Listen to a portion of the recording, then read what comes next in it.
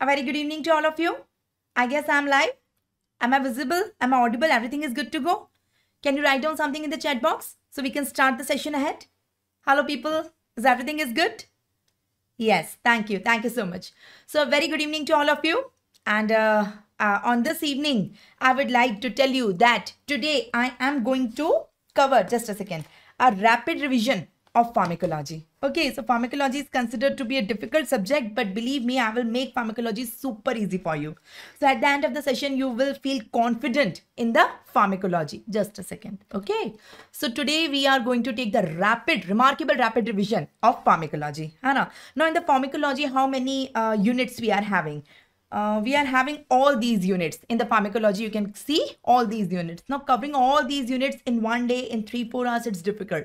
That's why we have divided the session in 2 parts. So today is part 1 and after that we have a part 2 also. So all these topics you can see I'm going to cover today in part 1. So today I will start from the general pharmacology. I will start with pharmacokinetics, then pharmacodynamics, then antimicrobial drugs, all the antimicrobial drugs, the biggest chunk, and definitely you are going to get many questions from that. Okay, and then renal system, respiratory system, cardiovascular system. These systems we are going to cover today. And in the next session, that is part 2, which is launched on the same YouTube channel where you are watching it right now on the 13th of Jan. Okay, so today is the 4th of Jan, and after I guess few days on 13th we are having the part 2. So in the part 2 we are going to take the remaining pharmacology, that is ANS, CNS, GIT, endocrine, autocoids, blood and anti-cancer. So these topics we are going to take in the next part, because I want to tell you everything, each and every topic in the pharmacology which is going to be asked in your exam. Okay, so this session is going to be super useful for your exams, believe me. So without wasting any further time, let me start. The session will be for the next 4 to 5 hours. Okay, in next 4 to 5 hours, we are going to cover this complete chunk. So starting from pharmacokinetics till CVS, we are going to cover today. So maybe 4 hours, 5 hours, it will be taking approx. So let's start it. Can I start? So let's start with the first part, general pharmacology. So from this topic, one by one, I will take and cover all the relevant stuff from that topic in the simplified manner, super simplified manner, I must say. So let's start it. Can I start? Thank you so much for your compliments. Let's start with the first topic, pharmacokinetics. Okay, now in pharmacology, what is pharmacology, by the way? Pharmacology is the study of drugs. Okay, now in pharmacology, we are having 2 branches. What are the 2 branches of pharmacology? Pharmacodynamics, okay, and pharmacokinetics. Okay, now we have to understand what is pharmacokinetics and what is pharmacodynamics. Then we will see the details of that. So what is pharmacodynamics? What the drug is doing on the body, what the drug does to human body. And what is pharmacokinetics? What the body does to the drug. What do you mean by that? What do you actually mean by that? Let's take example. Now this is the master diagram in which I am going to teach you entire pharmacokinetics as well as pharmacodynamics.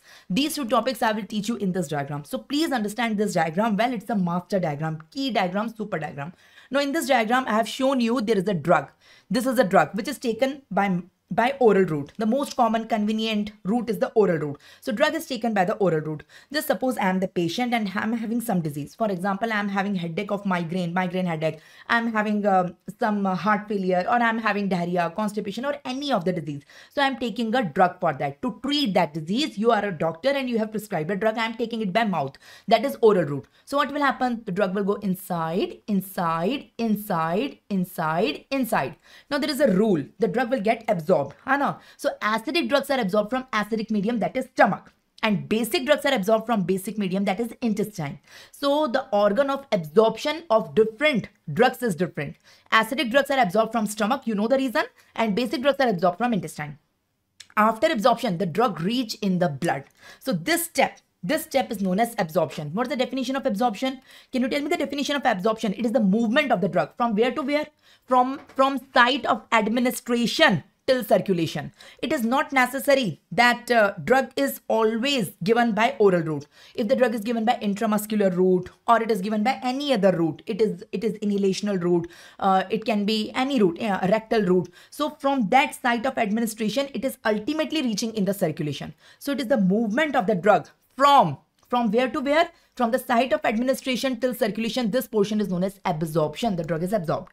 Now the drug is in the circulation. The drug is in the circulation. Now from the circulation, drug will move to its site of action. If I'm taking it for migraine, the receptor of that drug is supposed to be on the cranial blood vessels. And if I'm taking it for some intestinal disease like diarrhea or constipation, the receptor is supposed to be on the intestine. If I'm taking for heart failure, the receptor is supposed to be on heart. So whatever is the organ of function, the drug will move to that organ and show its mechanism of action. For example, I'm taking for migraine, my migraine is treated, the drug worked on my that disease. Now the function of the drug in the body is over. Now, my body want to excrete the drug. Now, it is not there, the drug will remain there forever. No. Drug will not remain there forever. So, drug will come in the blood again. And after coming in the blood, most of the time, drug excreted in urine.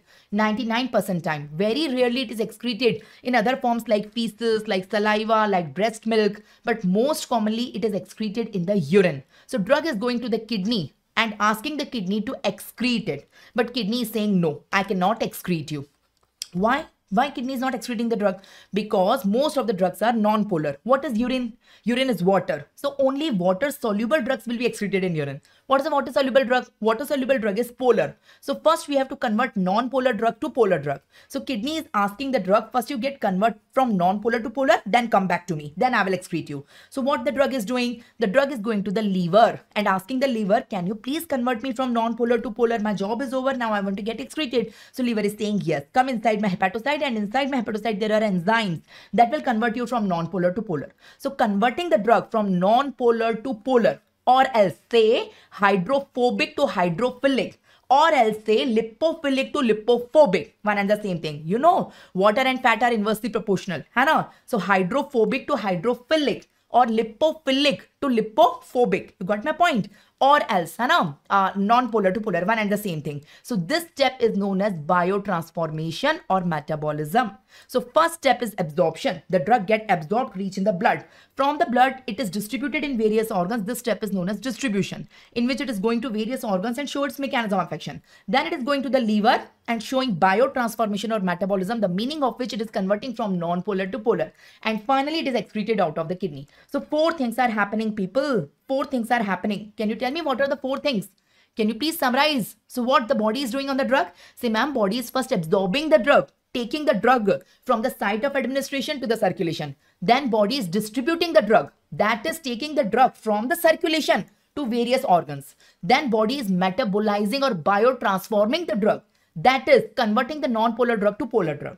And then body is excreting the drug out of the body. So 4 things the body is doing on the drug. Say yes, people. So this is known as pharmacokinetics. What the body is doing the drug. Say, ma'am, body first absorb the drug, then distribute the drug, then metabolize the drug, then excrete the drug. These 4 things are known as pharmacokinetics, PK. Pharmacokinetics have 4 branches. And what the drug is doing on the body?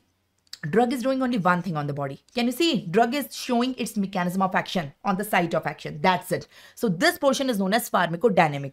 So see, I'm writing PD here. Pharmacodynamics have only one part, that is mechanism of action. But pharmacokinetics have 4 things, that is absorption, distribution, metabolism or biotransformation, and excretion. How many of you got it, people? How many of you got it? Give me a thumbs up. Everyone. Jitno ko samajh mein aaya, give me a thumbs up. Huh? Say yes. Got it? Kindly respond, everyone. So what is pharmacodynamics? What the drug does to the body? Only one thing, mechanism of action. That's it. And what is pharmacokinetics? What the body does to the drug? 4 things. Absorption, distribution, metabolism, excretion. Yes, you can of course learn a mnemonic ADME if you want. If you want to learn a mnemonic, it's absorption, distribution, metabolism or excretion. Or you can learn with the help of the diagram. Okay, how to learn? You can get confused in the exam now. Learn D for D. So pharmacodynamics is PD and what the drug is doing on the body. Drug. So PD is what the drug is doing on the body. D for D. You can learn. So you will not forget. So read the question. Tell me the answer. Simultaneously we will solve all the PYQs. Okay. Specifically for the FMGE aspirants. Okay. Read the question and tell me the answer. Quick, fast. What pharmacodynamics deal with? I'm asking for PD. PD. I told you the mnemonic D for D. I told you the mnemonic. What the drug does on the body. Hai So correct answer is A, and you all are absolutely right and fantastic. So correct answer is effect of drug on the body. If I change the question to pharmacokinetics, answer will become B. Effect of body on the drug or absorption or metabolism. All the three options will come here because they are the parts of pharmacokinetic. Okay, now coming on the next question. One more question for you. Pharmacokinetics include all except what is not included in pharmacokinetic? Absorption is there or not there? Distribution is there or not there? Adverse effect, excretion, what is not there? So of course, absorption is there, distribution is there. The third step is metabolism, not adverse effect. And finally, excretion. So adverse effect is not a part of pharmacokinetics, so excluded. So correct answer here is C, and you all are absolutely right. Coming on the next question in front of you, read it and tell me. Pharmacodynamics include what? PD. What is PD? PD have only one thing. Is it elimination of the drug, excretion of the drug, absorption of the drug, or mechanism of action? PD is what the drug is doing on the body. So it is only one thing, the mechanism of action. So if you learn the master diagram now, in this master diagram, it should fit in your mind and things will become super duper simple. Okay, so this is the first portion we have completed. Now let me tell you the factors which affect the absorption of the drug. The first portion is absorption now.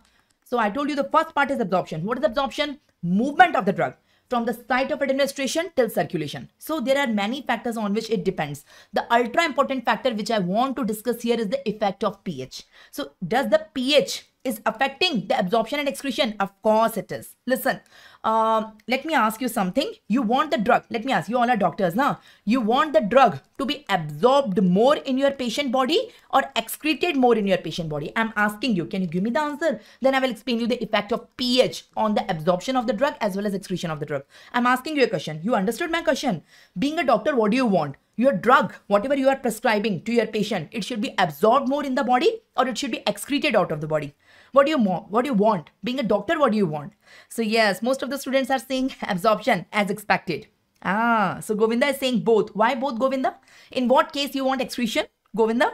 So let me tell you. Imagine there is a patient in front of you having some disease. So of course you want to treat the disease, so you want absorption more. So you all are right. But imagine a patient is in poisoning. Patient have taken overdose of the drug because of suicidal attempt, homicidal, or any by accidental, anything. Patient have taken 100 tablets together. In that case also you want absorption? No. I want excretion. I want to save my patient, the poisoning. In that case, I want excretion. So it is not necessarily we always want absorption. We want absorption if we want to treat the patient, a disease in the patient. We want excretion in case of poisoning. So depending what we want. Say yes, so we can want more depending on the situation, depending on the condition. Got my point? Now let's say there are two type of drugs. If the drugs are electrolyte, there are two type of electrolytes. Strong electrolyte, in the chemistry you have read it, and weak electrolyte. Strong electrolyte do not ionize. We know the rule in chemistry in 7th, 8th standard we have read that. But weak electrolyte do ionization. They ionize. So pH affect the weak drugs, weak electrolyte drugs. There is no effect of pH on strong electrolytes. The strong electrolytes are equally absorbed from acidic and basic medium. Acidic and basic medium do not affect them, the strong electrolytes. But weak electrolytes, the pH matters. So how does the pH matters?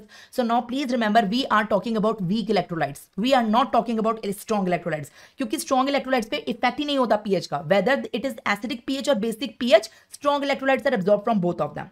But unfortunately, most of the drugs are weak electrolytes. They are weak electrolytes. So let me tell you the effect of pH on absorption first, then excretion first. Now listen, this is the drug we have taken by oral route. So drug is going inside. I told you, learn the golden rule. For absorption, same pH is required.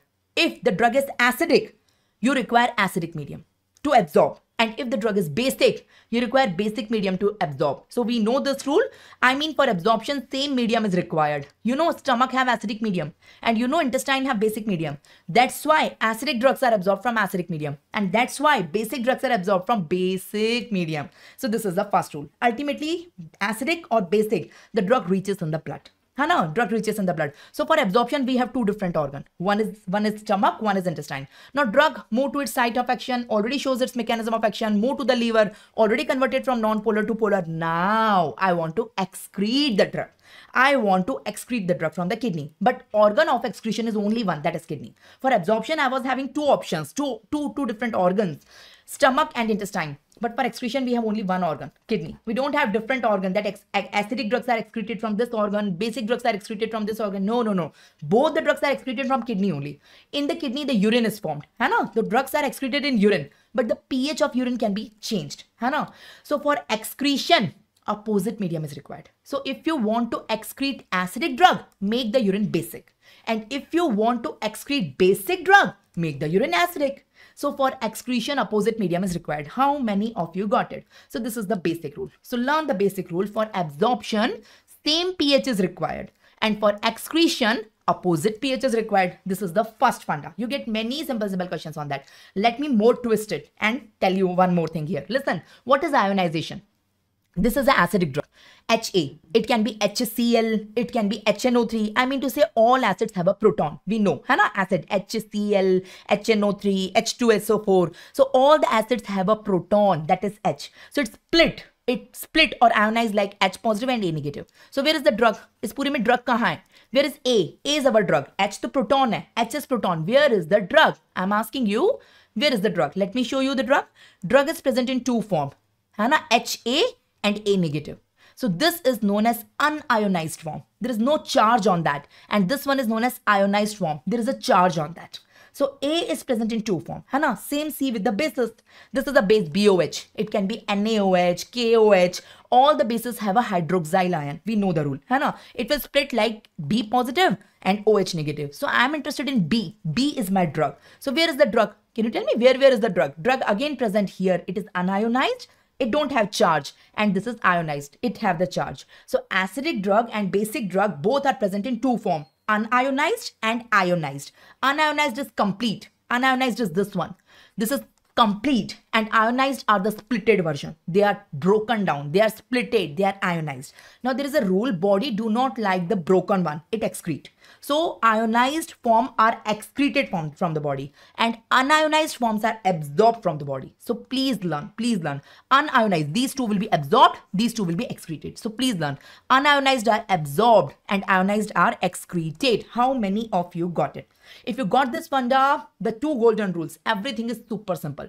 Please read it. Please, everyone on the screen, see what I'm telling you. See, so if the drug is acidic, okay, so it will be absorbed from acidic medium, that is stomach. Absorption ke liye same medium is required. Because why it is absorbed from stomach only? Because in acidic pH, it is unionized. It is unionized. That's why it is absorbed.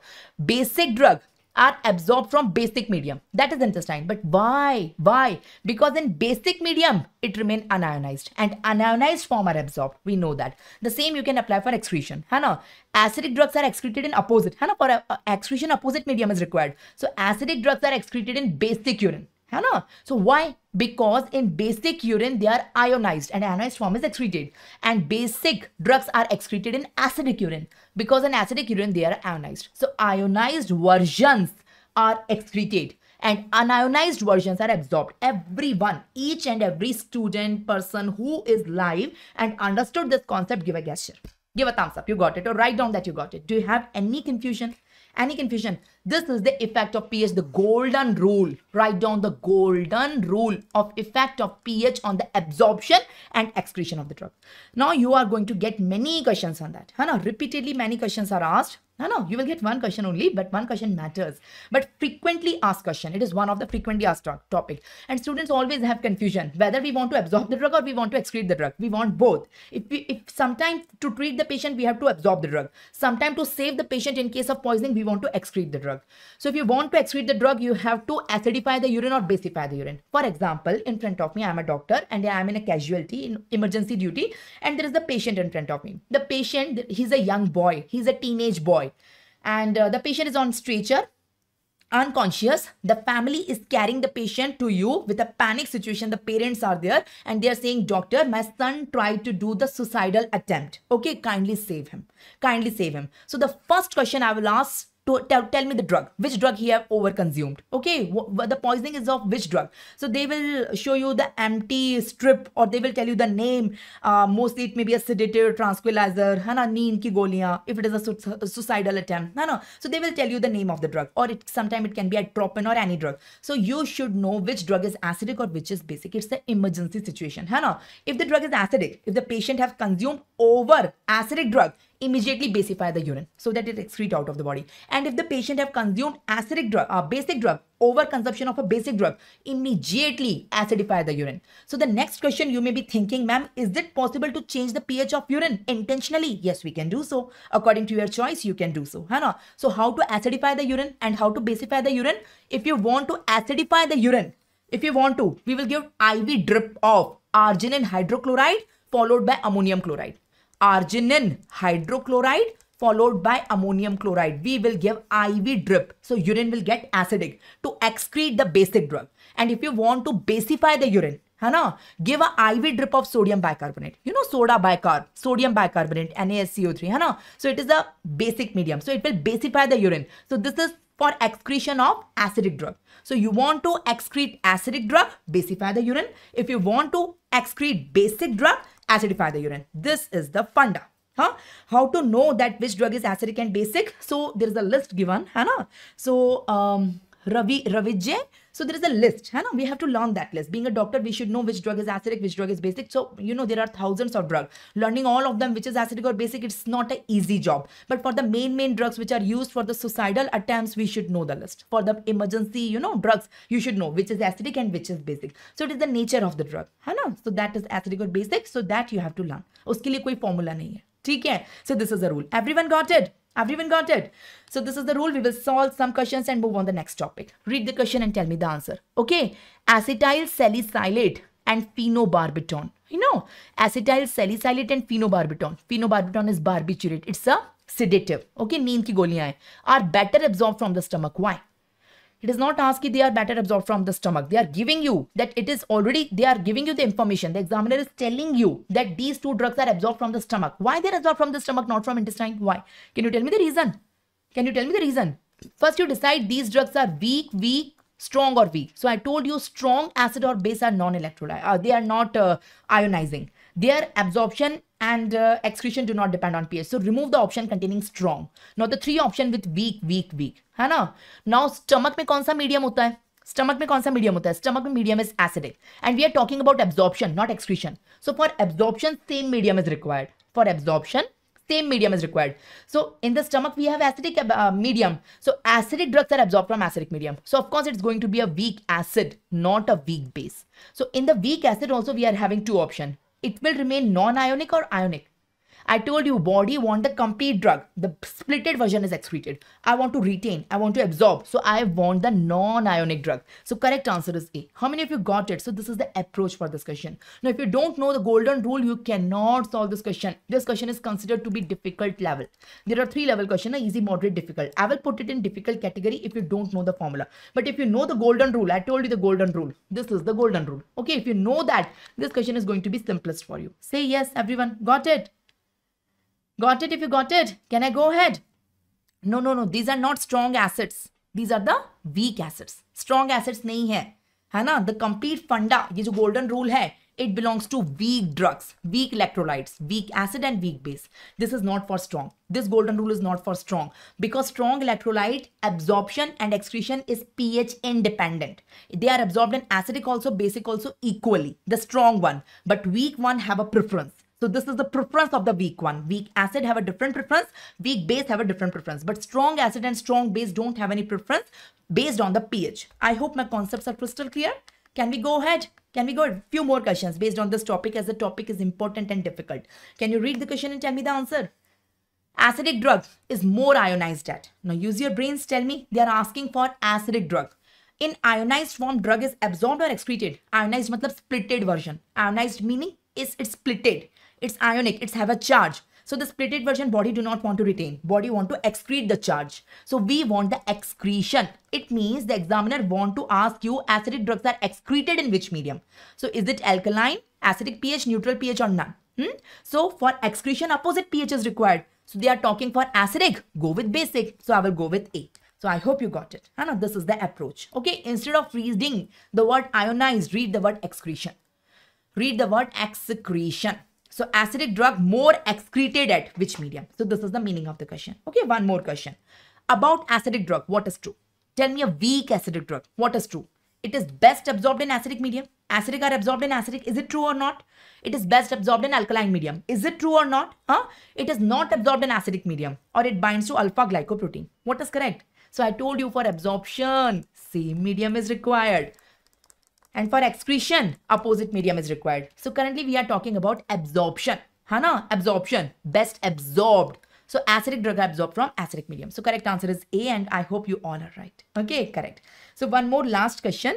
What is the best way to manage a patient who is a poisoning case? It's an emergency case with aspirin poisoning. First you decide aspirin is an acidic drug or basic drug. First you decide. Do you know? I will tell you otherwise. First you give a guess.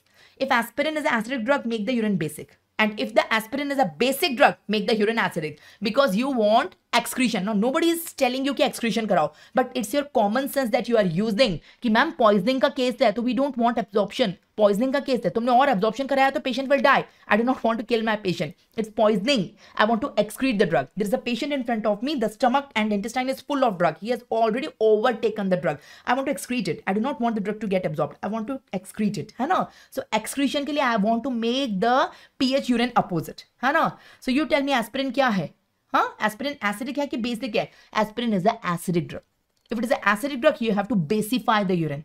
For alkalinizing or basifying the urine, we have to give IV drip of sodium bicarbonate. Instead of aspirin, if I give you any acidic drug, any basic drug, in that case, your answer will become A.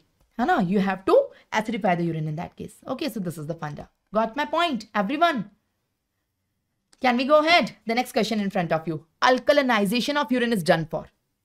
When we do alkalinization of urine को alkalinization मतलब basifying. When we basify the urine, we want to basify the urine. Why? We want to excrete what? We want to what? It is not for strong. I told you, strong acids and strong base. The strong electrolytes, they are pH independent. So the question lies only on two options. You should have a close differentiation between the two options, weak acid or weak base. So for excretion, we require opposite medium. So we are basifying the urine for acidic drugs. So again, the correct answer is A. So this is the funda. Okay, coming on the next topic. I hope you got it very well. Coming on the next topic is bioavailability. What is bioavailability? See here. Everyone see here. So can you see this is a drug? Again, we are taking it by oral route. The drug is going inside, getting absorbed. Acidic drug from acidic medium, basic drug from basic medium, we got it. Ultimately, the drug reaches in the circulation. Sometimes this drug, not every time. Most of the time it's active, but sometimes it is inactive. It is a prodrug. So it will go to the liver. Okay, no.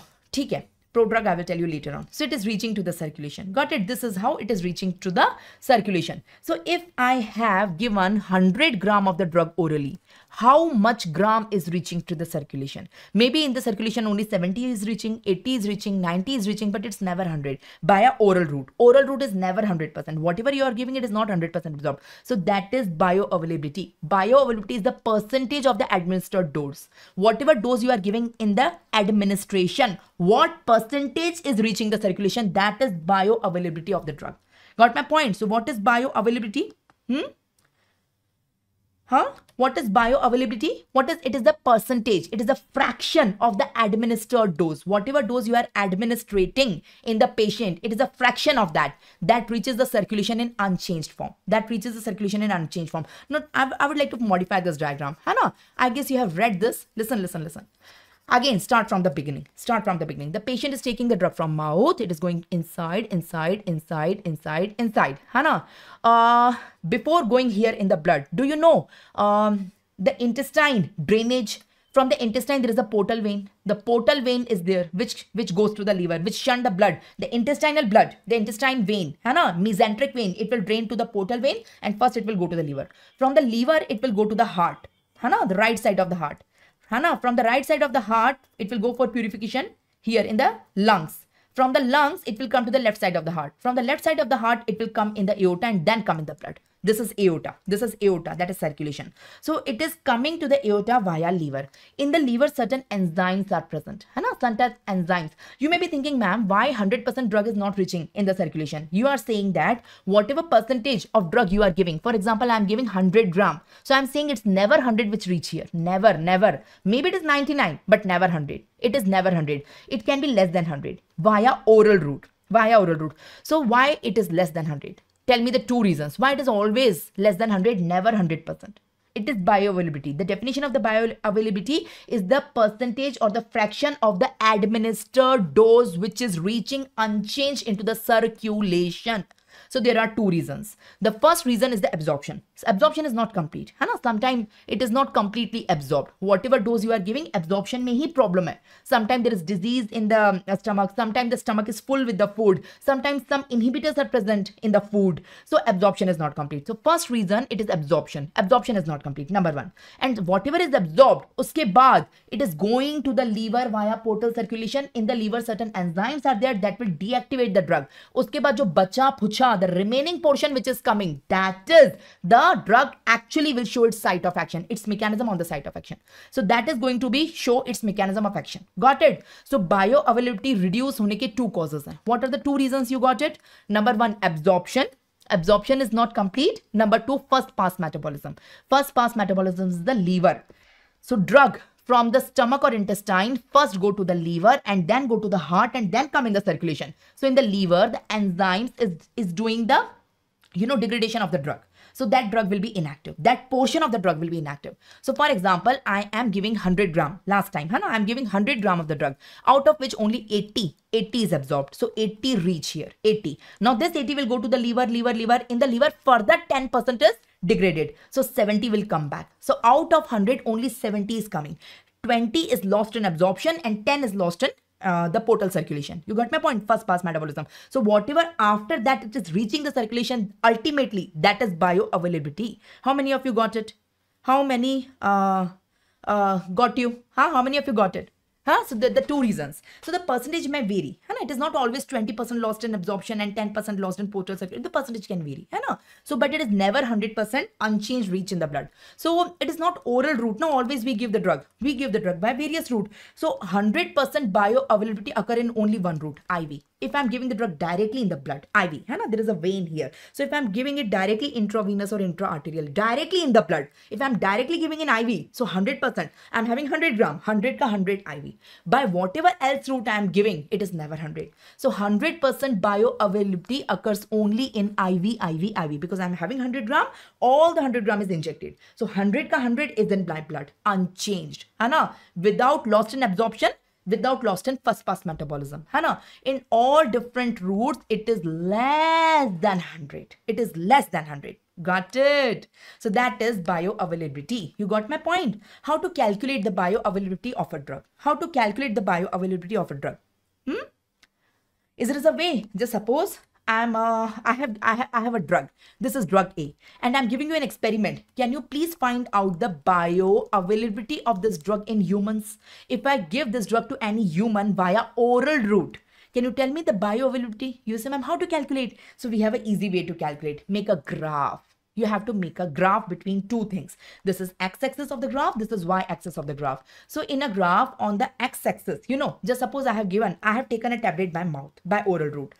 This is 0. So as it will go inside, it will get absorbed and it will reach in the blood. So the concentration in the blood, it will increase gradually. On x-axis, take the time. And on y-axis, take the plasma concentration of that drug in the plasma, in the blood. So as the time increases, in 1 hour, 2 hour, 3 hour, 4 hour, 5, so in my blood, it is getting absorbed. In my blood, the concentration increase.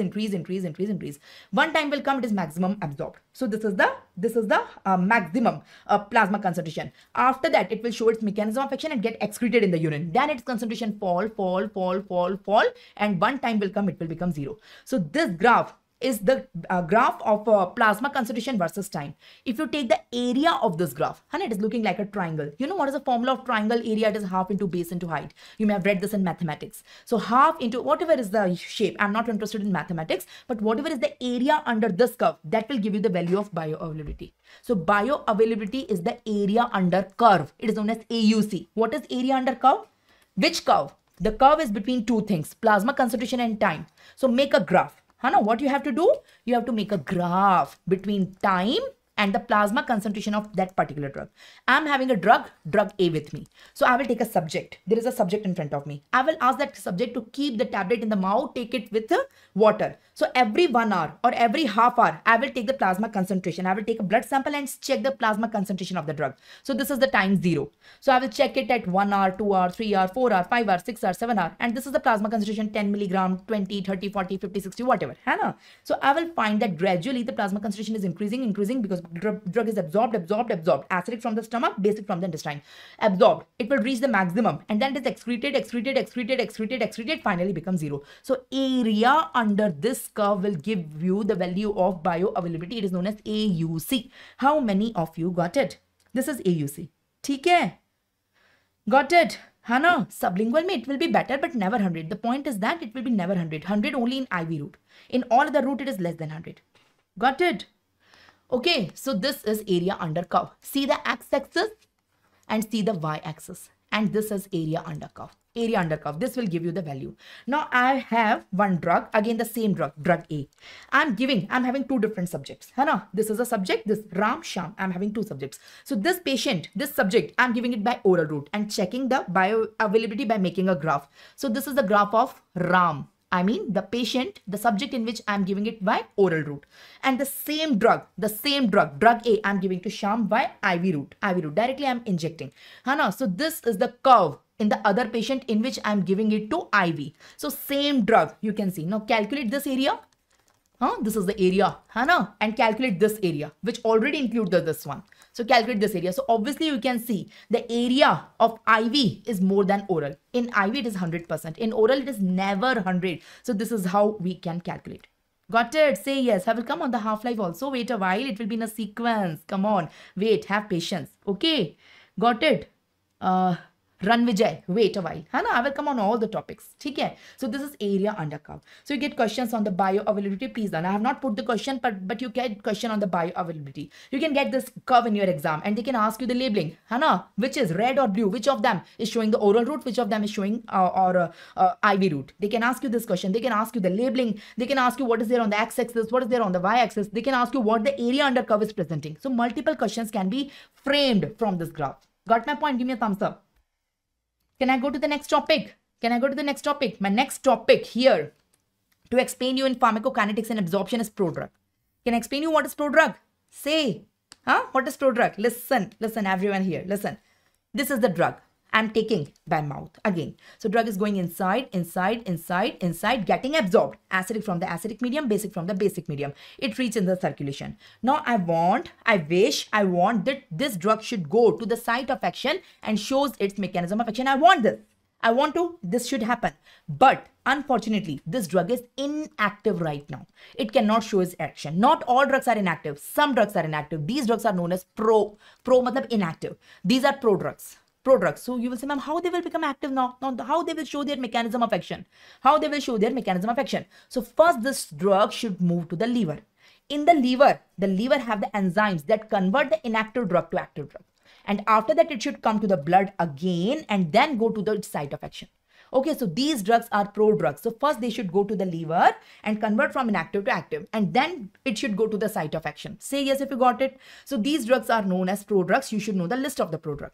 You should know. But if they go to the liver, you should think, ma'am, liver mein to deactivating enzymes are also there, na? First pass metabolism. If you are saying drug first go to the liver, getting converted from inactive to active, got it. But the active version will get degraded because of the biometabolism, because of the first pass metabolism. Yes.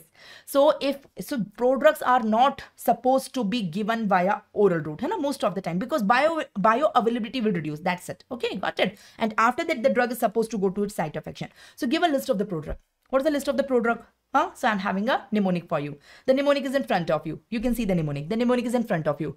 All prefer doing MD in clinical subjects.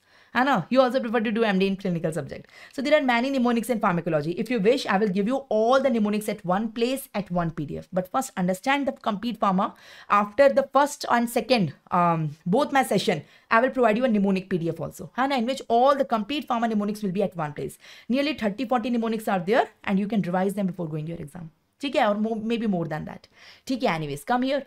So prodrugs. What is the mnemonic for the prodrug? It is in front of you. A stand for ACE inhibitor. What are ACE inhibitor? Pril. All the drugs which have a suffix of pril, they are ACE inhibitor. So all the ACE inhibitor are prodrug except two. Captopril and lisinopril.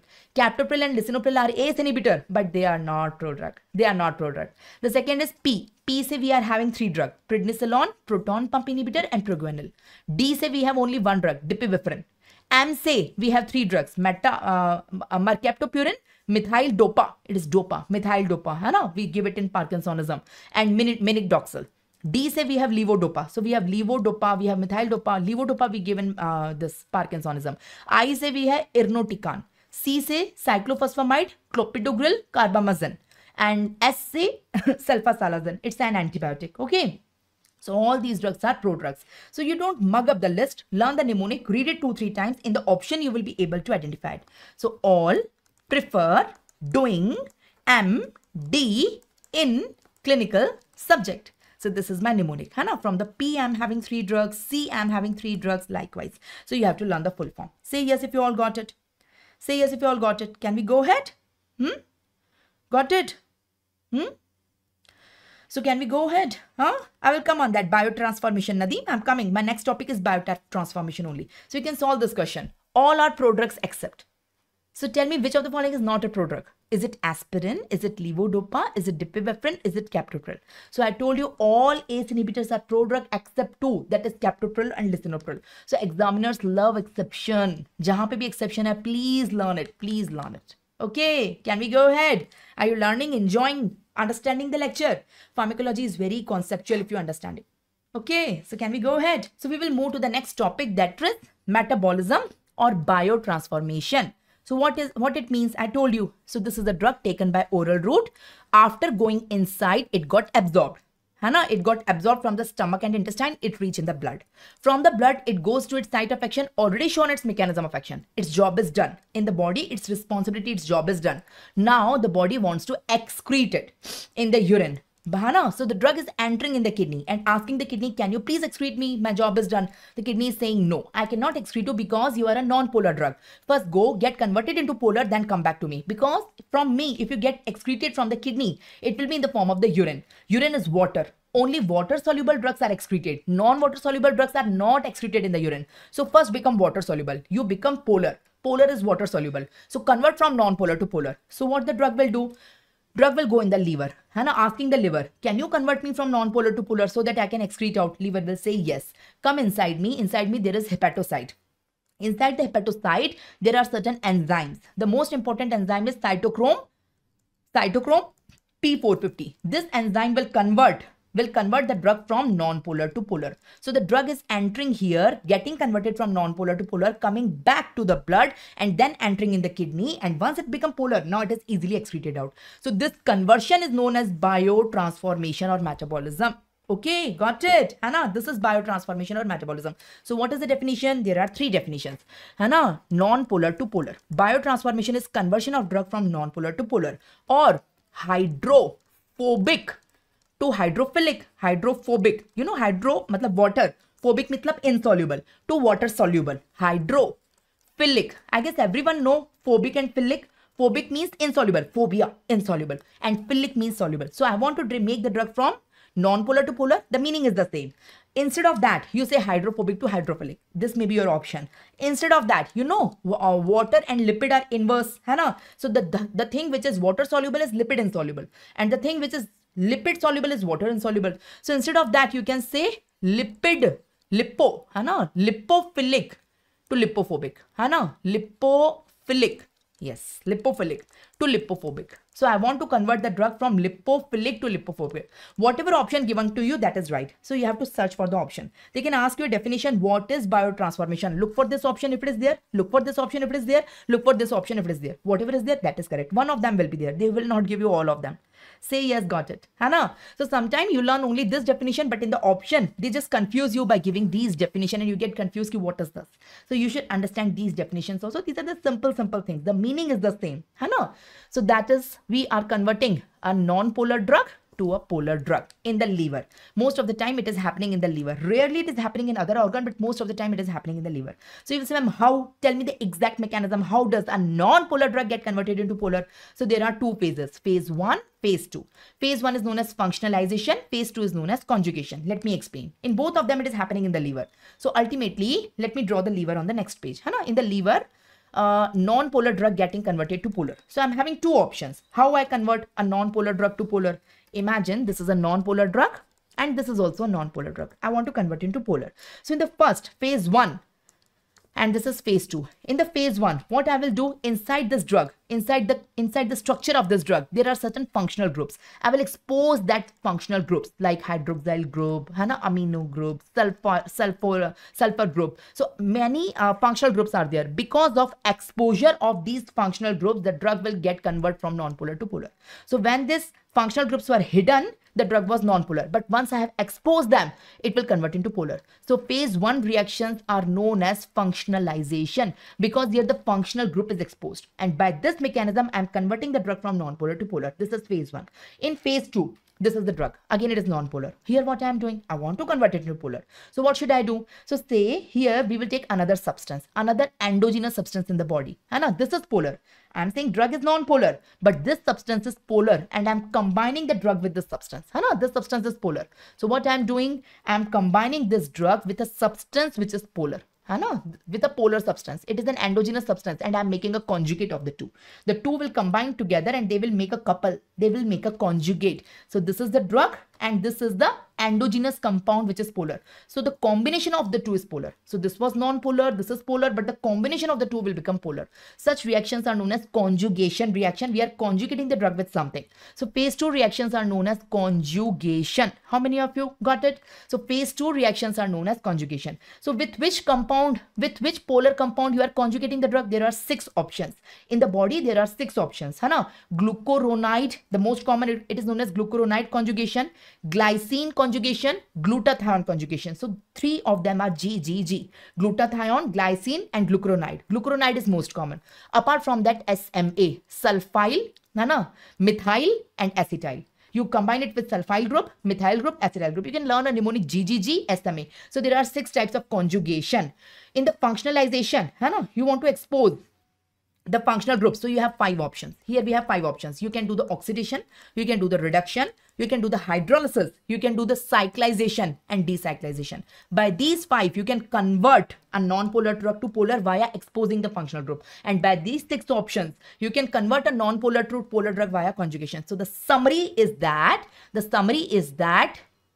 I am teaching you biotransformation. What I am teaching you? Biotransformation.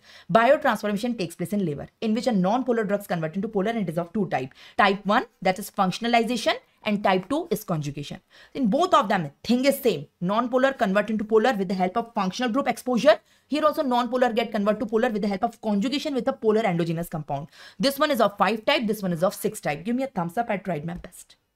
Say yes. So the same thing is written in front of you. This is type 1. You can see. This is type 1 in which we will expose the functional group and convert it from non-polar to polar. It is of 5 type.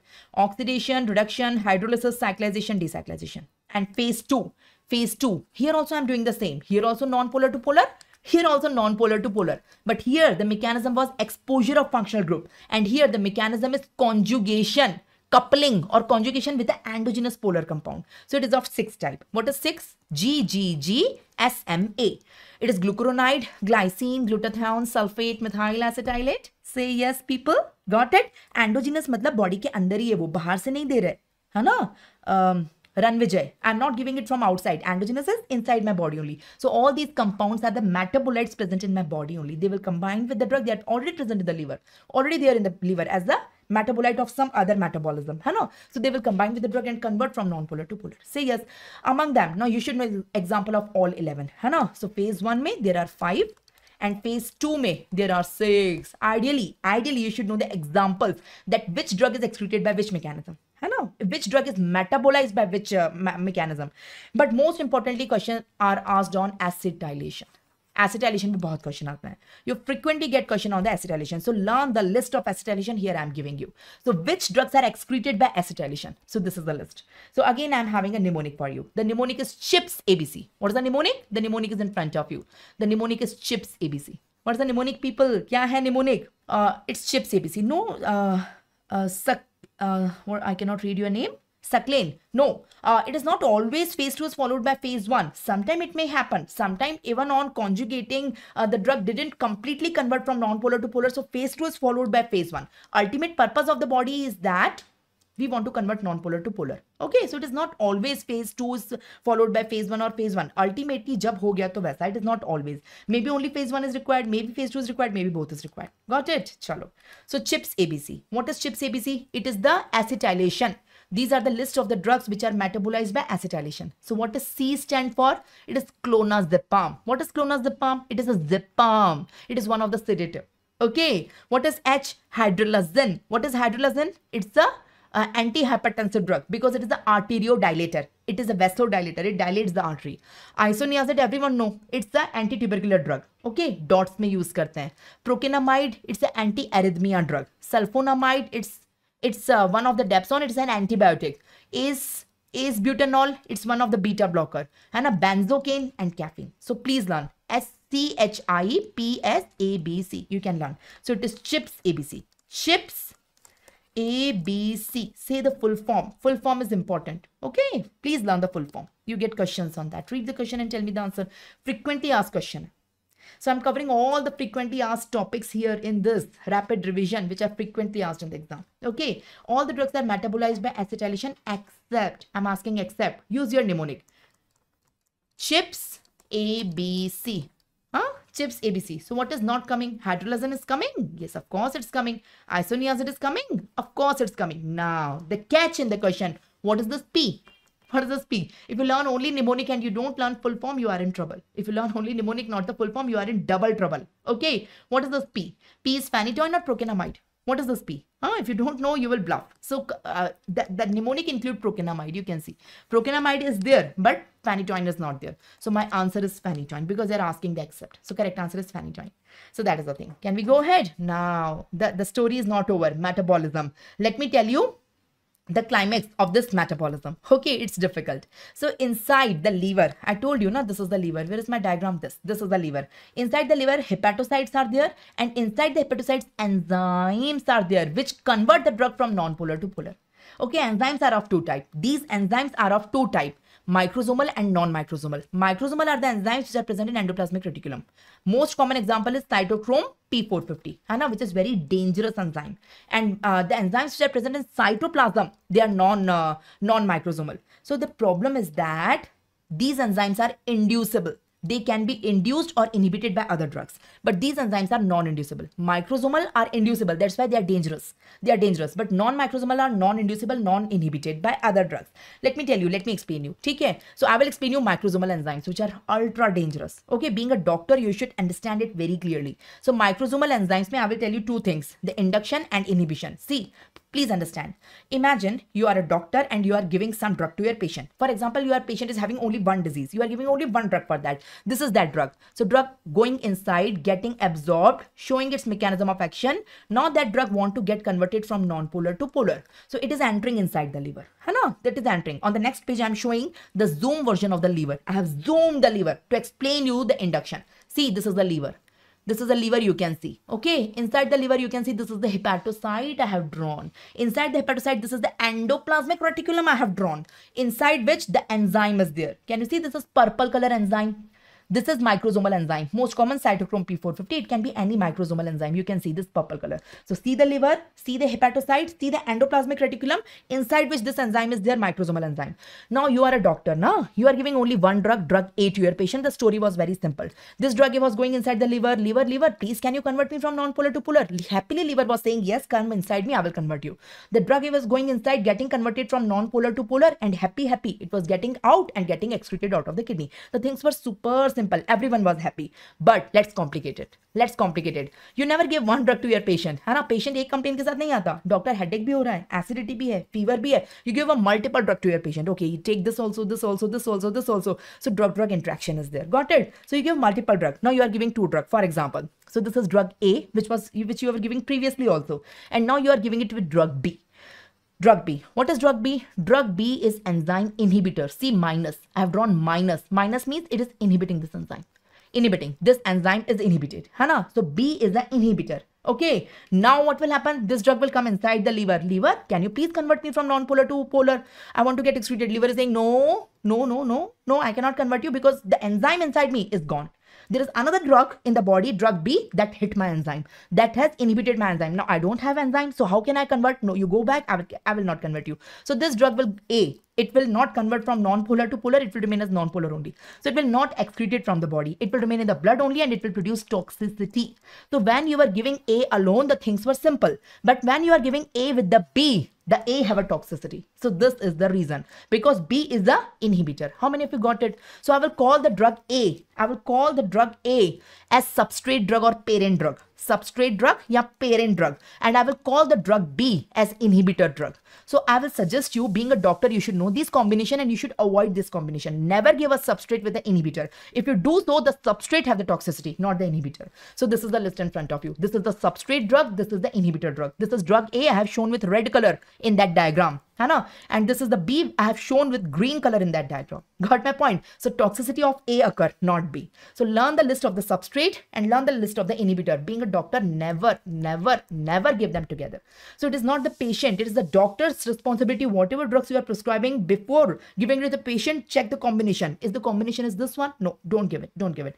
Because otherwise, if you are giving it substrate A, drug will have the toxicity. And you know the reason behind that. How many of you got it? Huh? So what is the mnemonic of the substrate? In the substrate, I am having a mnemonic. The mnemonic is CT scan. CT scan. C stand for cyclosporin and calcium channel blockers. T stand for tacrolimus. Okay? S stand for statins. C, one more C. It is stand for cisapride.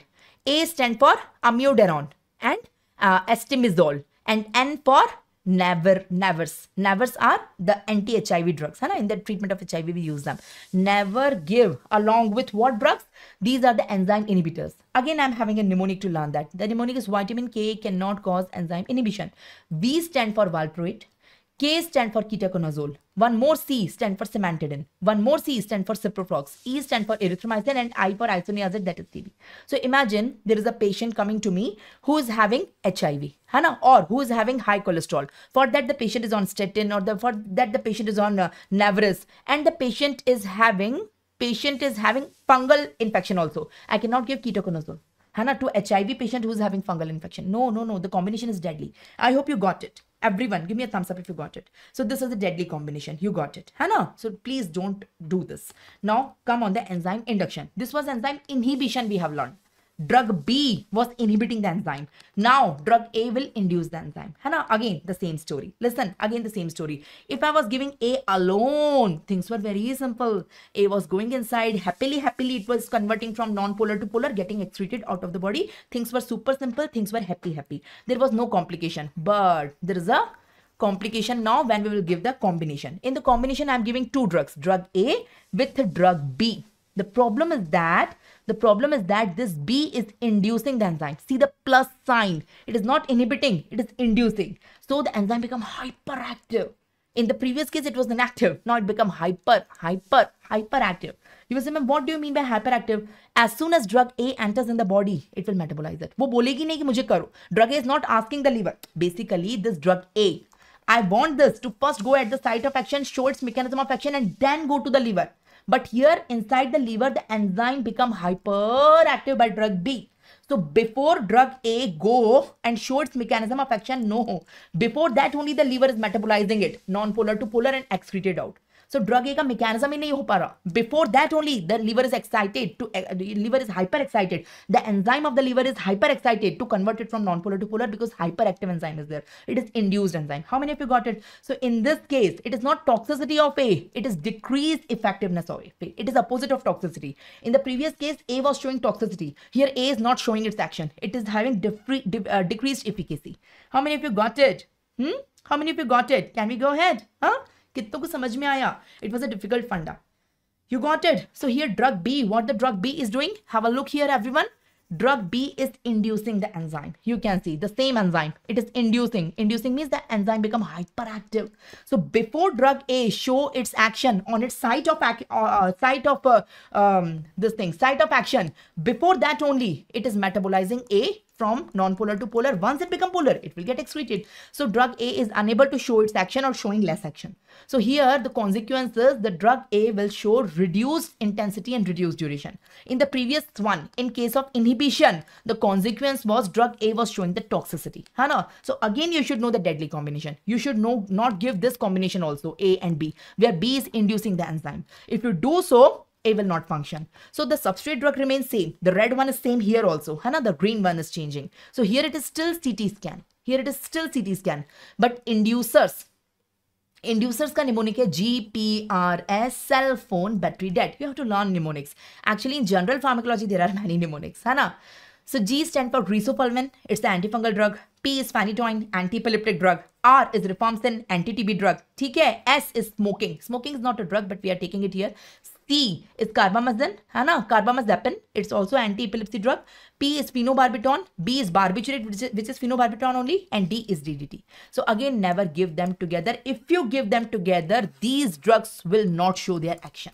They will have reduced efficacy and reduced duration. I hope you got it. So basically, this is the summary. This is a summary. Never give this with this and this. है ना? Never give substrate drug with inhibitor also, with inducer also. If you are giving, है ना? The substrate is same. If you are giving the substrate with inhibitor, the substrate will have toxicity. And if you are giving the substrate with inducer, the substrate will have reduced duration. So never, never, never give this combination. How many of you got it? There are many combinations. The current combination I'm telling you is this one. है ना? Inhibitors and inducers. Got it? It is not total. Pharmacology में there are more than thousands of combinations you have to learn. These are the most frequent which are asked in MCQs. Okay ji, everyone give me a thumbs up now if you got it. Respond people fast. थोड़ा सा fast respond करोगे. Got it? So you got the three list. You get many questions on that. So learn the list of the substrate. है ना? Learn the mnemonic of the inhibitor. Inhibitor का क्या mnemonic है? Vitamin के can not cause enzyme inhibition. देखो inhibition से याद आएगा इनहिबिटर. और इंड्यूसर का क्या निमोनिक है? GPRS, cell phone, battery dead. Inducer. So please, है ना? अच्छा, one more mechanism is there. The third, apart from inducer, apart from inhibitor, the third mechanism is Hoffman's elimination. Listen, this is a drug. Drug is going inside, getting absorbed. Already shown its mechanism of action. है ना? The job is done. है ना? Now this drug is very egoistic. The drug do not want to go to the liver.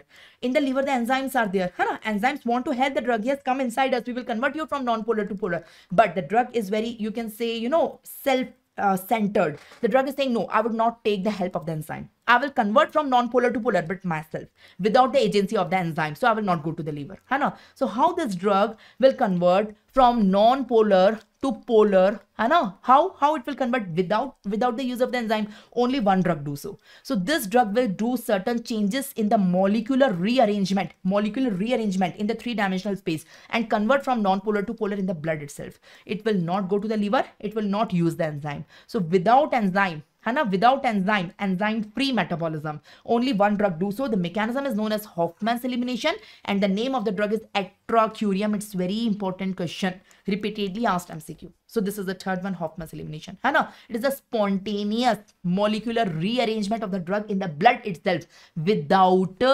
agency of enzyme. Blood is not taking the help of the enzyme. The blood is not taking the help of the enzyme. कि नहीं, without enzyme, I will do so. I do not want your help. Thank you so much, but I do not require. Thanks a lot. Okay, like that. Okay, can we go ahead? So this is the thing. Read the question. We will solve some questions and move ahead. Read the question and tell me the answer. Can you read the question and tell me the answer? Can you please read it? All are enzyme inhibitors except. I'm asking except. Which of the following is not enzyme inhibitor? Am I live? Please give me the answer. Huh? So use the mnemonic. What is the mnemonic? Vitamin K cannot cause enzyme inhibition. This is a list of inhibitors. The other list, Hana, this is the list of inhibition. You see in this list what is not coming. What is the other list? What is the other list? The other list is GPRS cell phone battery dead. Now you tell me what is not coming. Huh? Apply. So can you see here? This is ketoconazole. It is coming here. This is valproate. It is also coming here. Now the main difficulty will be in C. Simantadine is coming here, but the other C is not carbamazepine. This C is simantadine. The other C is not carbamazepine. You can see here. The other C is ciproflox. The other C is simantadine and ciproflox. Carbamazepine is coming here. So this C is the one here. It is shown here. So this, the one in the option, it is this C. So carbamazepine is the inducer. It's not inhibitor.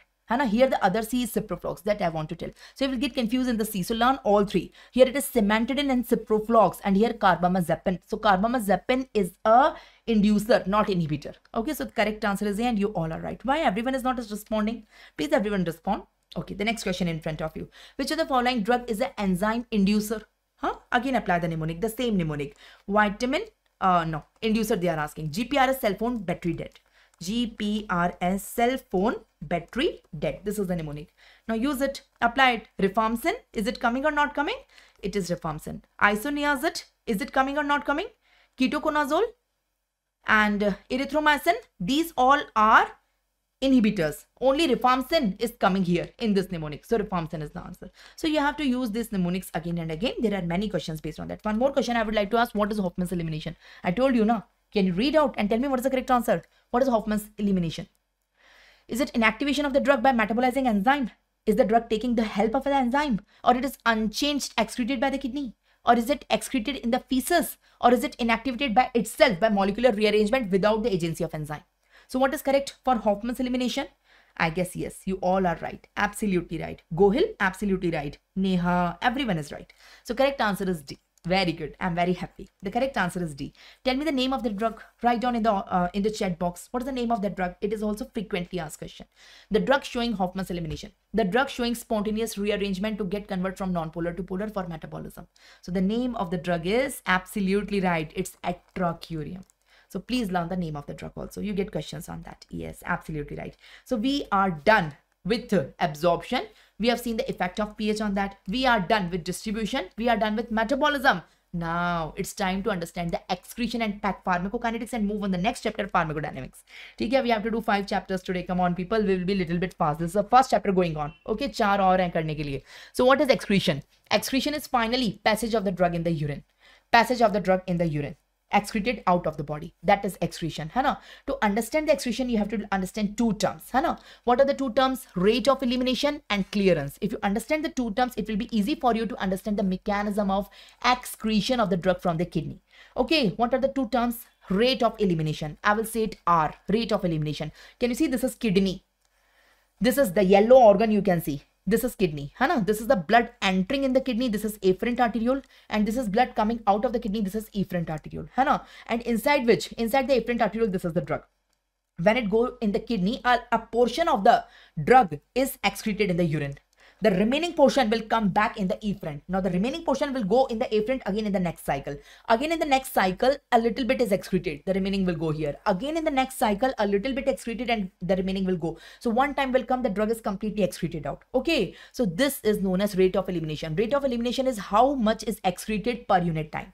How much drug is excreted in urine? Tell me in grams, in milligrams. Tell me in milligrams. How much drugs is excreted? Upon per unit time. It can be per minute. It can be per second, it can be per hour. Per minute, per second, per hour, how much drug is excreted out. So here you can see it is 500 microgram per minute. 500. So it is gram per time. It is gram or milligram. You can tell me in milligram or gram. How much drug is excreted? It is gram or milligram, the weight of the drug upon time. Per time. It is per second, per minute or per hour. That is known as R, rate of elimination. It can be fast, it can be slow. In some drugs, it's very fast. excreted. So very fast it will become 0 in the blood. But in some drugs, it's slowly, a little bit every time in every circle, a little bit is excreted. So multiple circles are required. So it takes long to get excreted out. Samajh mein aaya? How many of you got it? What is rate of elimination? The next thing I want to tell you here is the clearance. What is clearance? Can I tell you what is clearance? Huh? Clearance kya hai? I told you this is afferent arteriole. Okay, and this is efferent arteriole, and this is the organ of excretion, that is kidney. Okay, from which the drug is excreted in the form of the urine. In the urine, the drug is excreted out. So when the afferent arteriole, the plasma is going inside the kidney, a little bit of drug is excreted. It is not all the drug. For example, it contains 10 microgram per ml. This is the plasma concentration of the drug. This is known as PC. PC is plasma concentration. How much drug is present in afferent arteriole? It can be any. Just suppose here what it is the value. It is 10 microgram per ml. It is the value. It is a plasma concentration. A little bit is excreted and the remaining will go back in the efferent arteriole. See in the efferent arteriole, what is the concentration? It is less than 10 microgram. Why it is less than? Why it is less than, not 10? Less than 10, because a little bit is excreted. So it means a little bit of plasma is cleared of the drug. We have 5 liter of plasma. The drug is uniformly distributed in 5 liter of the plasma. If I have taken any drug, it is going in my blood. We all adult humans have 5 liter of plasma, 5 liter of blood. So drug is uniformly distributed. Now I want to excrete the drug. So every time my blood is going in the kidney, every time kidney is excreting a fraction of drug in the urine. So a little bit of plasma get cleared of the drug every time. So a little bit. One time will come in multiple cycles that complete 5 liter is getting cleared. Say yes. So this is known as clearance. How much ml of plasma? How much ml of plasma? What is the volume of plasma which get completely cleared of the drug in 1 minute? In 1 minute. That is known as clearance. Kitno ko samajh mein aaya? It's difficult. The rate of elimination was easy still, but clearance is difficult. So what is clearance? How many of you tell me? How many of you understood, Can you tell me what is clearance? You got it? So clearance is the volume of the plasma that get 100% cleared of the drug per unit time. That is the definition of clearance. So the formula of the clearance is in front of you. Clearance is equal to drug elimination rate, that is R upon plasma concentration. So here you can see what is the rate of elimination of the drug in this. The rate of elimination every time 500 microgram is excreted per minute. That is rate of elimination, that is R, the value of R. Every minute this much is excreted. And what is the plasma concentration? PC. PC is 10 microgram, not micro, yes, 10 microgram per ml. So the formula of clearance is equal to R upon PC. R upon PC. So apply it. What is R? 500 microgram. And what is PC? 10 microgram. If you do so, the answer is 50 ml per minute. So every minute 50 ml of the plasma get cleared. 50. So if you want to clear 5000, every minute 50 is cleared. So you require every minute 50. So 50 into 100, that will be 5000. So in 100 cycles it will be done. Got it? This is the clearance. Got it? So clearance is the volume of the plasma which get cleared per minute, per unit time. If you got the definition, the meaning, it's good. If you didn't got it, you have to learn the formula. What is the formula? Formula of clearance is equal to rate of elimination upon plasma concentration, R upon PC. So please learn this formula. It will be helpful for you. R upon PC, the formula. Okay, got it? This is the formula. Can we go ahead? Now, I want to tell you the order of kinetics. The last thing in the pharmacokinetics. After that, we will move on pharmacodynamics. The last thing here I would like to tell you is the order of the kinetics. What is order of kinetics? What is order of kinetics? Listen, let me ask you a question. See this image. Can you see this image? There are all the drugs follow one of the two order of kinetics, either zero order, either first order. Some drugs follow zero order, some drugs follow first order. What do you mean by that? Practically, how it is important for us being a doctor to understand this. Let me explain. See, can you see this is kidney? Yes. Can you see this is afferent arteriole? The blood is entering in the kidney. See the arrow. And this is efferent arteriole. The blood is coming out of the kidney. See the arrow. Got it? Now see the plasma concentration of the drug shown here. For example, the plasma concentration is 10 milligram per ml. In 1 ml of plasma, 10 milligram of drug is present. And this is the urine. The drug is excreted in the urine. How much drug is excreted? Every minute 1 milligram. Every minute 1 milligram is excreted. Every minute. So this is R. So this is PC. This is R. Got it? So every minute 1 milligram is excreted. Now let me ask you a question. The plasma concentration is 10. Please hear my question carefully. When the plasma concentration is 10, the rate of elimination is 1. Every minute 1 milligram is excreted when 10 milligram is present. What if instead of 10, if the plasma concentration is 100? What if instead of 100, if the plasma concentration is 1000 or 10,000? So I'm increasing the plasma concentration. What is rate of elimination in that case? Can you tell me what is rate of elimination in that case? Give me a minute. Did you understood my question? Huh? So in the plasma concentration, so it will increase. Someone is saying that it will increase. So it will not always increase. Your answer should be Neha. Ma'am, what is the order of kinetics? Is it zero order or is it first order?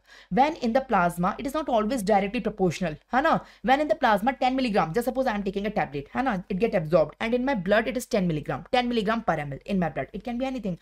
So every time in my urine, 1 milligram is excreted. 1 milligram per. So if my blood contain 10 milligram, 1 milligram is excreted in urine. But instead of that, why the scene is changing again?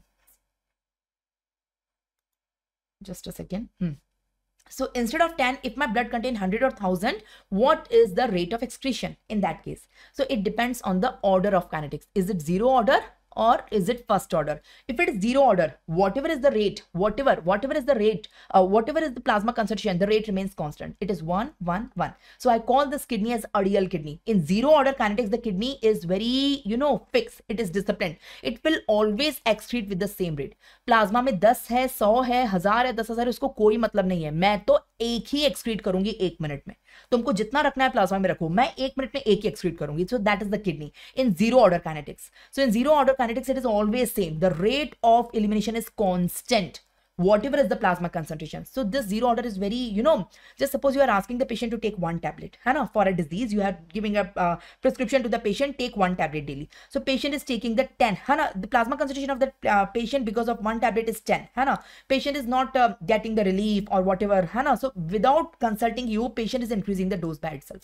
So instead of 10, the patient is making it 100, but the kidney is still excreting 1, so the patient can have toxicity in that case. So zero order kinetics are the drugs which are dangerous, so whenever you are prescribing a zero order drug to any patient, you have to warn the patient that without consulting me, please don't change the dose. Please don't increase the dose. You can have toxicity. It can be sometime very severe. Got my point? Death can also occur. So this is zero order kinetics. How many of you got it?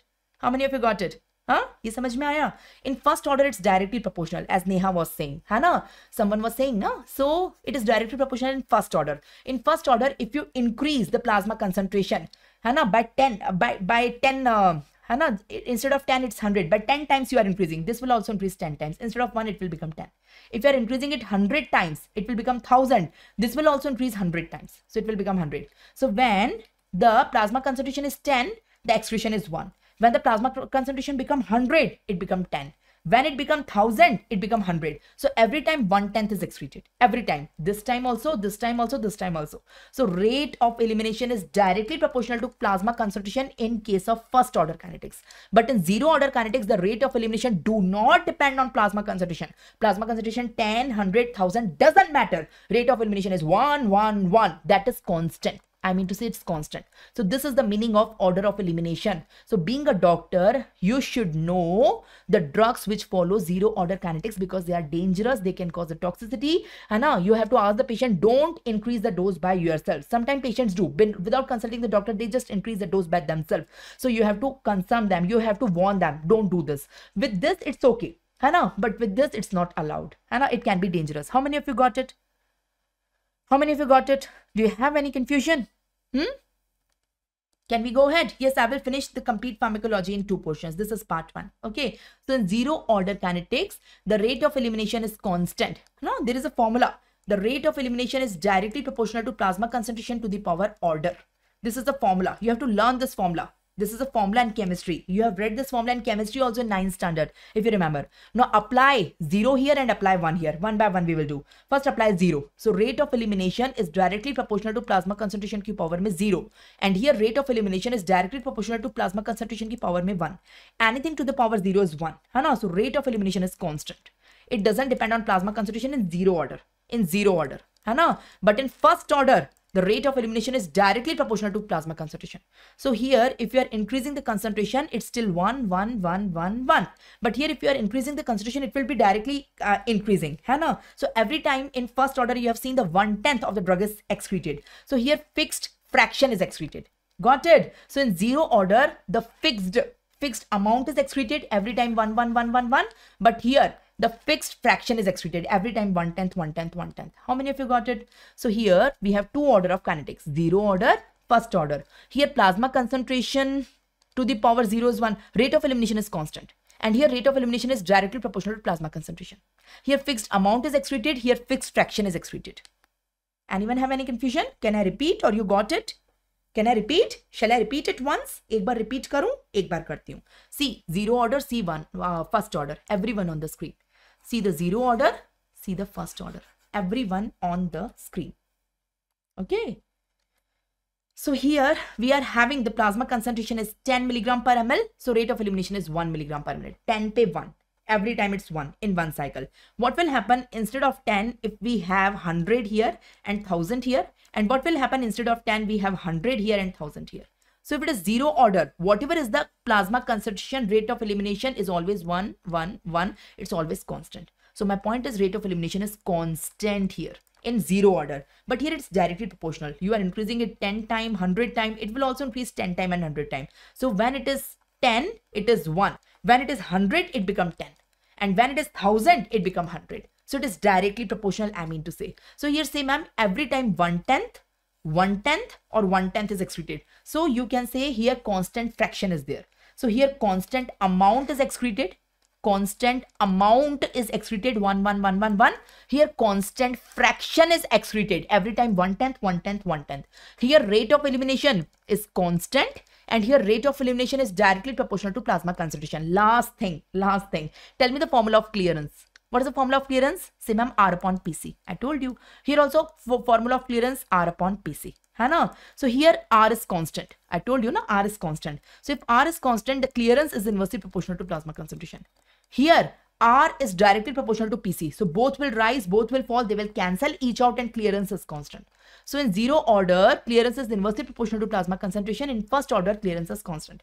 देखो समझ में आया? बहुत अच्छी बात है. Very good, very good. लेकिन नहीं समझ में आया? कोई बात नहीं. Don't take the stress. Learn the summary.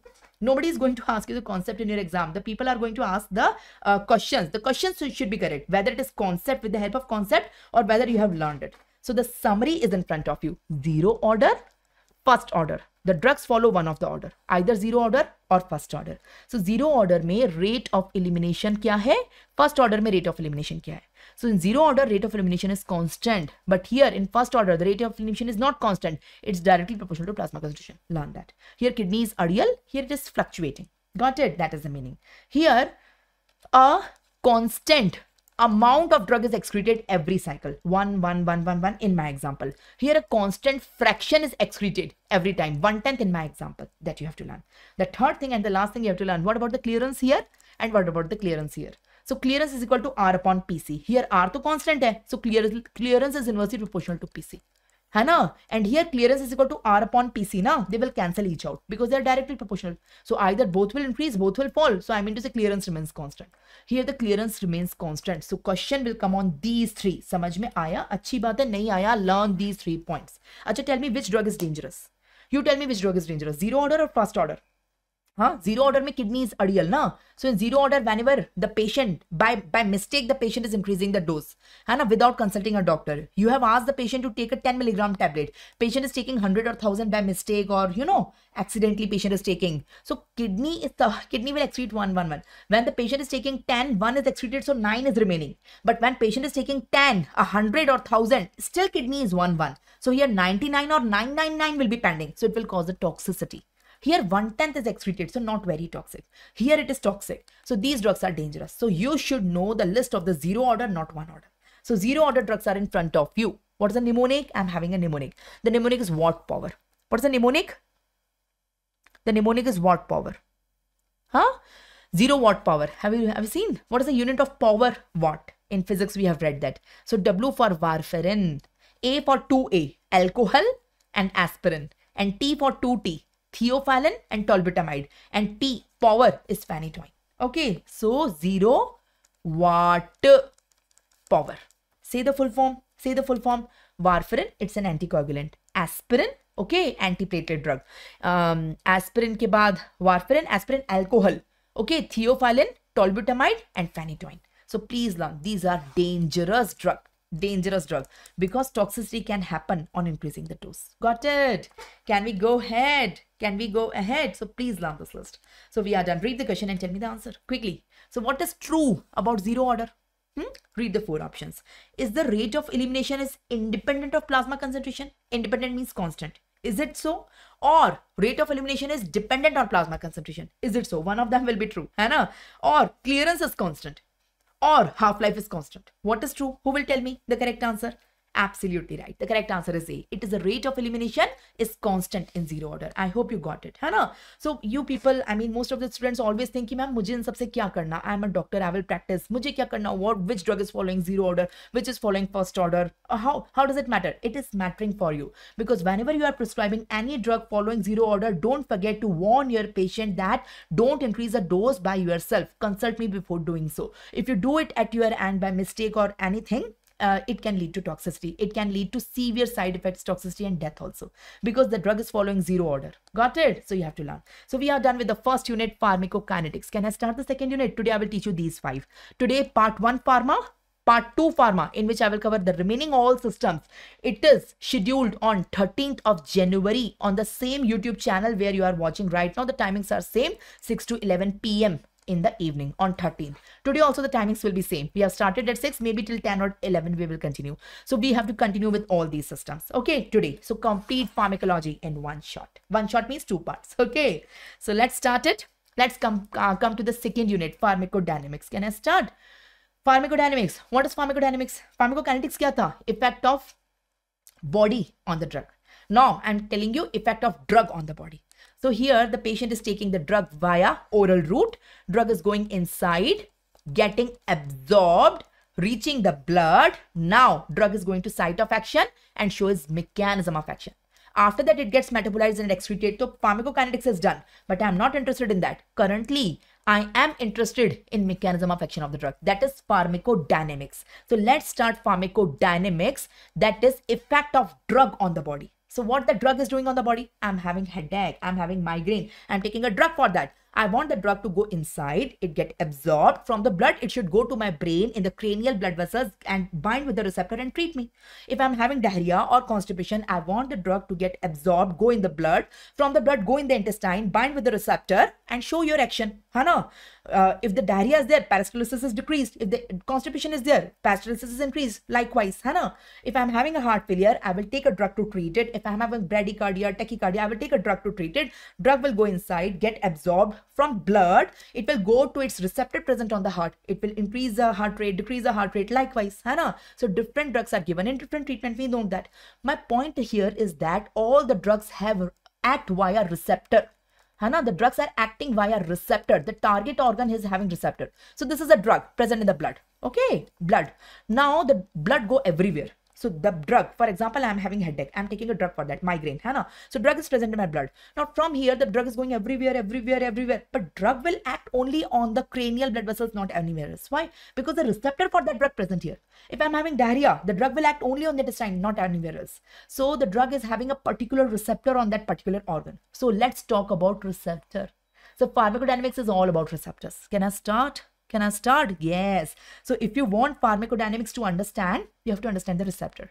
So let's understand the receptor because drugs act via receptor on their target organ. Different drugs have different target organ. Okay? Each receptor have 2 properties, affinity and intrinsic activity. Now you have to understand. Can you see this diagram? Can you see in this diagram? Understand the basic diagram. This is cell membrane. Now this is a cell. Okay, this is a cell of my target organ. This is a cell. Now this cell can be brain, it can be intestine, it can be heart, it can be kidney, it can be liver. भाई मुझे जो बीमारी है वो वाला organ का cell है ना? And this is the drug. The drug is present in the blood. है ना? From the blood, the drug will go to the target organ and bind with the receptor present on the cell membrane of the target cell. So can you see this is the cell membrane? This is the blue color cell membrane of the target cell. This is the cell membrane of the target cell. Respond. Got it? On the cell membrane, you can see the receptor. This is the cell membrane. You can see. Hana, this is the cell membrane. On the cell membrane, there is a receptor. Hana, now drug will come and bind with the receptor. Okay?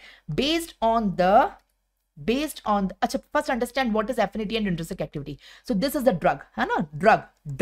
The drug is coming and binding with the receptor. The binding is known as affinity. Affinity is just binding. Ability of the drug to combine with the receptor. Combine matlab bind. है ना, coming and binding. Binding मतलब affinity of the drug. So if the drug want to act, पहली चीज है भाई bind हो, bind ही नहीं होगी तो affinity क्या है, मतलब mechanism of action कैसे दिखाएगी.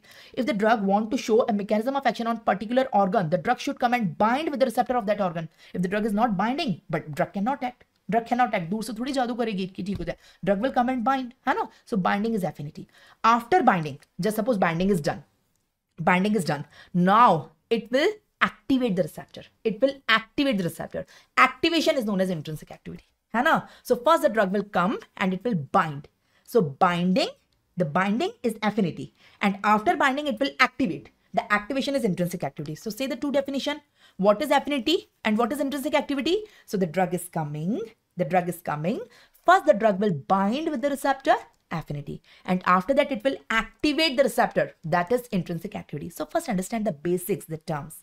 How many of you got it, people? Bolo, samajh mein aaya? Based on the intrinsic activity, drugs are of 4 types: agonist, partial agonist, antagonist, reverse agonist. Let me explain you. Based on intrinsic activity, है ना? So let's come. Based on the intrinsic activity, drugs are of 4 types. What is the agonist? What is the partial agonist? What is antagonist? And what is inverse agonist? Reverse or inverse agonist? Okay, got it? Yeah, I will provide the annotated version every time I do so. This time also I will do Adhira. Definitely I will do. है ना? So concentrate now here. Definitely I will share the PDF on the Telegram group of this channel. Okay, so you can find it there. Come here now. So what is agonist? Defined. Intrinsic activity. So what is the difference in intrinsic activity in all of them? Listen.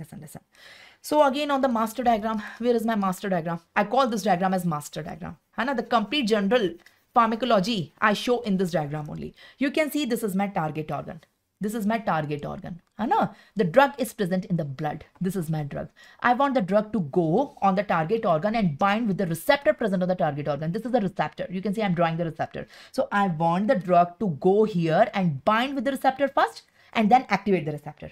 That's what I want. I'm expecting the drug to do so. But this receptor is not a natural receptor for the drug. मेरे drug के लिए थोड़ी ना भगवान ने दिया है. So this receptor is given for some physiological agonist, है ना? For example, if this receptor is for acetylcholine receptor, normally acetylcholine come and bind here. This receptor is alpha receptor or beta receptor, so adrenaline come and bind here. This receptor is, muscarinic receptor, nicotinic receptor, so acetylcholine bind here normally. So different receptors are there for different physiological agonists, है ना? But now the drug is present. Okay, so and now based on intrinsic activity, 4 type of drugs are there. So what is agonist? Agonist will bind to the receptor and activate it maximally like the physiological signals do. Like the physiological signal जितना उसको stimulate करता है उतना ही यह भी होगा. Got my point? Partial agonist में again the drug will come and bind with the receptor, but it will activate it not completely. It will activate it submaximally. Here it was activation maximally. Here activation is submaximally. That's why this was complete agonist. This is partial agonist. How many of you got it? How many of you got it? Listen, see this diagram. Everything is in this diagram. Listen, everyone here. So this is the drug and coming and binding here. After binding, 4 possibilities are there. Now imagine this receptor is muscarinic receptor. Muscarinic receptor pe normally acetylcholine come and bind, but now the drug is coming. Now there are 4 options. The first option, the drug is coming, binding and activating it maximally like acetylcholine do so. So this drug is known as agonist. It is maximally activating it like the natural agonist do so. Physiological agonist, that is acetylcholine do so. The second is partial agonist. It's partial agonist. This drug is also coming. It is also binding. It is also activating the receptor, but not maximally. It's submaximally. So I will call it partial agonist. The third drug is antagonist. Now there is a confusion. The third drug is antagonist. What does antagonist do? Who will tell me?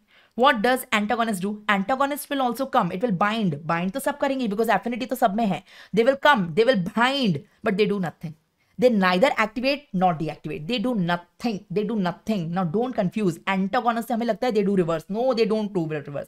They just bind and block it. Because ma'am, what is the purpose now? You are saying antagonist is just coming and binding. Not doing anything. Neither activating the receptor. No. Neither deactivating it. No, don't do anything. It is blocking. Antagonists are blockers. So now the natural physiological stimulus cannot come and bind. Who's the physiological natural stimulus for this receptor? I'm saying it's muscarinic. So normally acetylcholine come and bind here, no? So acetylcholine will not come and bind now because it is blocked. It is a blocker. Blocker जैसे हमने block कर दिया. So now acetylcholine will not show its action. So it is just a blocker. So that is antagonist. And last one is reverse or inverse or reverse agonist. inverse or reverse agonist. So this drug will also come and bind with the same receptor, but it will do the opposite as that of the natural physiological stimulus. So whatever, now just suppose acetylcholine coming and binding here, and it is increasing the secretions. So this will come bind and decrease the secretion. Whatever is the function, it was doing meiosis, it will do meiosis. So whatever the normal physiological stimulus was doing, it will do opposite of that. How many of you got it? So tell me, huh? So can I say agonist have intrinsic activity +1? है ना? Partial agonist have intrinsic activity, not complete one, it is less than 1. Less than +1 because it is partial. Antagonist have no intrinsic activity. It is just a blocker. It is coming and binding, not activating, not deactivating. Inverse antagonist have intrinsic activity of -1. So it is submaximally doing the reverse, what the natural physiological stimulus do so. So say the definition. How many of you got it? How many of you got it? So what is agonist? It bind and activate it maximally. What is partial agonist? It bind and activate it submaximally. What is antagonist? It also bind but do not do anything. Neither activate nor do the opposite. No, it don't do. It's just block. है ना? So that the natural physiological stimulus do not come and bind here. है ना? So it is decreasing the action of the agonist, but it itself have no activity. And inverse agonist bind to the receptor and produce the opposite effect. So please learn the intrinsic activity. You get many MCQs, simple MCQs. है ना? So, okay, I will give you a question. You just tell me the answer. Your options I'm first writing. Intrinsic activity is equal to 0, intrinsic activity +1, intrinsic activity -1, or intrinsic activity less than 1. My question is, what is the intrinsic activity of agonist? What is your answer from ABCD? What is your answer of ABCD? From the ABCD, can you tell me the answer? Write down. Can you tell me the answer? Agonist का intrinsic activity क्या है? Yes, it's maximally stimulating the receptor. Correct answer is B. What is the intrinsic activity of partial agonist from the same 4 options? What is the partial agonist ka intrinsic activity? What is the correct answer? Yes, it is less than 1. Very correct. And what is antagonist? What is the intrinsic activity of antagonist? Antagonist का intrinsic activity क्या है? What is the intrinsic activity of antagonist? Is it 0 or -1? Anta देख के हमें -1 tempt करता है. No. It's just a blocker. It's just a blocker. So correct answer is A. I hope you people are right. And if I say what is the intrinsic activity of inverse or reverse agonist? In that case, answer will be -1. Got it? Got it? So this is the summary. I hope you all got it. Give me a thumbs up if you got it. I'm summarizing. Someone is asking me to summarize. I'm summarizing. So this is the cell membrane. So this is a receptor, this is a receptor, this is a receptor, this is a receptor. This is a receptor present on the cell membrane. So this is the drug coming and binding. This is drug A, this is drug B, this is drug C, and this is drug D. 4 type of drugs are there based on intrinsic activity. Normally, Z is the natural physiological agent which comes and bind on this receptor. These receptors are for Z. Z is any natural physiological agent. Normally Z come and bind here. But now the drug is present, drug is binding. So A is the drug which is coming and binding here and stimulating the receptor in the same way like the Z do. Like the Z do, and maximally stimulating it. So intrinsic activity is maximum, that is +1. B is also stimulating the receptor, but not maximally. Like the Z only it is stimulating, but a little bit lower side. So less than 1. C is also binding. It is not activating. It is not at all activating this receptor. Neither activating nor deactivating. It is just blocking. It is just blocking here. It's a blocker. So that Z cannot come and bind here. So intrinsic activity is 0. Okay, and finally D is coming and binding with the receptor and doing the reverse as that of Z. Z यहाँ पे जो भी करता था उसका उल्टा. If Z was increasing the contractility, it is decreasing the contractility. If Z was doing the meiosis, it is doing the meiosis.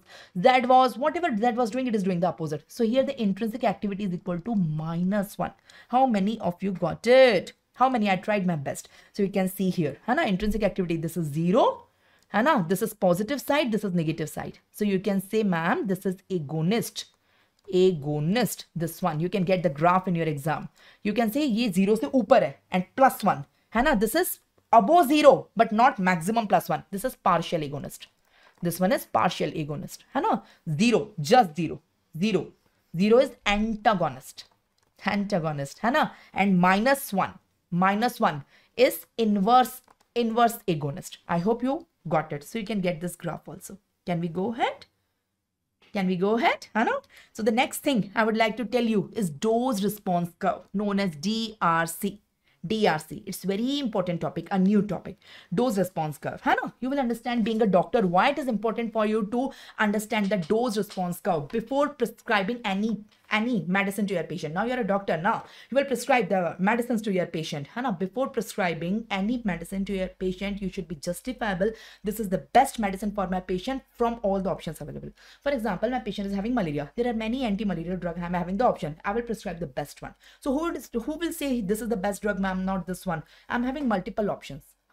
So whenever the medical representative come to the doctors, the new drugs are coming in the market, they will show that what better this drug is having as compared to other drugs which are already present in the market. So they will give you the dose response curve of that drug, and you have to understand that drug, and you have to decide which drug is better for your patient.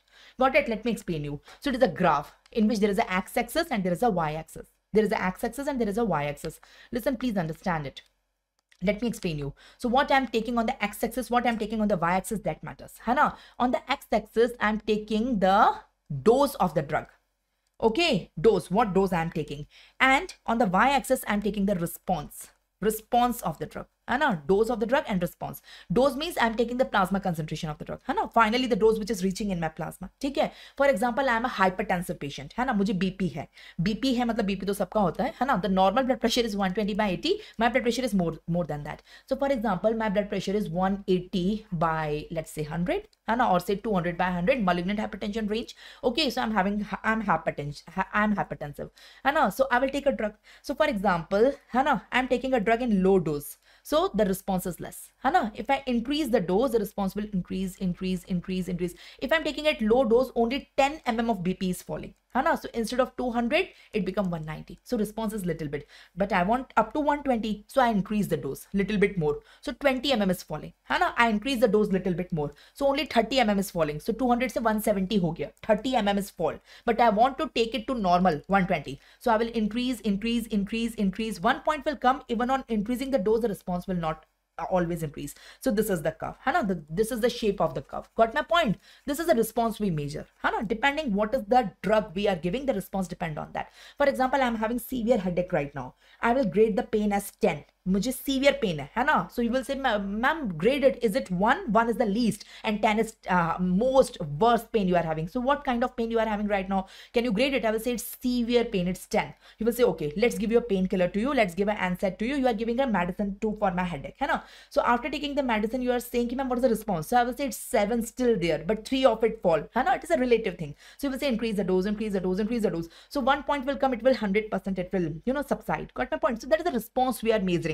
So what is the disease? Depending on that, we are seeing the response. But for all the disease, this curve is constant. So on increasing the dose, the response will increase.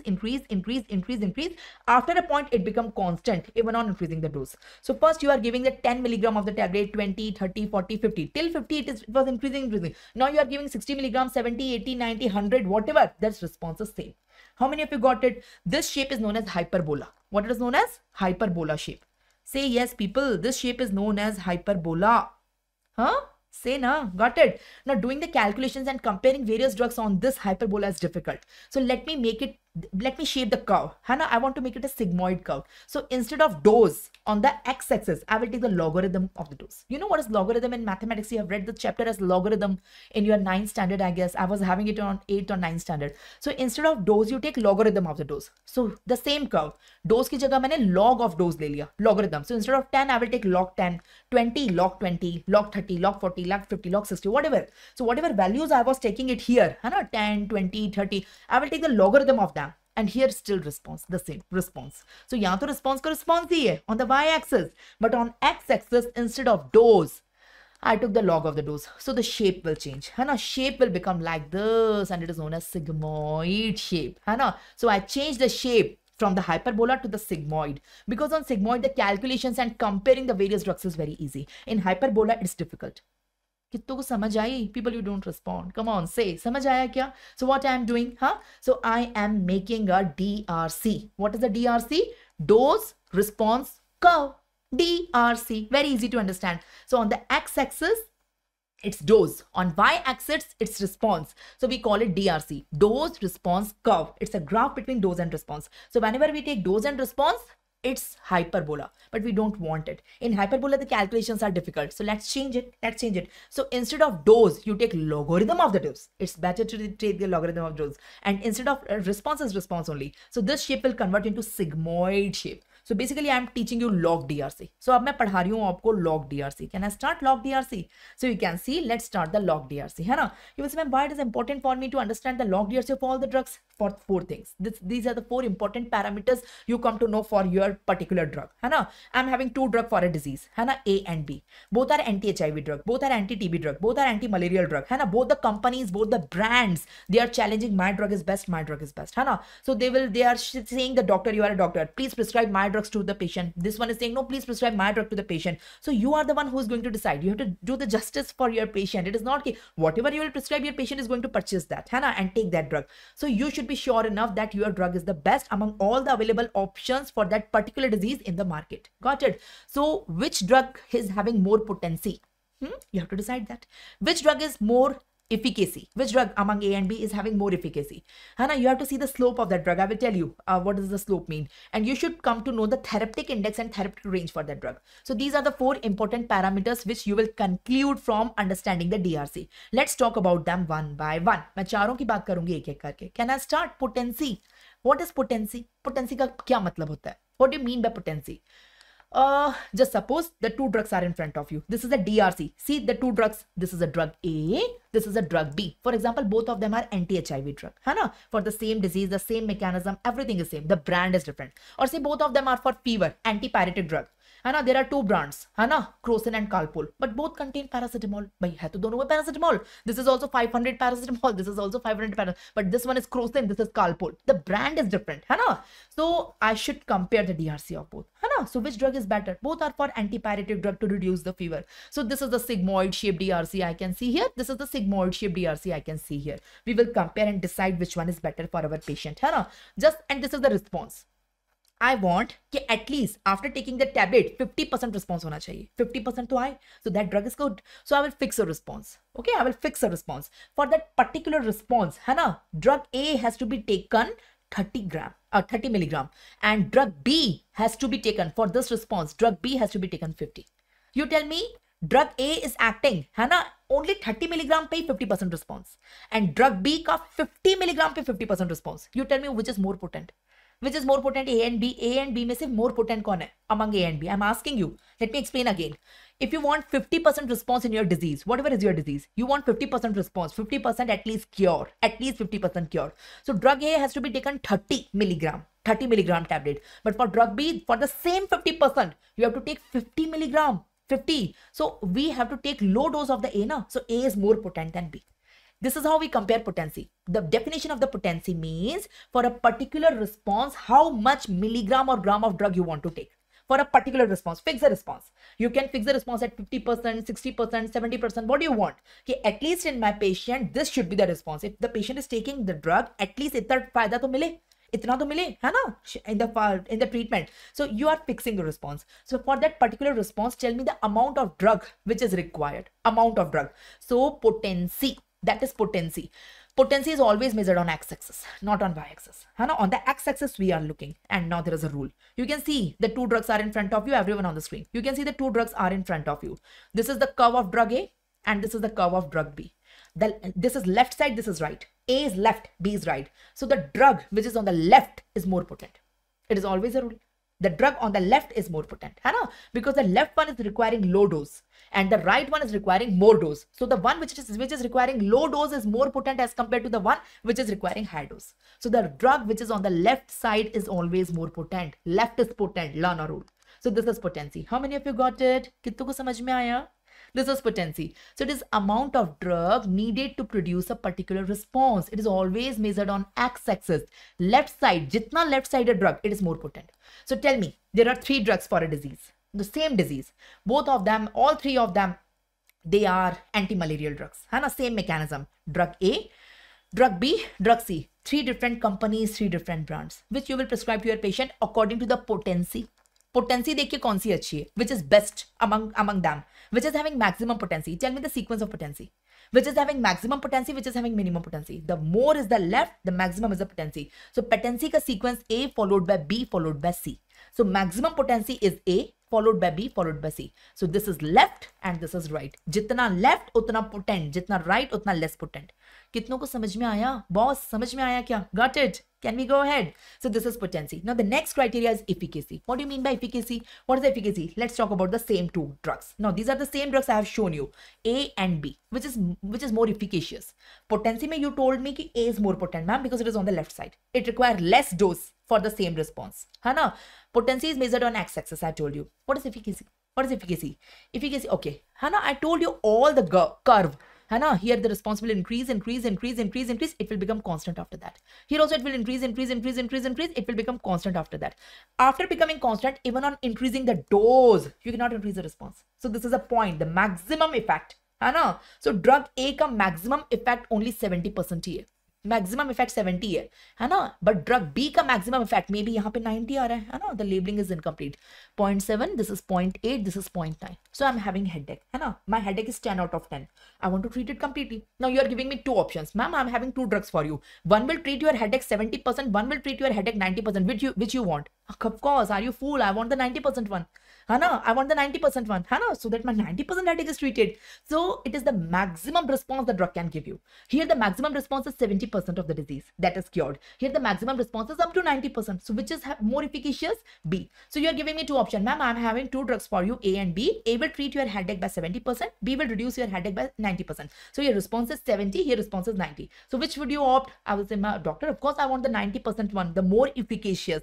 You will say, ma'am, लेकिन तुम्हें dose ज़्यादा लेना पड़ेगा. If you are opting B, na, so you have to take more dose. Instead of 30 gram, you have to take 60 gram. I will say, it's okay, ma'am. It's okay, doctor. Instead of 30 gram tablet, I will take 60 gram, but taking 30 gram and treating for 70%, it's not wise decision. Taking 60 gram and treating for 90% is a wise decision. Got my point? So here among A and B. So I mean to say efficacy is measured on y-axis. Efficacy is measured on y-axis. Potency is measured on x-axis. And efficacy is measured on y-axis. Here we see the height. Here we don't see the left right. Here we see the height. Here we see the height of the curve. See this curve, which is more taller. You see there are two curves. Curve A, curve B. B is taller. The one which is the taller is more efficacious. So potency and efficacy, this is a summary. I am summarizing both in front of you. Dekho. So what is efficacy? You tell me what is efficacy? You see the definition. It is the maximum effect produced by the drug. And it is measured on the y-axis, not on x-axis. So more taller is the peak. Tall. Jitna tall hoga, utna more efficacious. So here the rule is taller. And there the rule in potency was left. The more left, the more potent. Here the more tall, the more efficacious. How many of you got it? So here there are two drugs, A and B. Summarize. Which is more potent, which is more efficacious? Potent kaun hai, efficacious kaun hai? Potent may see left, right. Which is on the left side? I guess you can see A is on the left side. So A is more potent than B. So according to potency, A is more potent than B. But efficacious batao, who is more efficacious? You can see B is taller than A. So efficacy wise, B is more efficacious than A. है ना? So now, धर्म संकट, तुम अपने patient को कौन सा दोगे? Now imagine you are in this situation. Imagine, है ना, there are two drugs in front of you. Drug A, drug B. Both are for the same disease. है ना? The A drug is more potent than B, but B is more efficacious than A. Which you will give to your patient? I'm asking you. Which is a deciding factor? Which is a deciding factor? You got the meaning of both of them. Which is the deciding factor? The deciding factor is the efficacy. I told you the example, na? Drug A has to be taken 30 gram, but maximum response is 70%. Drug B has to be taken 60 gram, but maximum response is nearly 90 or 100%. है ना? So patient को कोई आपत्ति नहीं है, ज़्यादा खा लेगा. Patient बोलेगा it's okay doctor, instead of 30 gram I will take 60 gram. लेकिन उसे कि कम खा के कम ठीक करो तो वो नहीं होगा, है ना? So efficacy is the deciding factor. Here among three drugs, tell me the sequence of potency and tell me the sequence of efficacy. I'm asking. First, tell me the sequence of potency, ABC mein. Tell me the sequence most potent, second most potent, third most potent, and tell me the sequence of efficacy. Most efficacious, second most efficacious, and third most efficacious. Learn the rule. Learn the rule. It's very easy. For potency, learn the rule. More is the left, more is the potent.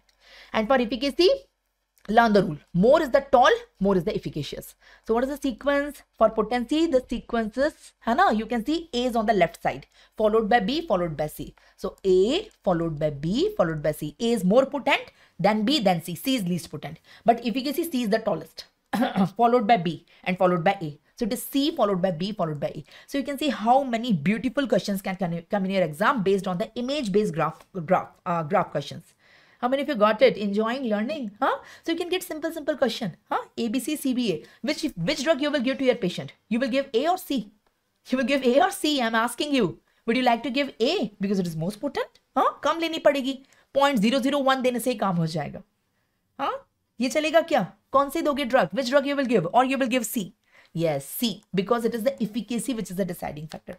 So which is more important? Efficacy is the more important factor among potency.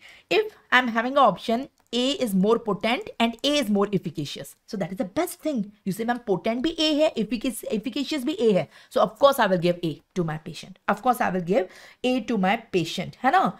But there is an option that A is more potent and B is more efficacious. In that case, go with B. So this is the two things you have, two type of scenarios you have. So let's go ahead. The summary is in front of you. You all got it? The potency is measured on x-axis and it is related to left-right. The more the left, the more is the potent. And efficacy is measured on y-axis. And it is related to height. The more is the tall, more is the efficacious. I hope this is the best concept I told you.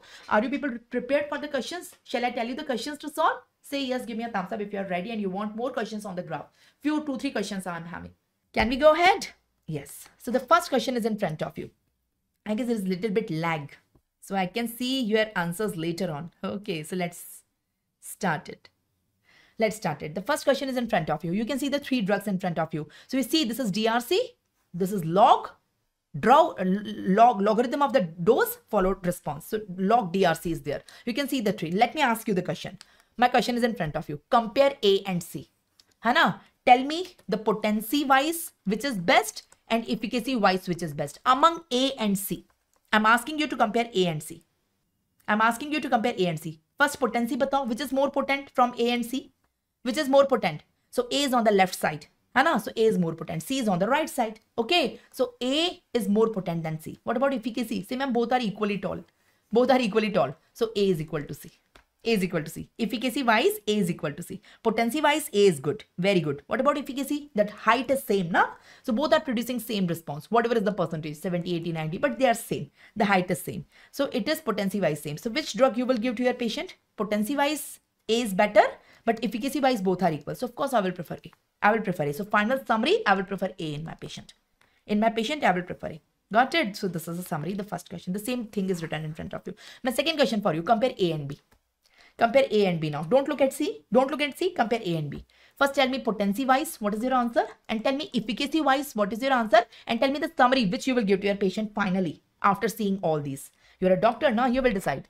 Potency wise, although A is little bit on the left and B is little bit, but the gap is very less.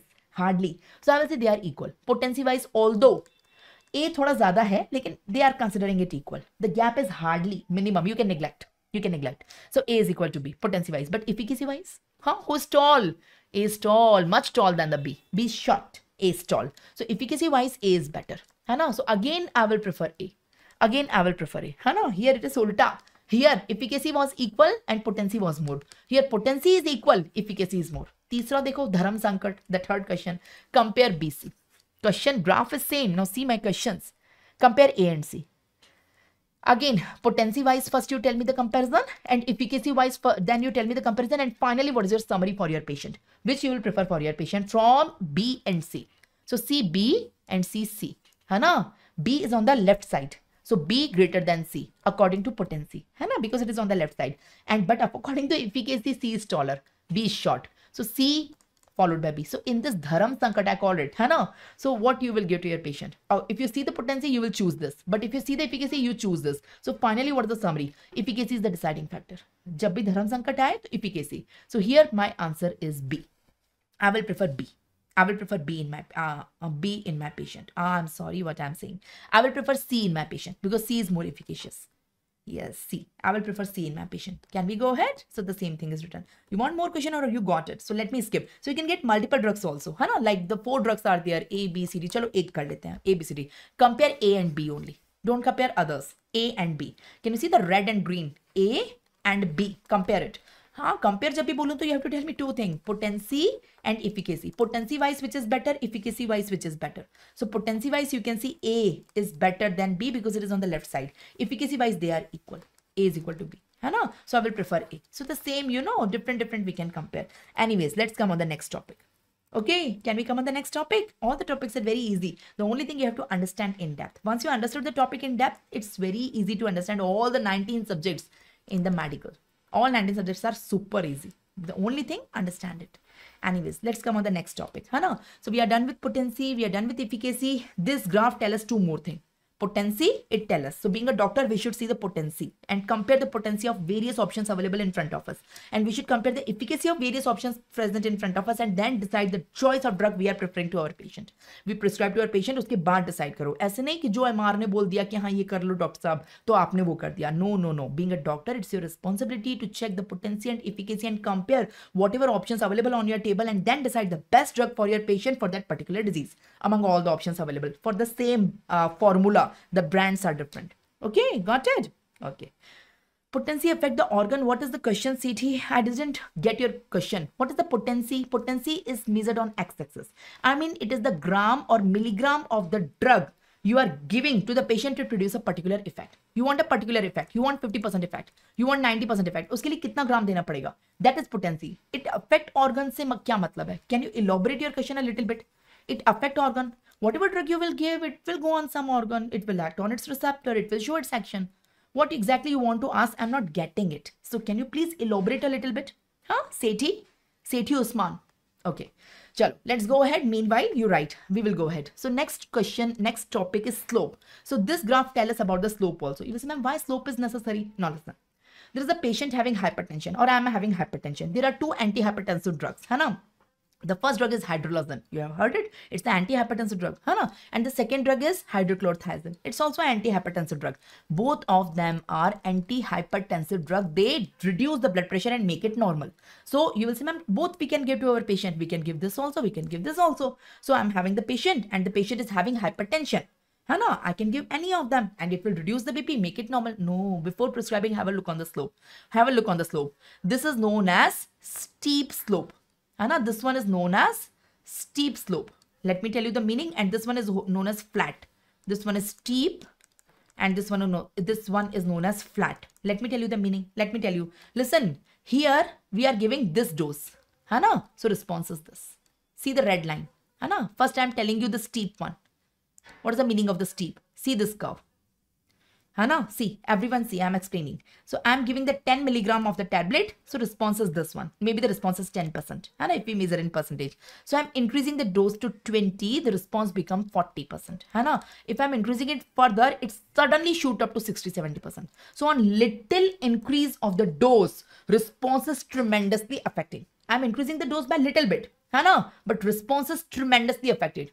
Say, ma'am, what do you mean by that? I mean, these are dangerous drugs now. You ask the patient to take one tablet so that your BP will become normal. 10% reduction will be there and your BP is hardly 130, 140. So 10% reduction ho jayega, so you will become normal. है ना? So just take 10 milligram. Patient is not taking 10. Patient बोले doctor साहब तो कुछ भी बोलते हैं 20 ले लो, है ना? 30 ले लो. So patient is by mistake only or by accidentally patient is taking the wrong dose, है ना? Patient is increasing the dose a little bit. Patient बोले उससे क्या फर्क पड़ता है? एक आधा tablet ज़्यादा ले लिया कोई फर्क नहीं पड़ता. और by mistake, the patient has taken 2 tablets in a day. One in the morning he forgot and one in the evening he taken again. So it can happen with anyone. So by mistake, he has taken more dose. But there is tremendous response. Response is disproportionate to that of dose. We are increasing the dose a little bit. But the response is tremendous. So patient will go in hypotension. Uska BP ko zyada hi fall ho jayega instead of become normal. And it can be emergency. Say yes if you got it.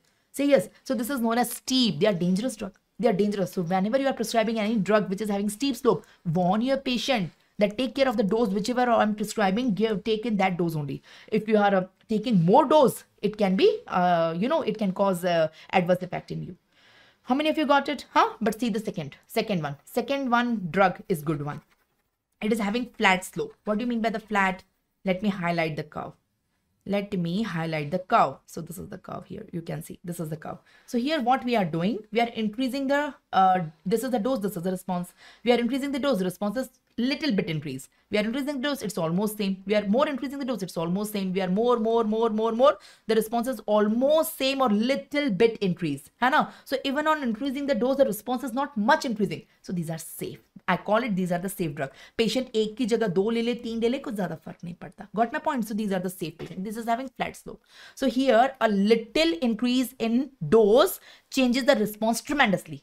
Steep curve. But here little increase in dose will change the response little only. So how many of you got it? How many of you got it? Yes. So this is the slope. So you have to look about the slope also. So graph is giving me, graph is giving me the idea about the potency of the drug, the idea for the efficacy of the drug, and the idea of, from the slope, I come to know which drugs have steep slope, which drug have flat slope. And based on that, I can decide which is best for my patient.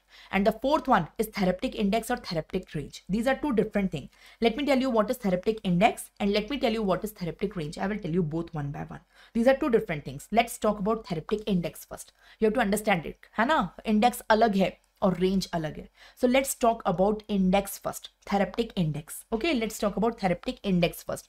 Therapeutic index also known as safety margin. It's also known as safety margin. See, what I am telling you, you can see in this curve there are two DRC.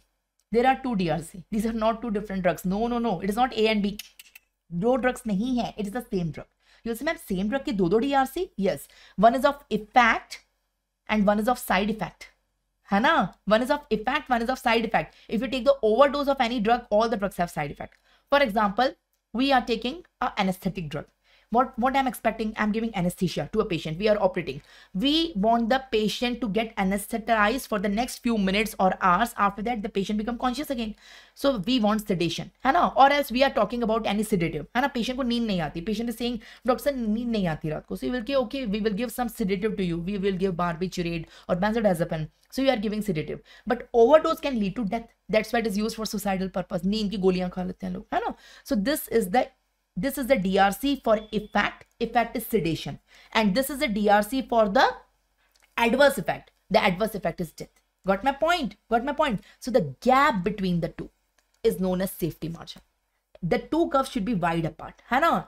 Wide apart. है ना? So we will take 50% of both of them. We will take the midpoint here. We will take the midpoint here.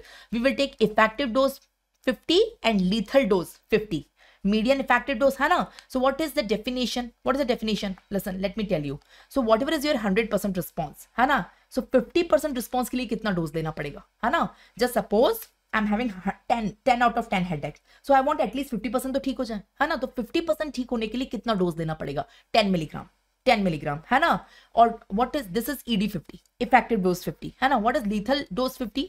Lethal dose 50, अगर 50% animals में इस पे death हो गई तो, है ना? We do it on animals, not on humans. So 50% animals die at 40 milligram. So 10 milligram पे effect आ रहा है और 40 पे death हो रही है. So this is the range, है ना? I have to give 10.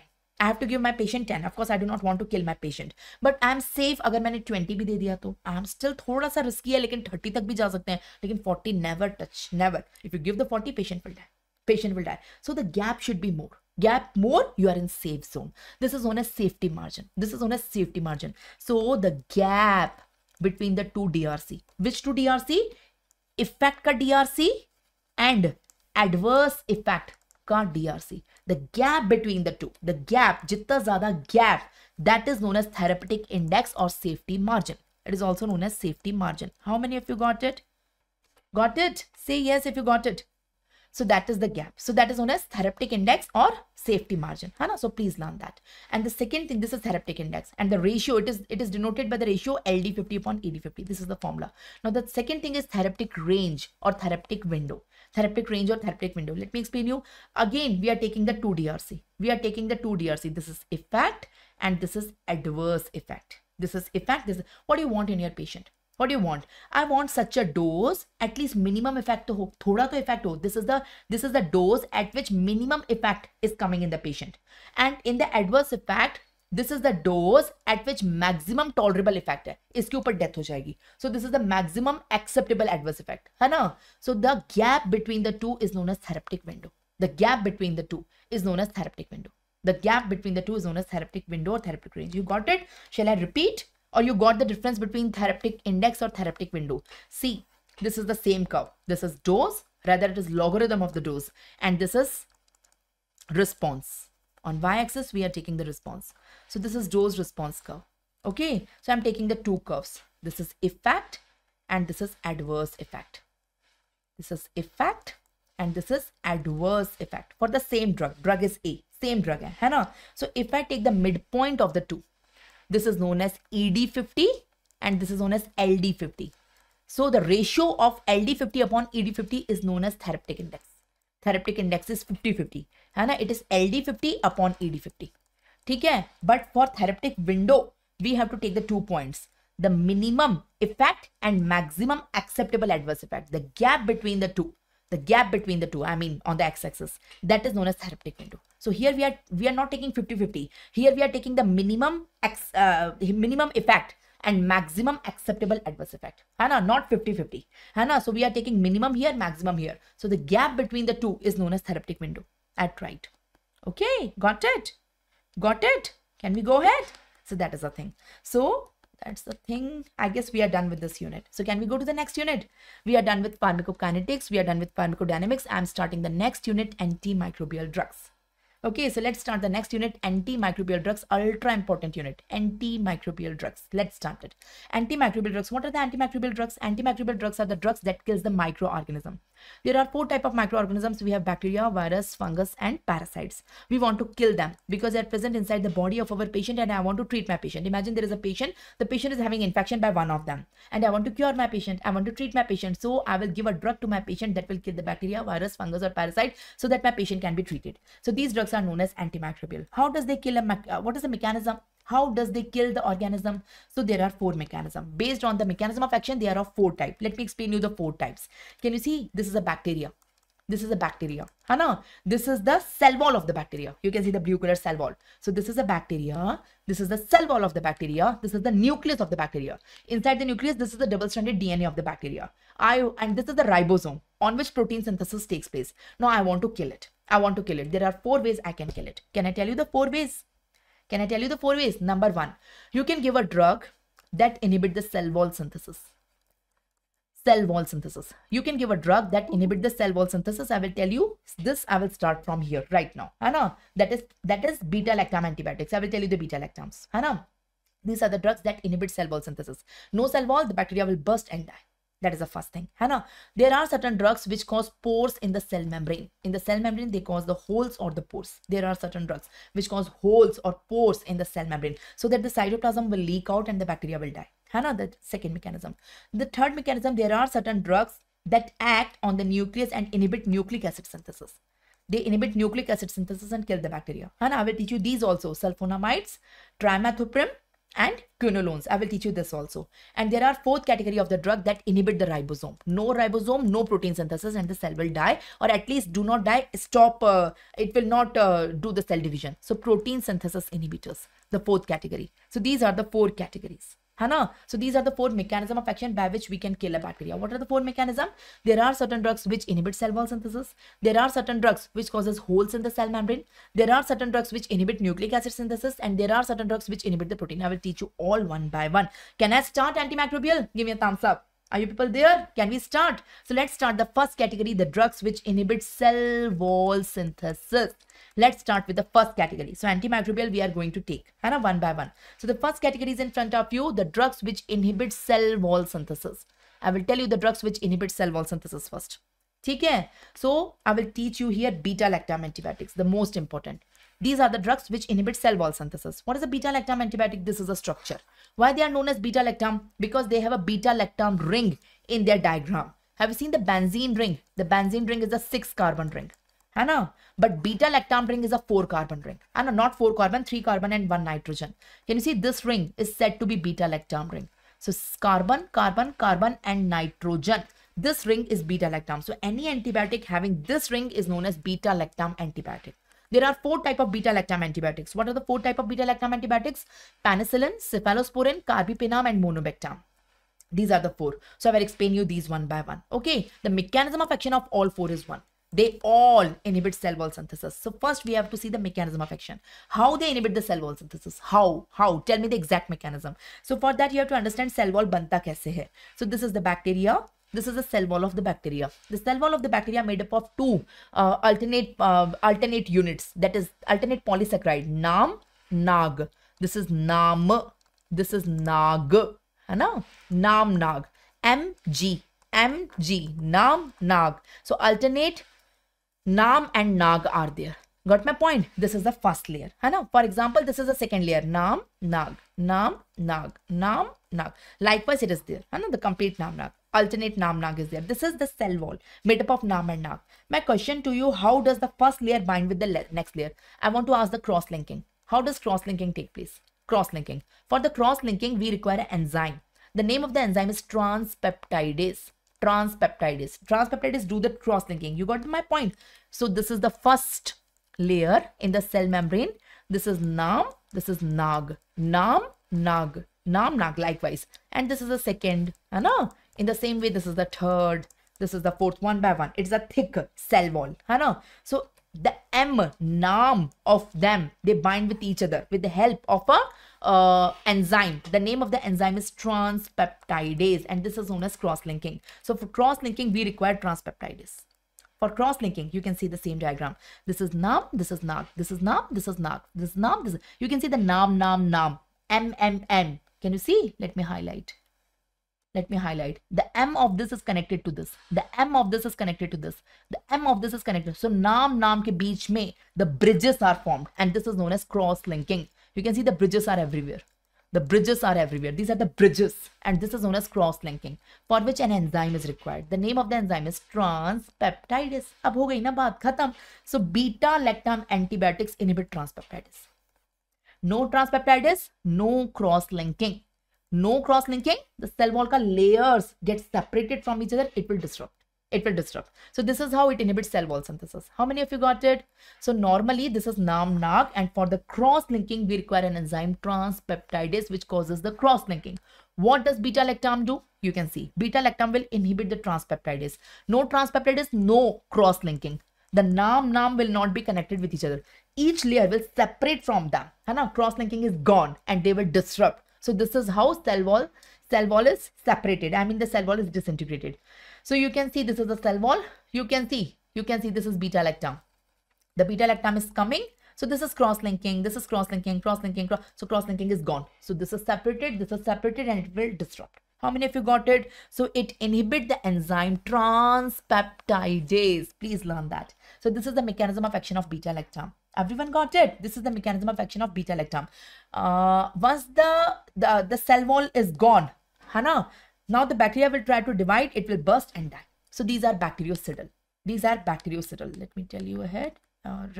Resistance I'm not telling you here. So there are 4 types of antibiotic: penicillin, cephalosporin, carbapenem, monopenem. The mechanism of action of all 4 is same. So first coming on penicillin. Can I start the chapter penicillin? Penicillin is the first antibiotic to be discovered by Alexander Fleming. So this is the classification of penicillin. You want me to teach you the penicillin? It's very easy. So these are the penicillin. Now the first thing in the pharmacology, the systemic pharmacology, you have to learn all the classifications at one place. Please learn all classifications at one place. Okay. So please, there are important few classifications which you cannot miss. If you wish, we can provide you a PDF which contain only classification, the latest classification of all the units. So all the CVS drug, all the CNS drugs. So only classifications at one place. So before going your exam, you should revise that, so that if any question coming in your exam, the particular drug, first thing you should be identify कि वो drug है क्या. Classification सबसे important है. ठीक है, चलो. Let's come on the penicillins. You can see the classification of the penicillins.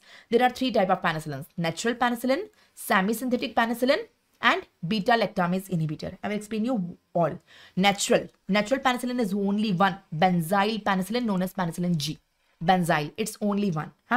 But you say, ma'am, if natural is there, why we are making synthetic? Why we are making artificial? Natural is there, na? Why you are making artificial? There are 3 problems in the natural.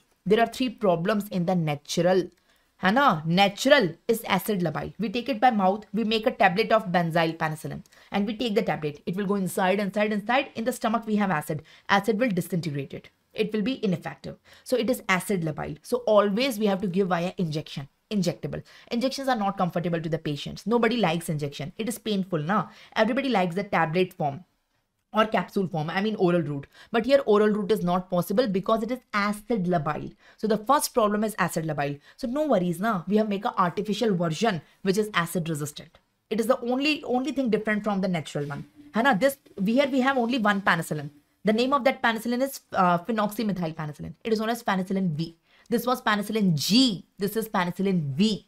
G is natural, but the problem is acid labile. V is artificial, synthetic, and it is different from the natural. It is acid stable. So here we can take it in tablet form. That is the first problem. The second problem with the natural penicillin is that, so there is an enzyme known as penicillinase. Let me explain you the enzyme. Listen, you have to understand this. Before coming on the classification, the various mechanism of the resistance. Can you see this cell? Everyone here, this cell is bacterial cell, not human cell. This cell is bacterial cell. This bacteria is present in my patient's body and I want to kill it. You say, ma'am, very easy, no? You give penicillin. You give penicillin, it will get killed. Penicillin will go inside, inhibit the cell wall synthesis. The bacteria will die. I will say, okay, I will give penicillin. So this is the penicillin I have given, beta-lactam. Any of the beta-lactam I have given. Penicillin or beta-lactam I have given. So it is having a penicillin ka beta-lactam ring. Beta-lactam, the square ring.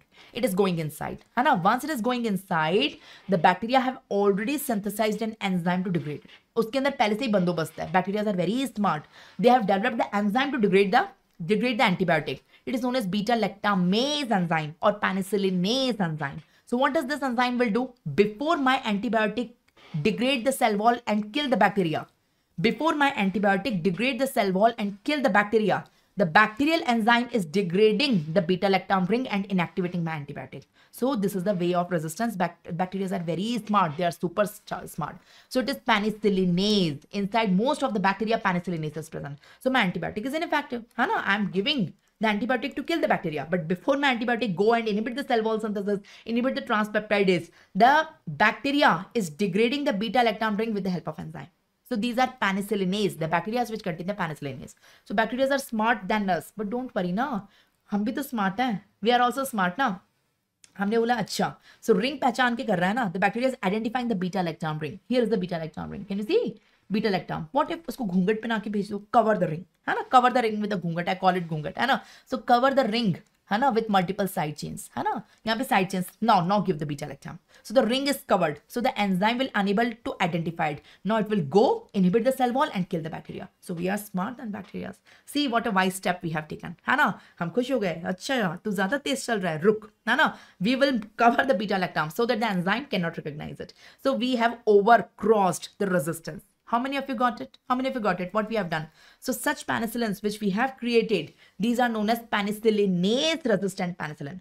The natural penicillin ke liye, this is present. Penicillinase enzyme is present. So there is no use of giving penicillin G to any bacteria. All the bacteria have enzyme for that. So we will cover it with a side chain. घूंघट पहनाएंगे हम उसको. And then we will send. So such a penicillins are known as penicillinase resistant penicillin. Penicillinase resistant. So the first problem with the natural penicillin is it is acid labile. So we are making acid resistant version. So second problem with the natural penicillin is penicillinase labile. All the bacteria have penicillinase enzyme for that. So we are making the penicillinase version, penicillinase resistant version. So that is the second artificial. How many of you got it? How many of you got it? But listen, let me complete this story. What I taught you, first we are giving a penicillin. So the bacteria already have an enzyme for that. Bacteria is degrading the ring. So we have covered the penicillin with the side chain. घूंघट पहना दिया. Now the enzyme cannot recognize it. So we humans were very happy कि we are smart than bacteria. But bacteria are still smarter than us. हमसे भी ज़्यादा smart निकले. उन्होंने बोला अच्छा ये बात है मुझे धोखा दोगे है ना. तो what the bacteria have done now? See, bacteria ने क्या किया है ना. चलो कोई भी पेनिसिलिन दो, whether you are giving without घूंघट वाला or with घूंघट वाला. I mean whether you are giving natural penicillin or you are giving the penicillinase resistant artificial penicillin, whatever you are giving, ultimately both the penicillin will go to the cell wall. In the cell wall, they will inhibit the transpeptidase enzyme by binding with a receptor. This receptor, this is known as penicillin binding protein. This is a target protein and it will bind with its receptor. I told you all the drugs have receptor. So it will bind with its receptor. So bacteria will alter this receptor so that penicillin cannot bind it. अब वो घूंघट वाला हो या बिना घूंघट, whether it is a natural penicillin or penicillinase resistant penicillin, whatever penicillin is there, it will not bind with its target cell, so cannot show its action. So this mechanism is known as altered PBB. So So bacteria are smarter than us. Altered PBB का कोई तोड़ ही नहीं है. ये वाले penicillinase resistant भी उसको नहीं मार सकते. Got the story? Say yes if you got it. Say yes if you got it. These are the ways to show the resistance, है ना? To show the resistance to these are the resistance के तरीके हैं. So the first mechanism, the bacteria is forming beta lactamase enzyme or penicillinase enzyme, and the second mechanism, the bacteria is altering PBB, alteration of penicillin binding protein. Got it? Got it?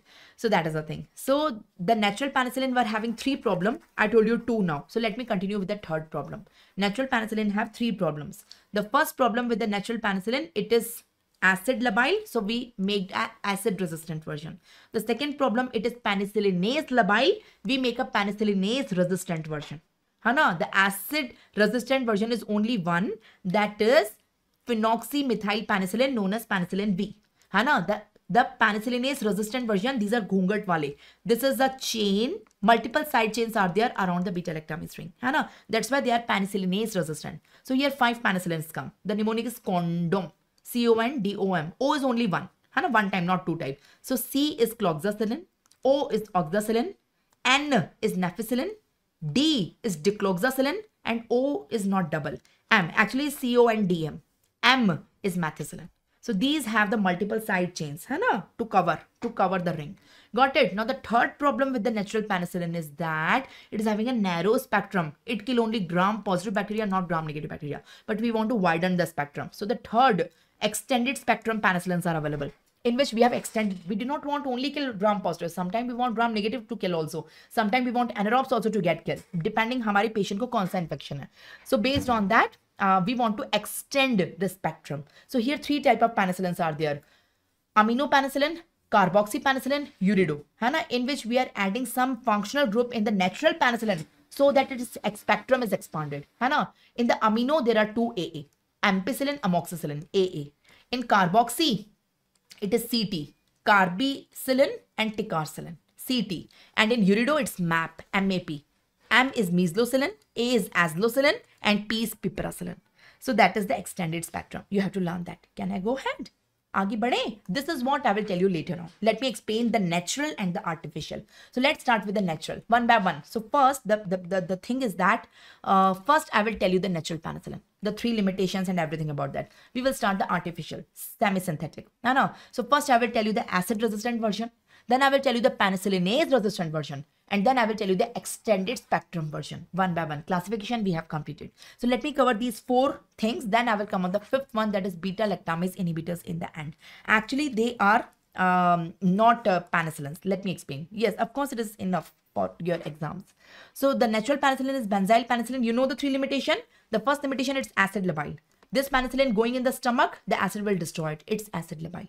The second problem, it is penicillinase susceptible. All the bacteria have enzyme which will degrade it. And third, it's having narrow spectrum. It kill only gram-positive, not gram-negative. To rectify it, we have the artificial penicillin. But उसमें मैं आती हूँ. What are the adverse effects and uses? What are the uses? What are the uses of this penicillin and what are the adverse effects of natural penicillin? Natural penicillin have 3 adverse effects. The first is local irritation. If you are giving the injection, it is painful, number 1. Number 2, hypersensitivity. But the most important is Jarisch-Hexamer reaction. You have to learn that. Jarisch-Hexamer, just learn the name. Jarisch-Hexamer reaction. What are the uses? What are the uses? There are therapeutic uses and prophylactic uses. In the therapeutic uses, the mnemonic is last man DP. Okay, so penicillin, the natural penicillin is first treatment of choice in all these. The mnemonic is last man DP. Let me explain. L for leptospira, A for actinomyces, S for streptococcus, staphylococcus, T for trypanoma, tetanus, M for meningococcus, A for anthrax, actinomycetes, D for diphtheria, and P for pneumococcus. For all these, the penicillin, the natural penicillin is the first drug of choice. So the mnemonic is last man DP. Please learn that. And prophylactic uses are 3. RUB, R-A-B. You can learn the mnemonic R-A-B. R is rheumatic fever. A is agranulocytosis and B is bacterial endocarditis. What do you mean by prophylaxis? Patient don't have the infection, but prophylactically we are giving the penicillin. For example, the patient is having agranulocytosis. I mean the neutrophil count is less. So there are chances patient ko recurrent infection hoga. So prophylactically we give. In case of endocarditis, before any treatment, surgery, we will give. Before any intervention, we give. In rheumatic fever, prophylactically we give for many years after the first episode so that repeat episode do not occur. So that is a prophylactic use. Hana? So that is the natural penicillin I taught you. I taught you the natural penicillin. Now I'm coming on the artificial penicillin. That is semi-synthetic penicillin or artificial penicillin. So semi-synthetic or artificial penicillin may, I will tell you 3 categories. The first is penicillinase resistant penicillin. You have seen the classification condom. Semi-synthetic may. Hana? The first one is this one. Okay. Oh, I'm sorry. The first one we are taking the acid resistant. Acid resistant, that is phenoxymethyl penicillin, penicillin 5. It is acid stable.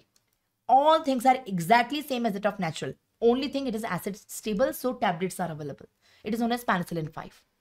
Penicillin 5, it is acid resistant. Hana? The next is penicillinase resistant. The mnemonic is condom. Hana? You can see the side chains. Can you see? Can you see the side chains? See this beta-lactam. Beta-lactam is throughout covered with multiple side chain. I call it gungat. Isko chupa ke bhej do. है ना? So I have covered it with the side chain so that this enzyme cannot recognize it. है ना? It is highly penicillinase resistant. Got it? Got it? Now coming on the extended spectrum, which is of 3 types. है ना? You will say what's the difference between these 3? Natural penicillin kill only gram positive. है ना? But amino 1, what does they kill? They kill gram positive like the natural. Along with that few gram negative. कौन से? H influenza, E. coli, Proteus, Salmonella, Shigella, H. pylori. These are only few gram negative, not all. है ना? The amino 1. The next is the carboxy. Carboxy kill additionally Pseudomonas and Proteus also, which were not here. So additionally Pseudomonas and Proteus. Proteus here hai, but not very good killing power. Here better killing power. And the third is Urido. Urido are best for the Pseudomonas. 8 times more potent. And they have additional Klebsiella. Activity for the Klebsiella and Enterobacteriaceae other members also. Activity for bacterioids also. So largest spectrum is or Urido. Urido ka sabse bada spectrum hai. Got my point?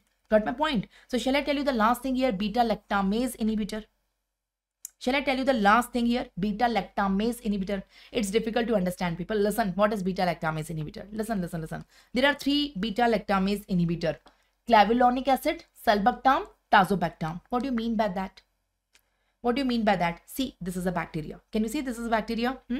What is the problem here? Resistance is the problem. I want to kill it with beta-lactam. So I'm giving the beta-lactam. The beta-lactam is going inside. So the bacteria have developed the resistance. The first thing bacteria have done, make an enzyme. The bacteria have synthesized an enzyme that will degrade the ring.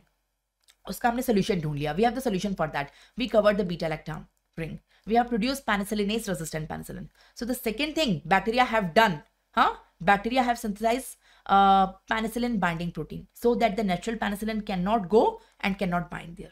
Got my point?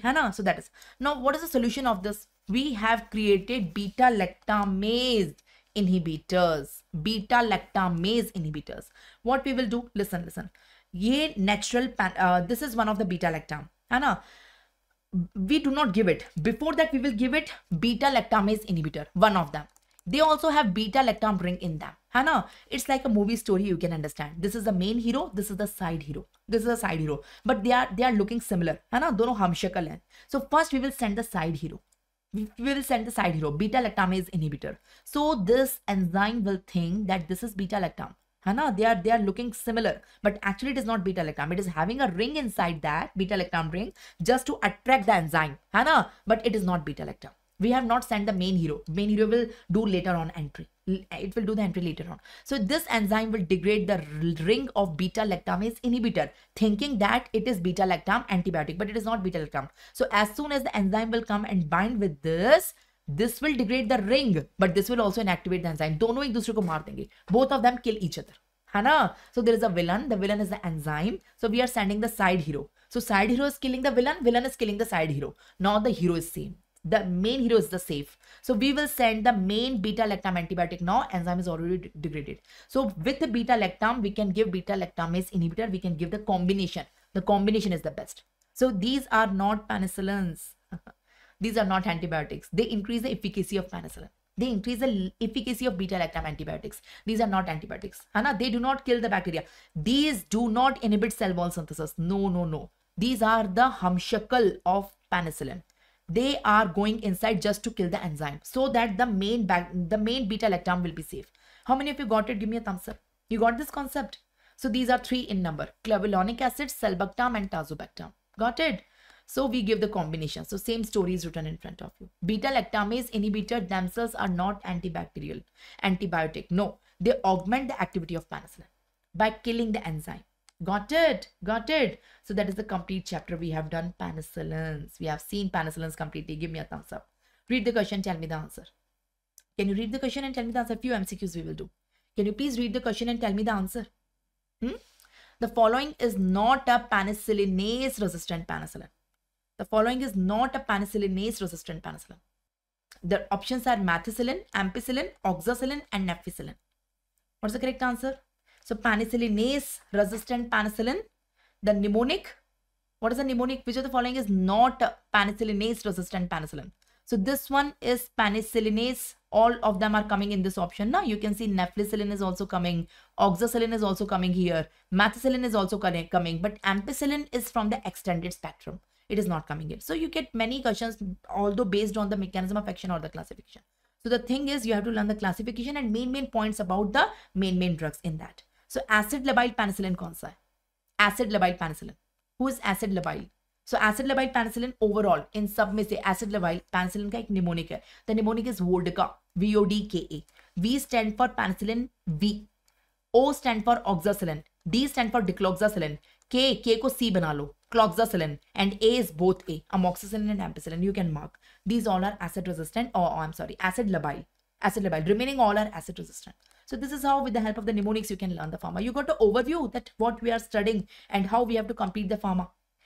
So today the plan was to complete the 5 systems, but out of the 5 systems I have completed only 3. Still we have to go ahead. Now we have to complete CVS, which is pending for today, and respiratory system that is pending for today. But you know, I'm not feeling very well to continue it right now.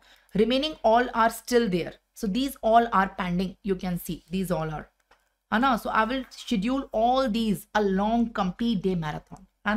So in a complete day marathon, I will give you all these the complete systemic pharmacology. Don't dare to miss that session.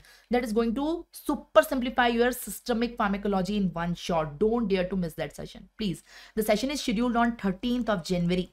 And it will be specifically FMGE oriented, in which I will cover the PYQs of every system, each and every. I will start with renal system, respiratory system, CVS, ANS, CNS, GIT, endocrine, autocrine, blood, and anti-cancer. So I will not go in much detail, but a little bit about all the systems and the important areas from which frequently the questions are asked in FMGE exam. So we are going to discuss it complete in a rapid super manner. But yeah, the marathon will be at least of 5-6 hours, because I require at least these hours to complete all the systems, the important points among them.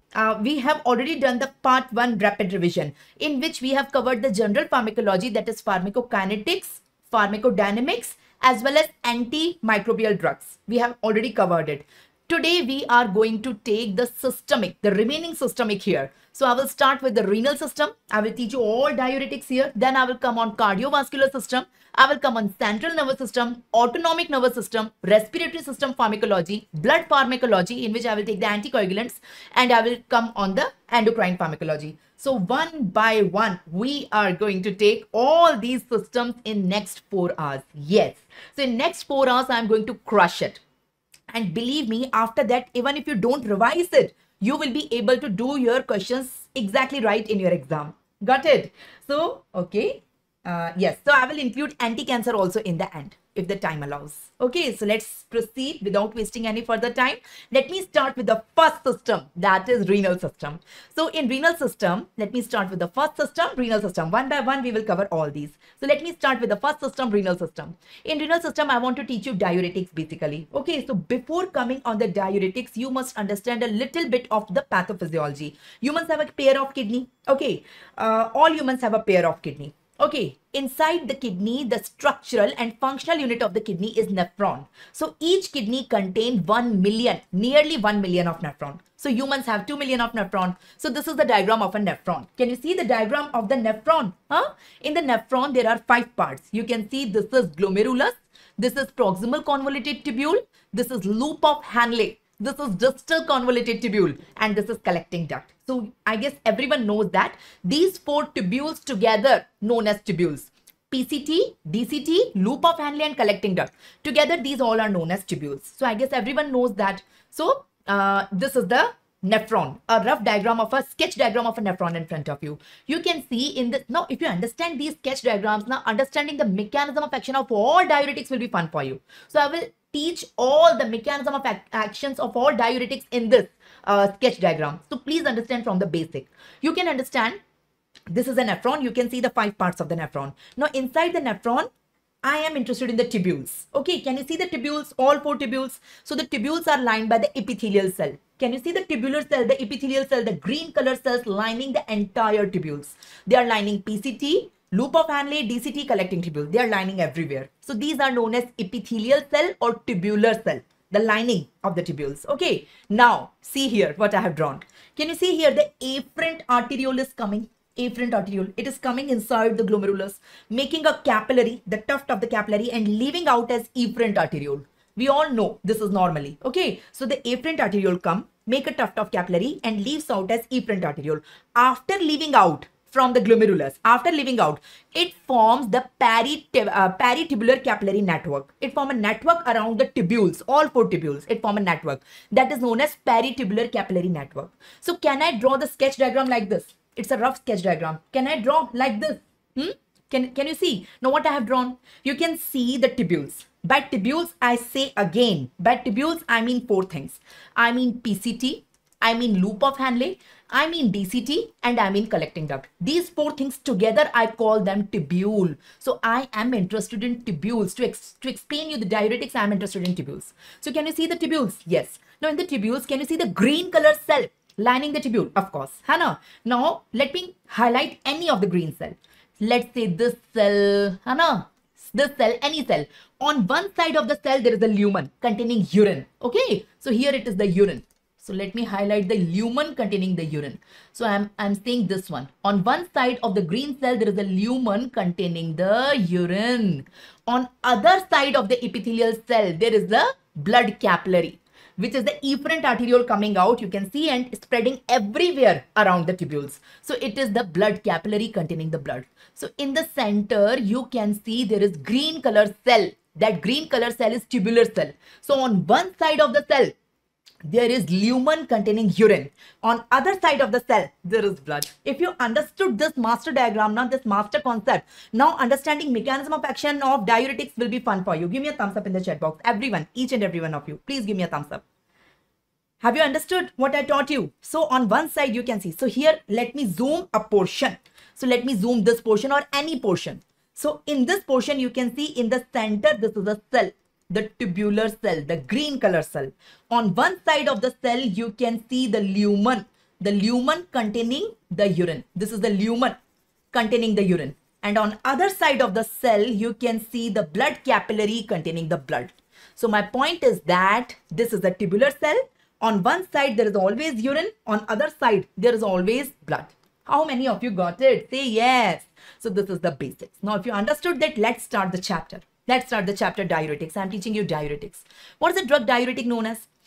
Diuretic is a drug which is given in edema, the symptomatic treatment of edema. It's not curative, it's symptomatic. So edema is swelling anywhere in the body. So you are doctors now. Patient will be coming to you. Doctor, I'm having swelling here, anywhere in the body. So what is swelling? What is edema? Edema is excessive accumulation of fluid in the interstitial space of that particular place. Just suppose I'm having edema here. So there is excessive accumulation of fluid here. So to give the symptomatic relief from the edema, that excessive fluid has to be excreted in the urine. So diuretics are the drugs that excrete the water, that excrete the water along with the sodium in the urine. So that is the definition of diuretic. So any drug which increases the excretion of sodium and water. We know water follows sodium. Jahan sodium, wahan water. So such a drug which increases the excretion of sodium and water in the urine, that drug is known as diuretic. How many of you got it? Say yes. Okay, say yes. So I will be concise on English, but it will be a very simple English. I guess everyone can understand it. And if you have any doubt, please write down clearly. Okay, in the chat box. So it will be a very simple language. Don't worry. I'm not using any hi-fi vocabulary. It will be a very simple language. You all will be able to understand it. Let's try for just 10 minutes. In 10 minutes, if you don't get it, get back to me. Okay, listen. So what is a diuretic? Diuretic is a drug that increases the excretion of sodium and water in urine. Such a drug is known as diuretic. So tell me the classification. How many classes of diuretics are there? We divide the diuretics into 3 categories. Diuretics are of 3 types: high ceiling, medium, and weak. Hana? If you give, just suppose diuretic, and patient is excreting excessive amount of urine after that, so it is very highly efficacious. High ceiling, high efficacious. Okay. The second are medium efficacious. If you give them, moderate amount of urine is there. It is not very much. Okay. And weak, they are not very good diuretics. Okay. They have a very weak action. So we divide them into 3 categories based on their efficacy: high, medium, and weak. So there are 3 types of diuretics. In the high, we are having only one drug. In the high ceiling, we are having only one drug. The name of that drug is loop diuretic. What is the name of that drug? It's loop diuretic. Loop diuretic, there are the prototype drug is furosemide. Apart from furosemide, bumetanide and torsemide can also be there. Okay, but the prototype drug here is the furosemide. In the medium efficacy, we are having thiazide. We are having only one category, that is thiazide. So there are many types of thiazide-like drugs. Hydrochlorothiazide, that is the prototype drug. Apart from that, hydroflumethiazide, benzthiazide, chlorthalidone, metazolone, there are many drugs. Okay, learn the prototype. Okay, and in the weak, there are 3 categories. You have to learn the 3 categories. Carbonic anhydrase inhibitor, only one drug is there, acetazolamide. Osmotic diuretics, in which the sugars are there, like mannitol. And potassium sparing diuretics, in which we are having aldosterone antagonist and sodium channel inhibitors. So basically you have to learn the classification. Hana, the only thing in the pharmacology you have to learn is the classification. Apart from classification, you don't have to learn anything. You know, mechanism of action you can understand in the form of the diagrams, flowcharts, and videos. I will show you many videos in the form of the animations. I will show you. Okay, so you don't have to mug it up. And uses and adverse effects I will explain with the help of mechanism of action only. So you can understand that. But the thing you have to learn in pharmacology is the classification. So please learn all classification at one place. Today we are going to cover all classification. And if you wish, I can provide you a PDF which contains all classifications at one place. Okay, and you can revise it quickly before going to your exam. So you should identify that particular drug belongs to which class. Hana? So you can see potassium sparing is again of 2 types. Aldosterone antagonist is spironolactone and eplerenone. Okay, and sodium channel inhibitors is amyloride. The main drug here is the amyloride and triamterene. Okay, so first learn the classification. How to learn the classification? How many type of diuretics are there? There are 3 type of diuretics. High ceiling, they are very highly effective. Moderate, the medium efficacy, and weak diuretics. So first learn that. High ceiling have 1 class, this have 1 class, but this have 3 categories. So total 5 categories of diuretics are there. Total 5 categories. Okay, here we have loop diuretics. I will call it L. Okay, L. I will make a mnemonic. That's why I'm telling you. Call it L. The loop diuretic. It contains the drug furosemide. Here thiazides are there. Thiazide drugs. I will call it T. There are many thiazides. Hydrochlorothiazide is the prototype. And here I'm having 3 drugs. Carbonic anhydrase inhibitor. Okay, osmotic diuretics and potassium channel sparing diuretics. Okay, so I will call it C, O, and P. So C for carbonic anhydrase, O for osmotic, and P for potassium sparing. So I'm giving one letter to them. I want to make a mnemonic. That's why. So first learn their one mnemonic. Got it? You have to learn one letter, the first letter. Now learn the drugs inside that. You get questions on the drugs. Like for example, have a look on the question. Can you tell me the answer? Which of the following is aldosterone antagonist? So question is very simple. It is simply based on classification of diuretic. So you can see all of them are diuretic. They are asking which of them is belonging to aldosterone antagonist. So you can see the aldosterone antagonist category here. This is the category. So 2 drugs are there, spironolactone and eplerenone. Now look at the options. In the options, we have eplerenone. So my answer is eplerenone. My answer is eplerenone. That is coming in this category. So simple questions come on the classification that you have to mug it up. The classification to घोटना ही पड़ेगा. उसके सिवा कोई चारा नहीं है. ठीक है? Now which of the following is a high ceiling diuretic? High ceiling means loop diuretic.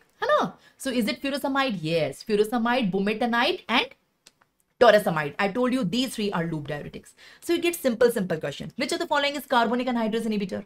Carbonic anhydrase inhibitor is only one, acetazolamide. So correct answer is acetazolamide. So these are the questions based on classification. Now let me tell you the mechanism of action or the site of action of all these categories. Listen. Where does these all act? How to learn? There are 5 categories now. So diuretics are of 5 type. People, 5 तरह के होते हैं. Diuretics are of 5 type. है ना? High ceiling, medium efficacy, and very weak one. Weak one are the adjuvant one. The weak one are of three types. Okay, carbonic anhydrase inhibitor, osmotic, and potassium sparing. So I assign one letter. The high I will call them loop, L. The medium one I will call them T, T for thiazide. Carbonic anhydrase inhibitor, C. Osmotic is O and potassium sparing is P. Now where does they act? Answer is ma'am, nephron.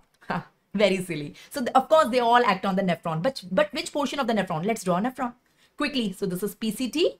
This is loop of Hanley. Loop of Hanley have two limbs, descending limb and ascending limb. You can see. Then there is DCT and there is collecting duct. I guess everyone knows the diagram of nephron. Each and every student. You don't have to learn the sequence कि सबसे पहले PCT आता है, then descending limb of loop of Hanley आता है, then ascending limb आता है, then DCT and then collecting duct. Everyone knows the diagram. So now they all act on the nephron. But which portion of the nephron? How to learn? So I'm having a mnemonic. So the mnemonic is COLTP.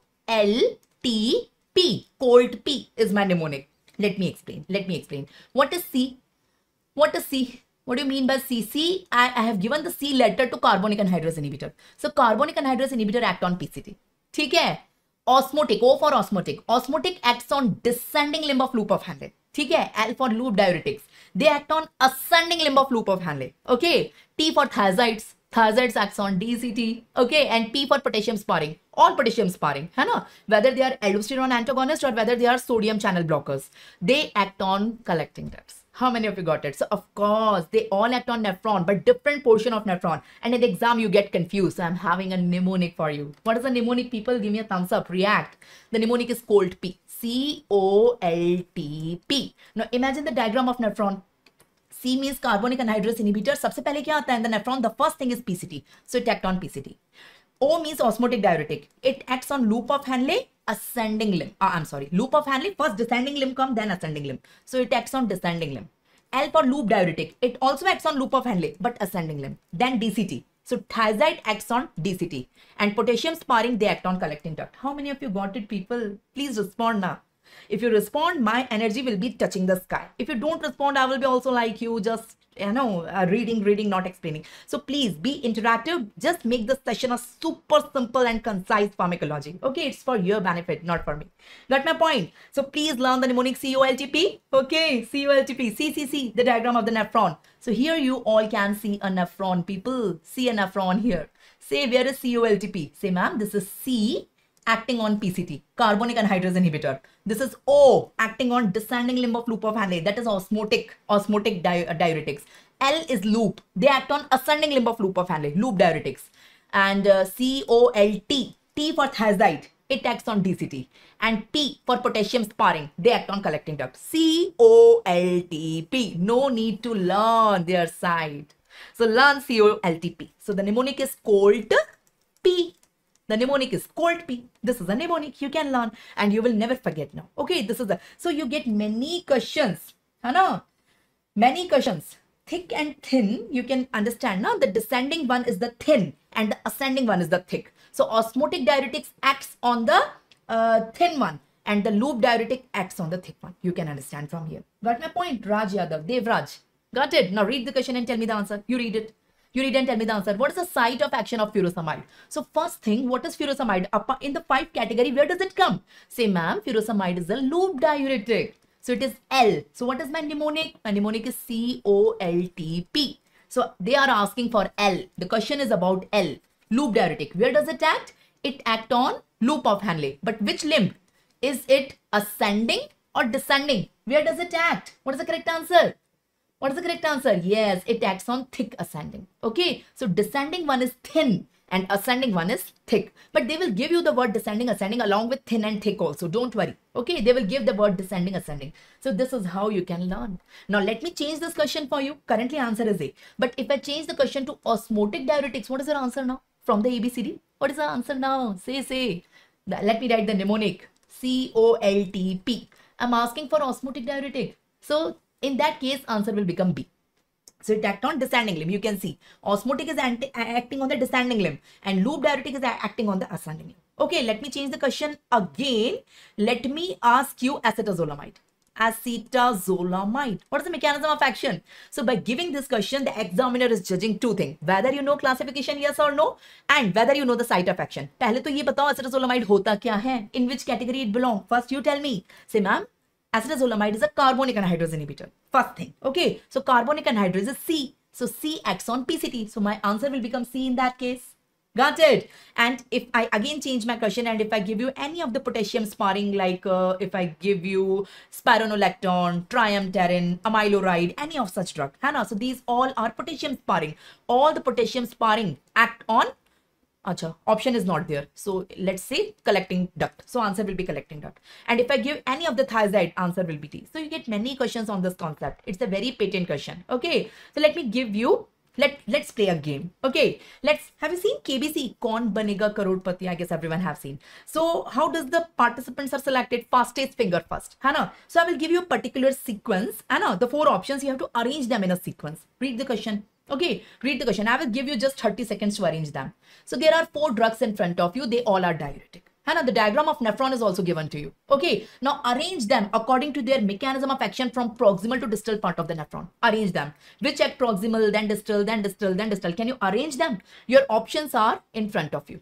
Is it ABCD, CDBA, DBCA, or BCAD? What is the correct answer? What is the correct answer? Can you please arrange it for me? Huh?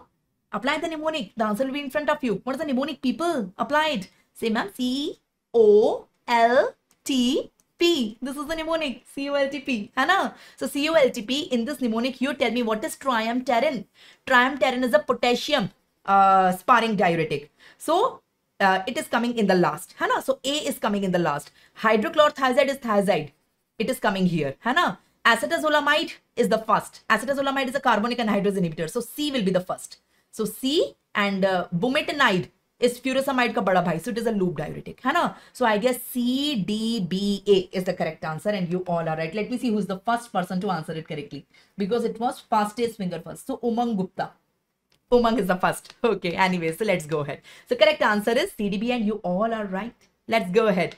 So let me tell you the loop, the mechanism of action of all diuretics. Hai na? We have already seen the site of action. So we are having 5 categories of diuretics in our syllabus. Say yes.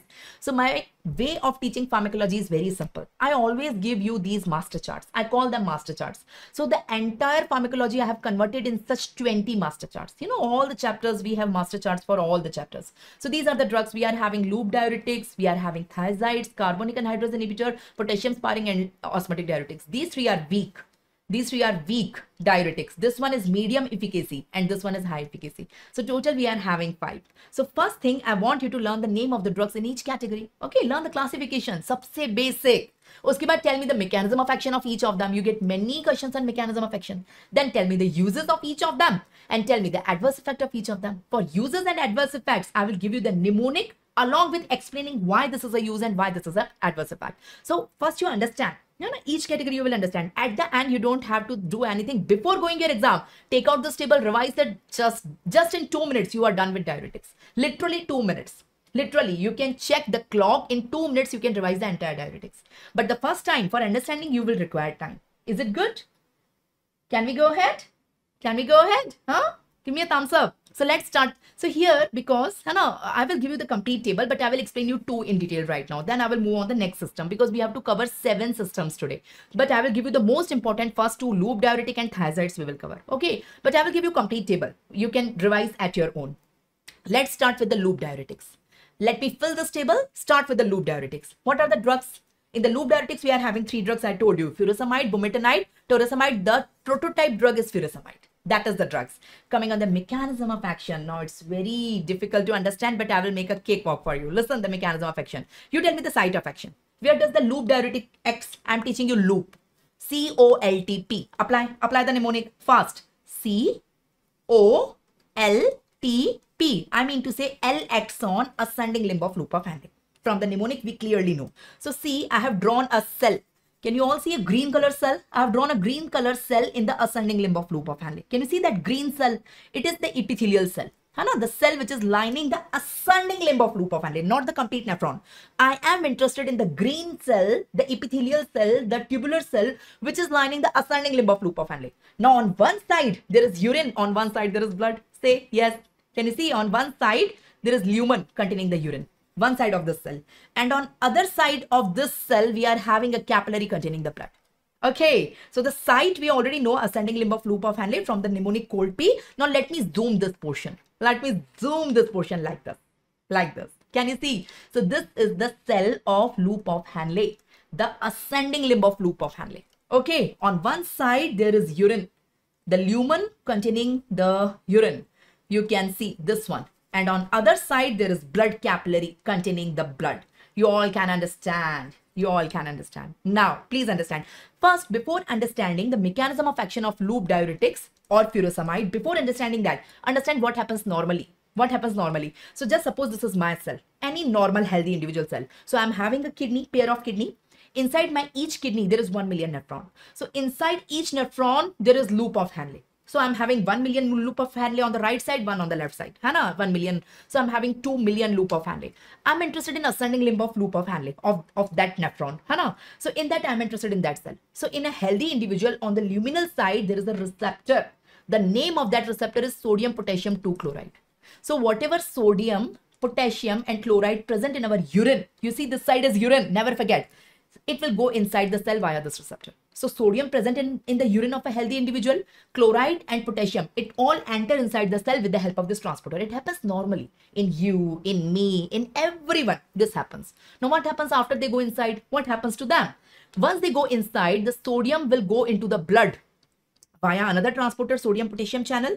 Chloride will also go in the blood via another transporter present on the basolateral side. Basolateral side, they will go in the blood. So sodium go in the blood, chloride go in the blood, but potassium again leaks out via potassium channel. Okay, so this is the summary of the three ions. Sodium, potassium, chloride. Sodium and chloride going in the blood, but potassium again leaks out and then come back. So it keeps on doing the same, the potassium. This is normal, people, normal. Now imagine a patient is coming to me saying, doctor, I'm having edema. I'm having swelling here, there, here, there, here, there. I want to give furosemide to that patient. Just suppose I have given a tablet of furosemide and patient is taken with water. So where does the tablet will go? Furosemide will go inside. That will get absorbed. After getting absorbed from the stomach intestine, it will reach in the blood. So let's say this is furosemide in the blood. Furosemide, how does it comes in the blood? So it will go inside, it will get absorbed, it will reach in the blood. From the intestine, it will get absorbed. Okay, so this is furosemide. Why I am giving to this patient? Because this patient is complaining of swelling. Swelling anywhere in the body, from head to toe, anywhere. So this furosemide is present on the blood. Now furosemide inhibit this receptor, but this receptor is present on the luminal side. So furosemide has to come on the luminal side to show its action. So furosemide is present in blood. From the blood, it cannot show its action. First, it has to come in the urine. From the urine, it can show its action. So furosemide will cross the cell, this luminal cell. Can you see? Furosemide is crossing the cell. From the blood, it is coming to the urine. This is furosemide using a scooter. The transporter. Who's the scooter or the transporter? It is sitting on a scooter. I call it a scooter.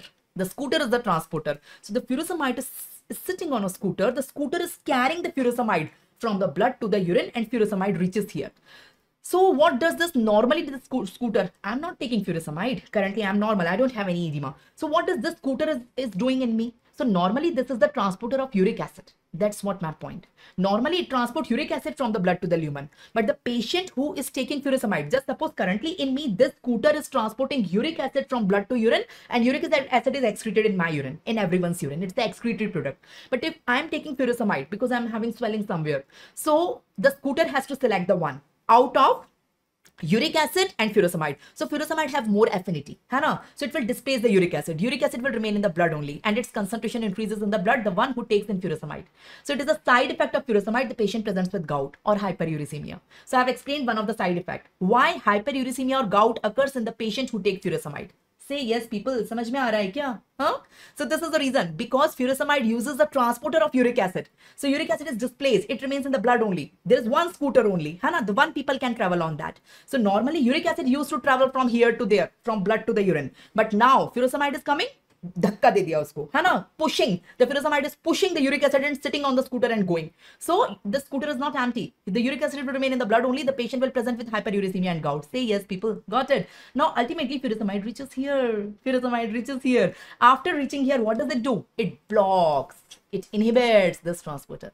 What will happen? Say, ma'am, sodium will not go in the blood. Chloride will not go in the blood. Potassium will not go in the blood. They all, where will they go? They all will be excreted in the urine.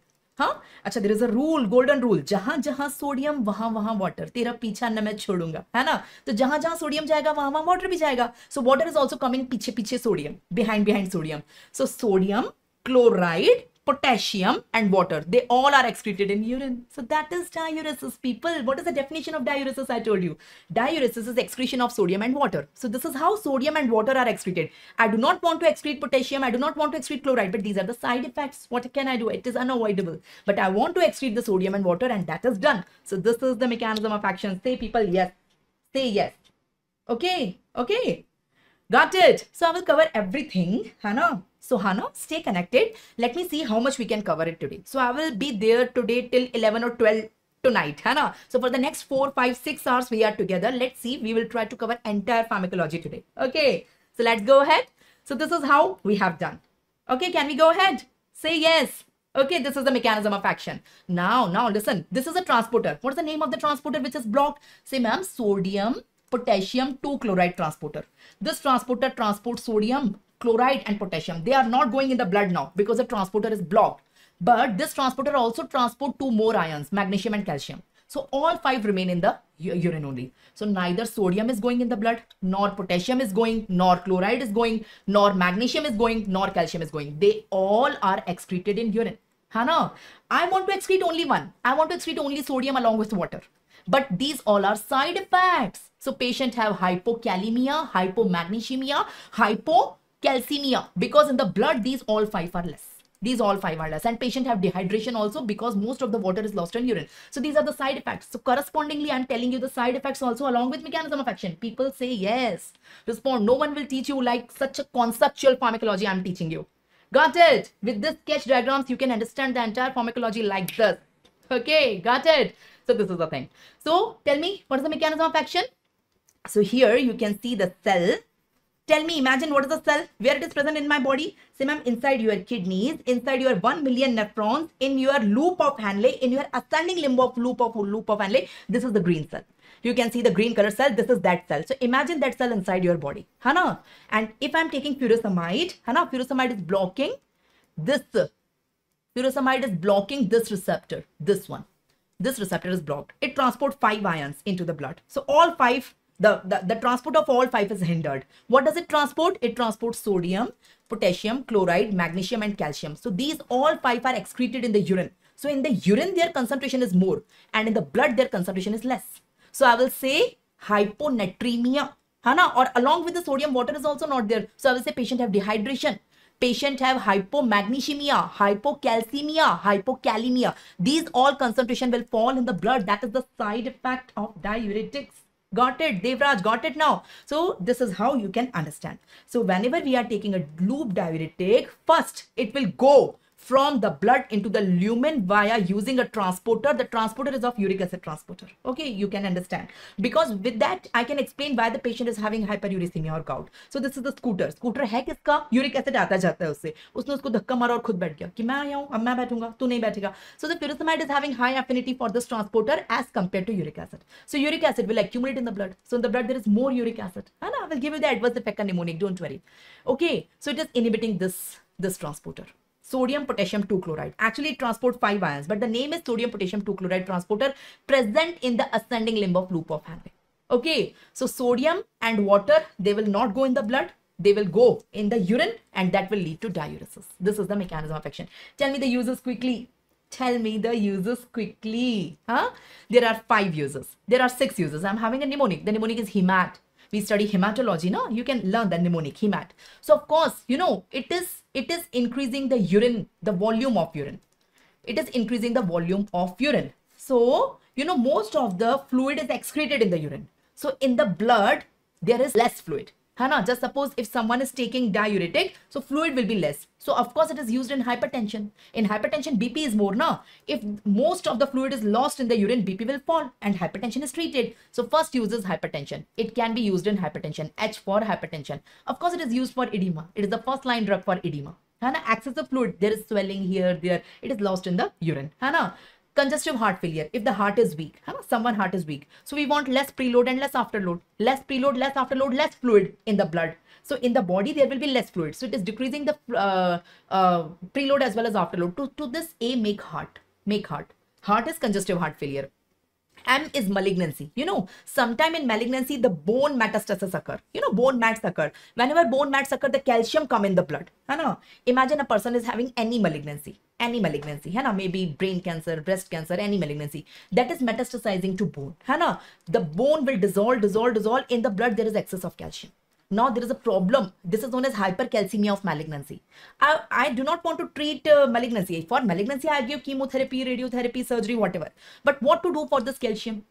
I can give diuretic. I can give furosemide. What does furosemide do? Furosemide increases the excretion of calcium. So whatever extra calcium is there in the malignancy, in metastatic, that will be excreted in urine. It is known as hypercalcemia of malignancy. So M for malignancy. Okay. T for toxication. Imagine someone have taken a poison. Someone have tried to do suicide by taking excess of any drug. So I want to do the diuresis so the drug is not absorbed. If it is absorbed, I want the drug to be excreted. So I will do diuresis in cases of toxication. And 1 T for blood transfusion. You know, blood transfusion. So ideally we should give 1 unit of blood in a day. But imagine if the patient is having severe anemia and I have given multiple units, 2 units, 3 units in 1 day. So you know, everyone have only 5 liters of blood. But if I am not giving the packed cell, I'm giving the whole blood. The packed cell is not available in the blood bank and I'm giving the whole blood to this person and multiple units. So 5 liter ka 6 liter, 7 liter ho jayega. Person can have stress over the heart. So along with giving the blood transfusion, I can give the diuretic. So say yes if you all got it. So what are the uses, people? What are the uses? The uses are H. Say the mnemonic fast. HEAMTT, hemat. To this A, I will make a heart. Say the uses. Say, ma'am, H for hypertension. It is one of the first line drug for hypertension. Okay. First line is thiazide 1. In resistant cases, we can give the loop diuretics. Okay. E is edema. We give in emergency the pulmonary edema. We can give this drug. Heart is congestive heart failure. M is malignancy. Actually, hypercalcemia of malignancy. 1 T is toxin and 1 T is transfusion. And you can understand all. If you have any doubt in any one, please ask me. Rather than mugging up. No. Don't mug up. Mug up the mnemonic, but after understanding each one. Can you understand each and every? Thanks for the compliment. Can you understand each and every use? This is the uses. Okay, uses we are done. Now coming on the adverse effect, people. Adverse effect. There are 11 adverse effect. I will explain all. Okay, I told you now. This is the transporter for 5 things. So if this transporter is blocked, listen, if this is blocked, these all 5 ions will not go in the blood. They will excrete it in the urine. Which 5? Say, ma'am, sodium, chloride, I'm not interested. Potassium, calcium, magnesium. The 5th is chloride, which is not important. And along with the sodium is water. Say yes. So excretion of sodium and water causes dehydration. This is hypokalemia, hypocalcemia, hypomagnesemia. So these are the hypo. So there is hypo of water, hypo of sodium, hypo of calcium, hypo of magnesium, hypo of potassium. Say, so rather than learning hypo, learn the 5 hypo together. Hypo, I'm having a mnemonic. Hypo PMNHC. PMNHC. Okay, so P stand for potassium, M stand for magnesium, N stand for sodium, H is H2O, water, and C is calcium. You can make some other mnemonic, PMNHC. In सबका hypo, and you can understand all. Say yes if you got it. Say yes. So this is the hypo of 5 things. You know, in human we all have pancreas. So let me draw a pancreas. Okay, this is the pancreas, for example. Inside the pancreas, beta cells are there which secrete insulin in the blood. Okay, so for the secretion of insulin, from the pancreas, insulin come. Beta cell, insulin come in the blood. This is insulin. For secretion of insulin, actually potassium is required. If potassium is present in the blood, then only insulin will come in the blood. Now here we are having hypocalcemia, है ना, less potassium. So less potassium will go in the pancreas, so less insulin will come in the blood. Less insulin will come in the blood. Patient glucose will rise. Patient will become diabetic. Glucose will rise, है ना, pre-diabetic or diabetic. This is the reason why patient glucose will rise. Whenever the glucose will rise, the lipid profile will also alter, है ना. Glucose बढ़ता है तो lipid profile भी alter होगा, so lipid will also rise. This is the reason I can correlate with the hypokalemia. So patient have hypokalemia, so less insulin, because for the insulin secretion potassium is required. Now potassium is less, so insulin is less. Insulin is less, so glucose is more. Glucose is more, so lipid is more. And I have already explained you the uric acid is more. Why uric acid is more? Because the furosemide is using the transporter of uric acid to come from the blood into the luminal site, है ना. उसको धक्का मार के scooter is used. So these three things are hyper. So I'm having 3 hyper with me. I'm having 5 hypo and 3 hyper. Hyper में क्या है? Again I'm having a mnemonic. The mnemonic is GLU, G-L-U. G for glucose, L for lipid, U for uric acid. Please understand each and every point. People, understand each and every point, है ना, rather than mugging up. So G-L-U, hyper GLU. Okay, so 5 hyper, 3 hypo, है ना. Apart from that, 3 other uses. It is never given in the pregnancy, number 1, है ना. And it is can cause allergy. Allergy तो सभी कोई करा सकता है. And it is autotoxic. It is autotoxic, है ना. Ethacrinic acid and mercerile, ये पहले use करते हैं because of severe autotoxicity. Now they are banned. So now we have only 3 loop diuretics: furosemide, bumetanide, and torsemide. Okay, got it. So it is autotoxic. So tell me the uses and the adverse effect. I am done with one. Uses and adverse effect of loop diuretics. कौन बताएगा? The uses is hemato. There are 6 uses. What are the uses? HEAMTT, hemat. Okay. So make heart of this. Instead of a, make a heart. I guess everyone knows what is hemat. So it is hypertension, edema, congestive heart failure, malignancy में hypercalcemia, toxin and transfusion. ठीक है, चलो. Let's come on the adverse effect. Tell me hypo. Tell me 5 hypo. Okay, and tell me 3 hyper. What are the 5 hypo? The 5 hypo is PMNHC. है ना, and 3 hyper is GLU, G-L-U. And apart from that, 3 more are there, so total 11 are there. What is PMNHC? Say ma'am, hypo, potassium, magnesium, sodium, H2O, H for H2, water, that is dehydration, and C for calcium. They all are less in the blood, but unfortunately they are more in the urine. Got it? And glucose, lipid, and uric acid are more. And you know the reason for each and every of this. Lipidemia, Devraj, because of hyperglycemia leads to hyperlipidemia. Okay, that is secondary. Okay, and 3 additional thing is autotoxic. Number 1, it is autotoxic.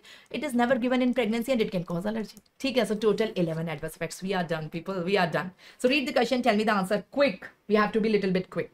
Chalo, read the question, tell me the answer. Loop diuretics such as furosemide acts by what? Can you tell me the mechanism of action? So how does it act? Read the 4 option. I'm not reading. You please read the 4 option and tell me what is it. Yes, absolutely right, Shreya. Absolutely right. The correct answer is inhibition of sodium potassium 2 chloride transporter present on the thick ascending limb of loop of Henle. So the site is correct and the transporter is correct. I guess everyone knows the correct answer. The correct answer is C. So you get many questions based on the mechanism of action, uses, and adverse effect. Now read. Which of the following is not an adverse effect of furosemide? Read. So you have to use the hypo and hyper. You know in furosemide there are 5 hyper and 3 hypo. What are the 5 hyper? PMNHC. And what are the 3 hyper? GLU. Arey, मैंने उल्टा लिख दिया. I have written opposite by mistake. What are the 5 hypo? These all are hypo. And 3 hyper is GLU. 3 hyper is GLU. Now apply it. Apply. Read the question. They're asking which of the following is not a side effect. So hyperuricemia? Yes, it's there. है ना? Hyperglycemia? Yes, it's there. Hyperlipidemia? Yes, it's there. But hypermagnesemia? No. Magnesemia is hypo. It's not hyper. So correct answer is D. If you know the mnemonics now, pharmacology is the fun for you.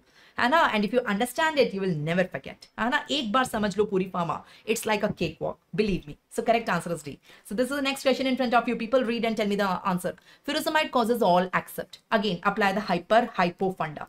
Hypo, PMNHC, and hyperglu. So tell me which of the following is not happening. So read it. So hyperglycemia, yes. Hypomagnesemia, है ना? Yes. Hypokalemia, Yes, P for potassium, but acidosis is not. Acidosis will be a side effect of carbamazepine, है ना? Acetazolamide, I mean. Okay, carbonic anhydrase inhibitor.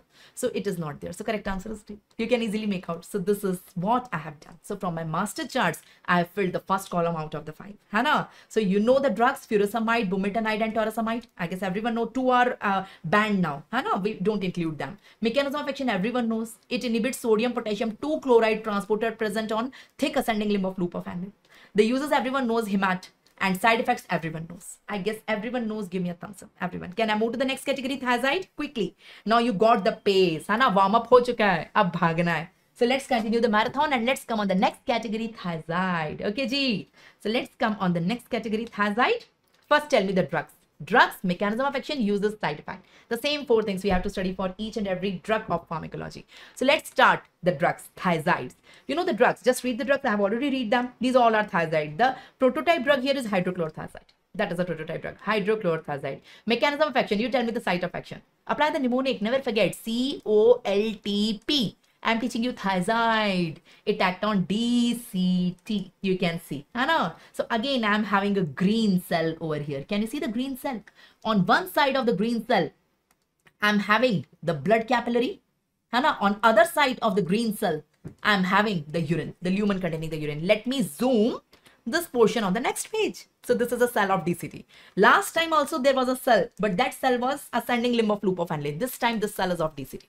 Okay, on one side we are having urine, on other side we are having blood. Say yes, people. Okay, yes, of course it will be useful for NEET PG as well as FMGE. It will be useful for both because I'm telling you the crux of the entire pharmacology, the systemic pharmacology. You will never forget. So here you can see on one side there is a lumen containing the urine, on other side there is the blood capillary containing the blood. This is a cell of DCT. You can imagine, you can zoom out this portion. This is a cell of DCT of the nephron. Okay, now you can see. Now normally what happens, first understand that, then I will tell you the mechanism of action of thiazide. Here there is a transporter of sodium chloride. It is not sodium potassium 2 chloride. No. Sodium potassium 2 chloride was a transporter there in loop diuretics. Here only sodium chloride transporter, which takes sodium and chloride from the lumen and it takes inside the cell. After coming inside, sodium and chloride both moves in the blood. They both moves in the blood. So with the help of this transporter, sodium and chloride, they move from the urine to the blood via this transporter. This happens normally in you, in me, in all our DCT. This happens normally. Now just suppose I am having edema anywhere on my body and I am taking a tablet of one of the thiazide. So I am taking a tablet. Where does the tablet will go? It will go inside. It will get absorbed. It will go in the blood. So this is the blood containing the tablet of thiazide. Can you see here? This is thiazide. So from the blood, first it will come in the urine. The first, of course, it will show its action from the urine, not from the blood. So it has to travel to the urine. How does it travel? It requires a scooter. Again, the scooter is same. So it will require a scooter. Scooter is a transporter. The transporter is of uric acid. So this thiazide uses the transporter of the uric acid. Sit on that. It utilizes the transport and come from the blood to the urine. After coming in the urine, it will block this transporter. But when this transporter is utilized, it is displacing the uric acid. So uric acid will remain in the blood. Again, it will cause gout or hyperuricemia like Anna, the furosemide. Got it? Say yes. So it will reach here. This drug will reach here, thiazide in the lumen. After coming in the lumen, it will block this receptor. So sodium will not go in the blood. Chloride will not go in the blood. They will remain in the lumen. Jahan sodium, wahan water, tera picha na main chodunga, hai na? So water will also remain in the blood. So sodium, water, excreting in the urine, that is diuresis. That is the definition of diuretic I told you. The definition of diuretic is sodium and water excretion in the urine. So today we are going to complete it. Hai na? Chalo. So got it? Say yes, everyone. Everyone say yes. Hai na? But here hypomagnesemia will not occur because this transporter do not transport magnesium. No. Hypomagnesemia is not a side effect. Okay, let me tell you. Okay, got it? Say everyone say yes. Anyone have any confusion? So it is inhibiting the sodium chloride transporter which is present on DCT. That is the mechanism of action of thiazide diuretics. The same you can see here. So what are the uses? The uses we will change a little bit. Instead of hemat, it's HEARD. So first 3 are same. HEA is same. So H is hypertension here also. E is edema here also. And A, I will make A heart. So heart, that is congestive heart failure here also. है ना? But H के बाद MTT की जगह यहाँ पे RD है. Heard, HERD. R is, in case of renal stones, we can use it. renal stones, kidney stones. I will tell you why. I will tell you the reason. And D for diabetes insipidus. We will use it in diabetes insipidus, not mellitus. So please learn the uses. Let me tell you the adverse effect. Listen, listen. What I told you there. What I told you, the loop diuretics adverse effect. And now I'm telling you the adverse effect of thiazide. I want to compare something. Listen, listen. What was hypo there and what was hyper there? I told you 5 things in the hypo. What were the 5 things in the hypo? Here also I will tell you hypo and hyper. Only one change is there. That's why I'm doing back-to-back comparison. What were the 5 things hypo? PMNHC. And what was hyper? Glue. I guess everyone know. देखो. Everyone on the screen. Listen. सिर्फ calcium यहाँ से उठ के यहाँ आ जाएगा. That's it. People, the rest is same. PMNH is there. That's it. C is not there. And instead of glue, it's gluco. So calcium is increasing in the blood rather than decreasing. I will tell you the reason. Don't worry. First learn that. First you learn that. How many of you got it? So that is the only difference. So here PMNHC, here only PMNH. And here glue, here gluco. So calcium here in the blood decreases, here in the blood increases. In the the urine it will be opposite. So please learn it. So that is, apart from that, 3 extra additional side effects. So total 11 here also we have total 11. So you can see hypo, 4 hypo are there. PMNH, not C. Hypokalemia, hypomagnesiemia, hyponatremia and dehydration. But not calcium. Calcium will come in hyper. Gluco. Instead of glue, it's gluco. So hyperglycemia, hyperlipidemia, hyperuremia and hypercalcemia. Got it? So everything, the reason is also same. Magnesium is not there, Devraj. No, I told you this transporter is not transmitting the magnesium. That transporter was different, Devraj. That was sodium potassium 2 chloride. That was transmitting magnesium also. But this one is sodium chloride transporter present on DCT. It do not transmit magnesium. So magnesium is not... magnesium is written here. So a little bit of magnesium you can say. It's not a very major. But yeah, little bit magnesium you can consider here also. A little bit of magnesium will increase. Not much, but a little bit. But main magnesium is there in loop diuretics. Okay. And of course, it is not safe in pregnancy like the loop diuretics. It is causing allergy also. And instead of autotoxic, it is renotoxic. It is causing the renal insufficiency. So it is toxic for the kidney. So these are the 3 additional side effects. Now, why the calcium is opposite? You have to understand that. Now you can see this is DCT. This is DCT. In the DCT, have you heard parathormone is a hormone that causes absorption of calcium? You know, in our body, there is a hormone, parathormone, secreted from parathyroid gland. We have 4 parathyroid gland, 2 on each thyroid. They secrete parathormone in the blood. Where does that parathormone go? Parathormone go in our kidney. It goes in the DCT. In the DCT, there are receptors for parathormone. Parathormone acts on that receptor and absorb the calcium from the urine in the blood. It absorbs the calcium from the urine to the blood. Got it? So what does thiazide do? Thiazide stimulates these receptors. So parathormone become hyperactive. That's why calcium get absorbed from the urine in the blood. So in the blood, the concentration of calcium is more. And in the lumen, in the urine, it is less. So this is the reason why calcium is doing opposite. Say yes. Say yes. Got it? So that is the thing. You have to learn. Only calcium is opposite. So instead of here, it is here. And I told you the reason also. The reason is parathormone stimulation of the receptors present on the DCT by thiazide. How many of you got it, people? Now compare back to back. We are done with the 2 diuretics. Kitno ko samajh aayi? How many of you got it? So we are done with the loop diuretics and the thiazide. Enumerate the drugs. Here only 3 drugs are there. Furosemide, bumetanide, torsemide. Here many thiazides are there, but the prototype is hydrochlorothiazide. But you have to learn all. Clopamide, indipamide. You have to learn all. Okay. Mechanism of action. This acts on loop of Henle, ascending limb. This acts on DCT. This inhibitor transporter, the name of the transporter is sodium potassium 2 chloride. And this inhibitor transporter, the name of the transporter is sodium chloride. Now compare the uses. See, everyone on the screen. Hypertension is both of them. We can give them. But the main drug in hypertension is this. In resistant case, we can give loop diuretics. Edema is there in both of them. But the main drug in edema is loop diuretic. If it is not available or not working, then we can shift to thiazide. So hypertension and edema is use of both of them. But for hypertension, best is thiazide. For edema, the best is loop diuretic. But it is there in both. A ko bana do heart. Congestive heart failure. A ko bana do heart. Congestive heart failure. So first 3 uses are same. The next 2 are different. The next 2 or 3 are different. So here malignancy. Hypercalcemia of malignancy. Toxication and transfusion. Okay, and here it is renal stone and it is diabetes insipidus. Now you can understand why it is given in renal stones, I guess, because it is decreasing the calcium concentration in the urine. Okay, now this is a cell of DCT. You can understand this is a cell of DCT. On one side, as said, there is urine. Okay, and on other side, as said, there is always blood. There is always blood. Hai? So on the luminal side, there is parathormone receptors. These are PTH receptors. So thiazides stimulate these receptors. Because of stimulation of these receptors, calcium move from the urine to the blood. So in the blood, the calcium is more. Hypercalcemia, it is coming in gluc, and in the urine, it is less. Since calcium is less in the urine, you know, the person who already have a calcium stone in the kidney, so we want to give less calcium in the urine. Na? Agar calcium in urine zyada hoga, to it will crystallize and increases the stone. So stones have a tendency to reoccur. So if there is a person who is already having a kidney stone, so I can give the thiazide diuretic because it decreases the calcium in the urine. In case of renal stone, I want to decrease the concentration of calcium in the urine, not in the blood. Because the stone is not in the blood. The stone is in the kidney. Got my point? So this is the reason. How many of you got it? Can we go ahead? Can we go ahead? So read the question. We will solve some questions. We are done with thiazides also. Read the question. Thiazides diuretics causes all except. So tell me the uses and side effect. If you know the uses and side effect, you can solve that. What are the side effects? What is hyper and what is hypo? Both are 4-4. What is hyper?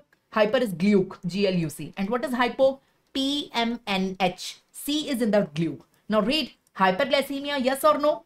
Read it. Hyperglycemia, first option. Say yes, ma'am. Hyperglycemia occurs. Increased calcium excretion. Is it increased calcium excretion? Excretion is more means blood may less. No. It decreases calcium excretion. So this option is incorrect. It is useful in congestive heart failure. Yes, it is useful in congestive heart failure because it is coming in herd. Herd mein A is congestive heart failure. So this option is correct. And it decreases uric acid excretion. Yes, it decreases uric acid excretion. That's why uric acid is more in the blood. So this hypo and hyper is in the blood. In the urine, it will occur opposite. How many of you got it? The answer is not D. Devraj. The answer is B. Rest all are right. Correct.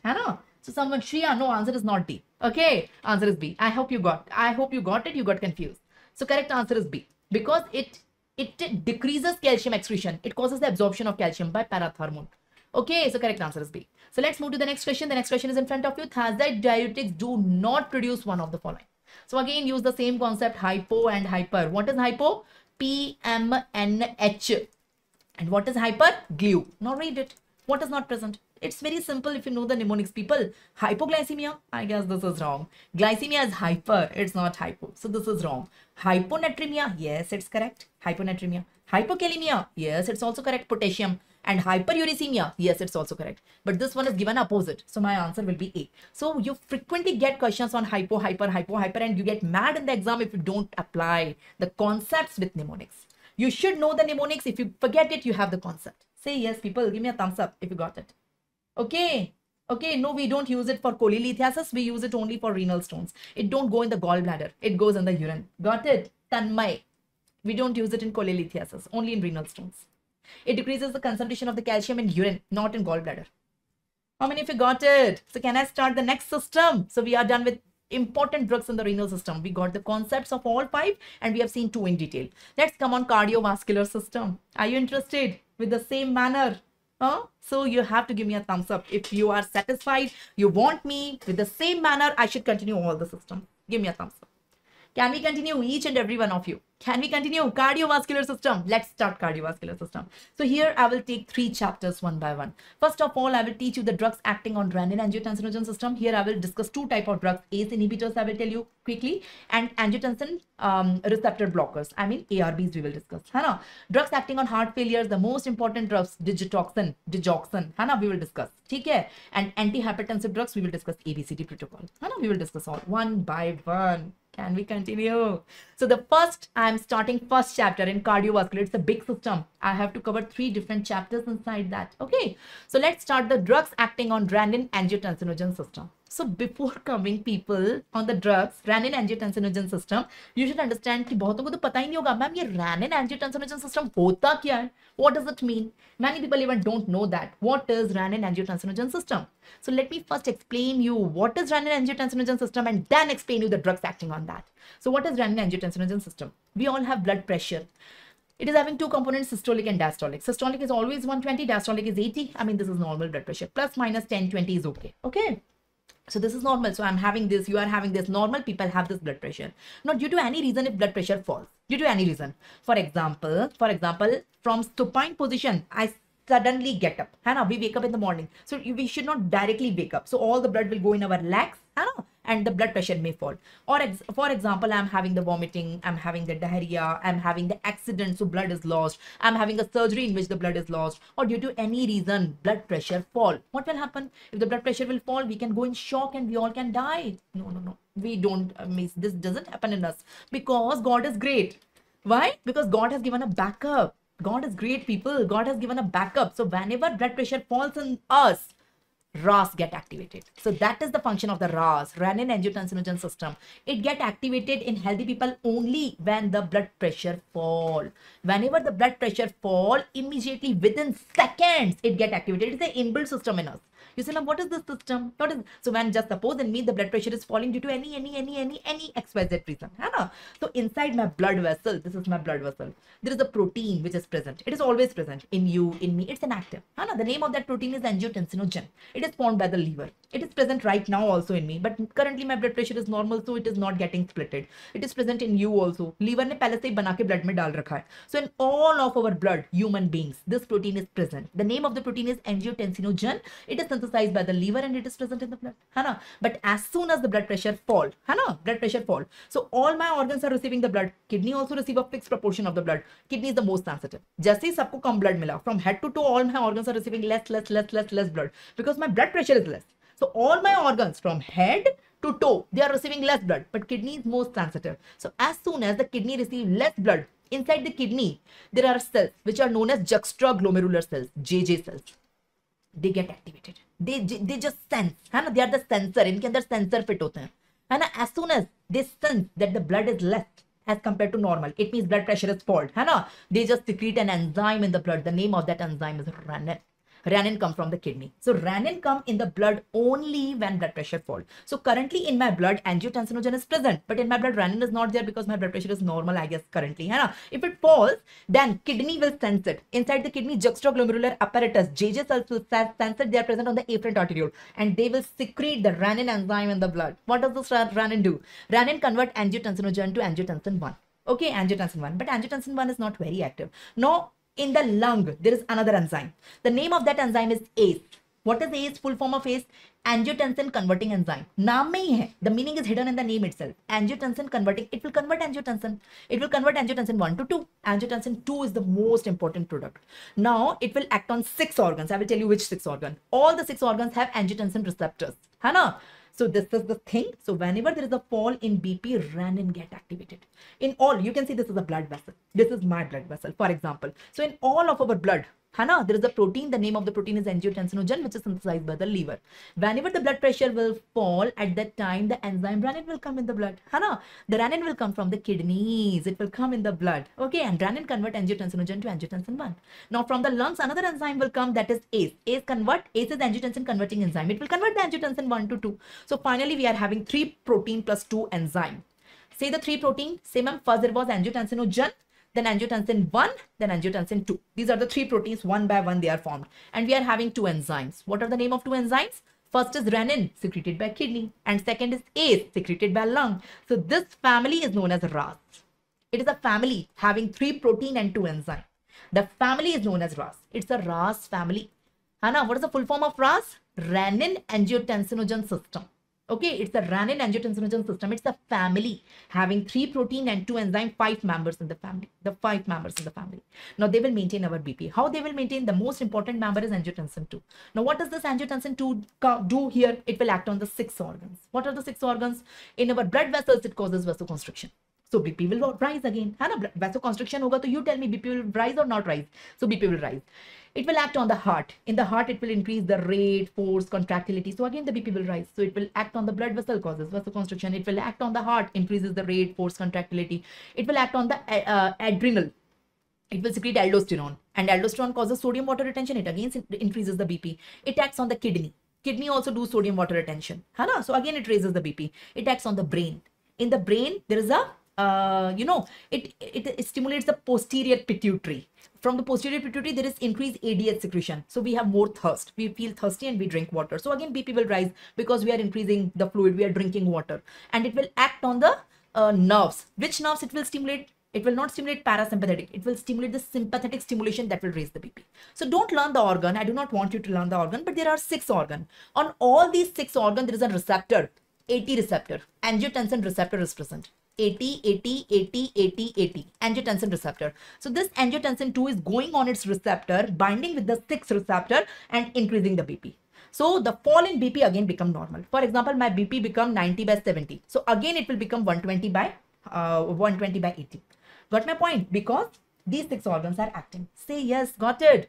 So this is renin-angiotensinogen pathway. Thankfully, God has given the system to us. So whenever we have fallen BP, we don't worry. Imagine if suddenly I'm doing postural, from supine to wake up. I just get up in an erect position. So I feel a little bit dizzy, but my BP again maintained. If I'm having vomiting, I'm having diarrhea, I'm having accident, I'm having surgery, my blood is lost, fluid is lost from the body. If we are using excess of diuretic, anything we are doing, my BP will fall, but God has given me this system, inbuilt system in us, so BP will maintain again. Say yes if you all got it.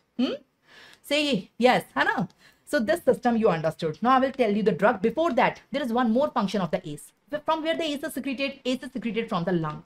So ACE is secreted from the lung when the BP will fall. But currently what ACE is doing in my lung?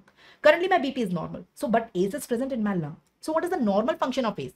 When the BP will fall, it converts angiotensin 1 to 2. But currently my BP is normal, so I don't have angiotensin 1.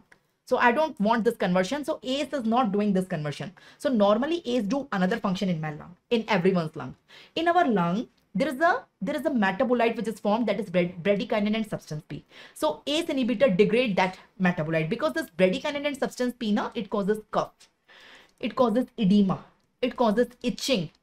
It causes taste disturbance. So ACE just inactivates the bradykinin and substance P. So I don't have cough, I don't have edema, because in my lungs ACE is present. ACE is doing this function. So can I say ACE is having a double role? Can I say ACE is having a double role? Say yes, people. So what is your doubt? Please write down in the chat box. Whenever I will finish the topic, I will address your doubt. Whatever is your doubt. Okay. So whenever the ACE is having a double role. Whenever BP is normal, normally in me right now the BP is normal, so it convert bradykinin and substance P to inactive product. But whenever our BP fall, at that time it convert angiotensin 1 to 2. So ACE have a double role. See the double role of the ACE. Double role of the ACE. It does this conversion also. It does this conversion also.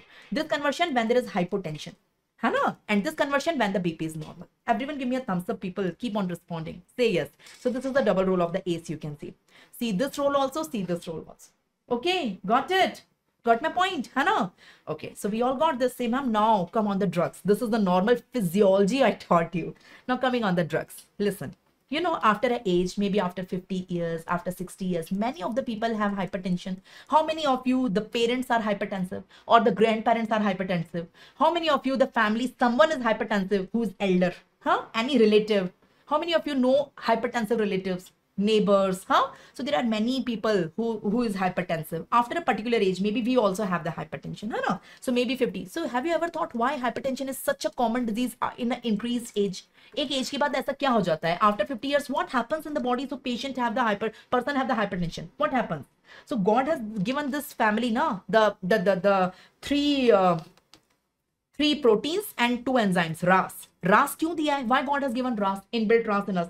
The family of the RAS. Why? Whenever BP fall, it get activated at that time and normalize our BP. This is the function of RAS. After 50 years or 60 years in old age, RAS become hyperactive. Even on normal BP, it become active.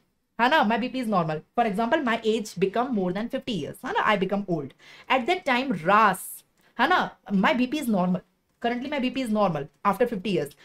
In fact, on normal BP, RAS will get activated. If the RAS will get activated on normal BP, it will act on the 6th organ and it will raise the BP and person have hypertension. Got my point? So whenever we have low BP and RAS get activated, the RAS do the BP normalization. It will increase the BP and do it normal. But if the BP is already normal and RAS become hyperactive, even on normal BP, if it is getting active, so person will have hypertension. So this is the reason for hypertension in old age. That is known as primary hypertension. That is overactivation of RAS. Say yes, people. So this is overactivation of RAS. कितनों को समझ में आया? So this is the overactivation of RAS. Overactivation of RAS. So if you want to treat the hypertension, inhibit RAS. How can we inhibit RAS? We can inhibit RAS at 3 places. People on the screen. We can inhibit RAS at 3 places. है ना? Inhibit renin. Inhibit renin. है ना? If you want to treat the hypertension in an old age, inhibit renin. So angiotensinogen will not convert it into angiotensin 1. Angiotensin 1 will not convert into 2. है ना? 2 will not act on the organ and BP will not rise. Number 1. Number 2, ACE inhibitor. Inhibit the ACE. If you're not inhibiting the renin, it's okay. Inhibit ACE. So angiotensin 2 will not form. If you're not inhibiting renin and not inhibiting ACE, the third thing, block the receptors, AT receptors. Block the AT receptors. So if angiotensin 2 at all it is forming, it cannot act on its receptor and increase the BP. So there are 3 type of drugs. There are 3 type of drugs. No need to learn, people. I hope you got it. How many of you got it? There are 3 type of drugs. Renin inhibitor, ACE inhibitor, and angiotensin receptor blocker. These are the 3 drugs which inhibit RAS at the 3 different levels. How many of you got it? Either inhibit the renin, number 1, or inhibit the ACE, or inhibit the receptors. I mean, inhibit the receptors means block the receptors. Hana? Most common among them we use is ACE inhibitors and ARBs. Renin inhibitors we do not use very commonly. How many of you got it? People, समझ में आ रहा है क्या? समझ में आ रहा है? So ACE inhibitors, we will see them one by one. So again, let's start the chapter. Let's start the chapters, that is RAS inhibitors. So I'm having ACE inhibitors to teach you, ARBs to teach you, and renin inhibitors to teach you. Renin inhibitors are not very important, so we can skip, but these 2 categories we will see among the same headings. First, enumerate the drugs in each category. Tell me the classification, then mechanism of action of each of them, uses of each of them, adverse effect of each of them, and contraindication. From the adverse effects only we can make out the contraindication if you got it. So let's start. Chalo, let's start the ACE inhibitor. Tell me the drugs. How many drugs you know? See, ma'am, all the drugs are pril, pril, pril, pril, pril. I mean, the suffix is pril. How many prils you know? Captopril, lisinopril, enalapril, perindopril, ramipril, fossilpril, quinopril, and tranodopril. So don't add pril after your name. You have to learn the exact names. Okay. So please learn the name of the drug along with the suffix pril. But looking at the suffix pril, you can identify it's the ACE inhibitor. You will get the option. If you don't learn, it's okay. You will get into the option. In my first part, I have taught you the prodrugs. Have I taught you prodrugs in my part 1? If you have not watched, please watch it. Prodrugs. I told you in that part that all the ACE inhibitors are prodrugs except 2. You get question on that. Captopril and lisinopril are not prodrug. Remaining all these are the prodrug. You get question on that. So please learn it. Captopril and lisinopril are not prodrug. They are active directly. But remaining all are inactive. They are prodrugs. So all prils are prodrug except captopril and lisinopril. Is pe question aata hai. You have to learn that. Hana, what is the mechanism? We are done with the drugs, people. Chalo, who will tell me the mechanism of action? Say, ma'am, naam nahi hai. Come on. It's very easy. Common sense. ACE inhibitor inhibit ACE. That is the mechanism of action. It's very easy. So basically, ACE inhibitor inhibit the ACE. See the ACE. It inhibit ACE. So inhibit ACE, so angiotensin 1 will not convert into 2. 2 will not form. 2 will not form. It will not act on the 6th organ. So it will not rise the BP. So BP will fall again. So this is the mechanism. It inhibit ACE. ACE inhibitor inhibit ACE. So angiotensin 2 is not formed. It will not act on the 6th organ. It will not rise the BP. BP will fall. This is the mechanism of action. Tell me the uses. For uses, I am having a mnemonic. Hannah, first learn the mnemonic, then I will explain you each and every use. So the mnemonic is home care makes patient definitely strong. This is the mnemonic. H stand for hypertension. So of course that is the drug we are reading for hypertension only. Now in old age hypertension we can give this drug, because if we give in hypertension, angiotensin 2 will not form and it will not act on the 6th organ. It will not act on the 6th organ. BP will not rise. BP will fall. BP will become normal. I mean, so hypertension, the first choice of drug in hypertension. C for congestive heart failure. In congestive heart failure, it is acting on heart also, no? So angiotensin 2, what it is doing in the heart? It is increasing the rate, force and contractility of the heart. In congestive heart failure, we want to decrease the rate, force and contractility. So here angiotensin 2 is not formed. So it will not increase the rate, force and contractility. It will reduce the rate, force and contractility of heart. So in congestive heart failure.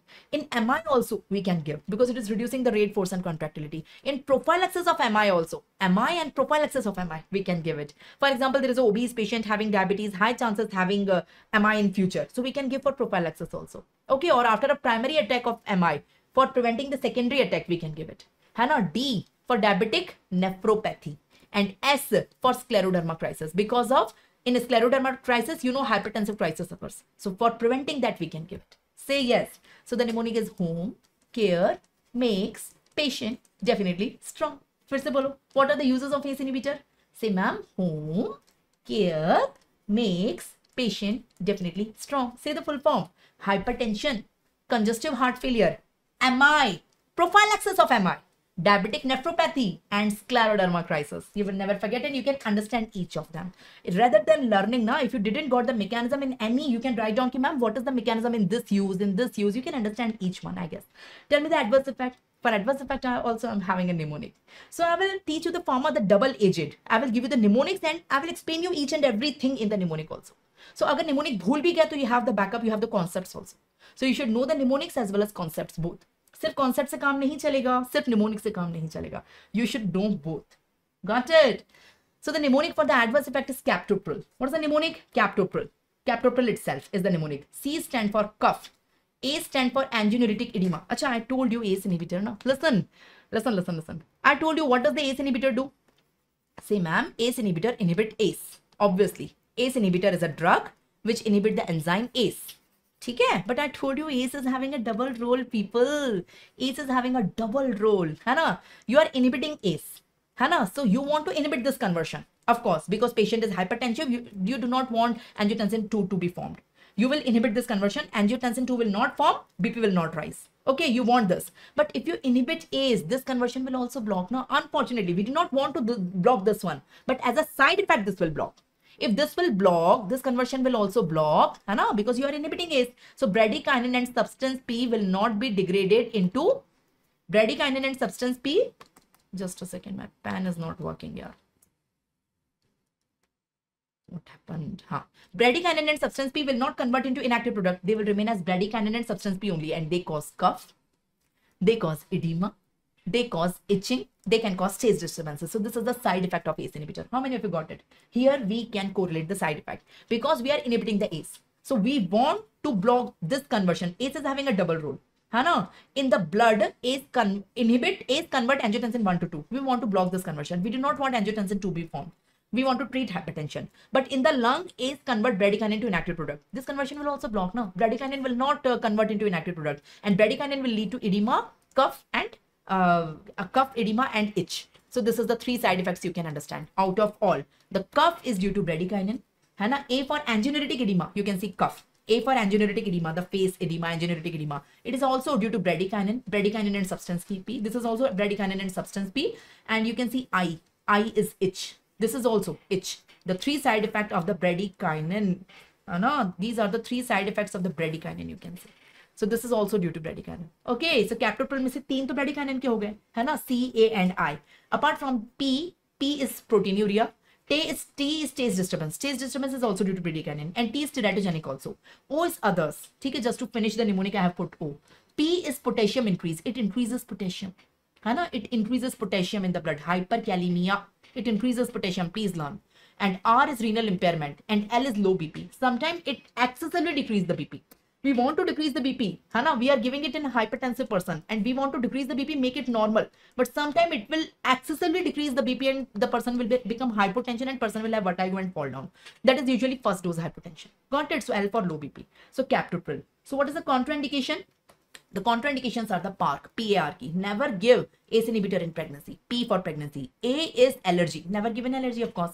R is renal artery stenosis or a single kidney. Never give it in renal artery stenosis or a single kidney, because here the main thing in renal artery stenosis, everything depends on the glomerular function. And here if you give the ACE inhibitor, it will do the vasodilatation and it will fall the glomerular filtration rate. So we cannot afford that. And K is kalemia. If the potassium is already raised, never give. It will further increase the potassium and person can have arrhythmias. No. If the potassium is already raised, never give ACE inhibitor. So this is the thing. How many of you got it? Read the question, we will revise it. Read the question, tell me the answer. We will revise complete ACE inhibitor. Read the question. PDF will be shared on the Telegram group after the session. Okay, so please understand first the session. After that, I will share the PDF also. Don't worry about that. Enalapril is contraindicated in all of the following except. The question is on the contraindication of enalapril. What is enalapril? Pril. It's a pril. It's a ACE inhibitor. So it is contraindicated in PARC. P-A-R-K. So diabetic nephropathy, is it there? No, diabetic nephropathy wasn't used, people. Home care makes patient definitely stronger. D is diabetic nephropathy. So we give it in diabetic nephropathy. But in single kidney, yes, we don't give it. Renal artery stenosis and single kidney. Bilateral renal artery stenosis, we don't give it. Hyperkalemia, we do not give it. So correct answer is A. The correct answer is A. Okay, renal artery stenosis is a contraindication, no? No, renal artery stenosis is not the answer. The answer is A. Because it is coming in the uses, not the contraindication. How many of you got it? We are done with ACE inhibitor. In this way, you have to study each and every drug of the pharma. I have converted the entire pharmacology in 20 master charts. Such 20 master charts. Just read that. Pharma is nothing after that. Okay. Most of the questions are from master charts only. Most of the charts. So most of the master charts we are going to discuss today out of those 20. Let's see how many we can cover. Okay, so from this master charts, you can revise the entire pharmacology very easily. So let's start the ACE inhibitor. Tell me all the ACE inhibitors. Say, ma'am, all pril. All of them are prils. Okay, what is the mechanism of action? Naam mein hi hai. ACE inhibitor inhibits ACE. ACE is inhibited, so angiotensin 1 do not convert into angiotensin 2. That is the mechanism. Angiotensin 2 is not formed, BP will not rise. Okay, uses home care makes patient definitely strong. Adverse effect, captopril, you know the full form. And contraindication is PARC. So if you learn the mnemonic and if you know the full form, you will rock. Okay. Shreya, Telegram group is whatever you are watching YouTube session right now, no? Hana, Dr. Bhanu Prakash. So that is the Telegram group. You can search and you can join. Hana, the same Telegram group wherever you are watching the session right now. The link may be given the pinned in the pinned message after the session. So you can click on the pinned link in the chat box in this session after the session. Okay. Now let's come on the next. The next are ARB. Let me start with ARBs. Anna, what are the drugs? The drugs are sartan. The suffix is sartan. So it is losartan, candesartan, valsartan, telmisartan, irbesartan, olmesartan. Sartan. So the suffix is sartan. ARBs. What does they do? Naam mein hi hai na, angiotensin receptor blocker. What does they do? They block the 6 organ receptor, 80 receptor. 80 receptor on the blood vessel, 80 receptor on the heart, 80 receptor on the adrenal, 80 receptor on the kidney, 80 receptor on the brain, 80 receptor on the nerves. So 80 angiotensin receptors are blocked by angiotensin 2, by ARBs. So they block. So angiotensin 2 is present in the blood, but it cannot act on the receptor because the receptors are blocked, so it cannot raise the BP. So BP will fall. So although angiotensin 2 is present, but it cannot show its action because the receptors are blocked. These are ARBs. Say yes. Say, ma'am, what is the advantage of ARBs as compared to ACE inhibitor? Rather than inhibiting ACE, why I should prefer ARBs? Because if you are inhibiting ACE, so secondary side effect is bradykinin is not degraded, so cough, angioneuritic edema, itch is occurring. But if we are blocking the receptors, this function is going smoothly.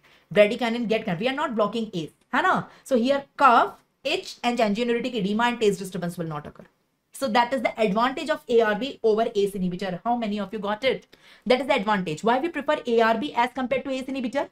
Because here this function will continue smoothly. Now we are not inhibiting ACE. So bradykinin will get converted into inactive product. So whatever the side effect of ACE inhibitor were there, these side effects will not be there. So that is the differences. Bradykinin and substance P degradation will occur. They will not accumulate, and cough, rashes, taste disturbance, angioneuritic edema, they will not occur. So uses are same. Home care makes patient definitely strong. The uses are same. Side effect may say after removing cough, itch, angioneuritic edema, hypotension is a side effect there also, here also. Hyperkalemia is a side effect there also, here also. And in pregnancy, you can give nothing. Neither this nor that. So they are teratogenic, both of them. So we have removed certain side effects, the remaining are there. So compare. We are done with this chapter. Everyone give me a thumbs up. We are done with this chapter. Compare. We are done with drugs inhibiting drugs. Drug inhibiting drugs. The main use is hypertension. So we have seen the two categories: ACE inhibitors, angiotensin receptor blocker. These are pril. These are sartan. If you don't learn the names, it's okay. You will be given in the options, and in the options you can easily identify it. The mechanism of action: they block the enzyme ACE. They block the receptors on the 6th organ. They don't block the enzyme ACE. Here the uses are same. Home care makes patient definitely strong. Here also the uses home care make patients definitely strong. The side effects are different. Captopril में से remove cough, remove angioneuritic edema, remove rashes, remove itch. उसके बाद जो बच गया, that is a side effect. Hypotension is a side effect of both of them. Increased potassium and teratogenicity is a side effect of both of them. Contraindication, you can say PARC here also. So we are done. People respond. You people are not responding. These are not very important. You can skip it. So let's come on the next chapter, heart failure drugs. Can I start the next chapter, heart failure drugs? Are you people there? Can we continue? Give me a minute to drink water. Can we start the next chapter? Very important chapter and difficult to understand, but I will make a cakewalk for you. Continue with heart failure drugs. Let's continue heart failure drugs. So before understanding the drugs, the mechanism, the everything, you must understand that disease, no? So first I taught you कि भाई RAS क्या होता है. Then I taught you the drugs acting on RAS. Now, in the similar way, if you want to understand heart failure drug, first understand what is heart failure. If you don't understand heart failure, so pharmacology, you cannot understand without understanding pathology. So first understand patho followed by pharma. Pharma is like this. Got it? So there is a particular sequence. So first understand the disease, a little bit about that. 1 minute, I will teach you heart failure. Then I will come on the drugs of the heart failure. So what is heart failure? People, what is heart failure? In the heart failure, you can see the diagram of the heart. Now you can see this is the left ventricle. In heart failure, the left ventricle is not pumping properly. Left heart failure we are talking. The left ventricle is not pumping. Normally, the left ventricle pumps the blood. The blood goes in the aorta, the pure blood, the oxygenated blood, and aorta distributed throughout the body in all the organs. But now in left heart failure, the left ventricle is not pumping. The left ventricle is not pumping properly, so blood is not received by all the organs. So that is heart failure. Now God is great. As I told you, God is great. So God has given compensation for everything. In our body, for everything, there is a backup. The God has given us such a complex human body. Now the backup is already there. Like for fall in BP, the backup is RAS. Backup is RAS, that is renin-angiotensin system. The backup is given. Whenever we have hypotension, it automatically gets stimulated. In the same way, if the heart fails, again there is a backup in the body. The backup is there is sympathetic stimulation. Heart failure is an emergency. Imagine if my left ventricle is not pumping. Unfortunately, it never happens. But imagine if it is happening in anyone. The left ventricle is not pumping properly. So it's an emergency situation. The blood is not going in aorta and all the organs are receiving less blood or no blood. Less blood or no blood, all organs, it's an emergency. In emergency, sympathetic stimulation occurs. So sympathetic stimulation occurs in the body. So inside the heart, in the left ventricle wall, there are cells. These are known as cardiomyocytes. Let me draw the cell. Can you see the wall of the left ventricle? I'm drawing the green color cell. These are cardiomyocytes. On them, beta 2 receptor is present. Whenever there is sympathetic stimulation, adrenaline will come in the blood. So whenever the heart is not pumping, the left ventricle is not pumping, all the organs are not receiving blood, it's an emergency. The body will secrete the adrenaline. Noradrenaline. It's a sympathetic stimulation. So that will go on the heart, on the receptor of these heart cells. I'm sorry, not beta 2, beta 1 receptors are present, and that will increase the contractility. So you say, ma'am, it's a very good thing. God has given a backup. So whenever the heart is not pumping, automatically sympathetic stimulation will take place. Noradrenaline will come in the blood, and that noradrenaline will act on the beta 1 receptor present on the wall of the left ventricle, and it increases the contractility. So the failing heart, which was not contracting, it start contracting again for the next few hours or maybe days. वो थोड़ी देर के लिए compensation है. Whatever is the disease, you have not treated it. By heart fail हो रहा है तो कोई तो disease होगी. The muscle is the weak, or some MI is there, or cardiomyopathy is there. Cardiac tamponade is there. Whatever is the disease. But here temporarily the heart again started pumping. So you say, ma'am, it's a very good thing. You can see because of the beta 1 receptors present in the wall of the heart on the cells, it again started pumping because of compensation. So God is doing a very good thing. But because of compensation, there is one good thing. But two bad things are there. Two harmful effects of this compensation. So one good thing is this. You can see alpha and beta receptor distribution is there. I will teach you this in the ANS also. So you can see this is a good thing. Because of the beta 1 stimulation in the heart started pumping again. But because noradrenaline is present in the blood, it will go at 2 more places. It will go in the heart. It is doing good here, but it will go at 2 more places. The same noradrenaline. Here it is increasing the contractility, but it will go in the kidney also. In the kidney, again there are beta 1 receptors in the kidney, and it will increase the secretion of the renin from the kidney. What does the renin will do? Renin-angiotensin pathway will come in the role. Renin-angiotensin pathway will increase the blood pressure. It will increase the preload. It will increase the afterload. So in a failing heart, हमने preload भी बढ़ा दिया, afterload भी बढ़ा दिया. So it is not a good thing. It will do sodium water retention. Renin will do sodium water retention. Renin will increase the BP. So it's a bad thing because heart is already failing. और तुमने उसका काम और बढ़ा दिया. You're increasing the workload on the heart. This is a good thing for the heart, but this is a bad thing. And the second bad thing noradrenaline is doing, it is going on the arteries and the veins. On the arteries and veins, on the media, alpha receptors are present. It is stimulating the alpha receptors and causing vasoconstriction. Again, it's a bad thing.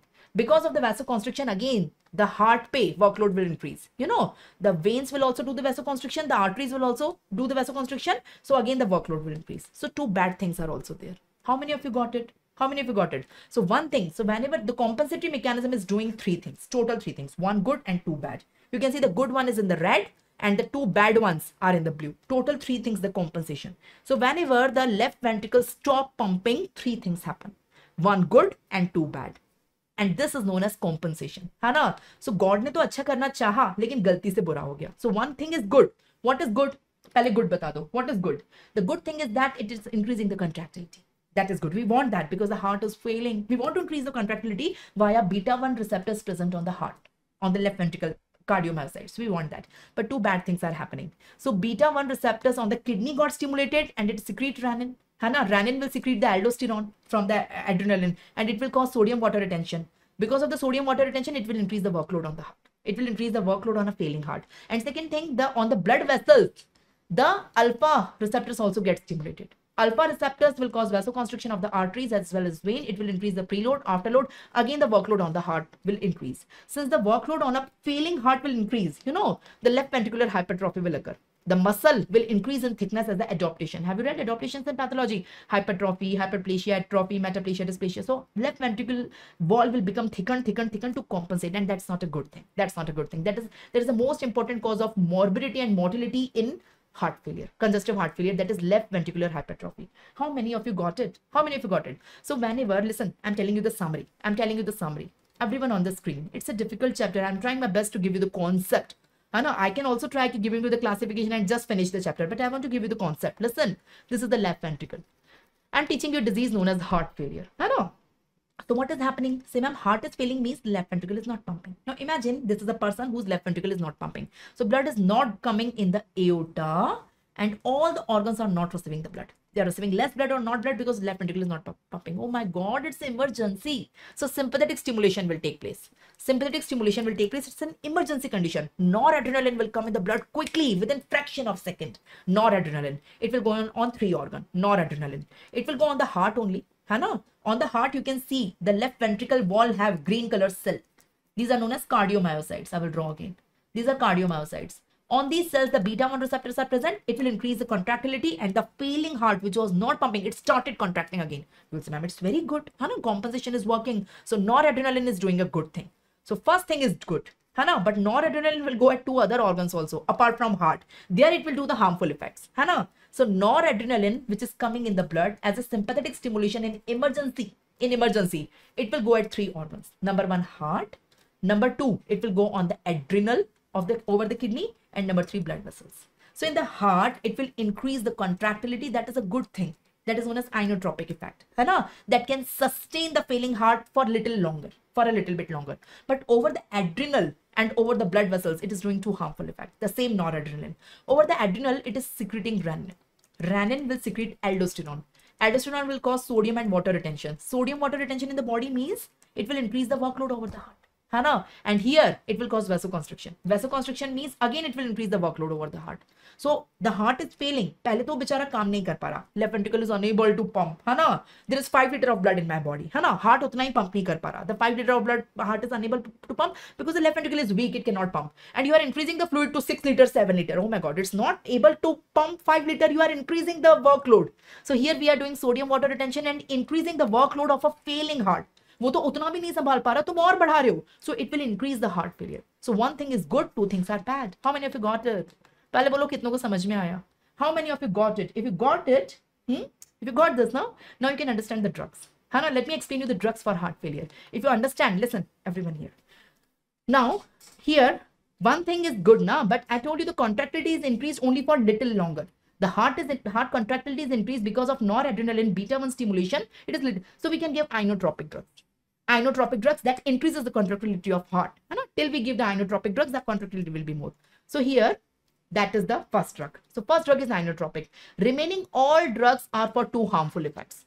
Remaining all drugs. Only one drug, inotropic drug we are giving here to increase the contractility. Remaining all drugs are to oppose the compensation.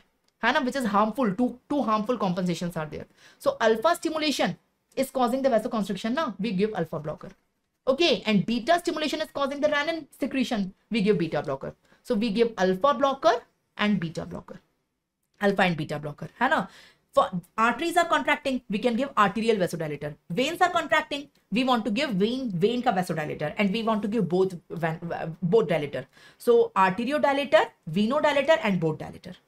So that is vasodilators. We want to give vasodilators. Okay, renin is increased. We do not want to increase it. We will give ACE inhibitor and ARBs. ACE inhibitors and ARBs, just now we have seen, they inhibit the renin. है ना? So we will give the ACE inhibitors and ARBs, that is the drug which oppose RAS. Okay, aldosterone is increased. We will give aldosterone antagonism. We have seen in the diuretics, aldosterone antagonism. Hana, we can give the diuretic. And sodium water retention is there. We can give the diuretics. Hana, because heart is not able to pump 5 liter and here the blood is 6 liter or 7 liter. So we want to excrete the extra fluid. So we want to give the diuretics. Now you can understand the classification. Now, if you don't know about the compensation, now if I don't tell you, just suppose, Hana, for example, you don't know about this all situation, that compensation is taking place. And you are imagining, ma'am, only one thing is taking place, heart failure. Heart failure means heart is not pumping.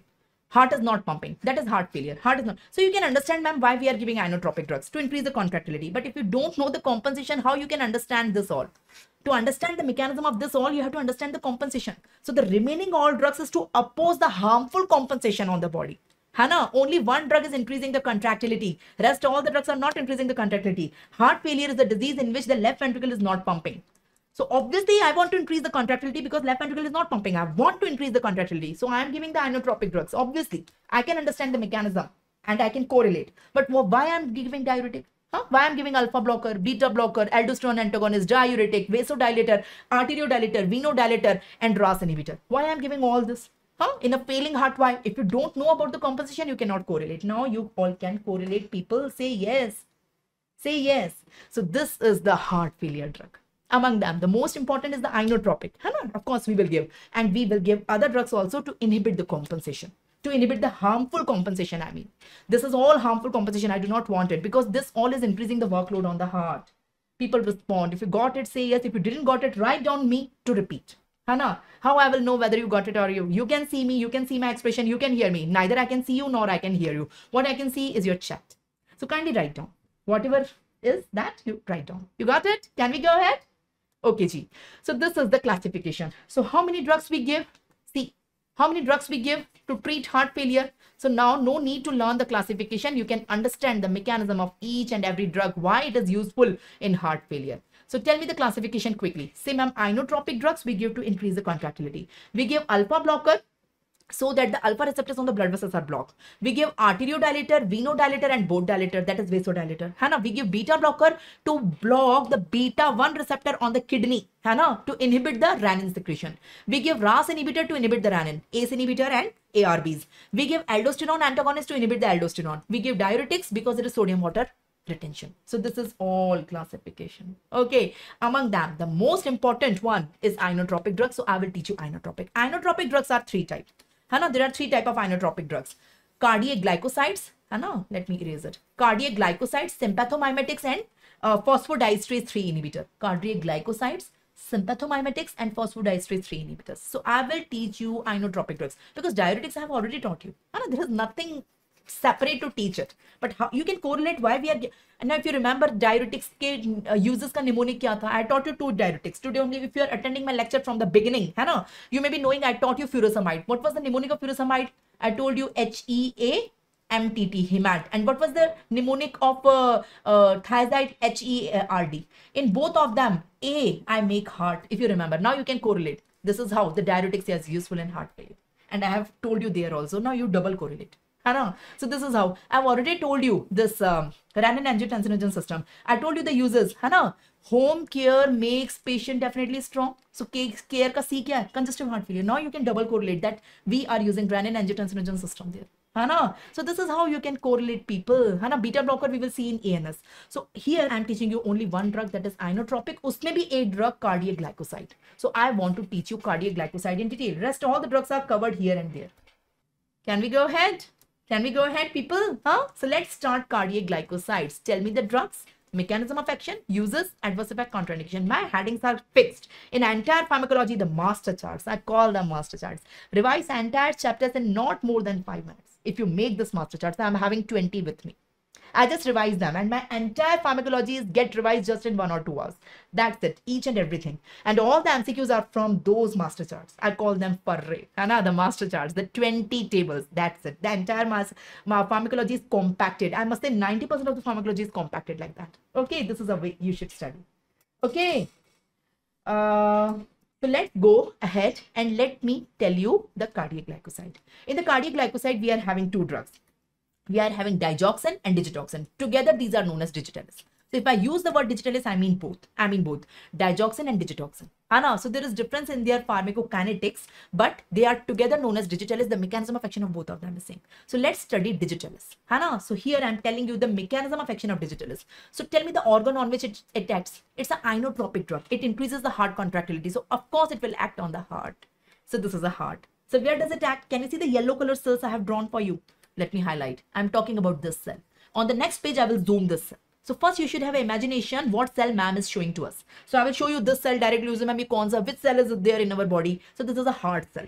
This is a cell of the left ventricle wall. So can you see here the yellow cells I'm drawing, this green color cells. So this cell I have drawn on the next page. So imagine this cell is this one. You can see in the left ventricle. You can see the left ventricle. You can see the wall of the left ventricle. Now let me zoom one of the cell. Let me zoom one of the cell. So this is a zoom version of the cell. Okay. Now, what I'm teaching you, say ma'am, you are teaching us inotropic drugs. Inotropic drugs. What is inotropic? I'm teaching you digitalis. Digitalis include digoxin, digitoxin both. Digitalis I'm teaching you. One of the most important inotropic drug, that is cardiac glycoside. Cardiac glycoside or digitalis, digoxin, digitoxin, everything is same. Okay. So it increases the contractility.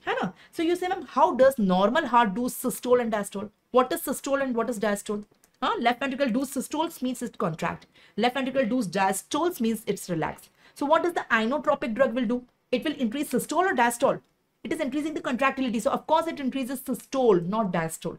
So if you want to understand the mechanism of action of inotropic drug, people, you should understand how does normal systole and diastole take place, physiology.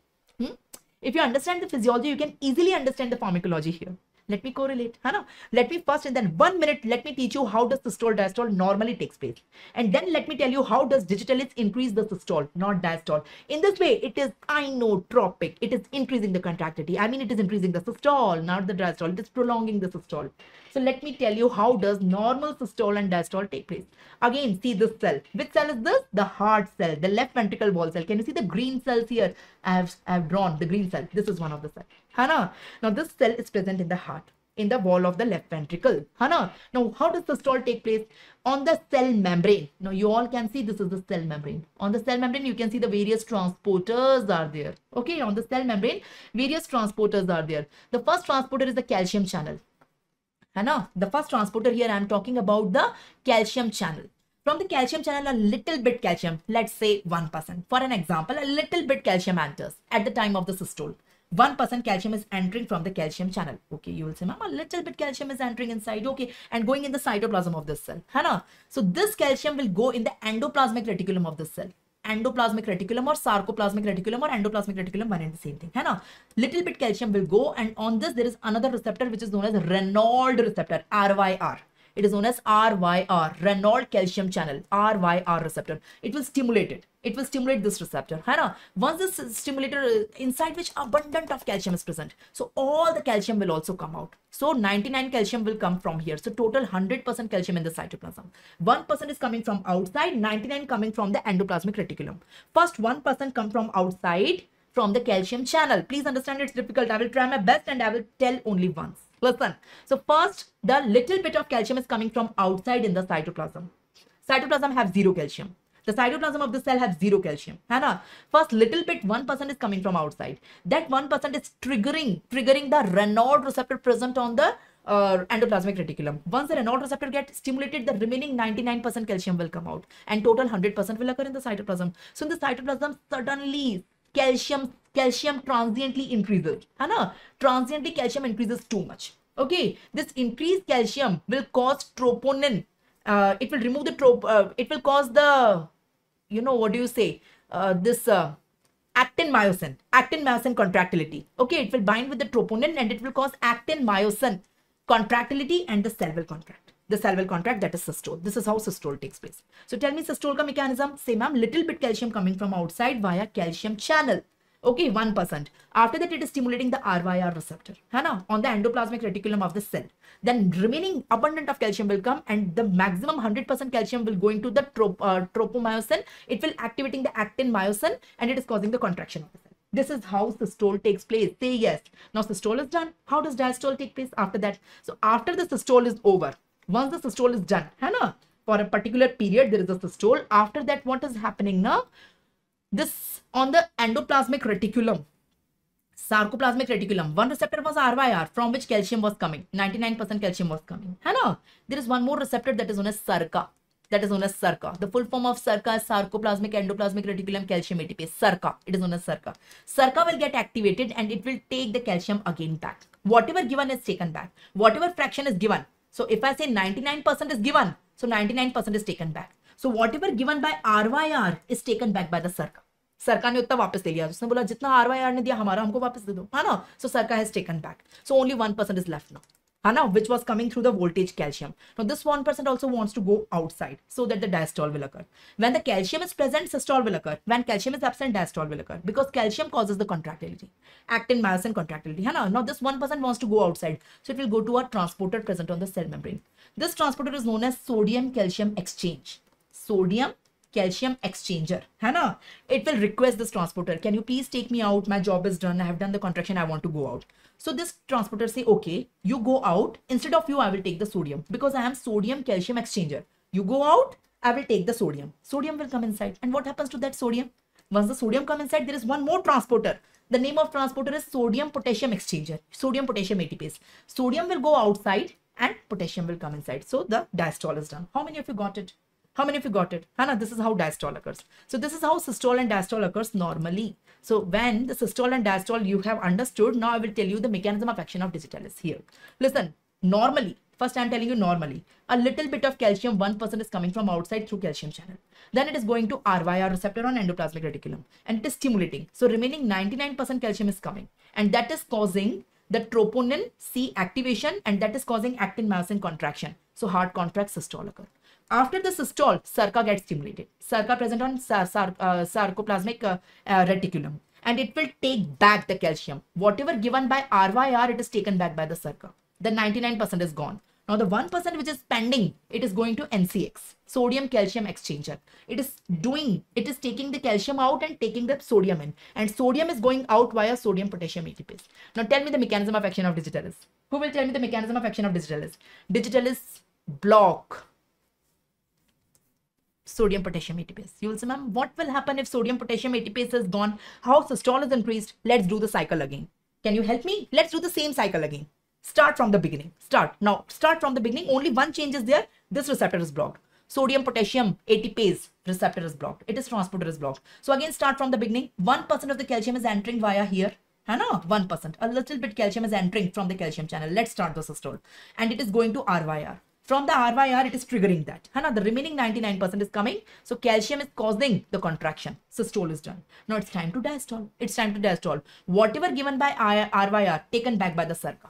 SERCA is taking back. Now 1% is left. वही 1% खेल करेगा.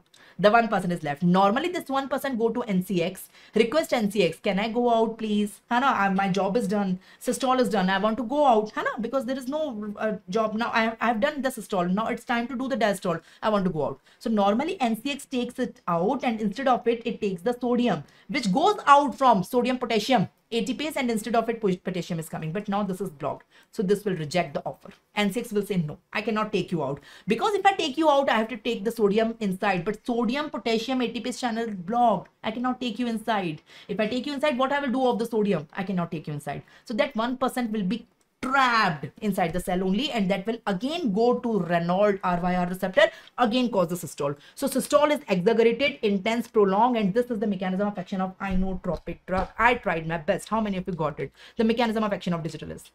We cannot understand more easier than this. How many of you got it? People respond. Bolo, yes, no. So others, you got it? What about others? Say people. Say, samajh mein aayi kya? So what does the digitalis do? If you got it, very good. If you didn't got it, no, that's also good. Learn one thing. Digitalis blocks sodium potassium ATPase transporter.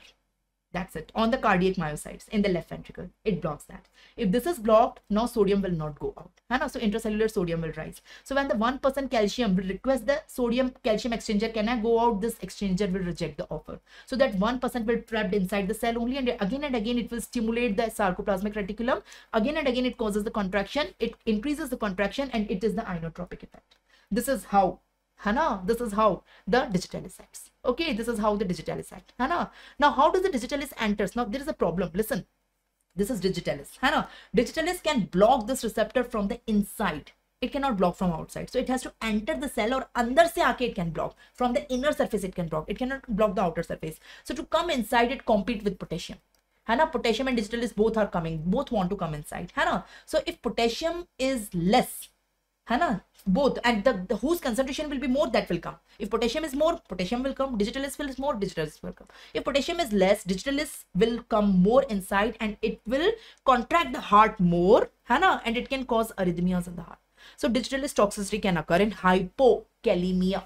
So decreased potassium increases chances of toxicity, and increased calcium also increases the chances of toxicity, क्योंकि calcium तो contractility कराता ही है, digitalis भी contractility कराता है, तो calcium, digitalis both are causing contractility. So decreased potassium and increased calcium both increases the chances of digitalis toxicity, because digitalis is a drug which is having a very narrow therapeutic index. So we have to be very vigilant. Got it? So tell me the two causes of digitalis toxicity, two risk factors: decreased potassium and increased calcium. I explained both. They both can cause digitalis toxicity. Uses, there are only two uses. Number one, congestive heart failure to increase the inotropic effect, and in arrhythmias, it decreases the heart rate. It decreases the heart rate. That's why use in, it increases the heart rate. It increases the contractility, and it increases the heart rate. Since it increases the contractility, we can use in heart failure. It increases the heart rate, we can use it in, it decreases the heart rate, we can use in arrhythmia. It causes bradycardia.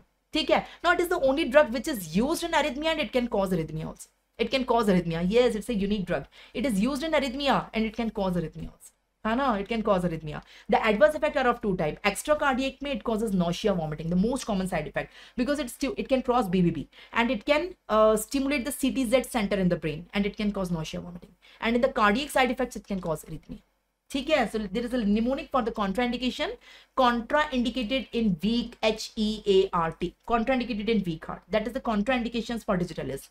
C for carditis. If the patient already have myocarditis, don't give digitalis. I is increased calcium. W is WPW syndrome. H is hypokalemia and hypomagnesemia, because they increases the chances of toxicity. E for elderly. Elderly में the renal excretion may be less, and the patient may have toxicity. A for AV block. AV block है partial है, तो it will convert into complete AV block, because it causes bradycardia. I told you. R is renal failure, and T is thyroid. Hyper or hypothyroidism, it is contraindicated. So these are the contraindications. Can you tell me quickly? We are done. We are done with this chapter also. Cardiac glycoside. These two I am not teaching you. I will give you the master charts, but we are done with the cardiac glycosides. Say yes, people. How many drugs we have? We have only two drugs: digoxin and digitoxin. Both of them together known as digitalis. What is the mechanism of action? Can we fill it together? What is the mechanism of action? Say, ma'am, it blocks sodium potassium ATPase transporter present on the cardiac myocytes. And you know what will happen? It will increase the systole. Okay. What are the uses? Say, ma'am, two uses. Number one, it increases the contractility, and it decreases the heart rate. Since it increases the contractility, it can be used in heart failure, congestive heart failure. It increases the contractility, inotropic effect, and it decreases the heart rate. It can be used in arrhythmias. Adverse effects are also too important. Extracardiac में nausea and vomiting, and cardiac में arrhythmia. So please mind, arrhythmia, it is used in arrhythmia, it can cause arrhythmia. And contraindication में I have given you a mnemonic. The mnemonic is, what is the mnemonic I have given you? The mnemonic is contraindicated in weak HEART. Contraindicated in weak HEART. You get questions on that. Please learn that. So this is how we can revise in 1 minute. One drug, 1 minute. One drug, 1 minute. Say yes if you got it. So this is digitalis. The mechanism of action of digitalis, you frequently get PYQ. Read and tell me the correct answer. It inhibits sodium potassium ATPase pump. It inhibits sodium proton ATPase pump. It activated metabolites are produced in the liver, or inhibit calcium concentration in the blood. So what is the correct answer? Yes, absolutely right, Shreya. Absolutely right, everyone. Yes, the correct answer here is A. Yes. Yes, Passam, absolutely right. Everyone is right. Yes. Yes, Brijdesh, everyone is right. Yes, yes. The correct answer is 8. So we are done. So last chapter of cardiovascular system. So we are done with CVS also. Okay. So the last chapter is antihypertensive drug. So last chapter, the third chapter I'm teaching you. I already taught you the drugs acting on RAS. So I taught you ACE inhibitors also. I taught you ARBs also. After that, I taught you cardiac glycoside. The main drug here I taught you is digital, that is the drugs which are used in heart failure. And now I'm teaching you the drugs which are used in hypertension. That is antihypertensive drugs. So complete CVS will be done from my side. I mean the important portion. Say yes. So how many drugs we use in hypertension? In hypertension, we use 5 drugs, out of which 4 are first line. And the last one, the fifth one is the second line drug. So what are the 5 drugs? A, B, C, D. These are the first line drugs in hypertension plus vasodilators. So these are the 5 drugs. What is ABCD? A for ACE inhibitors and ARBs. ACE inhibitors and ARBs, I mean the drugs which inhibit RAS. Okay, ACE inhibitors and ARBs. Which is better? I told you ARBs are better because they do not cause cough, they do not cause angioedema, they do not cause itch, they do not cause taste disturbances because they do not inhibit the degradation of bradykinin. And they do not inhibit the degradation of bradykinin and substance B. So ACE inhibitor, ARB, both are options here. A for ACE inhibitor and ARB, the drugs which inhibit RAS. B for beta blocker. C for calcium channel blocker. And D for diuretics. Hana? D for diuretics. Say yes. Hana? And V for vasodilator. Got it? So these are the 5 categories of the drug we are having. So first is ACE inhibitors. You can see it here. Hana? ACE inhibitors and ARBs. Renin inhibitors also you can say. So the drugs which inhibit RAS, the first A. B is beta blocker. You can see beta blockers, the main. We can use alpha blockers also, but beta blockers are better. C is calcium channel blockers. You can see these all are calcium channel blockers.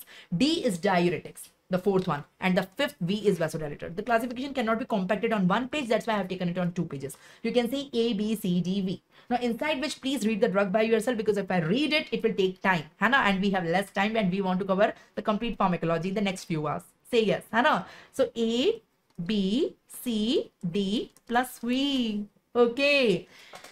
A means ACE inhibitors and ARBs. ARBs. Hana? You can say renin inhibitors also. I mean the drugs which inhibit RAS. Okay. B means beta blocker. Beta blocker. We can take alpha blockers also, but better to take beta blocker. C means calcium channel blocker. CCBs. D means diuretics. In the diuretics, I taught you 2 categories. Na? Today only I taught you at the beginning loop diuretics and thiazide. I told you for hypertension, thiazides are better. And for edema, the loop diuretics are better. So here first choice diuretic will be thiazide.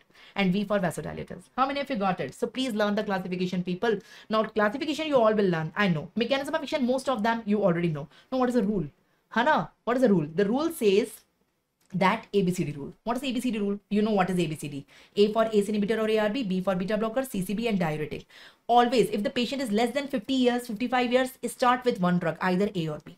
And if the patient is old, more than 55 years, start with one of the drugs C or D. So always start with monotherapy. Hana, according to British Hypertension Society guideline, there is a 4-step rule. There is a 4-step rule. Step 1, start with monotherapy. Either start with A or B or C or D. Who will decide? You will start with A or B or C or D, depending on the comorbidities of the patient, depending on the age of the patient, depending on multiple factors, depending on the affordability of the patient, depending on many factors, you will decide what is best for that patient. You have 4 options, A, B, C, D. You are doctor, patient will come to you and patient will not say, doctor, mujhe BP ka bimari ho gaya, I'm hypertensive. Patient will say, doctor, I'm having headache, I'm feeling dizziness, or I'm having headache, and it is not subsiding, frequent headache. So if you measure the BP or it is an incidental finding sometime and you will say, oh my God, you are hypertensive. On one reading, we cannot rely. We have to measure it repeatedly at least 3 times. If every time the blood pressure is elevated, it is more than 120 by 80. There is a fixed classification also. So we will start the patient on the antihypertensive drug. So we will start either with A or B or C or D. So depending on multiple factors, you will decide what is the best for that patient. Because for ABCD, I am assuming you know the adverse effect of all. You know. Now ask the patient about other comorbidities. Are you diabetic? Are you having any other problem? Do you have glaucoma? Or do you have prostatic hypertension? Or do you have any other disease? Are you an angina patient? Do you have MI? Any other comorbidity you have? So you should know which drug is not to be given in which disease. So you should know the contraindication. Pharma में एक rule है. क्या देना है ये पता हो ना हो, तुम्हें ये जरूर पता होना चाहिए क्या नहीं देना है पेशेंट को, है ना. So you are in the safe zone. क्या नहीं देना है ये पता है ना, तो मेजर ब्लंडर नहीं मारोगे इन योर प्रैक्टिस. ठीक है, और क्या देना है धीरे धीरे सीख ही जाओगे. Got it? So that is a rule seniors told us whenever we were doing our MBBS. Got it? So क्या नहीं देना है वो पहले पता होना चाहिए कि what are the contraindication. First learn that, after that learn the uses. So always you should know the contraindication, which drug has to be not given in which patient. So never forget to ask the history of the patient and start with either A or B or C or D. If the at the lowest dose, है ना, if the blood pressure is controlled, it's good. If it is not controlled, increase the dose. If it is still not controlled, start with biotherapy. Start 2 drugs. So out of A or B, start one of them, or out of C or D, start one of them. So you can choose one out of A or B and choose one out of C or D. So you have various combinations. Start with the bitherapy, double therapy. If it is still not controlled, start with the triple therapy. Start both C and D, and give A or B one of them along with C. C to dena hi dena hai, D to dena hi dena hai. Along with that, you give A or B. And if it is not controlled, it's malignant hypertension, start with all 4 therapy. है ना? So this is the 4-step rule. Now, what questions you get in your exam? ठीक है, exam पे आते हैं. What questions you will get in your exam now?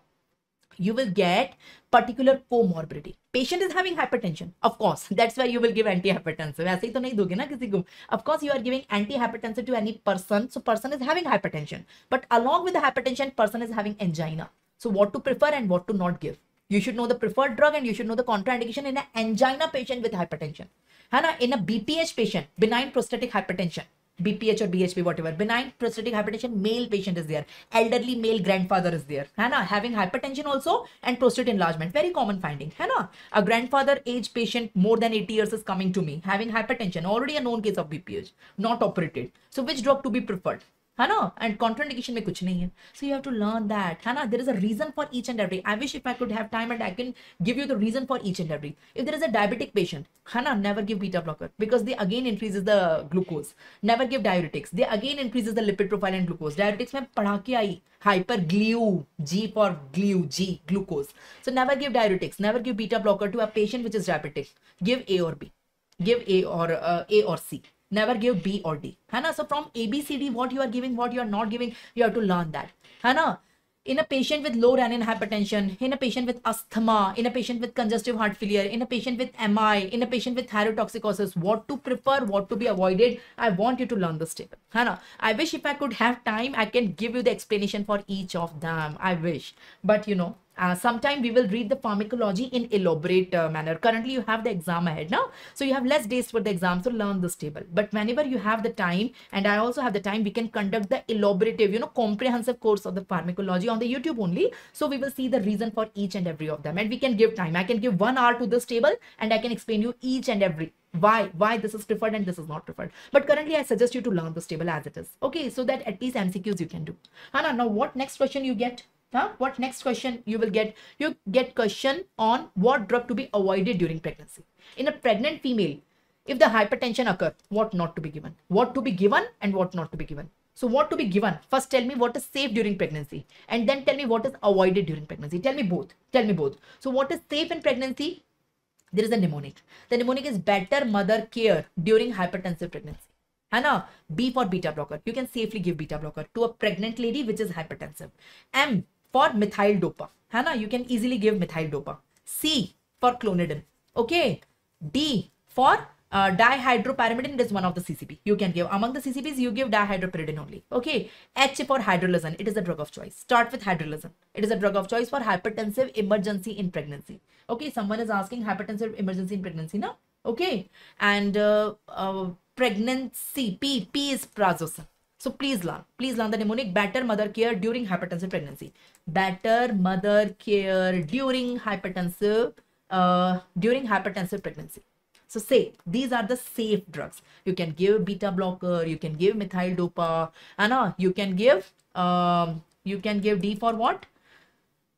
H for hydrolizin. That is a preferred drug in hypertensive emergency in pregnancy.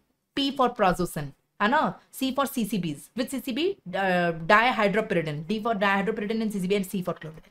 So please learn this mnemonic. And what not to be given? Remaining all are contraindication. Never give ACE inhibitor. No. Never give ARVs. No. Never give diuretics. So A and D we cannot give. B and C we can give. We can give B, we can give C, A and D. Out of ABCD we cannot give. Non-selective beta blocker तो कभी नहीं देना है. Here we are giving selective, cardio-selective beta blocker. Non-selective beta blocker भी नहीं देना है. And sodium nitroprusside we cannot give. है ना? This is sodium nitroprusside is the drug of choice in emergency of hypertension. Hypertensive emergency, I mean in a non-pregnant condition. That is the drug of choice. In pregnancy, hypertensive emergency is dealt with hydrolysis.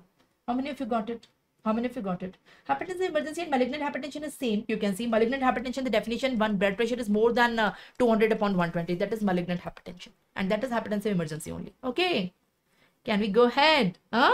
Can we go ahead? So we are done with this. How many of you are satisfied till now? We have done renal system completely. We have done the cardiovascular system. I have covered 3 important chapters in many drugs in cardiovascular system. Can I start the central nervous system with the same zeal? Huh? If you people are cooperating, we will cover all. Now, the central nervous system is a big system. Autonomic nervous system is also very big. So these two will take 1 hour, at least 1 hour. Hana? And after that, these 3 are small, relatively small, I mean, Hana? Not very big. So we will require half hour at least on them also. So I have to take the session for the next 3 or 4 hours ahead. Hana? So if you show the interest, we will continue with the same. Say yes. Can I continue? Can I continue? Say yes, people. Can I start central nervous system? Is it a compact, just revision? The crushing of pharmacology in the super simplified manner. Are you enjoying learning, understanding the concepts and understanding how to learn and mug up pharmacology? There is a particular way. Okay, nobody tells you that particular way how to learn pharmacology. Okay, very good. Thank you so much. So be interactive. The only request, be interactive during the session so that I also feel the same zeal and energy from inside. Anyways, coming on the next unit, that is central nervous system. So in central nervous system also I will cover 3 important drugs or chapters or units. First I will cover the sedatives and hypnotics. Then I will come on the anti-Parkinsonian drugs. And then I will come on the antiepileptic drugs. You frequently get 99% of the questions from central nervous system from these 3 units only. So let's start with sedatives and hypnotics. Can I start sedative and hypnotics? So what is sedative and hypnotic? For what disease we use the drug? For sleeping. Some people have insomnia. The name of the disease is insomnia. They have sleeping trouble. Insomnia. They can't sleep. They have problem in induction of the sleep. Or whenever they sleep, their sleep is interrupted multiple times during the night. They can't sleep very well. They do not have a refreshing sleep. So for them, we use the drugs sedatives and hypnotics. Sedatives and hypnotics, we use them. So here 2 main categories are there. I'm having barbiturates and I'm having benzodiazepines. Nowadays we use benzodiazepine. Barbiturates we don't use as a sedative now, but initially we have, because they are very dangerous. More than sedative, they are used for suicidal purpose and they are very risky. Sometimes anyone wants to do suicide in laymen, who are not doctors, they use sleeping pills to do the suicide because they have a, some mentality like that. If we take 1 sleeping pill, we sleep, and if we take 100 together, we will die. So for suicidal or homicidal purpose, they are very commonly used.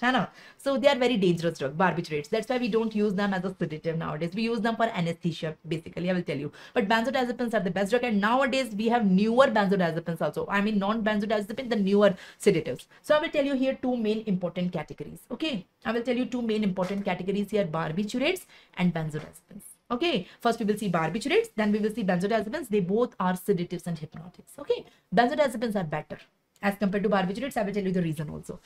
So first you have to learn the name of the drugs inside each category. Then you have to learn the mechanism of action. Very important. Uses and adverse effects. One by one we will see. This and this. So this chapter will be done. After that we will come on anti-Parkinson's drug and anti-epileptic drugs. So CNS will be done. Chalo, quickly we will go. So we will start with barbiturates. Let's start barbiturates. Tell me the drugs here. Tell me the drugs, name of drugs. So barbiturates, we divide them into 3 categories: long acting, short acting, ultra short acting. In the long acting, only one is there, phenobarbital. The name of the drug is phenobarbital. In short acting, we have butobarbital and phenobarbital. Not very important. But in the ultra short, we have thiopental and methotrexate. Okay, so you have to learn this one is important and this 2 are important. These are not important. So learn these are all barbiturates. Now for understanding the mechanism of action, you can understand in our brain there are 2 neurotransmitters. I guess you have read this in physiology. In the brain there are 2 neurotransmitters. We have GABA, we have glutamate. GABA is inhibitory neurotransmitter and glutamate is excitatory neurotransmitter. So whenever, currently I am wake up, I am not sleeping. So inside me glutamate is functioning. I don't know about you. In you GABA is functioning or glutamate? Whenever we sleep, we want GABA. GABA is inhibiting the neurons. Neurons stop firing and we can sleep quietly. But whenever we are awake, we are using our brain. So in us, the glutamate is activating, है ना? And it is the neurons, it causes the neurons to fire, and we are awakened right now. So in you, what is active right now? Is it GABA or glutamate? In me, of course, it's glutamate, you can see. है ना? So glutamate is the excitatory neurotransmitter, and GABA is inhibitory neurotransmitter. See, people, got it? Learn the two neurotransmitter. So for sleeping, we require GABA. For sleeping, we require GABA. So you have to understand the GABA ka receptor. Let me tell you GABA ka receptor. In you also glutamate is active. Very good. Chalo. So this is the GABA ka receptor. Can you see the GABA receptor? GABA receptor is a pentamer having 5 units. 2 alpha, 2 beta and 1 gamma. Can you see? This is alpha, this is alpha. This is beta, this is beta. This is gamma. So it's a pentamer having 5 units. It's a receptor for GABA. Hana? So inside the GABA receptor there is chloride channel. Inside the GABA receptor there is a chloride channel. Let me tell you what is happening. Normally, when I go to sleep today at 12, maybe 12 or 12:30 or 1 a.m. in the night today, after the class when I go to sleep, so in my brain, the GABA will come. GABA will go to its GABA receptor. Can you see this is GABA? It is going and binding with its receptor, GABA receptor. When GABA will go bind with the GABA receptor, the chloride channel will open. So chloride will go inside. Chloride will go inside. See the arrow. When chloride will go inside, it will hyperpolarize the neuron. This is the membrane of the neuron. Can you see on the neuron this is present? So my neurons will get hyperpolarized and there is inhibition of the neuron. Neurons stop firing. So I can quietly sleep. So whenever I am sleeping inside my brain, whenever I am trying to sleep, I mean, so inside my brain, the GABA will come. GABA will bind with the GABA receptor on the neurons. It will open the chloride channel. Chloride will go inside. It will hyperpolarize the membrane of the neuron. Neuron will stop firing. It will be inhibited and we can quietly. When all the neurons stop firing, we can sleep quietly. So this is how we people sleep. Say yes. Now the people who don't sleep, we have to induce it. Insomnia mein. So let me tell you the mechanism of action of barbiturates. There are 3 mechanisms of action of barbiturates. Let me explain. There are 3 mechanisms of action of barbiturates. Can I explain you all 3 one by one? So there are 3 mechanisms of action. GABA facilitatory, GABA mimetory, and the third one is inhibit glutamate. Glutamate is excitatory. Either inhibit the glutamate or increase the GABA. GABA is inhibitory. We have 2 neurotransmitters, GABA and glutamate. Okay? GABA is inhibitory. Okay? And glutamate is excitatory. There is a person who's having insomnia. Person can't sleep. I want to give a drug to a person which can induce the sleep. So I have to give a drug which can increase GABA or which can decrease glutamate. So the person can sleep. So I am giving barbiturate. Barbiturate increases GABA by 2 methods. I will tell you the difference. And it inhibits glutamate. So this is a triple action of barbiturate. What is GABA facilitatory and GABA mimetic? Let me explain. Listen, this is barbiturate. Can you see here? This is barbiturate. Barbiturate is coming. Just suppose I am taking a tablet of barbiturate. Tablet is going inside me. It is absorbing. It is going in my blood. Via blood, it is reaching my brain. Inside my brain, on the neurons, the same receptor for GABA. It binds with the same receptor on which the natural GABA bind. So it binds with the same receptor on which natural GABA bind. After binding, what it is doing? It is increasing the affinity of this channel for the GABA. So initially, if the GABA is binding, so chloride channel is opening for 1 millisecond.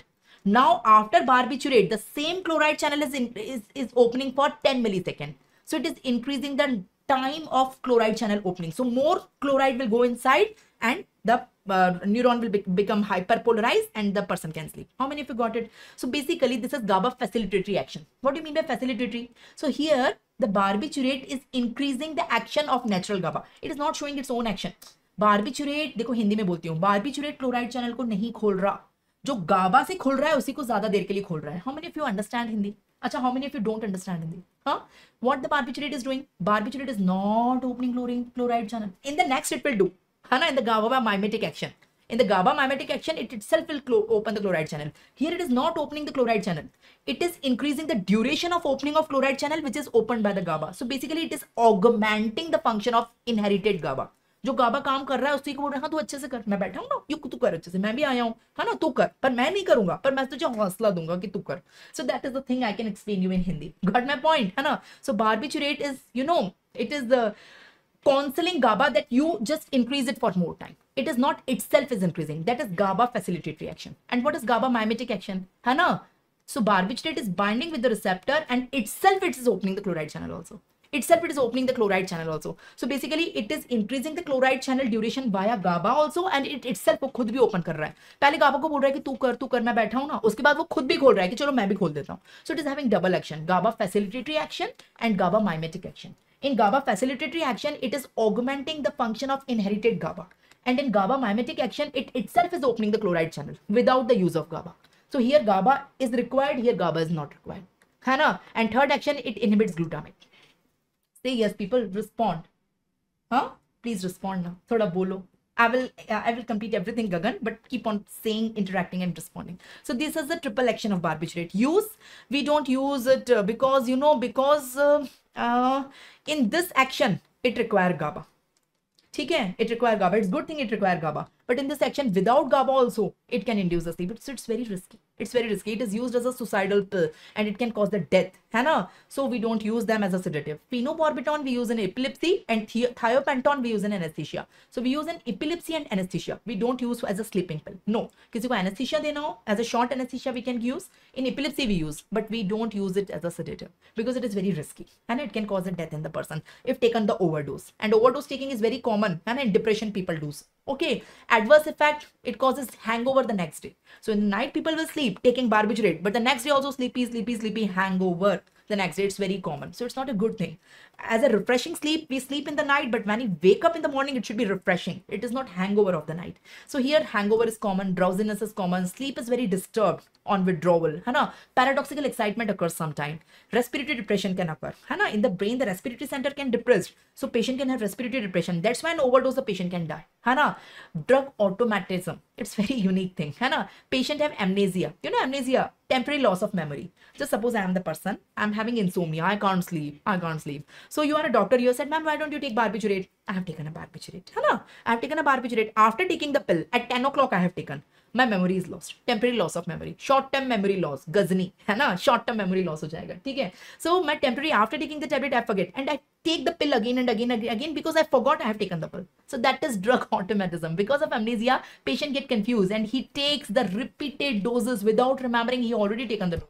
So, you know, overdose can occur and patient can die because of respiratory depression. People, it's very risky. We cannot afford that. Say yes if you got it. समझ में आया? Drug autism, it's the unique thing. So after taking the tablet, patient have temporary memory loss, that is amnesia, and patient don't remember he has taken the pill. He forgot whether I have taken, I have not taken, and he used to take the repeated doses. Okay, and tolerance develops very soon. Okay, it increases vitamin D metabolism. So vitamin D is non-functional. Patient can have osteomalacia. Calcium is not there, bones become weak, and vitamin K metabolism is also interrupted, so patient can have bleeding. So these are the side effects of barbiturate. Drowsiness, sleep disturbance, paradoxical excitement. The most important is respiratory depression. Patient can die. Drug autism, vitamin D and vitamin K. Okay? So these are the side effects. We cannot afford that. So let me tell you a better version. The better version is the benzodiazepines. Benzodiazepines. How many drugs we have? We have many drugs here. Some we use as a hypnotic. Hypnotic is for sleeping. It is used as insomnia. Some used as anti-anxiety. Before going to your exam, you have anxiety. No, ma'am, I have tremors, I have anxiety, I can't sleep the night before exam. So every time we give you a suggestion that before exam, you should have a good sleep. And the only night you can't sleep is the night before exam. So many students ask me the query, ma'am, I can't sleep the night before the exam. So what should I do? So I suggest them to take one of this tablet. A low dose alprazolam, 0.25 ka bhi aadha, you can take. So you will have a good sleep and anxiety will also reduce, anti-anxiety. And anticonvulsants, some of them are used. So you can see diazepam is everything. It is used as insomnia also, anti-anxiety also, anticonvulsant. You can use this classification, learn by yourself. So this is benzodiazepine. So what does they do? They do only one thing, GABA facilitatory action. They don't do GABA mimetic action. There we have double action, GABA facilitatory and GABA mimetic. Here we have only facilitatory, the same action. So here you can see, where is diazepam? This is diazepam. Diazepam is coming, binding with the receptor. It do not open calcium chloride channel by itself. No. The barbiturates were doing so. They do not open. They just augment the action of GABA. So they always require GABA for their action. How many of you got it? So I taught you two drugs right now. The mechanism of action I'm comparing. I taught you barbiturate. And now I'm teaching you benzodiazepine. So here I taught you it is having GABA facilitatory action as well as GABA mimetic action. And here I am telling you only GABA facilitatory. No GABA mimetic. That is the main question you get from here. So GABA facilitatory means it augments the activity of intrinsic GABA. It do not open the chloride channel by itself. Whatever GABA is opening, that lifetime is only increased. If GABA is opening the chloride channel for 1 millisecond, If this is present, it will open for 10 milliseconds. So this is done here also. It augments the activity of intrinsic GABA, intrinsic endogenic GABA, है ना? But here GABA mimetic में it itself open the chloride channel. This is absent here. I mean to say here, even in absence of GABA, they work because of this section. But here they will never work in absence of GABA. For acting, the GABA, inherited GABA should present. So these are safe. These are safe. These are unsafe. How many of you got it? I tried my best. How many of you got it? Got it. So here we have only GABA facilitatory action. So benzodiazepine have only facilitatory, no mimetic. Barbiturates have facilitatory as well as mimetic. How many of you got it, people? That's why benzodiazepines are safe, because they always require GABA for their activity. But barbiturates are not safe because even in absence of GABA, they can show their activity. समझ में आया क्या? है ना? So what are the uses? I already told you, insomnia, anxiety and epilepsy, and pre-anesthetic medications you can use. So that was, we are using only in epilepsy and in convulsions, है ना? Epilepsy and anesthesia, है ना? Here we are using for anxiety and insomnia also. So see the difference. Okay, see the difference. We can use it before the endoscopy procedure, है ना? We can use in muscle spasm, we can use in tetanus because it is muscle spasm, we can use in alcohol withdrawal also. ठीक है, adverse effect, a little bit of tiredness the next day, but not hangover. It's not hangover, है ना? Somnolence is there, but a little bit, very minute, है ना? Ataxia, sometimes headache, vertigo, and dizziness is there, है ना? Prolonged effects and hangover is there, but not very common. Tolerance dependency. So that is the thing. Advantages. These are better one. They have a high therapeutic index, है ना? If the patient take 10 tablets of barbiturate, there are high chances the patient will die. But if the patient takes 10 tablets of benzodiazepine, there are less chances the patient will die because therapeutic index is more. So these are relatively safe. Because patient use it for suicide purpose. Sleeping pills हैं, ये भी sleeping pills हैं, ये भी sleeping pills हैं. ये ले लिया तो पक्का मरेगा, ये ले लिया तो chance से बच सकता है ना? And we have an antidote for this. We have an antidote. The name of the antidote is flumazenil. Here we don't have antidote, है ना? Imagine, है ना? I am there in an emergency duty and there is a stretcher. There is a teenage boy, 15-year-old boy. The parents are carrying the boy on the stretcher. Doctor, please save our son. So I said, what happened to him? He tried suicidal attempt. So how he had tried suicidal attempt? He has taken sleeping pills. So the first thing I will ask with sleeping pills, tell me the empty strip. Show me the empty strip. So if they are showing barbiturate, so I'm worried. No, I don't have antidote for that. But if they are showing it is one of the benzodiazepine, I will quickly give flumazenil. Flumazenil is available. That is the antidote. So that is the advantage. We are having the antidote. It is having lower abuse liability. It is safer. Respiratory depression bhi zyada nahi hoga. Cardiovascular depression bhi zyada nahi hoga. So this one is safer. So you can compare the barbiturate and benzodiazepine. In barbiturate, we have mimetic plus facilitatory both action. Here we have only facilitatory, no mimetic action. These are here the curve is steep. That's why it is dangerous. And here the curve is flat, so they are relatively safe, है ना? Here addiction का problem है, here addiction का problem नहीं है. Amnesia का problem दोनों में है, यहाँ थोड़ा ज़्यादा है. Antidote here it is available, here it is not available. How many of you got it? Say yes. So can we revise? We are done with this chapter. We are done with this chapter. Read the question, tell me the answer first. Diazepam acts by which mechanism? Can you tell me the mechanism of diazepam? Mechanism of action of diazepam? Is it GABA mimetic action? Or is it GABA facilitatory action? Or is it increasing the duration of sodium channel? Or is it excitation of the CNS? What is diazepam? First you tell me diazepam kya hai? Is it barbiturate or benzodiazepine? Where it is coming in the classification? It is benzodiazepine. It is not barbiturate. So what is the mechanism of action of benzodiazepine? So it is GABA facilitatory action, not mimetic. And if I change it with the drug phenobarbital or thiopental, what is your answer in that case? In that case, your answer will become A and C both. I mean, it is having mimetic also, facilitatory also. You will get one of the option that is both action. So in that case, the answer will be both. So you get frequently question on that. Hana, can we revise it? People, we are done with one chapter. इस तरह से पढ़नी है pharmacology. Enjoying learning? बोलो, So learn the drugs here: short acting, intermediate acting, long acting. This is the classification. We have only 4 drugs here. In the benzodiazepine, the classification, how many of them are used as a hypnotic? How many of you are, this is used as a, in convulsions, and it is used in anxiety. So this type of classification is there. Learn the drugs inside, mechanism of action, write down one thing. So write down this one is used as a GABA facilitatory as well as GABA mimetic action. And it inhibits glutamate also, the third action. Glutamate inhibition. Here only GABA facilitatory. No GABA mimetic, no inhibition of glutamate. So we have here only one function is common, one mechanism of action. The remaining 2 are additional here. Uses, this one is used in epilepsy and anesthesia. This one is used in insomnia. It is used as an anti-anxiety In anxiety we use in epilepsy also, we use it pre-anesthetic medication, as a muscle spasm, as tetanus we use. Adverse effect, here there are many: respiratory depression, cardiovascular depression. Here we don't have such depression. Here antidote is not available, here flumazanil is available. So you have to learn that. Okay, read the next question. I guess you all can tell me. Read the next question. Read the next question.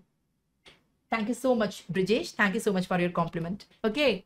So antidote for benzodiazepine overdose. What is the antidote? Of course, the antidote is flumazanil. So all the drugs are FF. Don't get confused. The correct answer is flumazanil.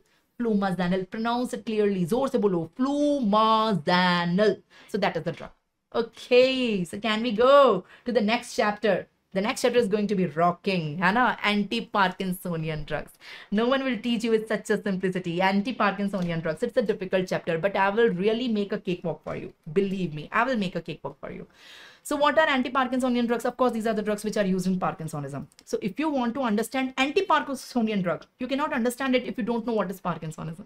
So before starting a chapter, people, you should understand the pathology of that disease in which that particular drug is used, that particular classification or drug category is used. So I'm teaching you anti-Parkinsonian drugs. You should understand, ma'am, Parkinsonism kya hota hai? What is the pathology in Parkinsonism that we have to treat with this? So first understand problem kya hai, then you can fix it. Now, if you don't know what is the problem, how you can fix it? I directly ask you, fix the problem. You say, ma'am, what is the problem? Tell me the problem, then I will fix it. So in the same way, first understand what is Parkinsonism. Then I will tell you anti-Parkinsonian drugs. So what is Parkinsonism? Parkinsonism is a disease of basal ganglion. Basal ganglion, in our brain, we have basal ganglion that control our activity. Hai na? It is a disorder in which, let me tell you, there are two types of neurotransmitters inside the basal ganglion. In the brain, we have basal ganglion. Inside the basal ganglion, we have two neurotransmitters, dopamine and acetylcholine.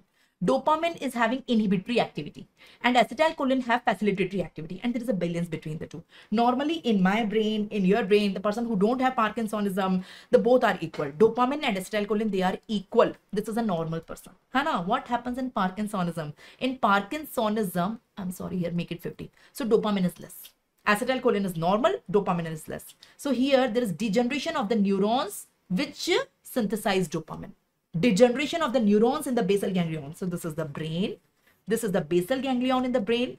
Normally in the basal ganglion, we have two types of neurons. Hannah, cholinergic neurons, they synthesize acetylcholine. And dopaminergic neurons, which synthesize dopamine. And there is a balance is required between the two. Hannah, both of them are 100-100. There is a balance between the two. But in Parkinsonism, these neurons are degenerated. So dopamine is less, acetylcholine is normal. So imbalance occur. Since dopaminergic neurons are inhibitory and they are lost, the disease is known as Parkinsonism. The disease, dopaminergic is inhibitory neurotransmitter. Normally there is a balance between the two. You can see dopamine and acetylcholine, they are equal.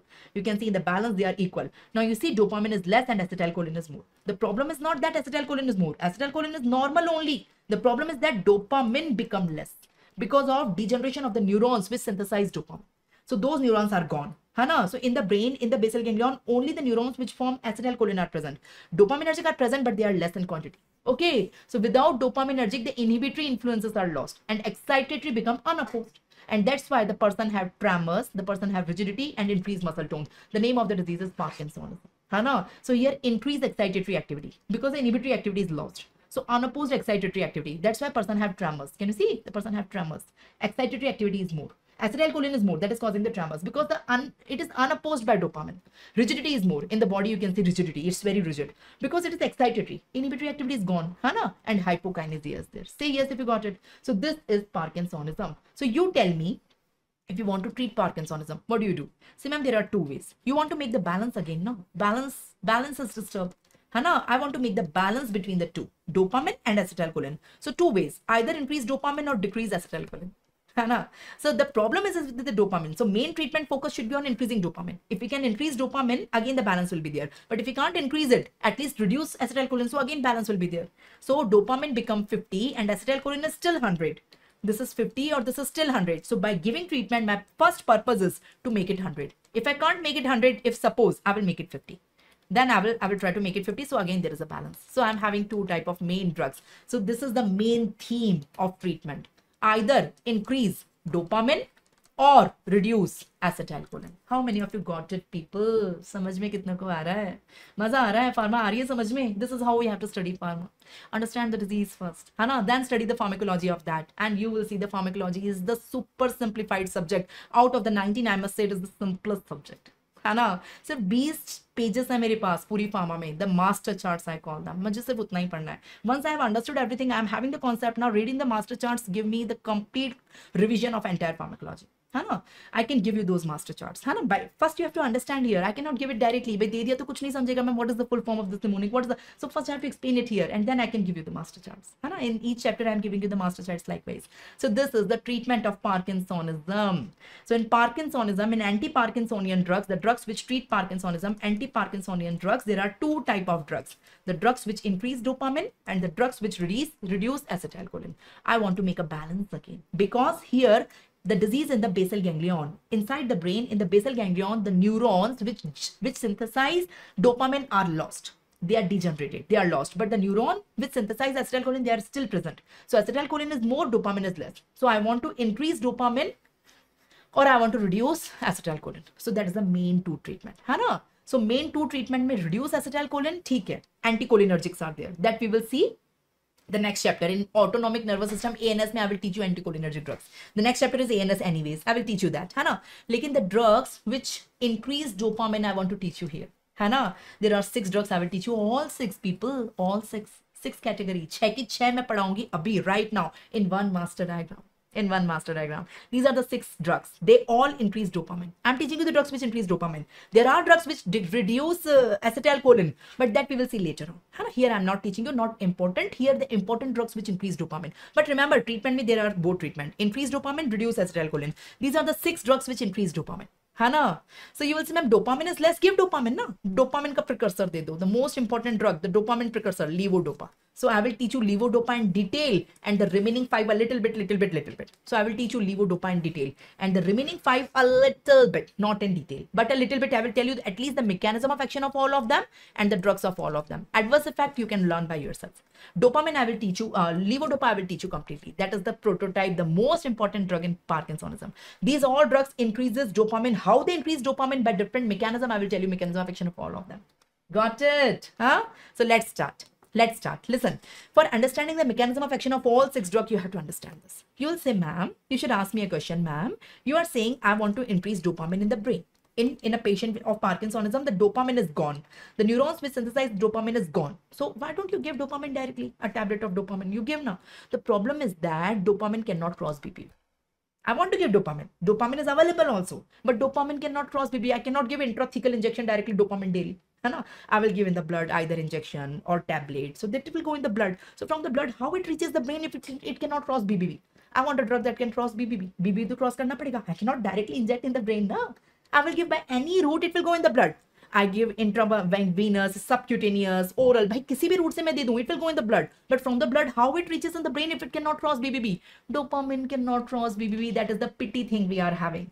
But don't worry, we are having a precursor of dopamine. The name of the precursor is levodopa. Levodopa can cross BBB. You will say, ma'am, the job is done. It's okay. You can't give dopamine. Give the precursor of dopamine now. Give levodopa. So once I take the levodopa will cross the BBB, and I want in the brain it should convert into the dopa. Hana, again there is a problem in that. Hana, what is the problem now? What is the problem now? Say, ma'am, you are giving levodopa. Levodopa can cross BBB, but in our blood 2 enzymes are present. Hana, one is GDC. What is GDC? Let me tell you. Decarboxylate. Hana, this is the decarboxylate enzyme. Decarboxylase enzyme. DDC. Decarboxylase enzyme. Hana, it is present in the blood. 99% of the levodopa, it converts in the dopamine in the blood only. Hana, as soon as I am taking a tablet, levodopa is a tablet. Hana, imagine I am the patient and I am taking, you are a doctor, you have given me levodopa. I am taking levodopa. I am taking it. Hana, it is going inside. From my stomach, intestine, it got absorbed. It goes in my blood. I want the levodopa from my blood to go in my brain, and in my brain it convert into dopamine. Hana, but unfortunately in my blood only there is an enzyme, the culprit enzyme. The name of the enzyme is DDC. 99% of the levodopa get converted into the dopamine in the blood only.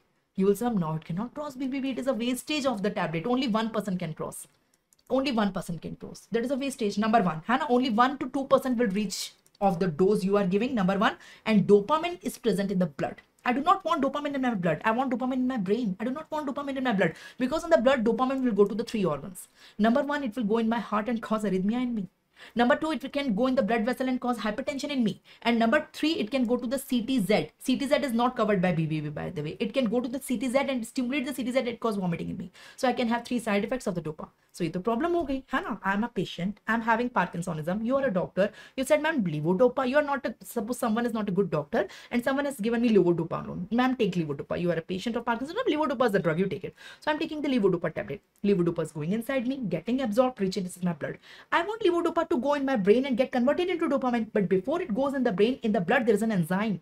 The name of the enzyme is DDC. It converts 99% of levodopa which I have taken in the blood only into dopamine. And dopamine cannot cross BBB. It will remain in the blood only. So whatever I have taken, just suppose I have taken 100 milligram tablet, only 1% will reach in the brain. So that is the wastage. है ना? पहली बात, पहला problem. And second problem, the dopamine which is formed in the blood, the 99%, that will act on the 3 organ and cause the 3 side effect. It will act on my heart, I will have arrhythmia. It will act on my blood vessel, causing vasoconstriction, I will have hypertension. And it will stimulate the CTZ center. I can have nausea and vomiting. Say yes. So what is the solution of this problem? What's the solution of this problem? So say, ma'am, never take levodopa alone. Always take levodopa. है ना? Always take levodopa with DDC inhibitor. है ना? The carbidopa. The carbidopa or benzerzide. The carbidopa or benzerzide are the drug which inhibit DDC. So always take a combination. Levodopa is not at all alone available. Combination आता ही नहीं है market में. In the market, there is no brand in which levodopa is alone. Levodopa is always given with DDC inhibitor. This is the reason. Who's DDC inhibitor? Name them. Name them, say ma'am, carbidopa or benzerzide. Take one of them, not both. है ना? So if I'm taking the combination, so as soon as I take the tablet which contain 2 things, my tablet contain 2 things. My tablet contain levodopa also and carbidopa also. So it is going inside me, है ना? It is getting absorbed. So as soon as it reaches the blood, the carbidopa and benzerzide will inhibit the DDC. Now DDC cannot split the levodopa into dopamine. So all the 100% will go in the blood. है ना? And I don't have the side effects of the dopamine on my heart, blood vessel and CTZ. Say yes, people. 100% will go in the brain. It's 100%. There is one more enzyme in the blood. One more enzyme, COMT. It is not much. It converts a little bit of levodopa, है ना, into OMD, another metabolite. Another metabolite, not dopamine, but another. So I have to give COMT inhibitor also. The COMT inhibitor is tolkapan or entakapan. Tolkapan or entakapan, the kapans are there, है ना? So I have to give. So DDC हमेशा देना है. COMT is not very important. COMT. So you have to always give levodopa along with DDC inhibitor. But sometimes we have to give along with the COMT inhibitor also. This conversion is 99%. This conversion is only 1-2%. If you don't give COMT inhibitor, it's okay. Out of the 100% dose, 99% will reach the brain. Only 1-2% will not reach. So that we can afford, है ना? So we can give COMT inhibitor or we can not give also. But you have to understand. So first is dopamine precursor, that is levodopa. You have to give it with DDC inhibitor, that is carbidopa or benzerzide. And you can use COMT inhibitor also, that is tolkapan or entapan. How many of you got it? कितनों को समझ में आई? Now imagine this levodopa reaches the brain. Listen, listen. DDC is present there also and COMT. DDC is present there also, people. देखो समझो what is the problem? What is the problem? है ना? I want this conversion do not take place here. But I want this conversion to take place here. है ना? The same enzyme DDC is there. So you will say, ma'am, if you are giving DDC inhibitor, did the DDC at both places will get inhibited? No. I will say this is the peripheral DDC inhibitor. It will inhibit the DDC present in the blood. It will not inhibit the DDC present in the brain. In the brain, I want DDC. I want levodopa to get dopamine conversion in the brain. Brain में तो मुझे dopamine चाहिए ना. I don't want levodopa. Levodopa is the precursor of dopamine. मेरे brain में कमी dopamine की है, तो मुझे dopamine चाहिए. I want this conversion to happen. So I want DDC of the brain. But I do not want the DDC of the peripheral blood. How many of you got it? So I will give a peripheral. And this is the importance of the word peripheral. So I'm saying peripheral DDC inhibitor. It is not central DDC inhibitor. It is a peripheral DDC inhibitor, that is carbidopa and benzerzide. People, there is a word, है ना, peripheral. वो important है ना? तुम बोल रहे peripheral, ठीक है. ऐसा नहीं, peripheral है वो, है ना? So peripheral DDC inhibitor is there, okay, but not central DDC inhibitor, okay. So that is the thing. That is the thing. So this is one of the drug. Apart from that, after going in the brain, once the dopamine is formed, MAO-B can act on the dopamine and convert into H-vinyl mandelic acid. It is a metabolite. So we can give MAO inhibitors also. We can give. So I told you the mechanism of action of all the drugs. They are visible here. See all the green color in this master. I call it master slide. On my master slide, see all green, green, green, green, green. Can I highlight all the greens at one place? So this is the mechanism of action I taught you of all 5 categories. Let me highlight one by one. So first drug, the most important is the levodopa. ये तो देना ही देना है, the prototype drug, है ना, but I cannot give it alone. I have to give it with peripheral DDC inhibitors, that is carbidopa or benzoxide. Okay, sometimes I can give with COMT inhibitors, है ना, that is tolkapan or entkapan, है ना. Here I want to inhibit both tolkapan, the central also, the peripheral also, but DDC I want to inhibit only peripheral, not the central. Please understand. In the brain there is one more enzyme, that is MAO, so I want MAO inhibitor also, MAO-B inhibitor, है ना. MAO-B inhibitor is salicylic. So please see levodopa, carbidopa, benzoxide, tolkapan, entkapan, and salicylic. So please see the mechanism of action of all these drugs along with the name of the drugs I told you, the 5 categories. How many of you got it? If you understand this master diagram, things are going to be super simple for you, है ना. So let me explain you one by one. ठीक है, चलो, we have to see levodopa in detail. So let me start with the first category out of the 6. The first, अच्छा, last category भी बताई दूं, glutamate antagonist, है ना. So you are antagonizing the glutamate. You are not doing anything of the dopamine. You are antagonizing the glutamate. Okay, so this category is also there. So let me tell you the first category, the most important, levodopa. We have only one drug in this category, levodopa. Dopamine precursor is only one, levodopa. So let's start levodopa. Dopamine precursor, levodopa. Say yes. So the problem is that dopamine cannot cross BBB. No. So you have to give its precursor. The precursor levodopa can cross the BBB. That's why we are giving levodopa. But as soon as you will give it, it will get metabolized by an enzyme DDC. Dopa decarboxylase, DDC, peripheral DDC. And 99% of it is gone. See, whatever 100% tablet you are giving, I am the patient and I am taking a tablet, 100% tablet. Once it will go, out of which 95%, more than 95, I mean 99%, it will metabolize by DDC and it will convert into dopamine. Dopamine will cause 3 harmful effects. In my heart, it can cause arrhythmia. In my blood vessel, it causes hypertension. I'm sorry, not hypertension, it will cause postural hypertension, it will cause vasodilatation. And in CTZ, it will cause nausea and vomiting. And only 10%, I'm sorry, only 1 to 2% will cross the BBB and it will reach the brain. And in the brain, it will convert into dopamine and show the therapeutic effect. So only 1 to 2% is going, if I'm not giving DDC inhibitor. That's why we always give levodopa with carbidopa. We never give it alone. You got the reason. Because we want to increase the entry of levodopa. We want 100% should enter, not only 1-2%. And in the periphery, we want to reduce the side effect of the dopamine, the 3 side effects. So this is the reason. So if you give the combination, levodopa plus carbidopa, dono saath mein de rahe ho. If you are giving the combination, levo plus carbi, so first carbidopa inhibit the peripheral conversion of DDC.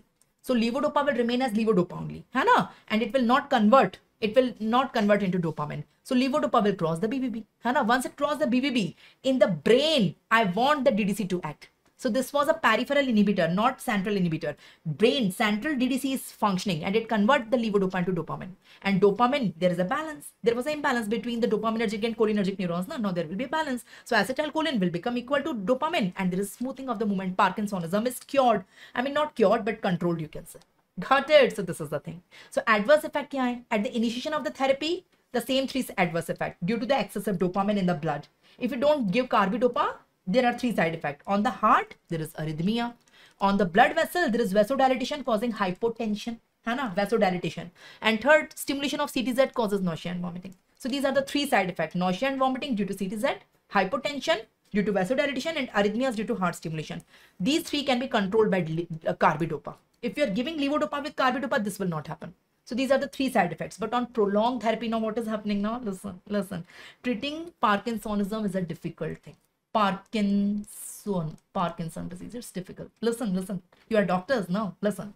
What is the problem? Say, ma'am, normally dopamine is equal to acetylcholine in the brain, in my basal ganglion. This is the thing. This is normal. But in Parkinson's patient, the problem is that this is less. So unfortunately, this will become more. So this is less. This is the problem. So I want to increase this, so that again balance will occur. So for that, I'm giving the various drugs. I'm giving levodopa along with carbidopa, with salicylic, with entacapone, with telcapone. I'm giving various combinations. Okay, you will say, with this all combination, dopamine will increase again. But sometimes it increases excessively. So again, imbalance occur. Now later on, if you continue the therapy for many years, after many years, due to excessive dopamine, the side effects will occur.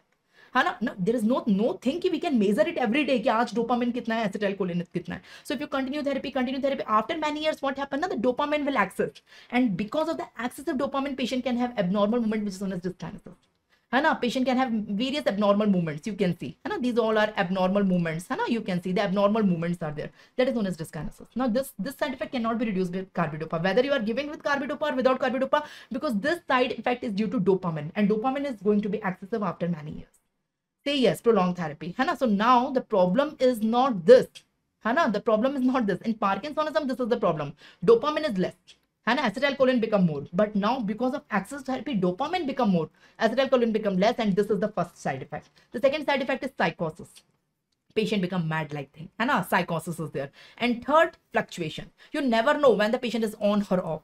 So sometime when the dopamine is less, patient presents with the symptoms of Parkinsonism, that is tremors, rigidity, and hypokinesia, the three symptoms. And sometime when the patient have excess of dopamine, patient have abnormal movements. So someday patient presents like that, someday patient. So how to deal with that, है ना? If you give treatment, patient have abnormal movements. If you don't give treatment, patient have symptoms of Parkinsonism. So making a balance after a prolonged therapy is really a difficult thing. How many of you got it, people? समझ आ रही है क्या बात? हाँ? So this is the later on, these are the three side effects: abnormal movements, है ना, psychosis, and on-off phenomenon. That is very easily fluctuation is there. Someday the patient is on, someday the patient is off. On means patient is showing the abnormal movements, but not Parkinsonism symptom. And off means patient is showing the Parkinsonism symptoms, not the abnormal movements. So you can understand the disbalance. समझ में आया? Now treating a Parkinsonism patient is a real challenge after many years. Initially the response is good, but after many years this happens. है ना? Contraindication, there are three contraindication of levodopa. Never give levodopa in ulcer because it increases the risk of the bleeding in the ulcer. Never give it in melanoma because you know levodopa is a precursor of melanin. Melanin भी बनता है उसे. Never give it in melanoma. And never give it in glaucoma because it increases IUT. है ना? So these are the three contraindication: ulcer, peptic ulcer, malignant melanoma, and glaucoma. You can make some mnemonic PMG. Or make some good mnemonic. Anything is not clicking in my mind. If you have something in your mind, tell me. PMG, peptic ulcer, malignant melanoma, and glaucoma. These are the three side effects of levodopa. We are done. People, we are done. Chalo, we are done with this chapter also. Quickly, tell me the drugs. Only one drug, levodopa. Mechanism of action. What does it do? So levodopa is a precursor of dopamine now. So we never give it alone. We always give it with a DDC inhibitor. Rather say peripheral DDB inhibitor. Why I'm insisting the word peripheral, you know that. So one of them is carbidopa or benzoxide. So we give them together, and what they are doing, how they are acting, I told you. Adverse effect at the initiation of the therapy, the adverse effects are different, and later on the adverse effects are different. So at the initiation of the therapy, we have the adverse effects which can be controlled with carbidopa. If you're not giving carbidopa, then only they will occur. I mean, in the heart, arrhythmias are there, in the blood vessels, vasodilatation is there, and in the CTZ, the stimulation causing nausea, vomiting. But if you're giving carbidopa, they can be subsided. But later on, we have the adverse effect due to excess of dopamine. We have abnormal movements which are known as what the abnormal dyskinesia. So abnormal movements are there which are known as dyskinesia, or psychosis is there, or fluctuating is there, on-off phenomenon. How many of you got it? And these cannot be removed with on adding even on carbidopa. Contraindication, I told you a mnemonic to learn PMG. It is peptic ulcer, melanoma, and glaucoma. Hanji, respond now, people. I am doing a real hard job for you, people. I know pharma, but I am teaching you. So show that, happiness that you are getting it very easily. And remaining all, I told you the mechanism of action here. Okay, so read the question. We are done with this chapter. Read the question. Tell me the answer. In the treatment of Parkinsonism, carbidopa is used with levodopa. Why? Why we are using carbidopa? You always give levodopa with carbidopa. Why? What is carbidopa? It increases the half-life of levodopa by inhibiting its metabolism. It inhibits levodopa excretion. It initiates peripheral. It inhibits peripheral dopa decarboxylase, or it inhibits central dopa decarboxylase. So of course it inhibits DDC, dopa decarboxylase. But which one? Peripheral or central? Which one? Peripheral or central? I insisted, no? Yes, the correct answer is C. Absolutely right. Why only few people are responding? Everyone say the answer. We are done with this chapter. Can I come on the next chapter? The last chapter of CNS. After that, we will come on ANS. Can I come on the last chapter? The last chapter here is anti-epileptic drug. So let's start anti-epileptic drug. Hana? So this is the classification of anti-epileptic drug. Epilepsy is seizures. Epilepsy is seizures. Okay. So anti-epileptic drugs. This is the classification. I'm not reading it. You can read. The classification is based on the composition of the drug, the chemical formula. So how many of them are barbiturates, how many of them are hydantoin, how many of them are succinimide, like that. है ना? So among them, 3 are important that I want to tell you in detail. Phenytoin, of course, the most important drug, carbamazepine and valproate. So I will select 3, the ultra important, and this is the thing I'm going to teach you in antiepileptic drug. So we will see phenytoin, carbamazepine and valproate in detail. Again, the same thing. Here we don't have drugs because we have one drug only. We don't have classification. We have mechanism of action, adverse effect uses. My headings are always same in entire pharmacology. Okay, so let's start it. Let's start with the phenytoin. Can I start phenytoin? Huh? So phenytoin. So phenytoin is the antiepileptic drug without CNS depression. Rest all the antiepileptic drug have little bit of CNS depression. So but here there is no CNS depression. So you have to understand the mechanism of action. For understanding the mechanism of action of antiepileptic drug, first understand epilepsy. You cannot understand antiepileptic drug if you don't know epilepsy क्या होता है. So first let me tell you seizures कैसे आता है. Hana, how does the seizures occurs in the brain? Seizures is what? It is hyperexcitation of a focus in the brain. So in our brain, any focal area, if the neurons are firing too much, they are hyperexcited. So patient have seizures or epilepsy. Hana, it is hyperexcitation. So on the neurons, there is sodium channel. This is a sodium channel present on the neurons of the brain everywhere. Sodium channel is present. Sodium channel have 3 stages. Hana, first it is resting. When it gets the action potential, it get activated. This is resting. You can see this one is resting. It is closed. When it get the action potential, it is activated. It will open and you can see the sodium is going inside. The sodium is going inside, it is firing neuron. The neuron is firing, it is excited. Hana? After that, it do not come on the resting directly. First, it go to an inactive state. This is known as inactive state. Here it is refractory. Listen my words. In this stage, it is refractory for the next action potential. It remains there for a few milliseconds. After that, again, it go to the resting. How many of you got it? So first, the neuron is there. You can see this is a neuron in the brain. On the neuron, this is a sodium channel. This is a sodium channel present. So initially, the sodium channel is resting. It is closed. When the action potential will come, it will open and sodium will go inside. So it will become open. It is known as activated state. So initially it is closed. When the action potential is coming, it is activated. It will open for a fraction of milliseconds. Sodium will go. After that, it become inactive. So there are 3. Inactive is important. We just miss it. We think there are only 2 stages. That is the resting and active. No, there is a 3rd stage also inactive. Listen, what is inactive? What is the difference between resting and inactive? I repeat my question. What is the difference between resting and inactive? In resting, the neuron respond to the action potential. But in inactive, neuron do not respond to action potential. It becomes refractory for a millisecond to prepare for the next event. After that, it again go to the resting. It become again sensitive. How many of you got it? So this stage is there. Although it's open, but it is refractory. And sodium will not go inside, although it's open. So this stage is known as inactive. Got it? Say yes. So this stage is known as inactive stage. So normally the sodium channel get open when the general action potential is generated, and after that it goes to inactivation for a fraction of millisecond, in which it is refractory to the stimulus. It won't take another stimulus, another action potential. During seizure, neuron become depolarized and opening stage is more. It is continuously firing, continuously open. So continuously open means continuously firing. Patient have seizures. Any focus, not complete brain, a focus, a little focus. Any of the focus. The sodium channel become hyperexcited and it is opened and continuous firing of action potential at higher frequency takes place. It will lead to seizures. Now I am telling you the mechanism of action of phenytoin along with other anti-epileptic drugs also. What does they do? They freeze. Phenytoin freeze the sodium channel in this stage, in inactive stage, not in resting stage. So it will freeze the sodium channel on the neuron in inactive stage so that it becomes refractory for the action potential, for the next action potential. So what does the phenytoin is doing? It is binding with the sodium channel in inactive stage and it is prolonging the duration. Normally inactive stage is for a millisecond, for a fraction of millisecond, but it is increasing the duration of that thing. Instead of 1 millisecond, maybe it is of 100 millisecond now, if phenytoin is binding with this. So it is prolonging the duration of the inactive stage. Sodium channel is not able to come in the resting stage very quickly. It will come, but very less, after many minutes. Many seconds, I mean. So sodium channel is not able to come in the resting stage. So inactive stage make them refractory for the next stimulus. and the rate of recovery of the sodium channel is reduced and seizures are controlled. This is the mechanism of action. How many of you got it? So this is the mechanism of action. So not only phenytoin acts by this mechanism.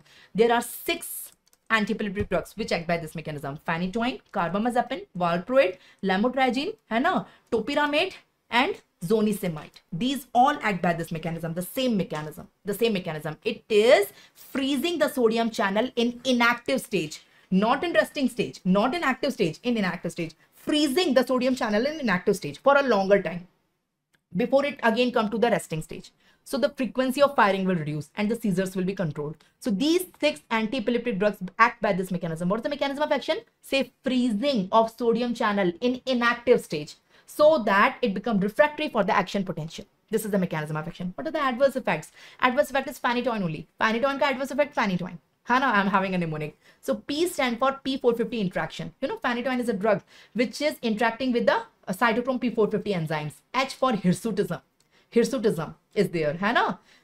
E, hirsutism especially in the females. Females will become like the males, है ना? The females can have hairs over the facial hairs and like that, hirsutism.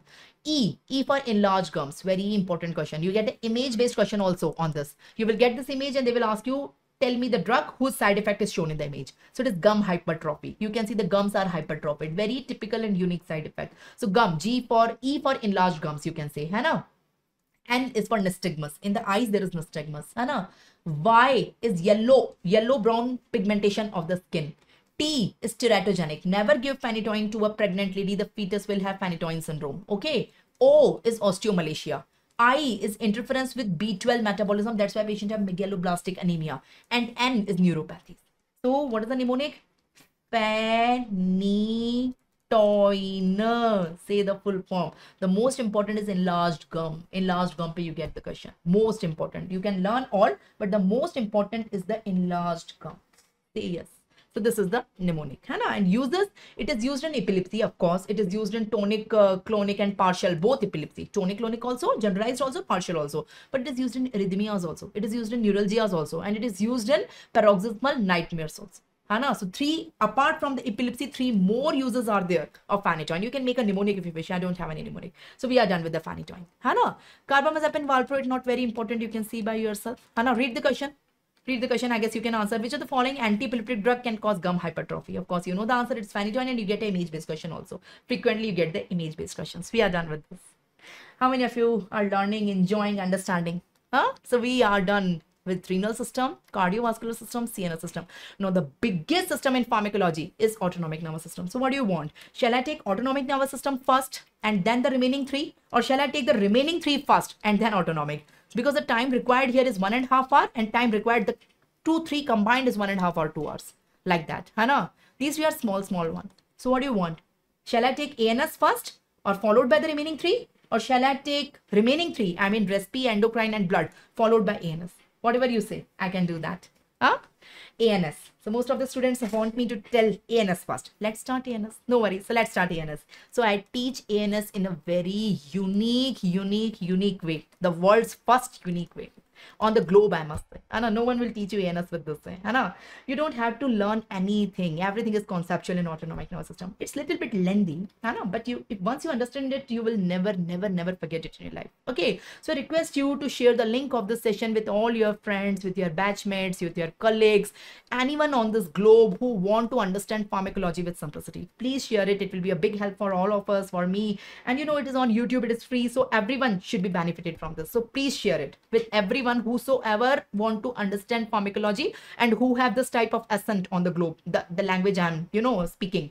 So who can understand my accent, they can watch it and they can understand it very easily. Anyways, so let's go ahead on the autonomic nervous system. In the autonomic nervous system, you cannot understand autonomic nervous system if you don't know what is autonomic nervous system. So central nervous system have 2 components. We have brain and spinal cord. Can you see a brain? And can you see a spinal cord? This is central nervous system. First, let me tell you what is autonomic nervous system. Then I can explain you the drugs over here now. Please listen. This chapter is difficult and really very interesting. Okay, so there is brain you can see and there is spinal cord you can see. Okay, from the brain cranial nerves come out and from the spinal cord spinal nerves come out. So how many cranial nerves we have and how many spinal nerves we have? So I guess everyone knows we have 12 pairs of cranial nerve and everyone knows that we have 31 pairs of spinal cord. Out of the 31 pairs, 8 are cervical, 12 are thoracic, thoracic, 5 are lumbar, 5 are sacral and 1 is coccygeal. I guess everyone knows that. So this is the nerves. We are having the nerves. Now how many type of nerves we have? We have 2 types of nerves, people, sensory and motor. Just suppose this is the organ. Okay. And this is also an organ. Okay, what is a sensory nerve? Sensory nerve is a nerve that takes the signal from the organ towards the central nervous system. That is taking the sensation towards the central nervous system. Motor nerve is a nerve that takes the signal from the central nervous system towards the organ. This is the motor nerve. I guess everyone knows this is a basic. This is sensory, this is motor.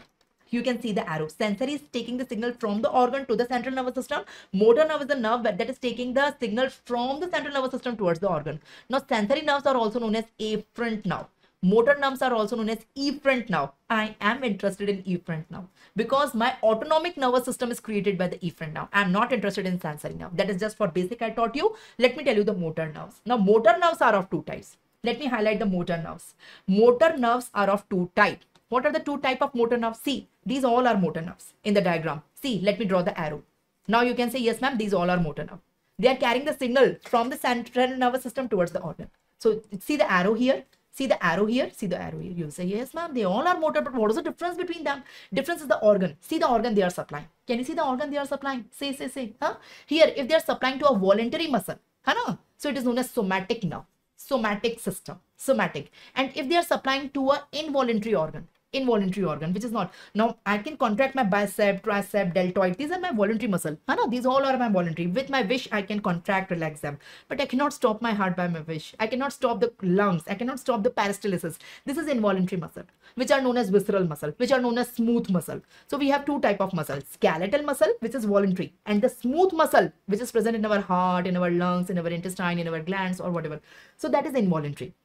Involuntary is the smooth muscle. Got it? So skeletal muscle, the nerve which is supplying to the skeletal muscle, it is somatic system. And the nerve which is supplying to the smooth muscle or involuntary muscle, involuntary organ, it is autonomic nervous system. So I hope you got it. What is autonomic nervous system? I am teaching you autonomic nervous system. So let's start autonomic nervous system. Say, what is autonomic nervous system? I am not teaching you somatic nervous system. I am teaching you autonomic nervous system. Say yes. Got it? So autonomic nervous system, now see the difference between somatic and autonomic. The below 2 are autonomic. Why they are 2? I will tell you that also. By 2, why 2 autonomic are there? I will tell you the difference. First, see, the above is somatic and below 2 are autonomic nervous system. Now, what is the biggest difference between them? Say, ma'am, I can see that in somatic there is only 1 nerve. It is starting from the central nervous system. It is ending in the skeletal muscle. But in autonomic nervous system, there are 2 nerves. The one starting with the CNS, it is ending at the middle, and the second is starting and ending in the organ. It's like this. It's like this. So the junction of the 2 is known as ganglion. At the junction of the 2, we have a ganglion. It is known as ganglion. So we have ganglion in autonomic nervous system, but not in somatic, because in somatic we have 1. We have 1. But in autonomic, we have 2. We have 2. Say yes. Say yes. Now ganglion is never at the center. Now ganglion, there are 2 possibilities. If the ganglion is towards the organ, this is known as preganglionic nerve. So preganglionic nerve is longer and post is short. Or if the ganglion is towards the central nervous system, then pre is short and post is long. Samjha kya? Got it? Say, see again. Based on that, I will say there are 2 types. There are 2 types of autonomic nervous system. I am teaching you autonomic. See, 2 nerves are there. In somatic, only 1 nerve is there. I am not teaching you somatic, people. Forget it. Somatic, kisi aur din padhenge. I am not teaching you somatic. I am teaching you autonomic nervous system. In autonomic nervous system, there is always a ganglion. Here we have a ganglion. Here we have a ganglion. But see the location of ganglion, it's never central. Either the ganglion is towards the effective organ or it is towards the central nervous system. Now we have 2 fibers, preganglionic, postganglionic, preganglionic, postganglionic. If the preganglionic is longer and post is shorter, that is ganglion is towards the organ, it is known as presympathetic, parasympathetic system. Parasympathetic system. And if the ganglion is towards the central nervous system, so in that case, pre is short and post is long. I always start with the basic. I assume students know nothing. I mean, students don't know anything. I assume that. I don't know whether you know the basics or no, but I start my lecture from the basic. Now, if you understand this, you can understand the drugs very easily.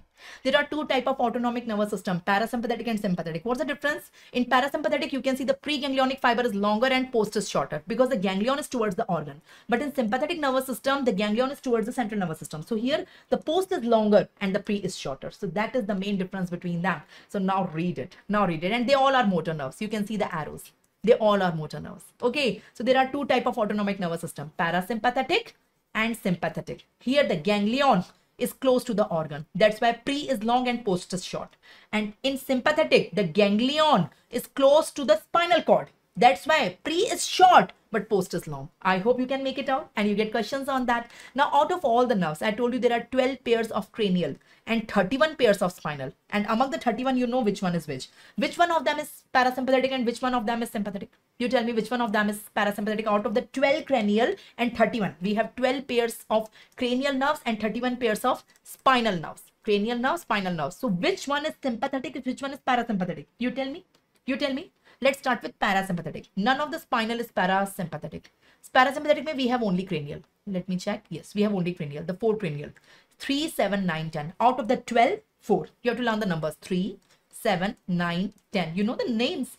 Now number 3, 7 is facial, 9, 10 is vagus. Hana, you may be knowing. So 3, 7, 9, 10. These are the 4 nerves which have the parasympathetic. So parasympathetic is present only in cranial, none of the spinal. Okay. Sympathetic one is present in, I'm sorry. In 4 cranials it is present, and in the spinal it is present only in sacral. It is present in spinal also. In the spinal it is present in the sacral. And sympathetic is present only in spinal, not in cranial. It is dorso-lumbar. Dorso matlab thoracic and this is lumbar. Got my point? It is visible here also.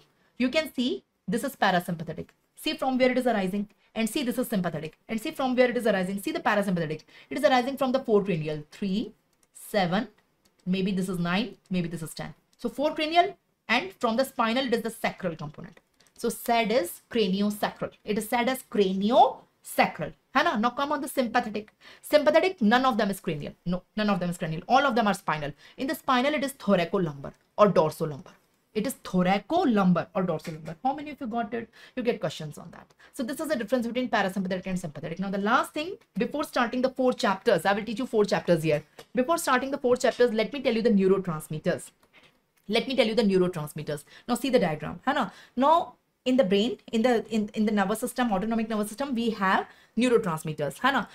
So in somatic system, only one nerve is there. I told you. Only one nerve is there. So we require only one neurotransmitter at the end. But in autonomic nervous system, two nerves are there. So we require two neurotransmitter, one at the ganglion, one at the organ. Here also one at the ganglion, one at the organ. How many of you got it? Huh? So in somatic system, it's only one, that is acetylcholine. In somatic system, I'm not teaching you anyway somatic. In somatic, only one neurotransmitter is required, that is acetylcholine secreted at the organ, skeletal muscle, and it reacts with muscarinic and nicotinic receptors there. That's it. We are done. Okay. Now coming on the autonomic. In the autonomic, two are there. One neurotransmitter is required at the ganglion and one is at the organ. One is at the ganglion, one is at the organ. At ganglion, it's always acetylcholine. At ganglion, no matter. At preganglion, it's always acetylcholine, whether it is parasympathetic or sympathetic. Say yes. But at organ, it is different. At organ in parasympathetic, again, it's acetylcholine. But at organ in sympathetic, it is noradrenaline. So the neurotransmitter which is present at the organ matters. At the ganglion, it is same. Now here also acetylcholine, here also. So it doesn't matter. But at the organ, here it is acetylcholine. That's why parasympathetic system is known as cholinergic. Because the last neurotransmitter is cholinergic. It's acetylcholine. And here the last neurotransmitter is noradrenaline. That's why sympathetic system is known as adrenergic. This is the reason we give them this name. Parasympathetic is known as cholinergic and sympathetic is known as adrenergic. Got it? Huh? So this is the basics. I hope you got it. Huh? So this is the summary. You can see neurotransmitters. In the somatic, we require only one, that is acetylcholine. But in autonomic nervous system, we have two autonomic nervous system. We have sympathetic and parasympathetic. We require two neurotransmitter. One preganglionic, one postganglionic, one preganglionic, one postganglionic. Now the rule is that preganglion is always acetylcholine. But the postganglionic is different. Here postganglionic is in sympathetic, it is mostly noradrenaline. But sometimes can be adrenaline in the adrenal medulla or dopamine. And really it is acetylcholine. And here it is always acetylcholine. Give me a thumbs up. Everyone got it? Thank you so much, Abhinav, for your compliment. So are you people there? Respond. So why parasympathetic system is known as cholinergic and why sympathetic system is known as adrenergic? I hope you got it. Now the last thing before starting the chapters, let me tell you their actions generalized. If you understand their actions very generalized, it's very easy for you to understand the chapters. Cholinergic, anticholinergic, adrenergic, antiadrenergic. I will teach you 4 chapters one by one. And on the same heading, I will teach you 4 chapters. The drugs, the mechanism of action, uses, side effects. Done. 4 chapters, one by one. Ready? Huh? So before that, let me tell you the actions of parasympathetic and sympathetic. Now you can see various organs I have drawn. I have drawn an eye. In the eye we have a pupil. So I have tried to draw the eye and the pupil. And this is, I tried to draw the salivary gland. This is the heart you can see. These are the lungs I have drawn. This is the GIT I have drawn. And this is the urinary bladder I have drawn. In each of my organ, both the nerves are there. Sympathetic, parasympathetic. So currently I'm sitting in front of you. You are studying. I'm teaching you. So in us, which nerve is active in all the organ? In my eye, in my salivary gland, in my lung, in my heart, in my GIT, in my urinary bladder. In all my organs, which nerve is activated? Each organ is supplied by both. So just suppose my eye, it is having sympathetic also, parasympathetic also. In my salivary gland, sympathetic also, parasympathetic also. Heart, lung, GIT, everything. Sympathetic also, parasympathetic also. So currently at a time one is activated. Both cannot be activated. Currently one is activated. So currently we all are relaxed. Whenever we are relaxed, parasympathetic comes in action. Parasympathetic means relaxed state. I'm teaching you, I don't have any tension currently. So I guess you also don't have any tension. But imagine there is a lion in front of me. I have to save my life. Oh my God, I have to run. I have to save my life. Come on, there is a lion. There is a life-threatening condition in front of me. At that time, inside all the organs, sympathetic stimulation will be there. So emergency is sympathetic. So whenever we are relaxed, there is parasympathetic. And whenever there is an emergency, it's sympathetic. And you can understand, correlate the function also. Now, whenever we are relaxed, we don't want the pupil to be much open. We are relaxed now. Small vision is okay to me. So it shows meiosis. In the pupil, there is meiosis. But whenever there is a lion, I want to increase my vision. I want to run everywhere. And you can understand like that. Just I'm telling you a way to learn. So here there is mydriasis. So in parasympathetic system, there is meiosis. In sympathetic system, there is mydriasis. So in the eye, we have both. Whenever we require meiosis, whenever we require mydriasis. Okay, the salivary gland. Currently, I'm sitting in front of you, but I'm feeling hungry. Maybe after the session, I will eat my dinner. So my salivation is taking place. Okay, so increased salivation is there. But whenever there is a lion in front of me, I don't have time to eat food. I can't say, lion, wait, I'm coming and eating my food. Okay, it's the emergency situation. And at that time, we don't require saliva. So saliva production decreases. You can understand. Got it? Now coming on the heart, currently I'm sitting in front of me. My heartbeat is normal, maybe between 80 to 100 I can measure. So heart rate is normal or reduced, it's normal. But there is a lion in front of me. My heart will pump like anything. It will be more than 120, 130, maybe 150. So heart rate will increase here. Contractility, heart rate, velocity, everything will increase. At that time, if there is an emergency. Here everything is less or normal, you can say. Coming on the lungs, currently I'm sitting normal, relaxed. I don't require much oxygen. I'm sitting calmly, coolly. So bronchoconstriction is there. Lungs bronchos are not much dilated. Less oxygen is required. But there is a lion, I have to run, I require more oxygen. So at that time, bronchodilation is there. You can correlate everything, people. Just imagination is there. Just a way you should get it. ठीक है, चलो GIT. In the GIT, currently GIT में paralysis is taking place because I am feeling hungry. But at the emergency, we don't require any paralysis. There is no time to eat. Urinary bladder, whenever we are relaxed and whenever the bladder is full, we can go, we can use the washroom, we can micturate, we can void. So at that time, urinary bladder, you have to understand two things. This is known as detrusor muscle and this is known as sphincter. Please understand, please. This is detrusor muscle. This is detrusor muscle. And this is sphincter. So two things are there. This is sphincter. Listen. So whenever we want to void, what we have to do? So this contract, the detrusor has to contract, and the sphincter has to relax. So urine will come out.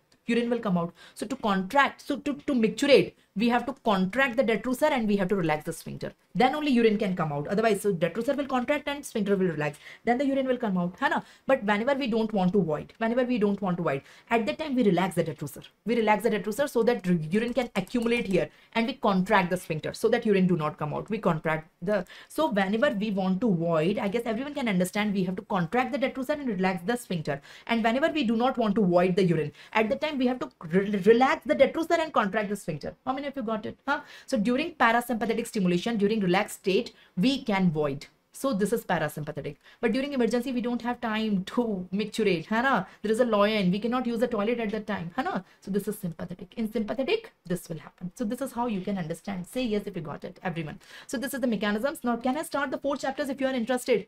I want to teach you 4 chapters. Cholinergic, anticholinergic, adrenergic, antiadrenergic. Okay, what does the cholinergic drugs will do?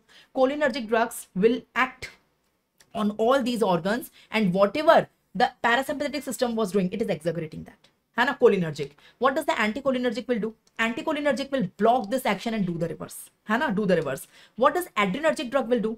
Adrenergic drug will do all the sympathetic thing. That will exaggeration of all that. है ना? And what does antiadrenergic will do? Antiadrenergic will block the adrenergic receptor and do the opposite. So can I say cholinergic is equal to antiadrenergic and anticholinergic is equal to adrenergic, more or less? How many of you got it? I tried my best, yeah. I'm trying best. How many of you got it? Because these both are opposite to each other at most of the organs, except one organ. I forgot to tell you, male sex organ, that is penis, male sex organ. At most of the organs, they are opposite. One is increasing, one is decreasing, one is increasing, one is decreasing. They are opposite. But at penis, that is male sex organ, they are complementary. They are not opposite. So one is doing the erection and one is doing the ejaculation. During sexual intercourse, first there is erection and then there is ejection. These are not two opposite things. These are two complementary things. So here the parasympathetic stimulation causes erection of the penis and sympathetic stimulation causes the ejection. So only at the male sex organ the action is complementary, but at all other organs the action is opposite. So that is the thing. Okay, can I start the chapters? Okay, before starting the 4 chapters, you frequently get question on the meiosis and mydriasis. Which drug causes meiosis and which causes mydriasis? Can you tell me among the 4? I will tell you the classification of all 4. Now I will give you 4 boxes learning the 4 classification. That is your homework. You have to learn all 4 classification together at one place. You have to learn the uses and side effect. The uses and side effect I am going to teach you in a unique way. I will tell you the receptors. In that receptor only I will mark the uses as well as side effect. No need to learn, understand. कुछ भी learn नहीं करना pharma में, समझो हर चीज. You have to understand. Say, classification you have to learn. I cannot assist there, but you have to learn the classification. Okay, G? Okay, so before starting the 4 chapters, I want to end the I portion here only. I portion. Which of them causes meiosis? Which of them causes mydriasis? Cholinergic causes what? Anticholinergic causes what? Adrenergic causes what? And antiadrenergic causes what? You have 2 options, meiosis, mydriasis. You frequently get questions here. So can I start? So let me complete the I portion here and then I will start the 4 chapters in detail. So I portion is done once for all. I will not repeat it at 4 places. I am repeating at 1 place only. Okay? Yes, absolutely right, Abhilash. Let me explain it in detail. So in the eye is an eyeball. It's like a ball. In the eyeball, we have this iris. The center of the iris has a hole which is known as pupil. The pupil is small, it is meiosis. When it is dilated, it is mydriasis. So contracted, meiosis and mydriasis. We have meiosis and mydriasis. If I cut it from here, eye, and see, the iris is like a curtain. Can you see? This is complete iris. The iris is like a curtain with a hole at the center. It's like a circular curtain. So this is iris. I have drawn the iris in front of you. In the iris, there are 2 types of muscle. Let me highlight the 2 types of muscles in front of you. See the first diagram. Everyone see it's difficult and I'm not going to repeat it. See the first type of muscles. This is the first type of muscles. This is known as sphincter pupillae. You can see it is in between. Sphincter pupillae. These all are sphincter pupillae. Now you imagine the black color I have drawn. If they all are contracting, the pupil will shrink. It will cause meiosis. So sphincter pupillae causes meiosis. See the black portion. Now see the dilator pupillae. The second muscle is known as dilator pupillae. Let me highlight. This is dilator pupillae. This is all dilator. Can you see? It is longitudinal. So sphincter pupillae is transverse and dilator pupillae is longitudinal. Now imagine the red one that is contracting. Imagine all the reds are contracting together. So pupil will dilate. You can see here. Here the sphincter pupillae is contracting. So pupil is meiosis. And here dilator pupillae is contracting. So pupil is doing mydriasis. So sphincter pupillae causes meiosis. Dilator pupillae causes mydriasis. How many of you got it? See. Meiosis, mydriasis. Meiosis, mydriasis. Meiosis is sphincter pupillae. Dilatation, mydriasis is dilator pupillae. Naam mein hai, dilator means dilate. That is mydriasis. Or sphincter matlab contract. Matlab it is meiosis. So learn the basics.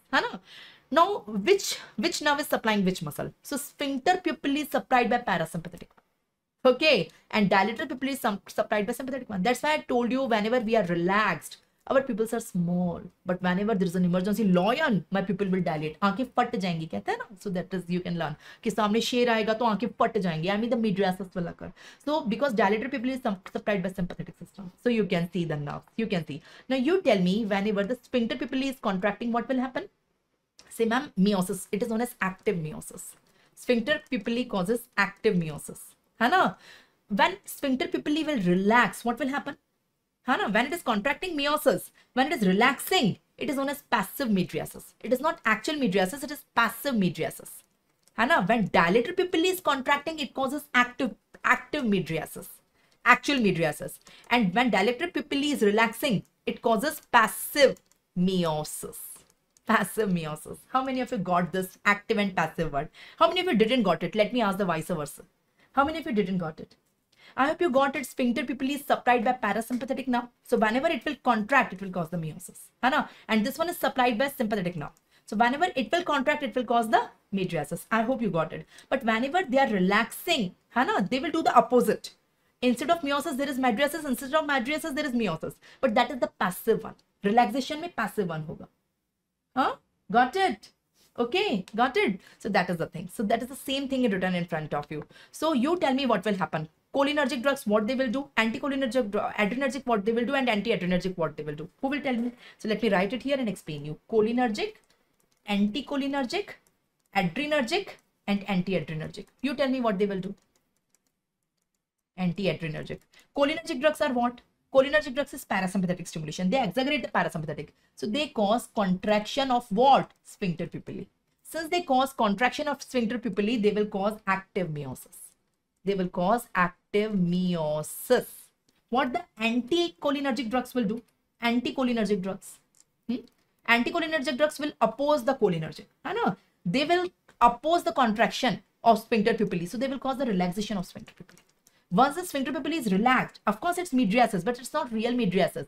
This mydriasis is known as passive mydriasis. I hope you are getting it.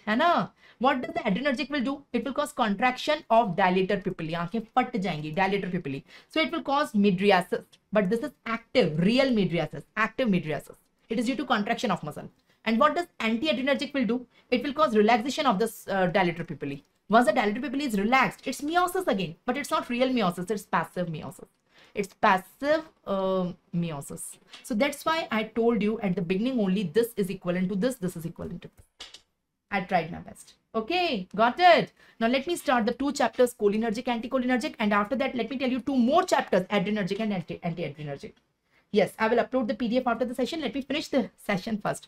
So let me start with cholinergic and anticholinergic drugs. I want to tell you the drugs, mechanism of action, uses and contraindication. That's it. So first we will complete these two chapters, and then after that we will complete next two chapters, adrenergic, antiadrenergic. So ANS is done.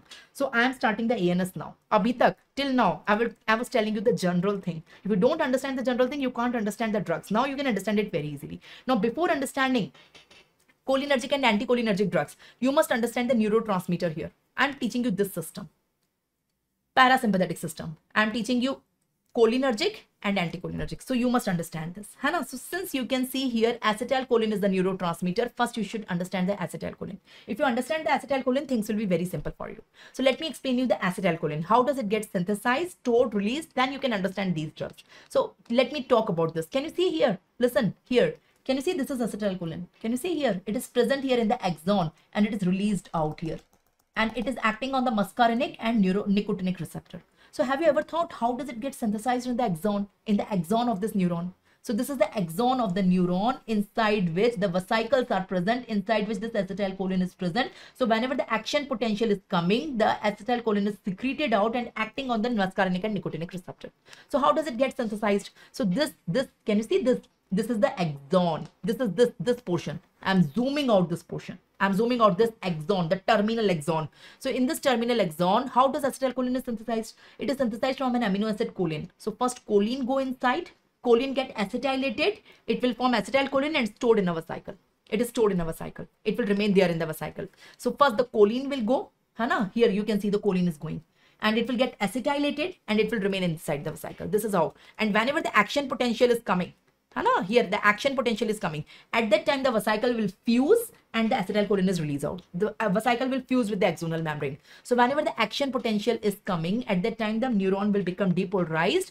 The acetylcholine vesicle will come, fuse here, and it will release out. It will act on its receptor. It will act on its receptor. Got my point? And how does the destruction occurs? Once acetylcholine is out, it will acting on muscarinic and nicotinic receptor present on the organ. It will act there only for fraction of millisecond. It will act there only for a fraction of millisecond. After that, there is an enzyme. The name of that enzyme is, please understand, acetylcholine esterase enzyme. That will cause the hydrolysis of acetylcholine, so its action is terminated. It is not forever. It is not forever. So this is how acetylcholine is synthesized, released, and the action is terminated. I repeat the three things. Everyone please hear. If you don't understand, you can't understand the mechanism of action of the drugs. Please see. So I'm talking about this portion.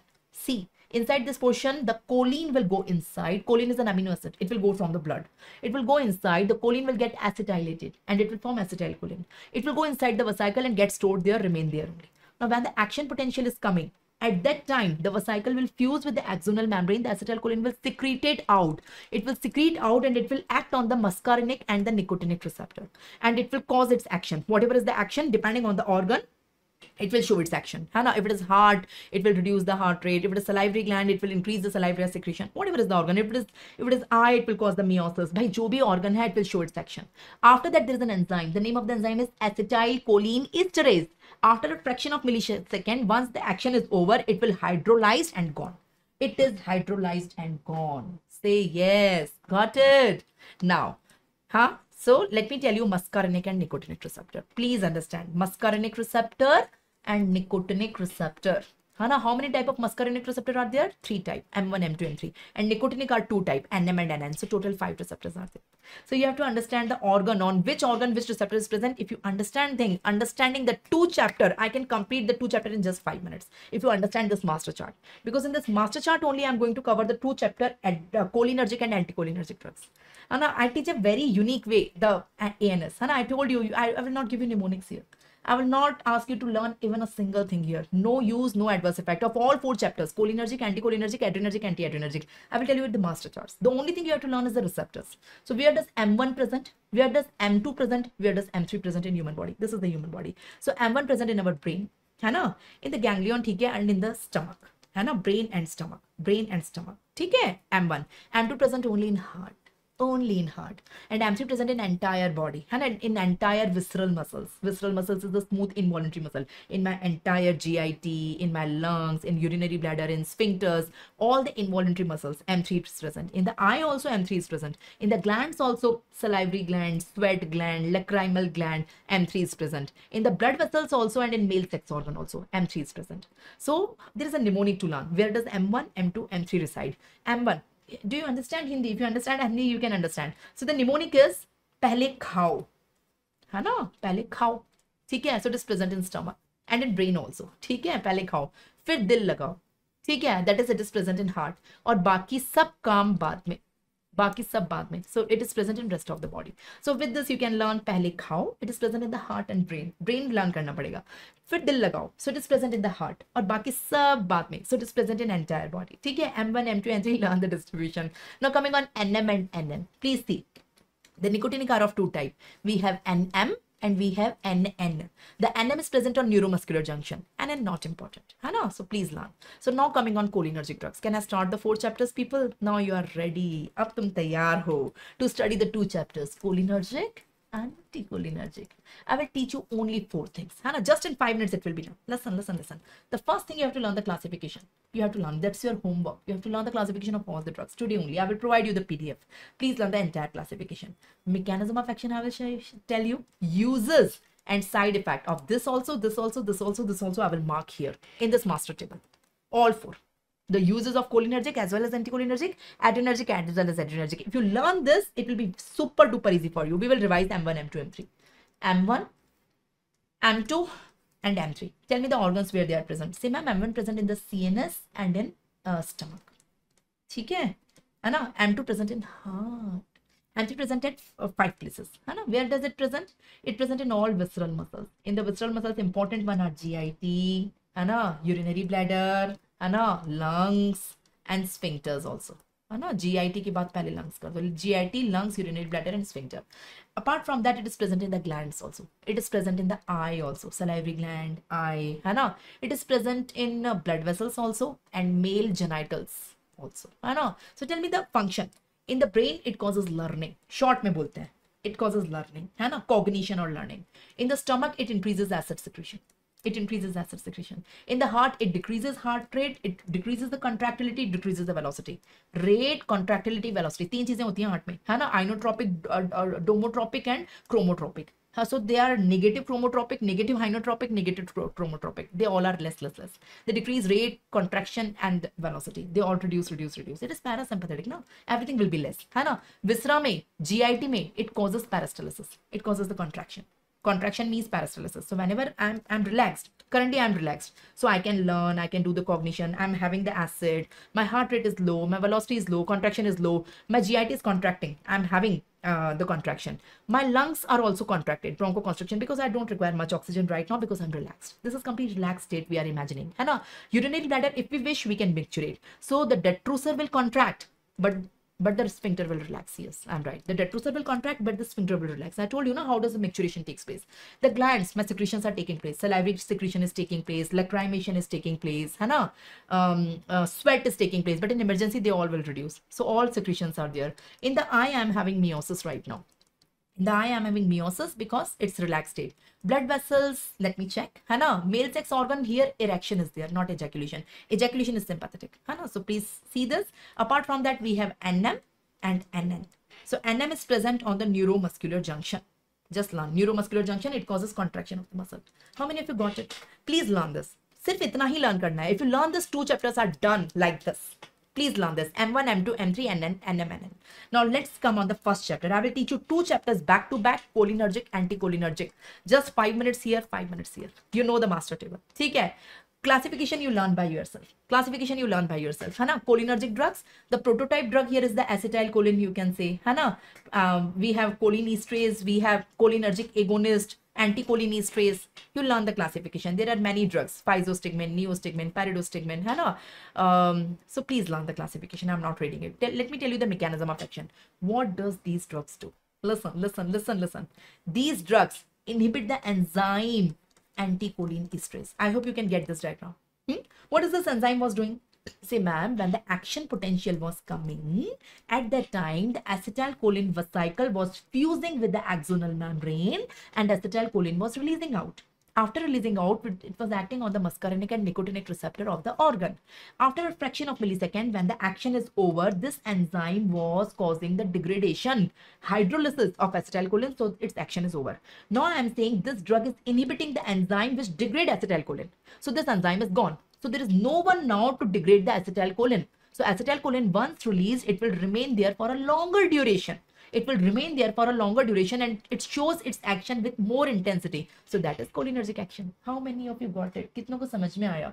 So it is anticholinesterase because it is inhibiting the enzyme cholinesterase. So these drugs are known as anticholinesterase. Anticholinesterase.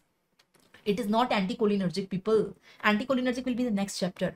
I'm telling you, one of the cholinergic drug is anticholinesterase, not anticholinergic.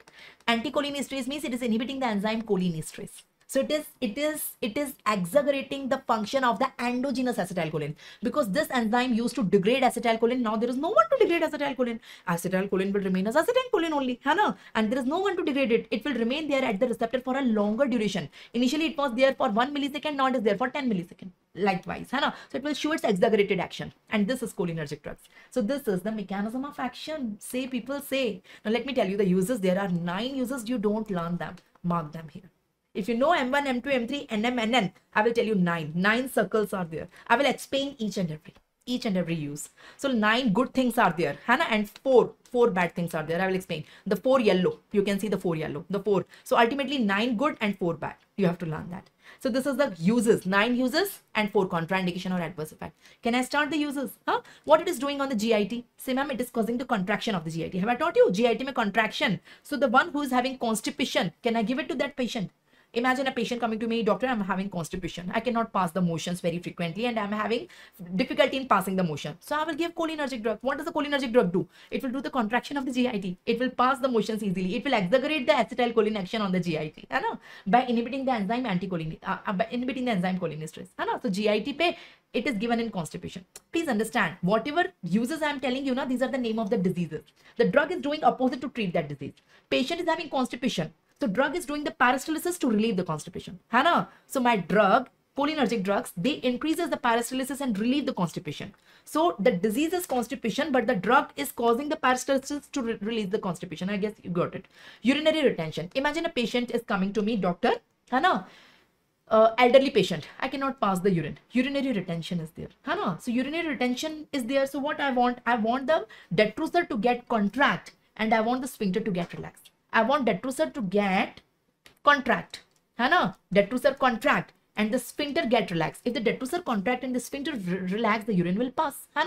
So if urinary retention is there, this is not happening now. So I will give the cholinergic drugs. Cholinergic drugs do so. Cholinergic drugs contract the detrusor and it will relax the sphincter. By doing so, it is useful in urinary retention. So it is useful in urinary retention. My second use is urinary retention. First use is constipation. By doing GIT contraction, it will relieve the constipation. Second use is urinary retention. By contracting the detrusor and relaxing the sphincter, it will pass the urine and it will be useful in urinary retention also. My third use is eye. In the eye, whenever we want to do the meiosis or decrease intraocular tension, that is in glaucoma, we can give this. In the eye, by causing iris contraction, sphincter pupillae contraction, it causes meiosis. So whenever we want meiosis, we can use it, and in glaucoma also it is given because it decreases intraocular tension also. So it is given in glaucoma. So third use is glaucoma. Glaucoma decreases IOT. It causes meiosis. So third use is glaucoma. So first use is constipation. Second use is urinary retention. Third use is meiosis and glaucoma. Meiosis and glaucoma together, you can say the third use. I will tell you 9. All 9 will be explained here. The fourth is a xerostomia. Xerostomia means dry. I forgot to put the image. Dry tongue, dry mouth. So salivation is less. So it increases salivation. By increasing salivation, it is useful in xerophthalmia also. So xerostomia or xerophthalmia. The dry eye, the dry mouth, it is given. Alzheimer. In Alzheimer, it will cause the cognition. Alzheimer is a disease whenever there is dementia. And this is causing the learning. So we can give it in Alzheimer's also. In myasthenia gravis, we can give. In myasthenia gravis, there are antibodies against the nicotinic receptor, against the NM receptor. So we can give the drug so that the receptors are less. But whatever receptors are less, the action of acetylcholine will be augmented on that. So we can give it in myasthenia gravis. In myasthenia gravis, this action is there. It is acting on the skeletal muscle and contracting there. Post-op decurarization. In the surgery, we give Curare, In the surgery, we give tubocurarium, to do the muscle relaxation. It is a neuromuscular blocker. So once the surgery is done, one patient is out of OT and patient is in ward. Now patient is telling me, doctor, I'm still paralyzed. I cannot move my hands and limbs. Can you decurarize me? So for that, I can use this. Because decurarization means what it will do? Again, it will, in curarization, I have blocked the acetylcholine receptor, muscarinic receptors, nicotinic receptors. And here I will again increase the concentration of acetylcholine there. So it will decurarization. Cobra bite. Cobra bite. Let me explain you. Cobra is a snake. Whenever the cobra bite, it will block the NM receptor and patient cannot run. So as soon as the cobra bite, patient cannot run, the muscles get paralyzed as the patient is having neuromuscular blocker. So here we are giving this drug that will inhibit the acetylcholine esterase, that will increase the concentration of acetylcholine. If the acetylcholine will be more and the cobra venom will get displaced and again the muscles will get, they can contract. So cobra bite it will be useful. And dhatura poisoning, belladonna poisoning, atropine poisoning, because it is a physiological antidote for that. So please learn the uses. How many of you got it? Can you tell me the uses here? Rather than learning, see the red circles and tell me the uses. I'm telling you the uses of cholinergic drugs. How many of you got it? Tell me the uses of cholinergic drug. Can you please tell me the uses of cholinergic drug, people? Say, ma'am, because it causes GIT contraction, we can give it in constipation. Ma'am, because it causes contraction of detrusor and relaxation of sphincter, we can use it in urinary retention. Okay. Number 3, we can give it in glaucoma or causing the meiosis, whenever we want meiosis or glaucoma, because it reduces IOT. Number 3. Number 4, we can give in xerophthalmia because it increases it increases saliva. है ना? Number 5, we can give in Alzheimer's because it increases cognition. Number 5. Number 6 and 7 and 8. 3 uses यहाँ से. We can give in myasthenia gravis, cobra bite, and what was the third one?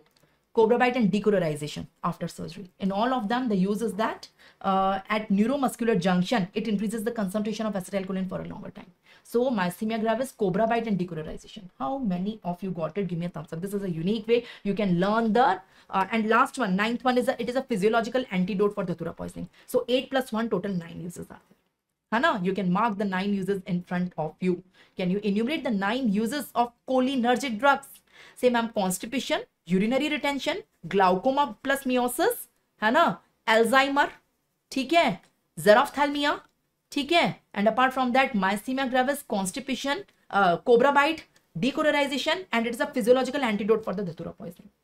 Everyone, please respond now. Say yes, say no, say something. Okay, so this is the uses we have seen. Uses के बाद contraindications or side effects. There are 4 contraindications. Now see the yellow mark. What does it causes in the lungs? Say, ma'am, in the lungs it causes bronchoconstriction. So can we give it in asthma? No. Asthma will get exaggerated. Never give it in asthma patient because it causes bronchoconstriction. In asthma there is already bronchoconstriction. It will get exaggerated. The attack of the asthma will be precipitated. We cannot give it in asthma. What does it causes on the stomach? Say, ma'am, it increases acidity. So can I give it in a patient with peptic ulcer? No. Peptic ulcer will rupture. Acidity will exaggerate because peptic ulcer there is already hyperacidity and it will further exaggerate that. So we cannot give it in peptic ulcer. Third, in coronary vasodilatation. In the blood vessels, it causes vasodilatation. In the coronary insufficiency, we cannot give it. It will further exaggerate the vasodilatation. In coronary insufficiency, we cannot give it. And the fourth one, in obstructive urinary retention. Obstructive urinary retention means what I told you. Listen. Now the patient is having urinary retention. If it is functional, I mean the detrusor is not contracting, we can give this drug. But imagine if there is a malignancy or stone here. Malignancy and stone here, and that's why the patient is not passing the urine. Please understand, the patient is not passing because there is a stone here, malignancy here, there is some obstruction here, and you give this drug. What does this drug do? It will contract the detrusor and relax the sphincter. It will do such a contraction, but urine still cannot come out because there is a obstruction and the rupture will occur. So you can give it in urinary retention whenever the urinary retention is non-obstructive. Hana. So I have marked the urinary retention in both as a use also as a side effect also. So non-obstructive one is a use, but obstructive one is a contraindication. I don't know whether you got it or not, but I tried my best from the depth of my heart to explain you. Now I call this a master chart. So this is the first one. I'm going to provide 3 more. I'm going to provide. This is cholinergic. The same I'm having for anticholinergic, adrenergic, antiadrenergic. In the antiadrenergic, I'm having 2, alpha blocker, beta blocker. So total 5 master charts are there. In 5 pages, I complete ANS. In 5 master charts, I call them. One is cholinergic, one is anticholinergic, one is adrenergic, and in antiadrenergic, I'm having alpha blocker and beta blocker separately. Now in each of them, I'm having red and blue. My red are uses, and my blue one, okay, are my side effects. So I don't learn them. I don't have any mnemonic. But one thing, when I see them, so I can, whenever the question is in front of me, I can imagine. I know this chart very well. The receptors. If you know the receptors, it's very easy for you to judge the uses and side effects. So can you enumerate the uses and the side effects? We are done with cholinergic drugs. Can I come on the next chapter, anticholinergic drug? Can you please enumerate it once? First, enumerate the uses with the red color. Tell me the uses. Say, ma'am, it is given in constipation. It is given in urinary retention that is non-obstructive. Urinary retention that is non-obstructive. Obstructive one will be a side effect. It will be contraindication. In case of glaucoma, in case of xerophthalmia, in case of Alzheimer, in case of decolorization after surgery, cobra bite, and myasthenia gravis. These are the uses. Now let me enumerate the side effect with the blue color. See. So this first side effect is peptic ulcer. We cannot give it because it increases acidity. The second side effect is asthma. We cannot give it because it causes bronchoconstriction. The third side effect is coronary vasodilatation. We cannot give it because it further increases the vasodilation and exaggerates the disease. And the fourth is obstructive urinary retention, in which it will cause the perfo. People respond now. Respond. So please respond. So you can learn 9 plus 4. I call this table as 9 plus 4 table. Learn the 9 uses and 4 side effects. They all are visible here very well and you can understand it. No need to learn. No rectification. Learn M1, M2, M3, their distribution, and learn NM and NN, their distribution. In that, mark the 9 uses and 4 side effects. Once you have done by yourself now, you will never forget in your life. No mnemonic is required. If you learn any mnemonic, you will forget. but you have understood the concept now, you will never forget. ठीक है, the table, अच्छी चीजें is uses, बुरी चीजें is side effect. Table is same. This is the actions of cholinergic. Anna, the good one are the uses and the bad one are adverse effect. As simple as that. People respond a unique way of ENS you will never forget in your life. Can I proceed? Let's come. So we are done with cholinergic drugs. You know the drugs, learn the classification by yourself. Mechanism of action, I will say one word. It inhibits an enzyme. The name of the enzyme is acetylcholine esterase. The name of the enzyme is choline esterase enzyme. It inhibits. So that enzyme degrades acetylcholine. Now this enzyme is inhibited. So there is no one to degrade acetylcholine. So acetylcholine concentration will increase and it will act on its receptor for a longer duration. So cholinergic action is exaggerated. Uses, you know the 9 uses I have marked and you know the contraindication 4 I have marked. Now you can enumerate them if you wish. If you don't want this type of vision, you can enumerate them. Once you have understood, you will never forget now. Okay. Got it? You can learn the mnemonic also, Sora. Good one. So coming on the anticholinergic drugs. Anticholinergic drugs, the same way we will study. So learn the classification first. Here the prototype drug is atropine. Atropine, also known as dhatura, also known as belladonna. Whether you call it atropine, dhatura, belladonna, one and the same thing. It is obtained from the dhatura. Anticholinergic. There are many, but read by yourself. Listen. Mechanism of action. What does it do? It block only muscarinic receptor. It don't block nicotinic. No. It block muscarinic. You will say, ma'am, if it block this atropine, the red color is atropine, it block muscarinic receptor. So if it block muscarinic, what will happen? Acetylcholine cannot act on it. So what does acetylcholine do? Acetylcholine do all this at muscarinic receptor. If it is M1 receptor, now it can be M1, it can be M2, it can be M3. So if it is M1, this is the action. If it is M2, this is the action. If it is M3, this is the action. So this is not done because acetylcholine cannot bind it. If acetylcholine was binding here, it shows all this. Now this receptor is blocked. Can you see the red drug? The red drug is atropine. Atropine is a blocker. It is just blocking the muscarinic. M1 also, M2 also, M3 also. So that acetylcholine cannot bind here. So if acetylcholine was binding, it was showing this action. Now acetylcholine is not binding, so it will opposite will happen. Now if it is heart, for example, this organ is heart. So if acetylcholine coming and binding at the heart, it reduces the heart rate, it reduces the contraction, it reduces the velocity. But now acetylcholine is not binding because it is blocked. So it will increase the heart rate, it will increase the velocity, it will increase the contraction. You got my point? If this organ is gland, if this organ is any gland, so if acetylcholine is coming and binding with the gland, it increases secretion of that gland. But if it is not binding now, because it is blocked now, so it will reduce the secretion. My point is that reverse the table. Reverse complete table. जो भी है उसका उल्टा मारो. पूरा table को उल्टा कर डालो. That is anticholinergic. है ना? Because this is, now I cannot make that table. Just imagine, you have to imagine in your thoughts, like this is the action of acetylcholine. है ना? Now acetylcholine cannot show its action because it is blocked. So reverse will happen. So at heart, whatever is written, reverse will happen. At visceral organ, whatever is written, reverse will happen. So everything will reverse. People give me a thumbs up. I need applause. I need for my efforts at least appreciate. I need the appreciation. You got my point? So everything will be reversed. Now tell me the uses and side effects. So you can see the uses are 7. 6 plus 1 is antidote. I mean 6 uses are there and 2 side effects are there. So let me tell you the 6 uses and the 2 side effects in one master table. Now think reverse. You have to think everything opposite. Hai? So whenever bradycardia is there, you can give this drug because this drug is increasing the heart rate. Hai? Atropine increases the heart rate. Normally acetylcholine reduces the heart rate. Atropine block acetylcholine, so it increases the heart rate. It will do the reverse. है ना? जो लिखा है उसका उल्टा हो रहा है. उल्टी टेबल बनाना नहीं है, मन में सोचना है ना? जो लिखा है उसका उल्टा सोचो. Hana, so if the patient is having bradycardia, you can give atropine. Atropine will increase the heart rate. Hana, so first use is heart rate. Hana, second diarrhea. If the patient is having diarrhea, what does it do? Hana, it decreases the contraction. It decreases the contraction. It relieves the diarrhea. So in the GIT, they use diarrhea. Hana, urinary retention nahi, anuresis. What is anuresis? Passing urine in the bed. Especially children do that. Hana, बच्चों में रात में urine आ जाना bed में. Hana, so especially during sleep, children passes urine, or sometimes some adults can also have this problem. That is anuresis. So urinary retention का opposite, and this causes urinary retention. So anuresis में we can give anuresis. Everything is opposite. वहाँ constipation था, यहाँ diarrhea है ना? So my first use is bradycardia, second use is diarrhea, my third use is anuresis. It causes urinary retention. है ना? Fourth use is mydriasis in the eye. It causes mydriasis in the eye. है ना? Fifth use in the gland. In the gland, if the person is having coryza is excessive secretion. वहाँ पे xerophthalmia था, xerostomia था, यहाँ coryza है. Excessive nasal secretion, we can use it. Excessive nasal secretion, excessive any secretion, coryza. है ना? Got my point? Coryza में we can use, pre-anesthetic medication we can use. In the CNS, it is used in motion sickness and Parkinsonism. Motion sickness because it depresses basal ganglion. That's why used in Parkinsonism, and it depresses the vestibular center. That's why given in motion center. That's why given in motion sickness. Motion sickness is whenever we are traveling, the person have vomiting. है ना? So that is used in motion sickness. That's it. So can you enumerate the uses, people? एक बार uses को enumerate करो. The circles are in front of you. I'm teaching you anticholinergic. This is the master table of anticholinergic. Whatever is written, imagine opposite. Whatever is written, imagine opposite and repeat my words. Can you tell me the uses? Say, ma'am, yes. Start from the beginning. In the CNS, 2 uses are there. Motion sickness because of blocking or inhibiting vestibular apparatus, and Parkinsonism because of inhibiting basal ganglion. So please learn the 2. In the heart, it is given in bradycardia. It increases the heart rate and relieve bradycardia. है ना?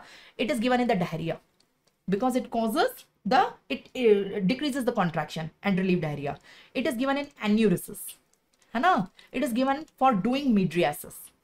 ठीक है? It is given in coryza or pre-anesthetic medication to reduce the secretions. So the 6 uses are given in front of you, and it is a physiological antidote for organophosphates or anticholinesterase or physiological antidote. So the 6 uses are in front of you. Can you tell me the 2 side effects, the 2 contraindication? What does it causes? It relaxes ciliary muscle. It increases IOT. So it never given in glaucoma. In glaucoma, it will exaggerate the glaucoma. है ना? वहाँ पे glaucoma use था, यहाँ पे side effect है. And never given BPH, benign prostatic hypertension. है ना? Benign prostatic hypertrophy. Never give it in BPH. If there is BPH now, it is, what is BPH? In the males, there is a gland. Can you see? This is prostate gland. The gland is enlarged. So urine cannot pass because the urethra get compressed. It is a disease. The name of the disease is BPH. Now urine already nahi aa raha. Urine is not coming. There is a male in which the male is having BPH. So urine is not coming. The male already have a trouble in passing the urine. Upar se sone pe suhaga, you have given anticholinergic. What does anticholinergic do? It will relax the detrusor. Bhai pehle hi nahi aa raha. Tumne aur relax kar dala. To bilkul hi nahi aayega. So the BPH will get exaggerated. Urinary retention will be exaggerated. Never give it in BPH. So never give it in BPH and glaucoma. I am done, people. I am done. So 6 plus 2. 6 plus 2. Can we revise? We are done with anticholinergics also. Can we revise it together? Tell me the uses first. Say, ma'am, यहाँ पे है motion sickness and Parkinsonism. यहाँ पे है bradycardia in the heart. Here, diarrhea. है ना? Here, anuresis. Here, for doing mydriasis. We want mydriasis. ठीक है? And here, coryza. है ना? Coryza. And pre-anesthetic medication to reduce the secretions. So this is the uses. Now coming on the side effect, tell me 2 side effects. Number 1, glaucoma is a contraindication. Never give it in glaucoma. And number 2, BPH is a contraindication. Never give it. So this is how I learn. I never forget. I know this M1, M2, M3 and I never forget. So here basically in the cholinergic and anticholinergic, I taught you 2 chapters right now. Cholinergic, we are done. Anticholinergic, we are done. The only thing I didn't taught you is the drugs. Learn the drugs by yourself. Learn the classification by yourself. Mechanism of action, I taught you both. And now learn the master table, uses and adverse effect I have marked here. So here I have marked 9 and 4. Here I have marked 6 plus 2. So don't learn the numbers. I mean, numbers are not important, but I guess you have understood each and every why we are using. You should have a reason behind that and you will never forget. If you know this table now, you can apply on the spot. It's like mathematics. I don't learn by ye user. No, I know this table. I know M1, M2, M3. That's it. That's more than sufficient. Now, whatever question comes in my exam, I will use that table. Like in mathematics, we don't learn the solution 2 plus 2. We do it on the spot. So here I apply this table on the spot whenever the question comes in my exam. And I think what is the use, what is the side effect, because I'm having the concepts in me. So that is a conceptual pharmacology. Now, I wish I can give you the mnemonic. Here I can give you mnemonic for 9 plus 4. Here I can give you mnemonic for 6 plus 2. It's very easy to create the 4 mnemonics here. I can create it something and I give it to you. But blah, blah, blah, you will forget. You can create the mnemonics also. वो भी बुरा नहीं है for the last time revision. But once you have concept, even if you forget the mnemonic, you can solve it. Do you find this way useful? Have you ever studied ANS with this way? See, this is the master table. I have shown you one master table and this is another master table I am showing you. This is my another master table. This one, just a second, this one. So learn this master table. This is 9 plus 4 and learn this master table 6 plus 2. That's it. Nothing else. Rather than learning, understand each of them. How many of you got it?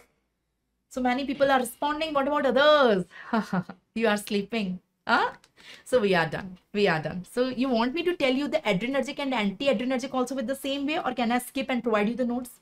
Adrenergic also, I want you to learn the classification. In anti-adrenergic, I'm having alpha blocker and beta blocker. And again, I'm having the master table. One master table here, one here, one here. The red and the blue. The red are the users, the blue are the adverse effect. So in the same way, you can learn it here. So I guess I can provide you the notes. You got the orientation, how to learn that. Give me a minute to drink the water. You want me to tell? It will take another 15 minutes to complete the 3 more chapters. Actually, I'm having 3 more chapters. Adrenergic is 1 chapter, but in anti-adrenergic, I'm having alpha blocker and beta blocker, 2 different chapters. You want me? Okay, I will do. If you are ready, I don't have any problem. My energy will always touching the sky if you people respond. So as I taught you the first 2 chapters, cholinergic and anticholinergic, I taught you these 2 chapters now. Listen. So here the neurotransmitter was acetylcholine. So before starting the 2 chapters, we have seen how does acetylcholine get synthesized, how does it get stored, how does it get released, how does it get degraded. Now I'm teaching you the next 2 chapters. I'm teaching you adrenergic and anti-adrenergic. So I cannot start it directly. First, I have to tell you everything about the noradrenaline, because here the neurotransmitter is noradrenaline. First, see how does it get synthesized, how does it get stored, how does it get released, and how does it get degraded. Then only you can understand the mechanism of action of these and these drugs. And here we have 2 types of drugs, alpha and beta blockers. Here we will take together alpha plus beta agonist. But here there are 2 different chapters. So first, let's study about the catecholamine. By catecholamine, I mean noradrenaline, people. Chalo, iska bhi ek master table learn kar lo. Just learn the master table. On that master table, we are going to mark the red and blue. The red are the uses, the blue are the side effects. I will give you 3 master tables. One for alpha beta agonist. It will be common, agonist one. That is adrenergic drugs. Anti-adrenergic, I will give you alpha blockers separate and beta blockers separate. So 3 master tables are awaiting, for you, waiting for you. So let's start first. Let me first tell you noradrenaline. So now I'm teaching you sympathetic system. We have already completed parasympathetic. Now let's study sympathetic. In the sympathetic system, you can see the neurotransmitter is noradrenaline. In the sympathetic system, the neurotransmitter is noradrenaline. So how does it get synthesized here and released here? How does it get synthesized? So let me zoom this portion for you. So let me zoom this portion for you, this portion, to show you how does it get synthesized. So this is the neuron. You can see this is the neuron. In this neuron, this is the end of this neuron. Now this picture is not very clear. I will read it for you. In this neuron, how does it get synthesized? So first tyrosine go inside. Tyrosine is an amino acid. It will go inside. So tyrosine will convert into dopa. Dopa will convert into dopamine. Dopamine will go inside the vesicle and it will stored inside the vesicle. Inside the vesicle, it will convert from dopamine to noradrenaline. So first there is tyrosine, then there is dopa. From the dopa, there is dopamine. Dopamine will go inside the vesicle and it will convert into noradrenaline, and it will remain there in the vesicle only. Whenever the action potential is coming, it will come, it will fuse, it will come out, and it will act on its receptor. Here receptors are not muscarinic and nicotinic. Here receptors are alpha and beta. So you have to learn the distribution of alpha and beta. So whenever action potential is coming, at that time this vesicle is fusing and noradrenaline is coming out, and it is acting on alpha and beta. It will act on alpha and beta for a fraction of a second, but see the difference. Acetylcholine was also coming here. Acetylcholine was also coming there, and it was acting on muscarinic and nicotinic receptor. But noradrenaline is not acting on muscarinic and nicotinic. It is acting on alpha and beta receptor. Acetylcholine was degraded by an enzyme. The name of enzyme was cholinesterase. Here we don't have any enzyme. No. So how does the action get terminated? It has shown its action for a fraction of millisecond. Whatever is the organ is, it has already shown its action. Now what? Now what, people? Ab kya karna hai? I want to terminate its action. So there is no enzyme available in this space. There we have an enzyme. Here we don't have any enzyme. So here there is reuptake. It is reuptake. So first there is axonal reuptake. It will go inside the axon, and then vesicular reuptake. It will go inside the vesicle. So first axonal reuptake and then vesicular, and in the next cycle it will come again. So it is known as reuptake mechanism. Reuptake. So axonal reuptake is blocked by cocaine. Cocaine can block it, and the vesicular reuptake can be blocked by reserpine. You can get the questions on that. Now please learn this distribution alpha beta. This is my master table. Once I will explain you, I will not read the master table. I will give you. You can read it by your own. So please, in this only I'm going to mark the uses and adverse effect of the next 3 chapters: alpha beta agonist, alpha blocker, and beta blocker. First learn what is the distribution of alpha receptors in human body and what is the distribution of beta receptors in human body. We will take the 14 organs one by one. Maybe 13 to 14 organs are there. Blood vessels mein both are present. Alpha causes vasoconstriction, beta causes vasodilatation. Please learn. Blood vessels में both are present, है ना. Heart में both are present, है ना. Heart में alpha don't have much action, but beta 1 it increases the force, contractility and velocity. Alpha don't present in the heart, है ना. In the lungs, alpha are not present. Beta causes bronchoconstriction in the lungs. Beta causes bronchoconstriction. In the eyes, you know, alpha and beta both are present, and you know meiosis, mydriasis, I have already explained you, है ना. In the GIT, this both causes relaxation. Both of them causes relaxation. In the bladder, both of them causes this thing. Both of them causes relaxation, detrusor relaxation. ठीक है. Uterus, both of them causes contraction. I am sorry, alpha causes contraction and beta causes relaxation. ठीक है. Spleen not important, pancreas not important. Liver में beta causes glucose synthesis in the liver, है ना. Muscle में it causes glucose synthesis. ठीक है. And in the kidney renin secretion by beta. ठीक है. That's it. These are important. Now, if you have seen it, let me start the first chapter, adrenergic. Learn the classification by yourself. Learn the classification. Let me show you the master table. This is the master table. You can see the uses, side effect, and you can correlate. Hannah, you can correlate. Now, I'm not reading because time is less, but you understood the way. And the same I'm having for alpha blocker, and the same I'm having beta blocker. Let me show you the alpha and beta blocker. Just a second. This is all beta blockers. Can you see all beta blockers? Hannah, you have to imagine the reverse. And this is all alpha blockers. Let me show you alpha. This is all alpha blockers. You have to imagine the reverse. So 3 more master tables I have provided you. It will be provided to you in the notes. I hope you got the orientation. Once the master table is with you, it's very easy.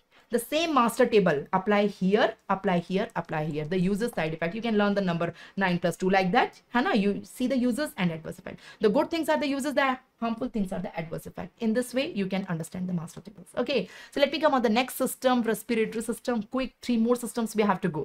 So let's come on the next system. The next system is respiratory system. Can I start the respiratory system? I want to teach you the drugs for asthma. Give me a thumbs up. You people are still alive. Can I start the next system, respiratory system, people? So let's start the next system, respiratory system, the drugs for asthma. You cannot understand the drugs of asthma if you don't know what is asthma. So as usual, before starting the drugs for asthma, I will show you all drugs in one page. Hannah, I will show you in one master table. Before that, you have to understand how does asthma occur. So every time, whenever I start any chapter, first I tell you the pathology, then I come on the pharmacology. I always say without pathology, you cannot understand pharmacology. So let me tell you asthma in just 1 minute. What is asthma? So first tell me what is asthma. In the, complete respiratory tract, we have trachea, we have bronchi that divides in bronchioles, bronchioles, bronchioles. So trachea and bronchi are hypersensitive. In the asthma, the trachea and bronchi are hypersensitive. See, this is a normal trachea. And this is the trachea of a person who is having asthma. Compare the trachea and the bronchi. Hannah, now here, if some allergen is going, Hannah, I don't have asthma. So if any dust, pollen grain, or any perfume, or any chemical is going in my trachea don't contract. I don't have bronchoconstriction. It will go inside. It's okay. I'm having Kupffer cells. I'm having cilia. They will take care of that foreign particle. But the person who have the asthma, they're very hypersensitive.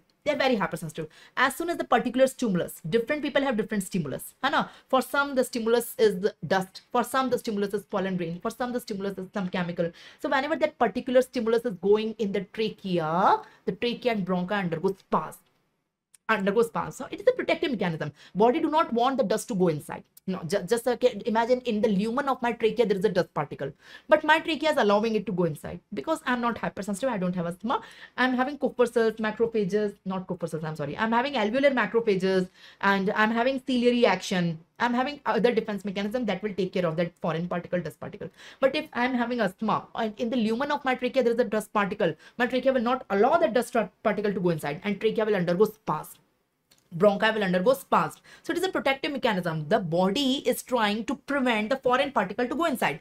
वो तो ठीक है, the dust will not go inside. Like person can't breathe. Person have an attack of asthma, during which the person have dyspnea. Person can't breathe because trachea undergoes spasm. Air cannot go inside, outside. Person cannot do the breathing, dyspnea. So person try to relieve that. Person do the cough, and person have wheezing because the lumen is narrowed. It's a narrow pipe. Now air, when passing from a wide lumen, no sound is there. But when the same air passes from a narrow lumen, there is a particular sound that is known as wheeze. So asthma is a disease in which 3 things is there: dyspnea, wheeze, and cough. This is asthma.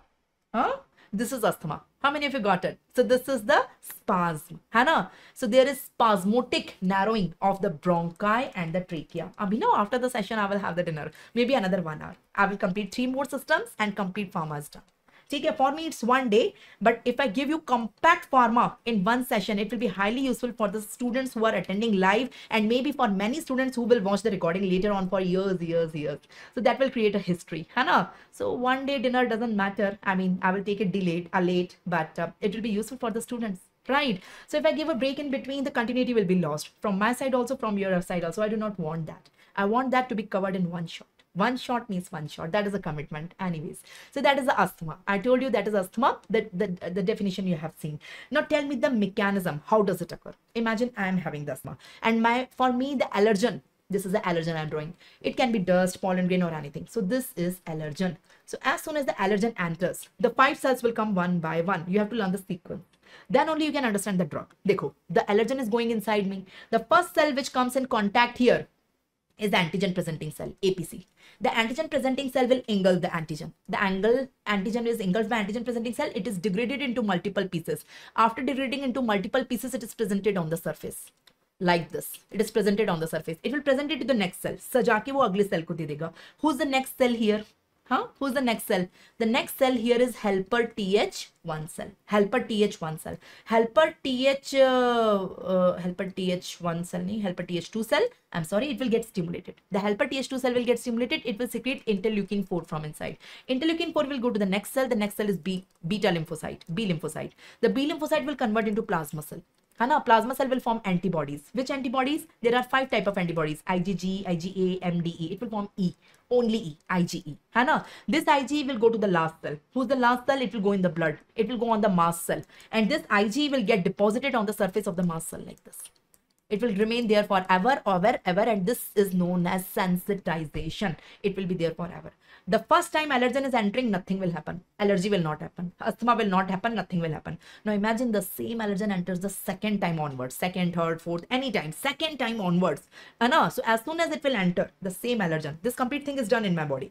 Now the same allergen is entering again. APC will recognize कि तू तो वही है, पहले भी आया था. The body have a immunity memory, a very strong immunity memory. If the same allergen is entering even after many years, the body can recognize it. APC will recognize that you are the one for which तेरे लिए काम झाम करके रखा है, for which we have done the entire process. We will not repeat the process. No, you directly go to your antibody.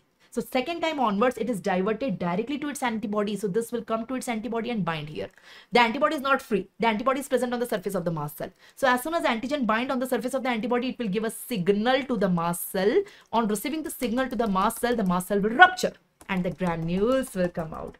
Mast cell will rupture and granules will come out. The granules contain many things. The most important in asthma is leukotriene. It contains prostaglandin also, it contains platelet activating factor, histamine, serotonin, but the most important is leukotriene B4 and C4, leukotriene. Now, this is the trachea. This is the trachea of the person who have the asthma, inside which this all is happening. On the surface of the trachea and the bronchi, leukotriene receptors are present. So this leukotriene will come, bind with its receptor and causes the bronchoconstriction. And this is how asthma occurs. Say yes. Everyone say yes. Now, in this diagram, I will show you 5 drugs. I will show you 5 drugs of asthma. Everyone first give me a thumbs up. Got it? This is how asthma takes place. So can I tell you? Now there are 2 patients in front of me. Patient A, patient B, Ram, Sham or any 2 patients. Patient A is already having an attack of asthma. Now he wants prophylaxis and he wants that next attack do not come. Currently attack is not there. So he wants prophylaxis. Patient B currently is dyspnea, can't breathe. The patient is coughing. The patient is having wheezing. He is an attack of asthma. He wants treatment. So A want prophylaxis, B want treatment. So let me tell you the drugs for prophylaxis. Let me tell you the drugs for treatment. Would you understand this? Did you understand this? If you understand this, you can understand it clearly. So let me tell you the drugs for prophylaxis for asthma. Can I give a drug which is known as antibody against antibody? Antibody against IgE antibody. It is known as omalizumab. If the antibody, IgE antibody get neutralized, imagine. If IgE antibody get neutralized, so IgE antibody will not come on the mast cell, and if this antigen is entering the second time, IgE antibody are already neutralized. The attack will not come. So we can give antibody against antibody, that is omalizumab. Number 1. Number one, if we are not giving antibody against antibody, that is omalizumab. Number two, we can give a drug which is known as mast cell stabilizer. So even the antigen is coming second time, it is coming and binding here, the mast cell will not rupture because it is stabilized. It will not rupture. So this drug is known as mast cell stabilizer. Mast cell stabilizer. So first drug is antibody against antibody.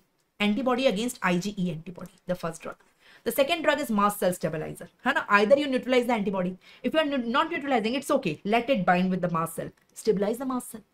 If you are not stabilizing the mast cell, let it rupture. Let it rupture. When the antigen is coming the second time, so it will go here, it will bind and it will rupture. So leukotriene will come out now. Leukotriene will come out. Give leukotriene antagonist. Give leukotriene ka antagonist, that is xalutone. Leukotriene को antagonize कर दो. So no leukotriene, it will not go and bind with its receptor. So either give antibody against IG antibody. So न रहेगा बांस न बजेगी बांसुरी. आपने IG antibody को neutralize कर दिया, है ना? So that is omalizumab. If you're not neutralizing, it's okay. Stabilize the mast cell. So even if the antigen is coming, it is not rupturing. The granules are not coming out. So you can give ketotifen. That is mast cell stabilizer. If you're not stabilizing, it's okay. Let it rupture. So the granules will come out. The granules are coming out. So the granules contain leukotriene. So give leukotriene antagonist. That is xalutone. If you're not giving leukotriene antagonist, it's okay. Let them go. They will go via blood and bind where? They will bind on its receptor, on the trachea. So block that receptor. So block the receptor of the leukotriene. You are not antagonizing leukotriene now. So block its receptor. So at least they cannot bind with their receptor. So leukotriene receptor blocker are there. So the leukotriene receptor blockers are montelukast and zafirlukast are there. So these are the 4 drugs we use in prophylaxis. Can you name the 4 drugs? Can you please name the 4 drugs? People, I tried my best. This is the limits. These are the heights. I told you the 4 drugs for prophylaxis of asthma. Can you please tell me? People respond. Na? Anyone? Say, ma'am, antibody against IG antibody. Number 1. Number 2, mast cell stabilizer. Okay. Number 3, leukotriene antagonist. And number 4, leukotriene receptor blocker. These are the 4 drugs I taught you. 4 drugs I taught you. Along with the leukotriene here, when the mast cell are rupturing, leukotriene are synthesized inside the mast cell. Now, listen, one more drug I can give you here. This leukotriene is present in the mast cell. Now, once the mast cell is ruptured, then leukotriene is coming out. So, leukotriene is synthesized from the phospholipid. So, you can give steroids also. Steroids inhibit the synthesis of leukotriene. You can give steroid. So, synthesis hi mat do. Either inhibit the synthesis or antagonize it or block its receptor. So, we can give steroids also. So, I taught you 5 drugs for prophylaxis of asthma. So first is antibody against antibody, second is mast cell stabilizer, third is steroid that inhibit the synthesis of leukotriene, fourth is antagonist of leukotriene, and fifth is blocker, receptor blocker of leukotriene. I tried my best. You people are not responding, but now imagine the person is already have the attack, person B. These are the 5 drugs I can give to A for prophylaxis for the next attack. So if the antigen is entering the second time, attack will not occur. Either antibodies are already neutralized, or the mast cell is stabilized, or inside the mast cell leukotriene is not synthesized, or leukotriene is antagonist, or the receptors are blocked. So this is the prophylaxis. But if the patient already have the attack, nothing will work. You have to do the bronchodilator. Patient is an attack. Patient B, it is an attack. So bronchoconstriction already occurred. Now you have to give only one drug, bronchodilator. So bronchodilator for treatment and remaining all for prophylaxis. We are done with asthma drugs. How many of you got it? I told you the mechanism of action. People respond. Please, I request. Got it? Adarsh, Safura, Brijesh, Kezia. Anyone? Give me a thumbs up. Got it? Can we go ahead? Hanji? Yes, so this is the mechanism of action. So bronchodilators are for treatment of asthma and remaining all the drugs are for prophylaxis for the next attack. I'm having 2 patients, A, B. A require prophylaxis. The attack is already over. Now patient do not want the next attack and B is in attack. So to B, I will give bronchodilator, but to A, I can give the various combination from this. Say yes, say yes. So I already told you the mechanism of action of all prophylaxis drugs. Antibody against antibody is omalizumab. Omalizumab. Steroids are the drugs which inhibit the synthesis of leukotriene. Steroids are there. Mast cell stabilizers are there. Ketotifen, sodium chromoglycolate or ketotifen is there. Leukotriene antagonists are there. That is montelukast and zafirlukast. And leukotriene receptor blocker is not given here. this is leukotriene receptor blocker. Actually, the leukotriene antagonist is not given here, the xylitol. You can write that also. Hana? So these are the 5 drugs. I hope you all got it. I hope you all got it. You can see it here. See. Everyone see. Can you see? This is the mast cell. Okay. Hana? This is the antibody. This is the IgE antibody binding to the mast cell. Hana? Now the antigen is entering second time. This is the antigen entering second time onwards. So this antigen is directly coming to its antibody and binding here. So it is giving signal to the mast cell will rupture and the granules will come out.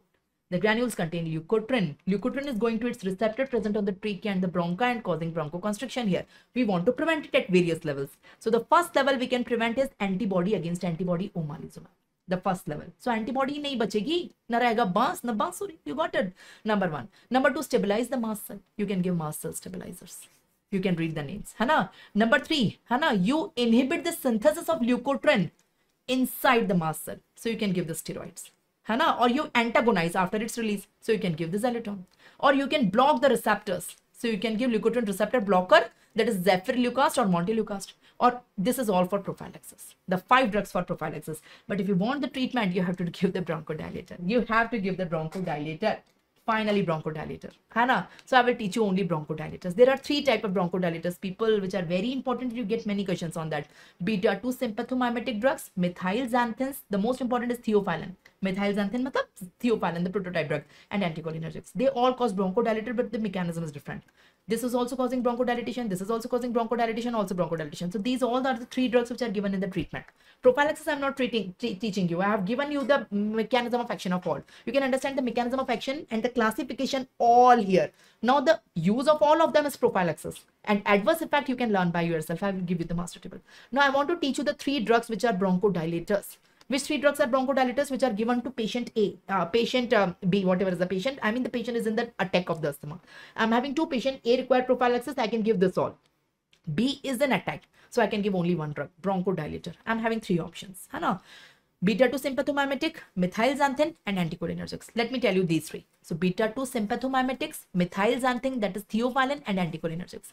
So you first tell me the name of the drugs inside each, mechanism of action of these, which is ultra important, and you get many MCQs on that, and adverse effect. You say, why not use of all of them is asthma? Come on, I'm teaching you drugs for asthma. So asthma, use to ek hi hai na? So let me tell you this. Okay, so let's start one by one. Okay, only three things on each. So 3 things on this, 3 on this, 3 on this. So 3 minutes, 3 minutes, 3 minutes. In the next 10 minutes, we will finish asthma and we will move on the next chapter. Anna, you got it? Say yes, people. Samajh mein aa raha hai? Enjoying learning. So let's start beta-2 sympathomimetic drugs. ठीक है? Acha. Can I tell you the mechanism of all 3 together at one place? Why not? Why not? Can you see this is trachea and bronchi. ठीक है? In this diagram, you can see it is constricted. This is bronchoconstriction. The trachea and the bronchi, they are constricted. And in this diagram, they are dilated. This is bronchodilation. है ना?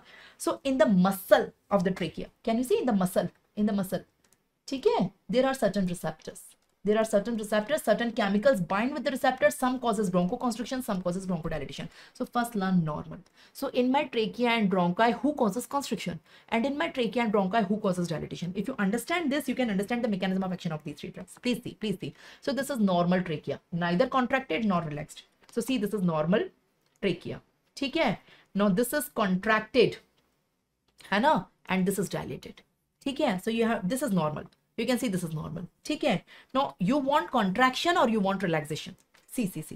For relaxation, one thing is required, that is cyclic AMP. Cyclic AMP causes relaxation.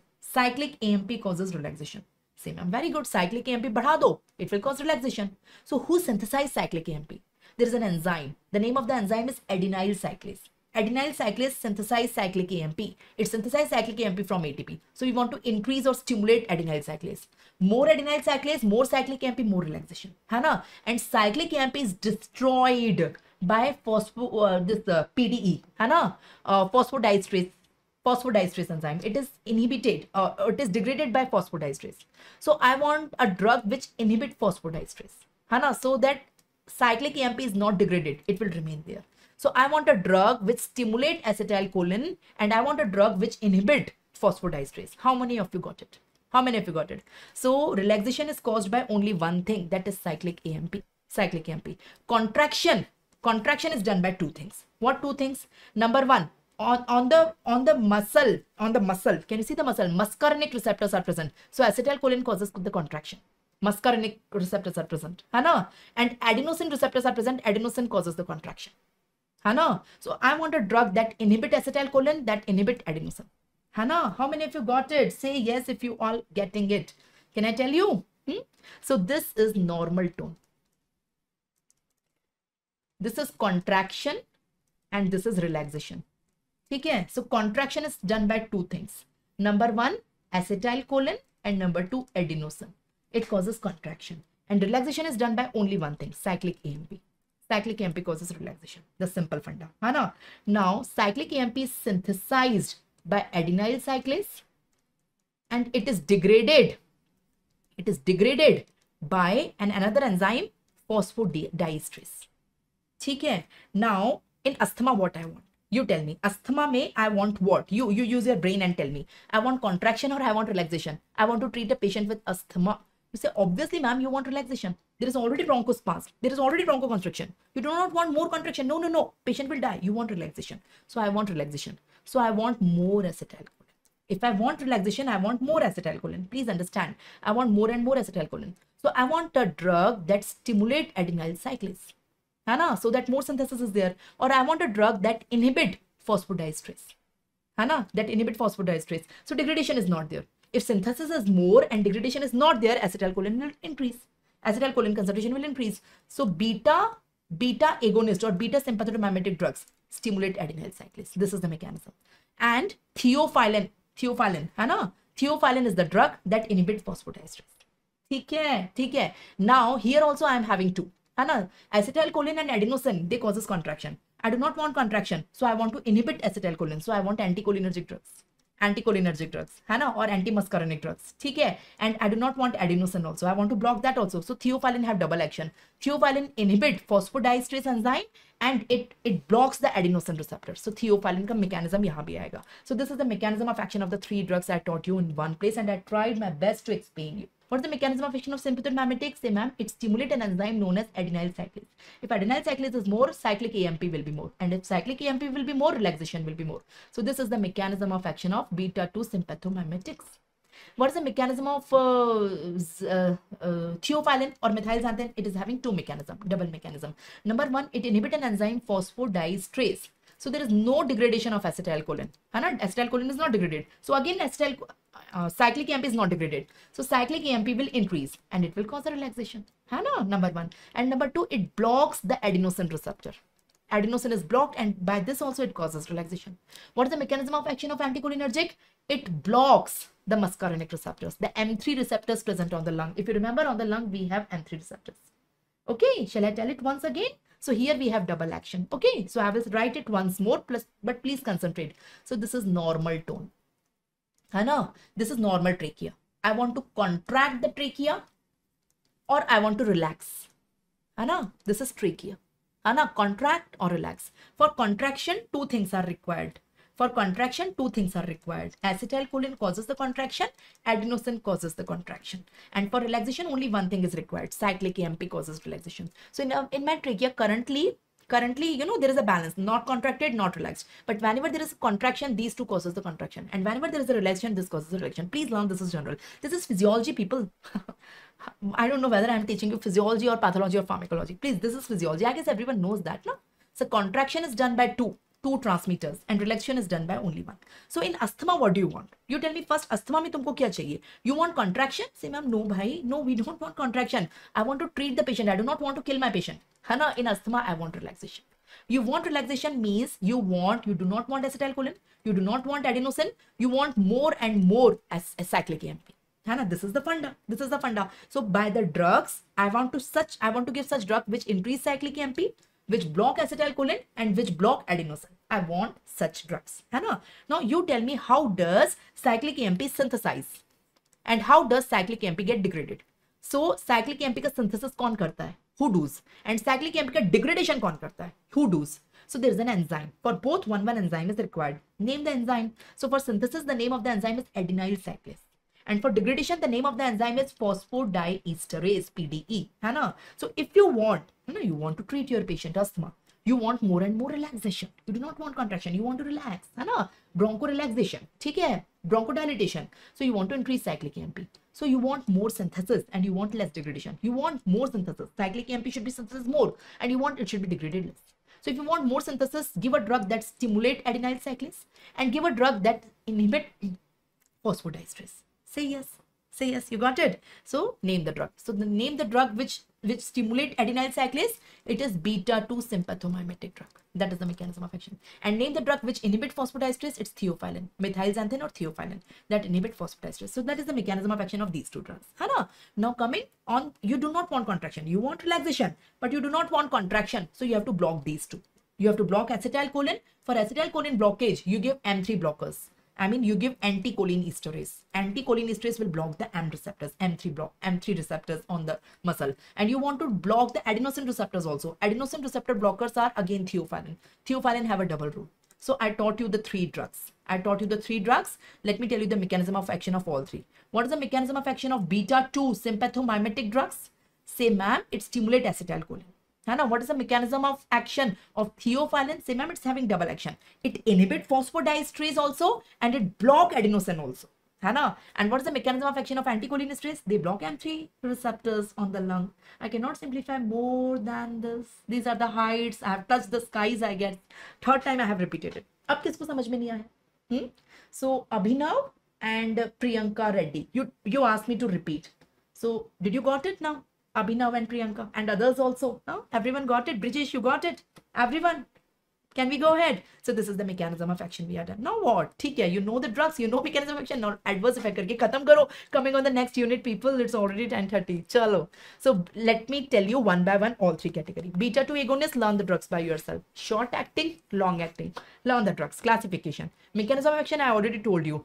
It activate adenyl cyclase. More adenyl cyclase, more synthesis of cyclic AMP. More synthesis of cyclic AMP, more relaxation. More relaxation, bronchodilation, asthma will be treated. So it stimulate adenyl cyclase. More adenyl cyclase stimulation, more cyclic AMP, more relaxation. I hope you all got it. Anna, okay, chalo. Adverse effect, I guess everyone know. Beta agonist, kya adverse effect? I told you in ANS also. It's tachycardia, palpitation. You can see that master table. Usme se ho jayega. Tremors, spasm, hypokalemia. So beta-2 sympathomimetics. Coming on methylxanthines. You know the drugs, methylxanthine. The most important is theophylline. Aminophylline is also there. By the way, caffeine is also a methylxanthine. Caffeine is present in coffee. And I drink too much of coffee. So caffeines, so methylxanthines. So they are bronchodilators although. That's why after drinking coffee, we feel refreshed. I feel refreshed at least. So there is bronchodilation in the lungs. More oxygen is going in the lungs. So the organs are getting more oxygen and I get, a little bit of refreshment after having a cup of coffee. That may be one of the reasons. I know it is a bronchodilator. Anyways, so methylxanthines, we don't give caffeine as a treatment. I'm just telling you it's the beverage. I know it is also one belonging to the category methylxanthine, which is present in the coffee, caffeine. Anyways, currently we give theophylline here. What does it do? It is having double action. I know first action and second action. Number one, it blocks the enzyme phosphodiesterase because phosphodiesterase causes the degradation of cyclic AMP. So this enzyme is blocked. Now there is no one which is causing the degradation of cyclic AMP. So it inhibits the enzyme phosphodiesterase. Phosphodiesterase is gone. So the degradation of cyclic AMP is not done now. Cyclic AMP will concentrate now. It will accumulate and it will cause a relaxation, bronchodilation. Number two, it blocks the adenosine receptor. Adenosine receptor that causes contraction. Now the receptors are blocked and there is a relaxation. I hope you got it. Adverse effect, it is having very narrow therapeutic index, the theophylline. Optimum concentration is 5 to 20 microgram. More than 20 to 40 it causes arrhythmia. More than 40 it causes convulsion and death. So it's having very narrow. 5 to 20 is the optimal concentration. You get a question on that. We are done with this, done this. Coming on the last one, anticholinergic. You already know the mechanism. Learn the drugs. Ipratropium and tiotropium. Only two drugs are there. They are less efficacious. That's why used for prophylaxis, not for emergency use. Okay, they block the M3 receptors. And that's why they cause a bronchodilation. Got it. Okay, we are done. So we are done. Read the question. Theophylline used in asthma because it is a bronchodilator or mucolytic or anti-secretory or anti-inflammatory. I guess simple question. Very simple question. What is the correct answer, people? What is the correct answer? Chalo, jaldi. Jaldi. Fast. What is the correct answer? Theophylline is what? Of course, it's bronchodilator. You people are taking too much time. Yes, of course, Andy. The correct answer is A. Yes. Yes, Safura. Correct answer is A. Okay. So which of the following is not a bronchodilator? There are three types of bronchodilator I taught you.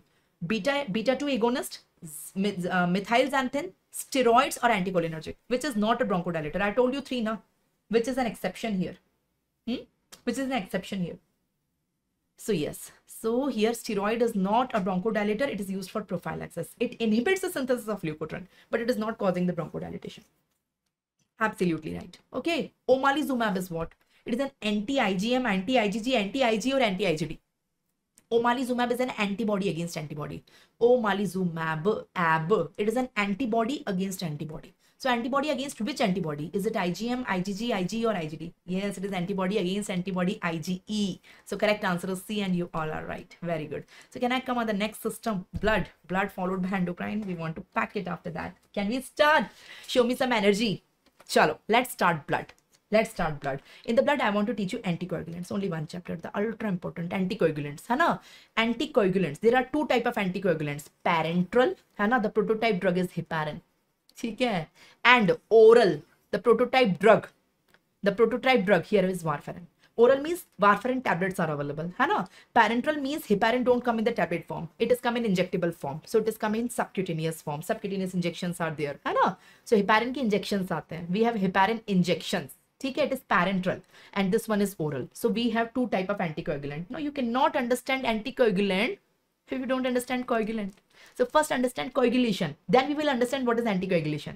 So imagine I got a cut over here. What will happen? Say, of course, ma'am, you will bleed. Anna. So if anyone have any cut over here, any part of the body we have injury, we will bleed. What happens next? How long I will bleed? Of course, I will have injury anywhere on the body. Imagine I am having a cut here. So I will bleed. But how long? You will say, ma'am, you will bleed for the next few seconds or next few minutes. After that, bleeding stop automatically. Have you ever thought how does the bleeding stop automatically? How does? Because again, I say the God is great. God has given a mechanism inside us, an inbuilt mechanism that is known as hemostasis. The inbuilt mechanism is known as hemostasis. What is hemostasis?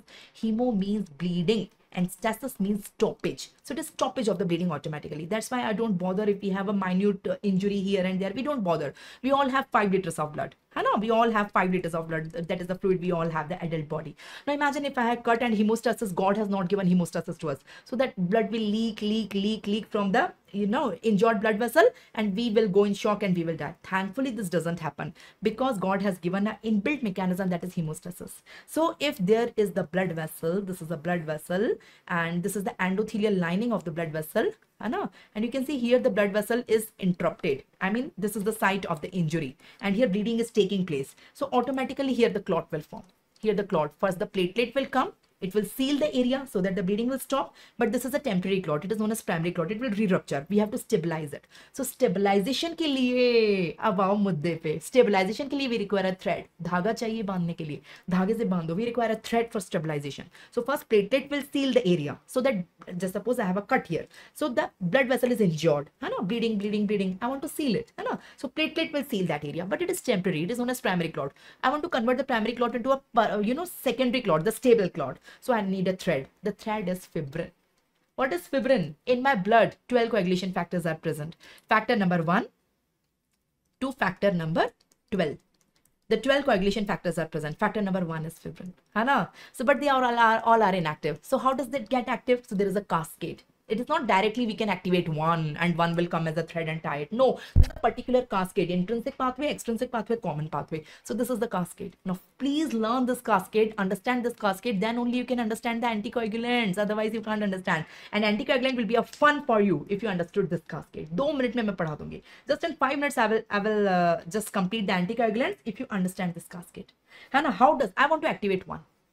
Why I want to activate one? Fibrin, I want to make the thread. Imagine that thread over the platelet clot. The platelet clot is already there. I want to tie it with a thread. This is my thread. This is my thread. I want to stabilize the primary clot and convert it into secondary clot. I need thread, but it cannot activate directly. I need a cascade to activate it. And finally, once it is getting activated, it will stabilize the clot.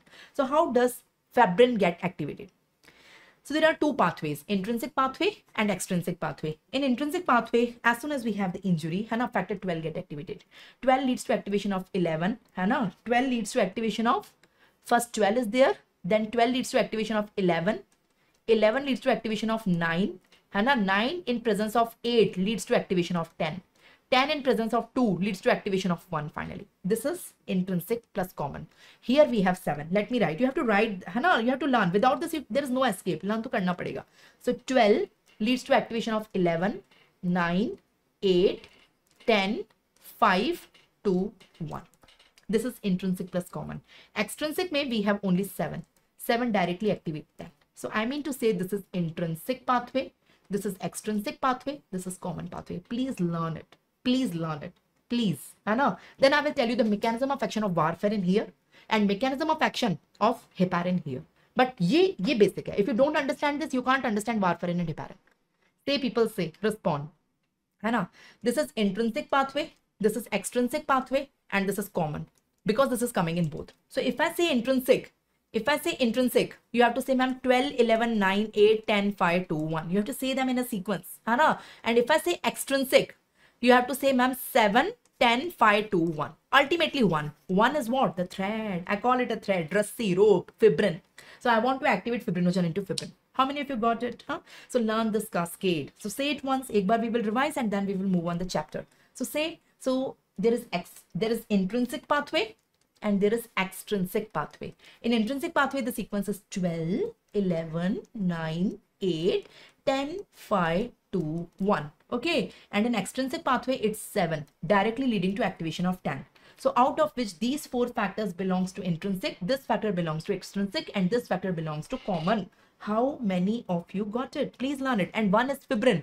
The fibrin is the thread and that will stabilize my clot. That will convert my primary clot to secondary clot. The primary clot is a platelet. I want to convert it to secondary clot. Clot is stabilized, so bleeding is stopped.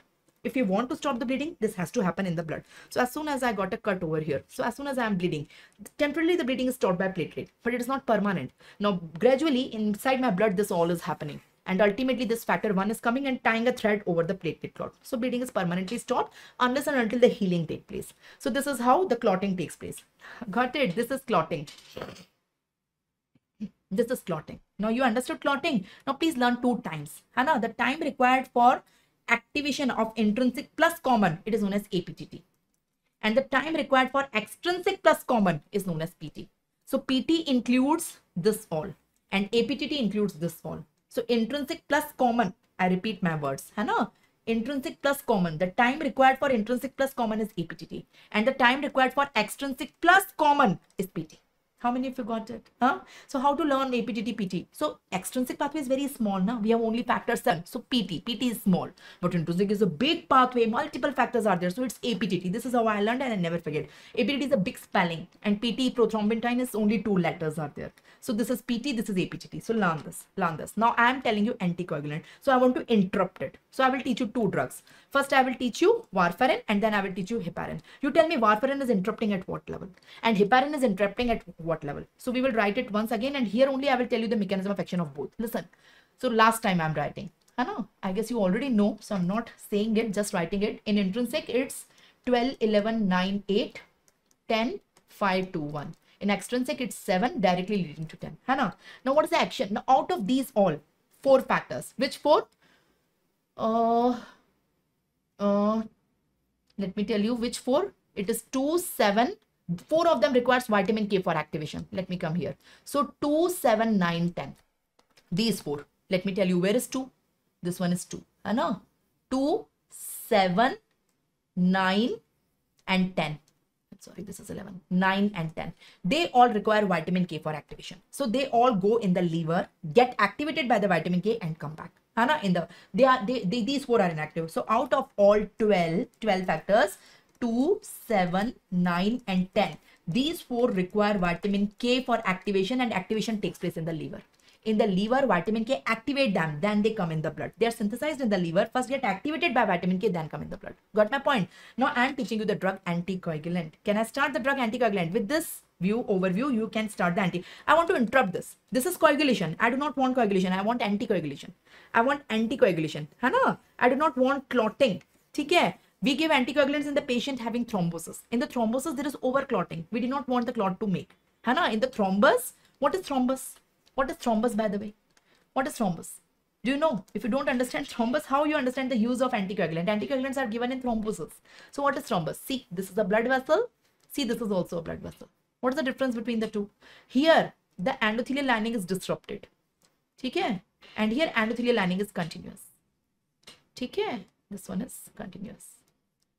In the first blood vessel, endothelial lining is disrupted. Please understand. This is disrupted. So bleeding is taking place. Here, endothelial lining is not disrupted, not disrupted, no bleeding. So here, I want the clot to form. Platelet should come, and over it, the fibrin should come. I want the clot to form. Here, without injury to the blood vessel, sometimes the clot form. Without injury. This is not hemostasis. I call this mechanism as hemostasis, and it is useful for us. Hemostasis. It is for stoppage of the bleeding. If don't occur, we will bleed, and we will die. This is useful. It's not a disease, it's physiology. But without injury, if the same clot is formed, the same platelet plus fibrin, mechanism is exactly same. I don't call it hemostasis. I call it thrombus. It's a disease. It's a disease because it is interrupting the blood flow to an organ. The organ can have ischemia. Depending if it is an artery. If it is a vein, there can be edema in that organ. It can be arterial thrombus, it can be venous thrombus. Got my point? So the disease is thrombus. There is a patient in my clinic having thrombus. The person is having DVT, deep vein thrombosis. Deep veins, the lag veins, it is the most common site. Sometimes it can lead to pulmonary thromboembolism. Got my point? So patient is having thrombus. So I do not want the clot to make here. So I will give the drug anticoagulant. So anticoagulants are the drugs that inhibit the synthesis of the thread. So platelet clot will be there, but the thread will not be there. I will interrupt the synthesis of the fibrin. So I will interrupt at multiple places. So I will teach you two drugs here, warfarin and heparin. So let's start warfarin. So I want to teach you two drugs. Warfarin, that is the prototype drug among the oral anticoagulants. And I want to teach you heparin. That is the prototype drug among the parenteral anticoagulants. How many of you got it? So first enumerate the drugs, then mechanism of action, then tell me in vivo, in vitro action, use, monitoring, adverse effect, and contraindication. You get many questions on that. So oral anticoagulants, these all are the drugs. Read by yourself. I'm teaching you only one warfarin.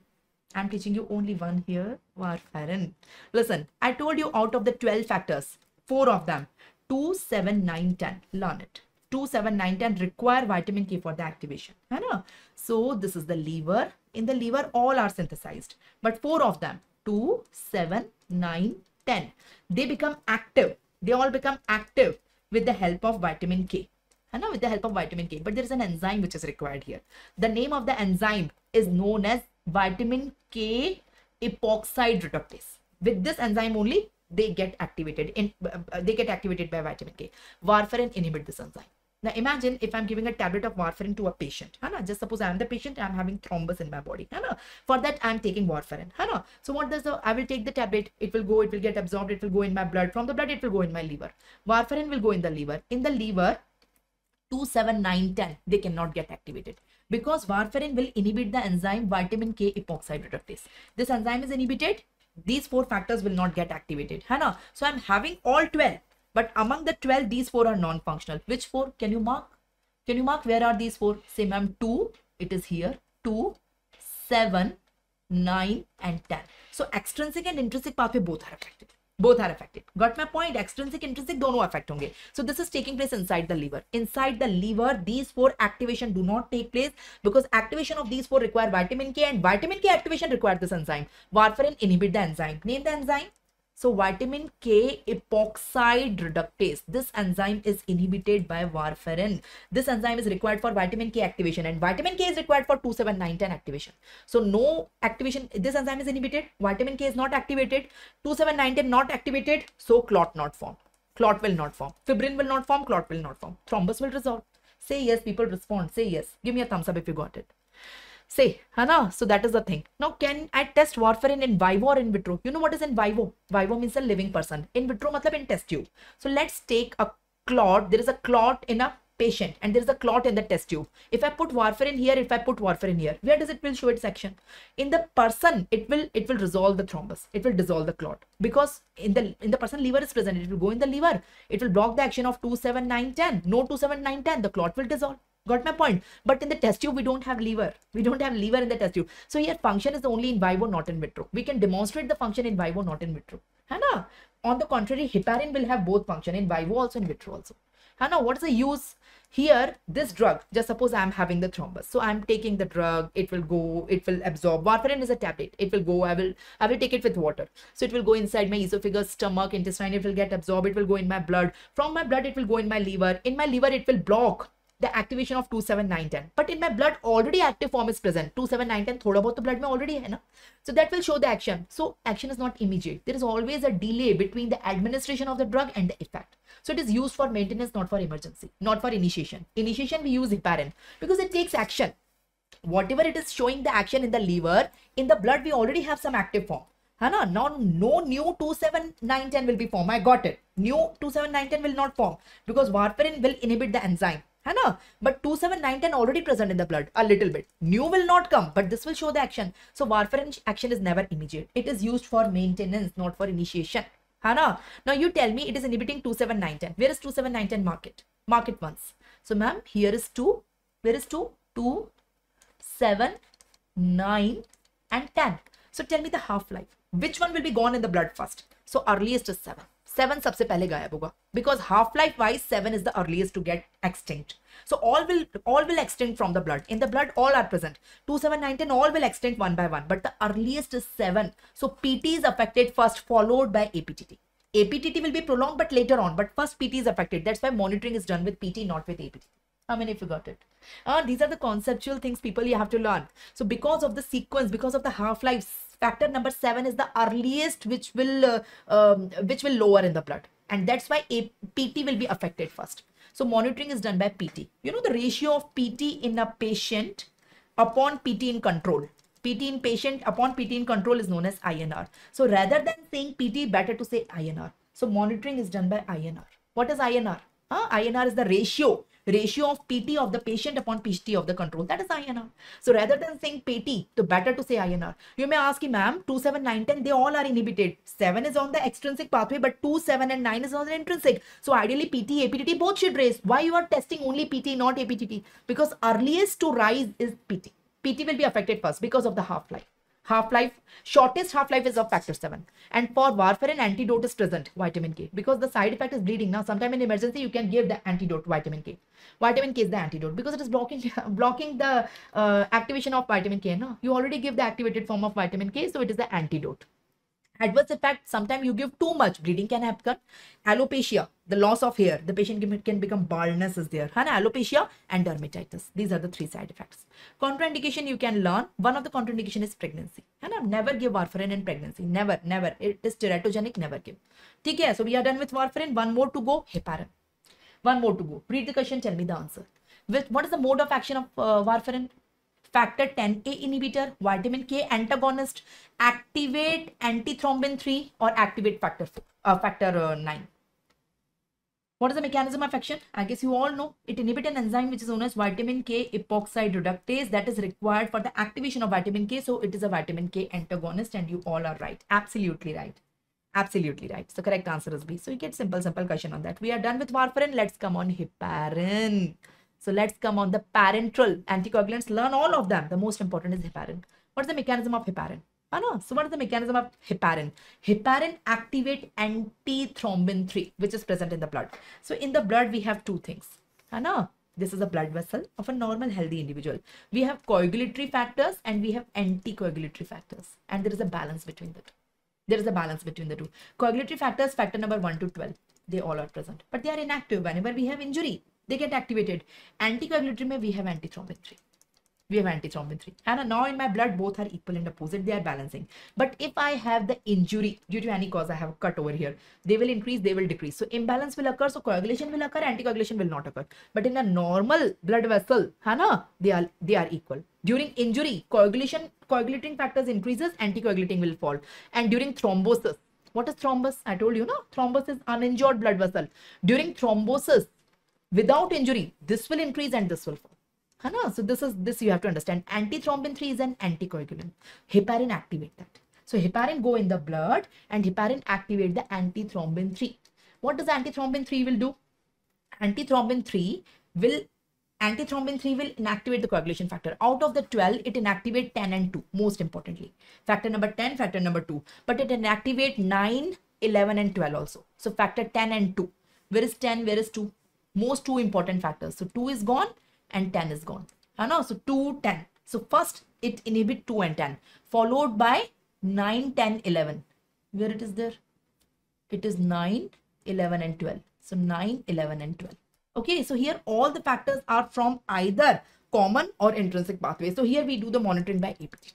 Here we do the monitoring by APTT. So this is the mechanism of action. How many of you got it? Here we can test it in vivo also, in vitro also, because it don't require liver activation. Hana? It inhibits the already synthesized factors. So factor number 2, factor number 10, factor number 9, 10 and 11. 9, 11 and 12. 2 and 10 are the earliest. Okay, and after that 9, 11 and 12. So it will show in action in vivo also, in vitro also. And here these are the ready-made coagulation factors. So action is immediate. So it is given for initiation, not for maintenance. For maintenance we give warfarin. Okay, for monitoring we use APTT. For monitoring, because these all factors are gone now. So for monitoring we use APTT. So APTT is first affected because the common factors are also affected. Later on PT is affected, but first APTT is affected. Adverse effect bleeding is also here also. Alopecia here also, but thrombocytopenia and osteoporosis are something unique. We don't have antidote.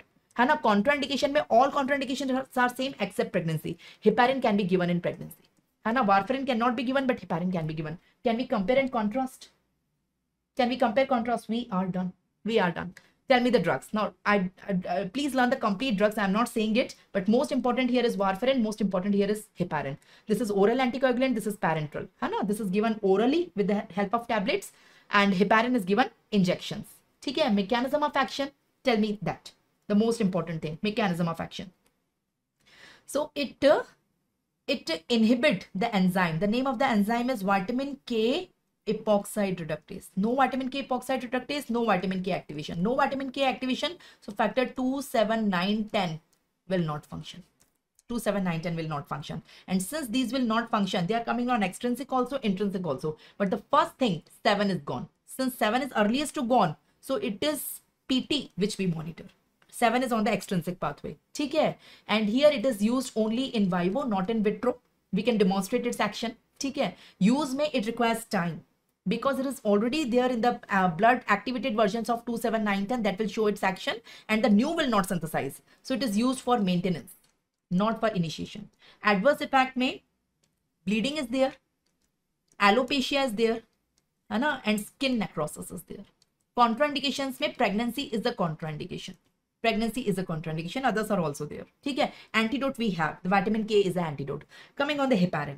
In the heparin, the mechanism of action, it activates antithrombin 3 that will inhibit factor number 2 and 10 earliest, followed by 9, 11 and 12. Okay? So here 2, 10, 9, 11, 12, they all will first affect APTT. So monitoring is done by APTT, not with PT. Here the action is immediate. That's why used for initiation, not for maintenance. Here action do not require liver. So we can test in vivo also, in vitro also. Okay? Coming on the adverse effect. So bleeding is a common thing. Alopecia is a common thing. But instead of skin necrosis, we have osteoporosis and thrombocytopenia here. Pregnancy, it's the drug of choice. Pregnancy may we give it. Pregnancy is not a contraindication. I am done. Thank you so much for your compliments. Thank you. So I'm done. So the same difference ka table is given, and you can understand each and everything, and you get many questions on that. How many of you got it? How many of you got it? Say, people say, bolo, jaldi bolo. How many of you got it? So this is the thing. Thank you so much. Thank you. So I think I would like to stop. Anna, most of the chapters we have covered. If you have not watched my part 1, please, I request you to watch the part 1.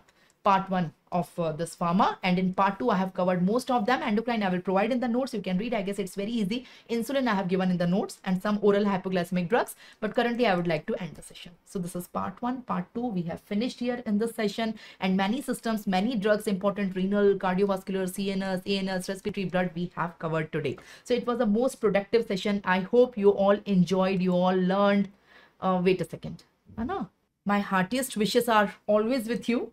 Once you get selected, never forget to inform the team, at least drop a message, Anna, to anyone in the team. Got it? So it's very happy moment for an educator when the student texts that, ma'am, I got selected and I cleared my exam, or give a call. We are just a call away. Thank you so much. Wishing you all the best. I hope the session was high yielding for you, and this is the way you should study pharma. At least you got an orientation ki pharma padhna kaise. The best way to study the pharma is the comparative tables. Make the comparative tables of all the drugs of pharma at one place. Learn all classification at one place. After that, learn the mechanism of action of all, uses of all, adverse effect of all, है ना, contraindication, adverse effect में ही निकलेंगे, and pharmacokinetics if and when required. I mean, not for all drugs. And learn the prototype drug. Got it. Thank you so much. I really enjoyed teaching you. Hopefully same from your side. If you like the session, don't forget to click on the like button, share the link with all your friends, colleagues, batchmates, anyone on the entire globe who want to study pharma in the super duper easy manner, in a unique way. So please help me in spreading this innovative way of teaching pharmacology with everyone on this globe. Okay, so please help me in sharing, please. Okay, and please write down whatever is your experience in the comment box, please. Thank you so much. Bye bye. Notes you will get after the session. There will be a link in the chat box that will be pinned. Maybe after few minutes it will be pinned. You can click on that and it will be diverted towards the Telegram group and you will get the notes here. Whatever I taught you, the exact replica I will provide you. And wishing you all the best, all the FMG aspirants. I don't think you have much time now to study. In the next few days you have the exam. Wishing you all the best, Hannah. And I believe that you are going to do that. Okay, you are going to rock this time only. Give your best shot. That is the only advice I can give it to you. Bye bye. Wishing you all the best.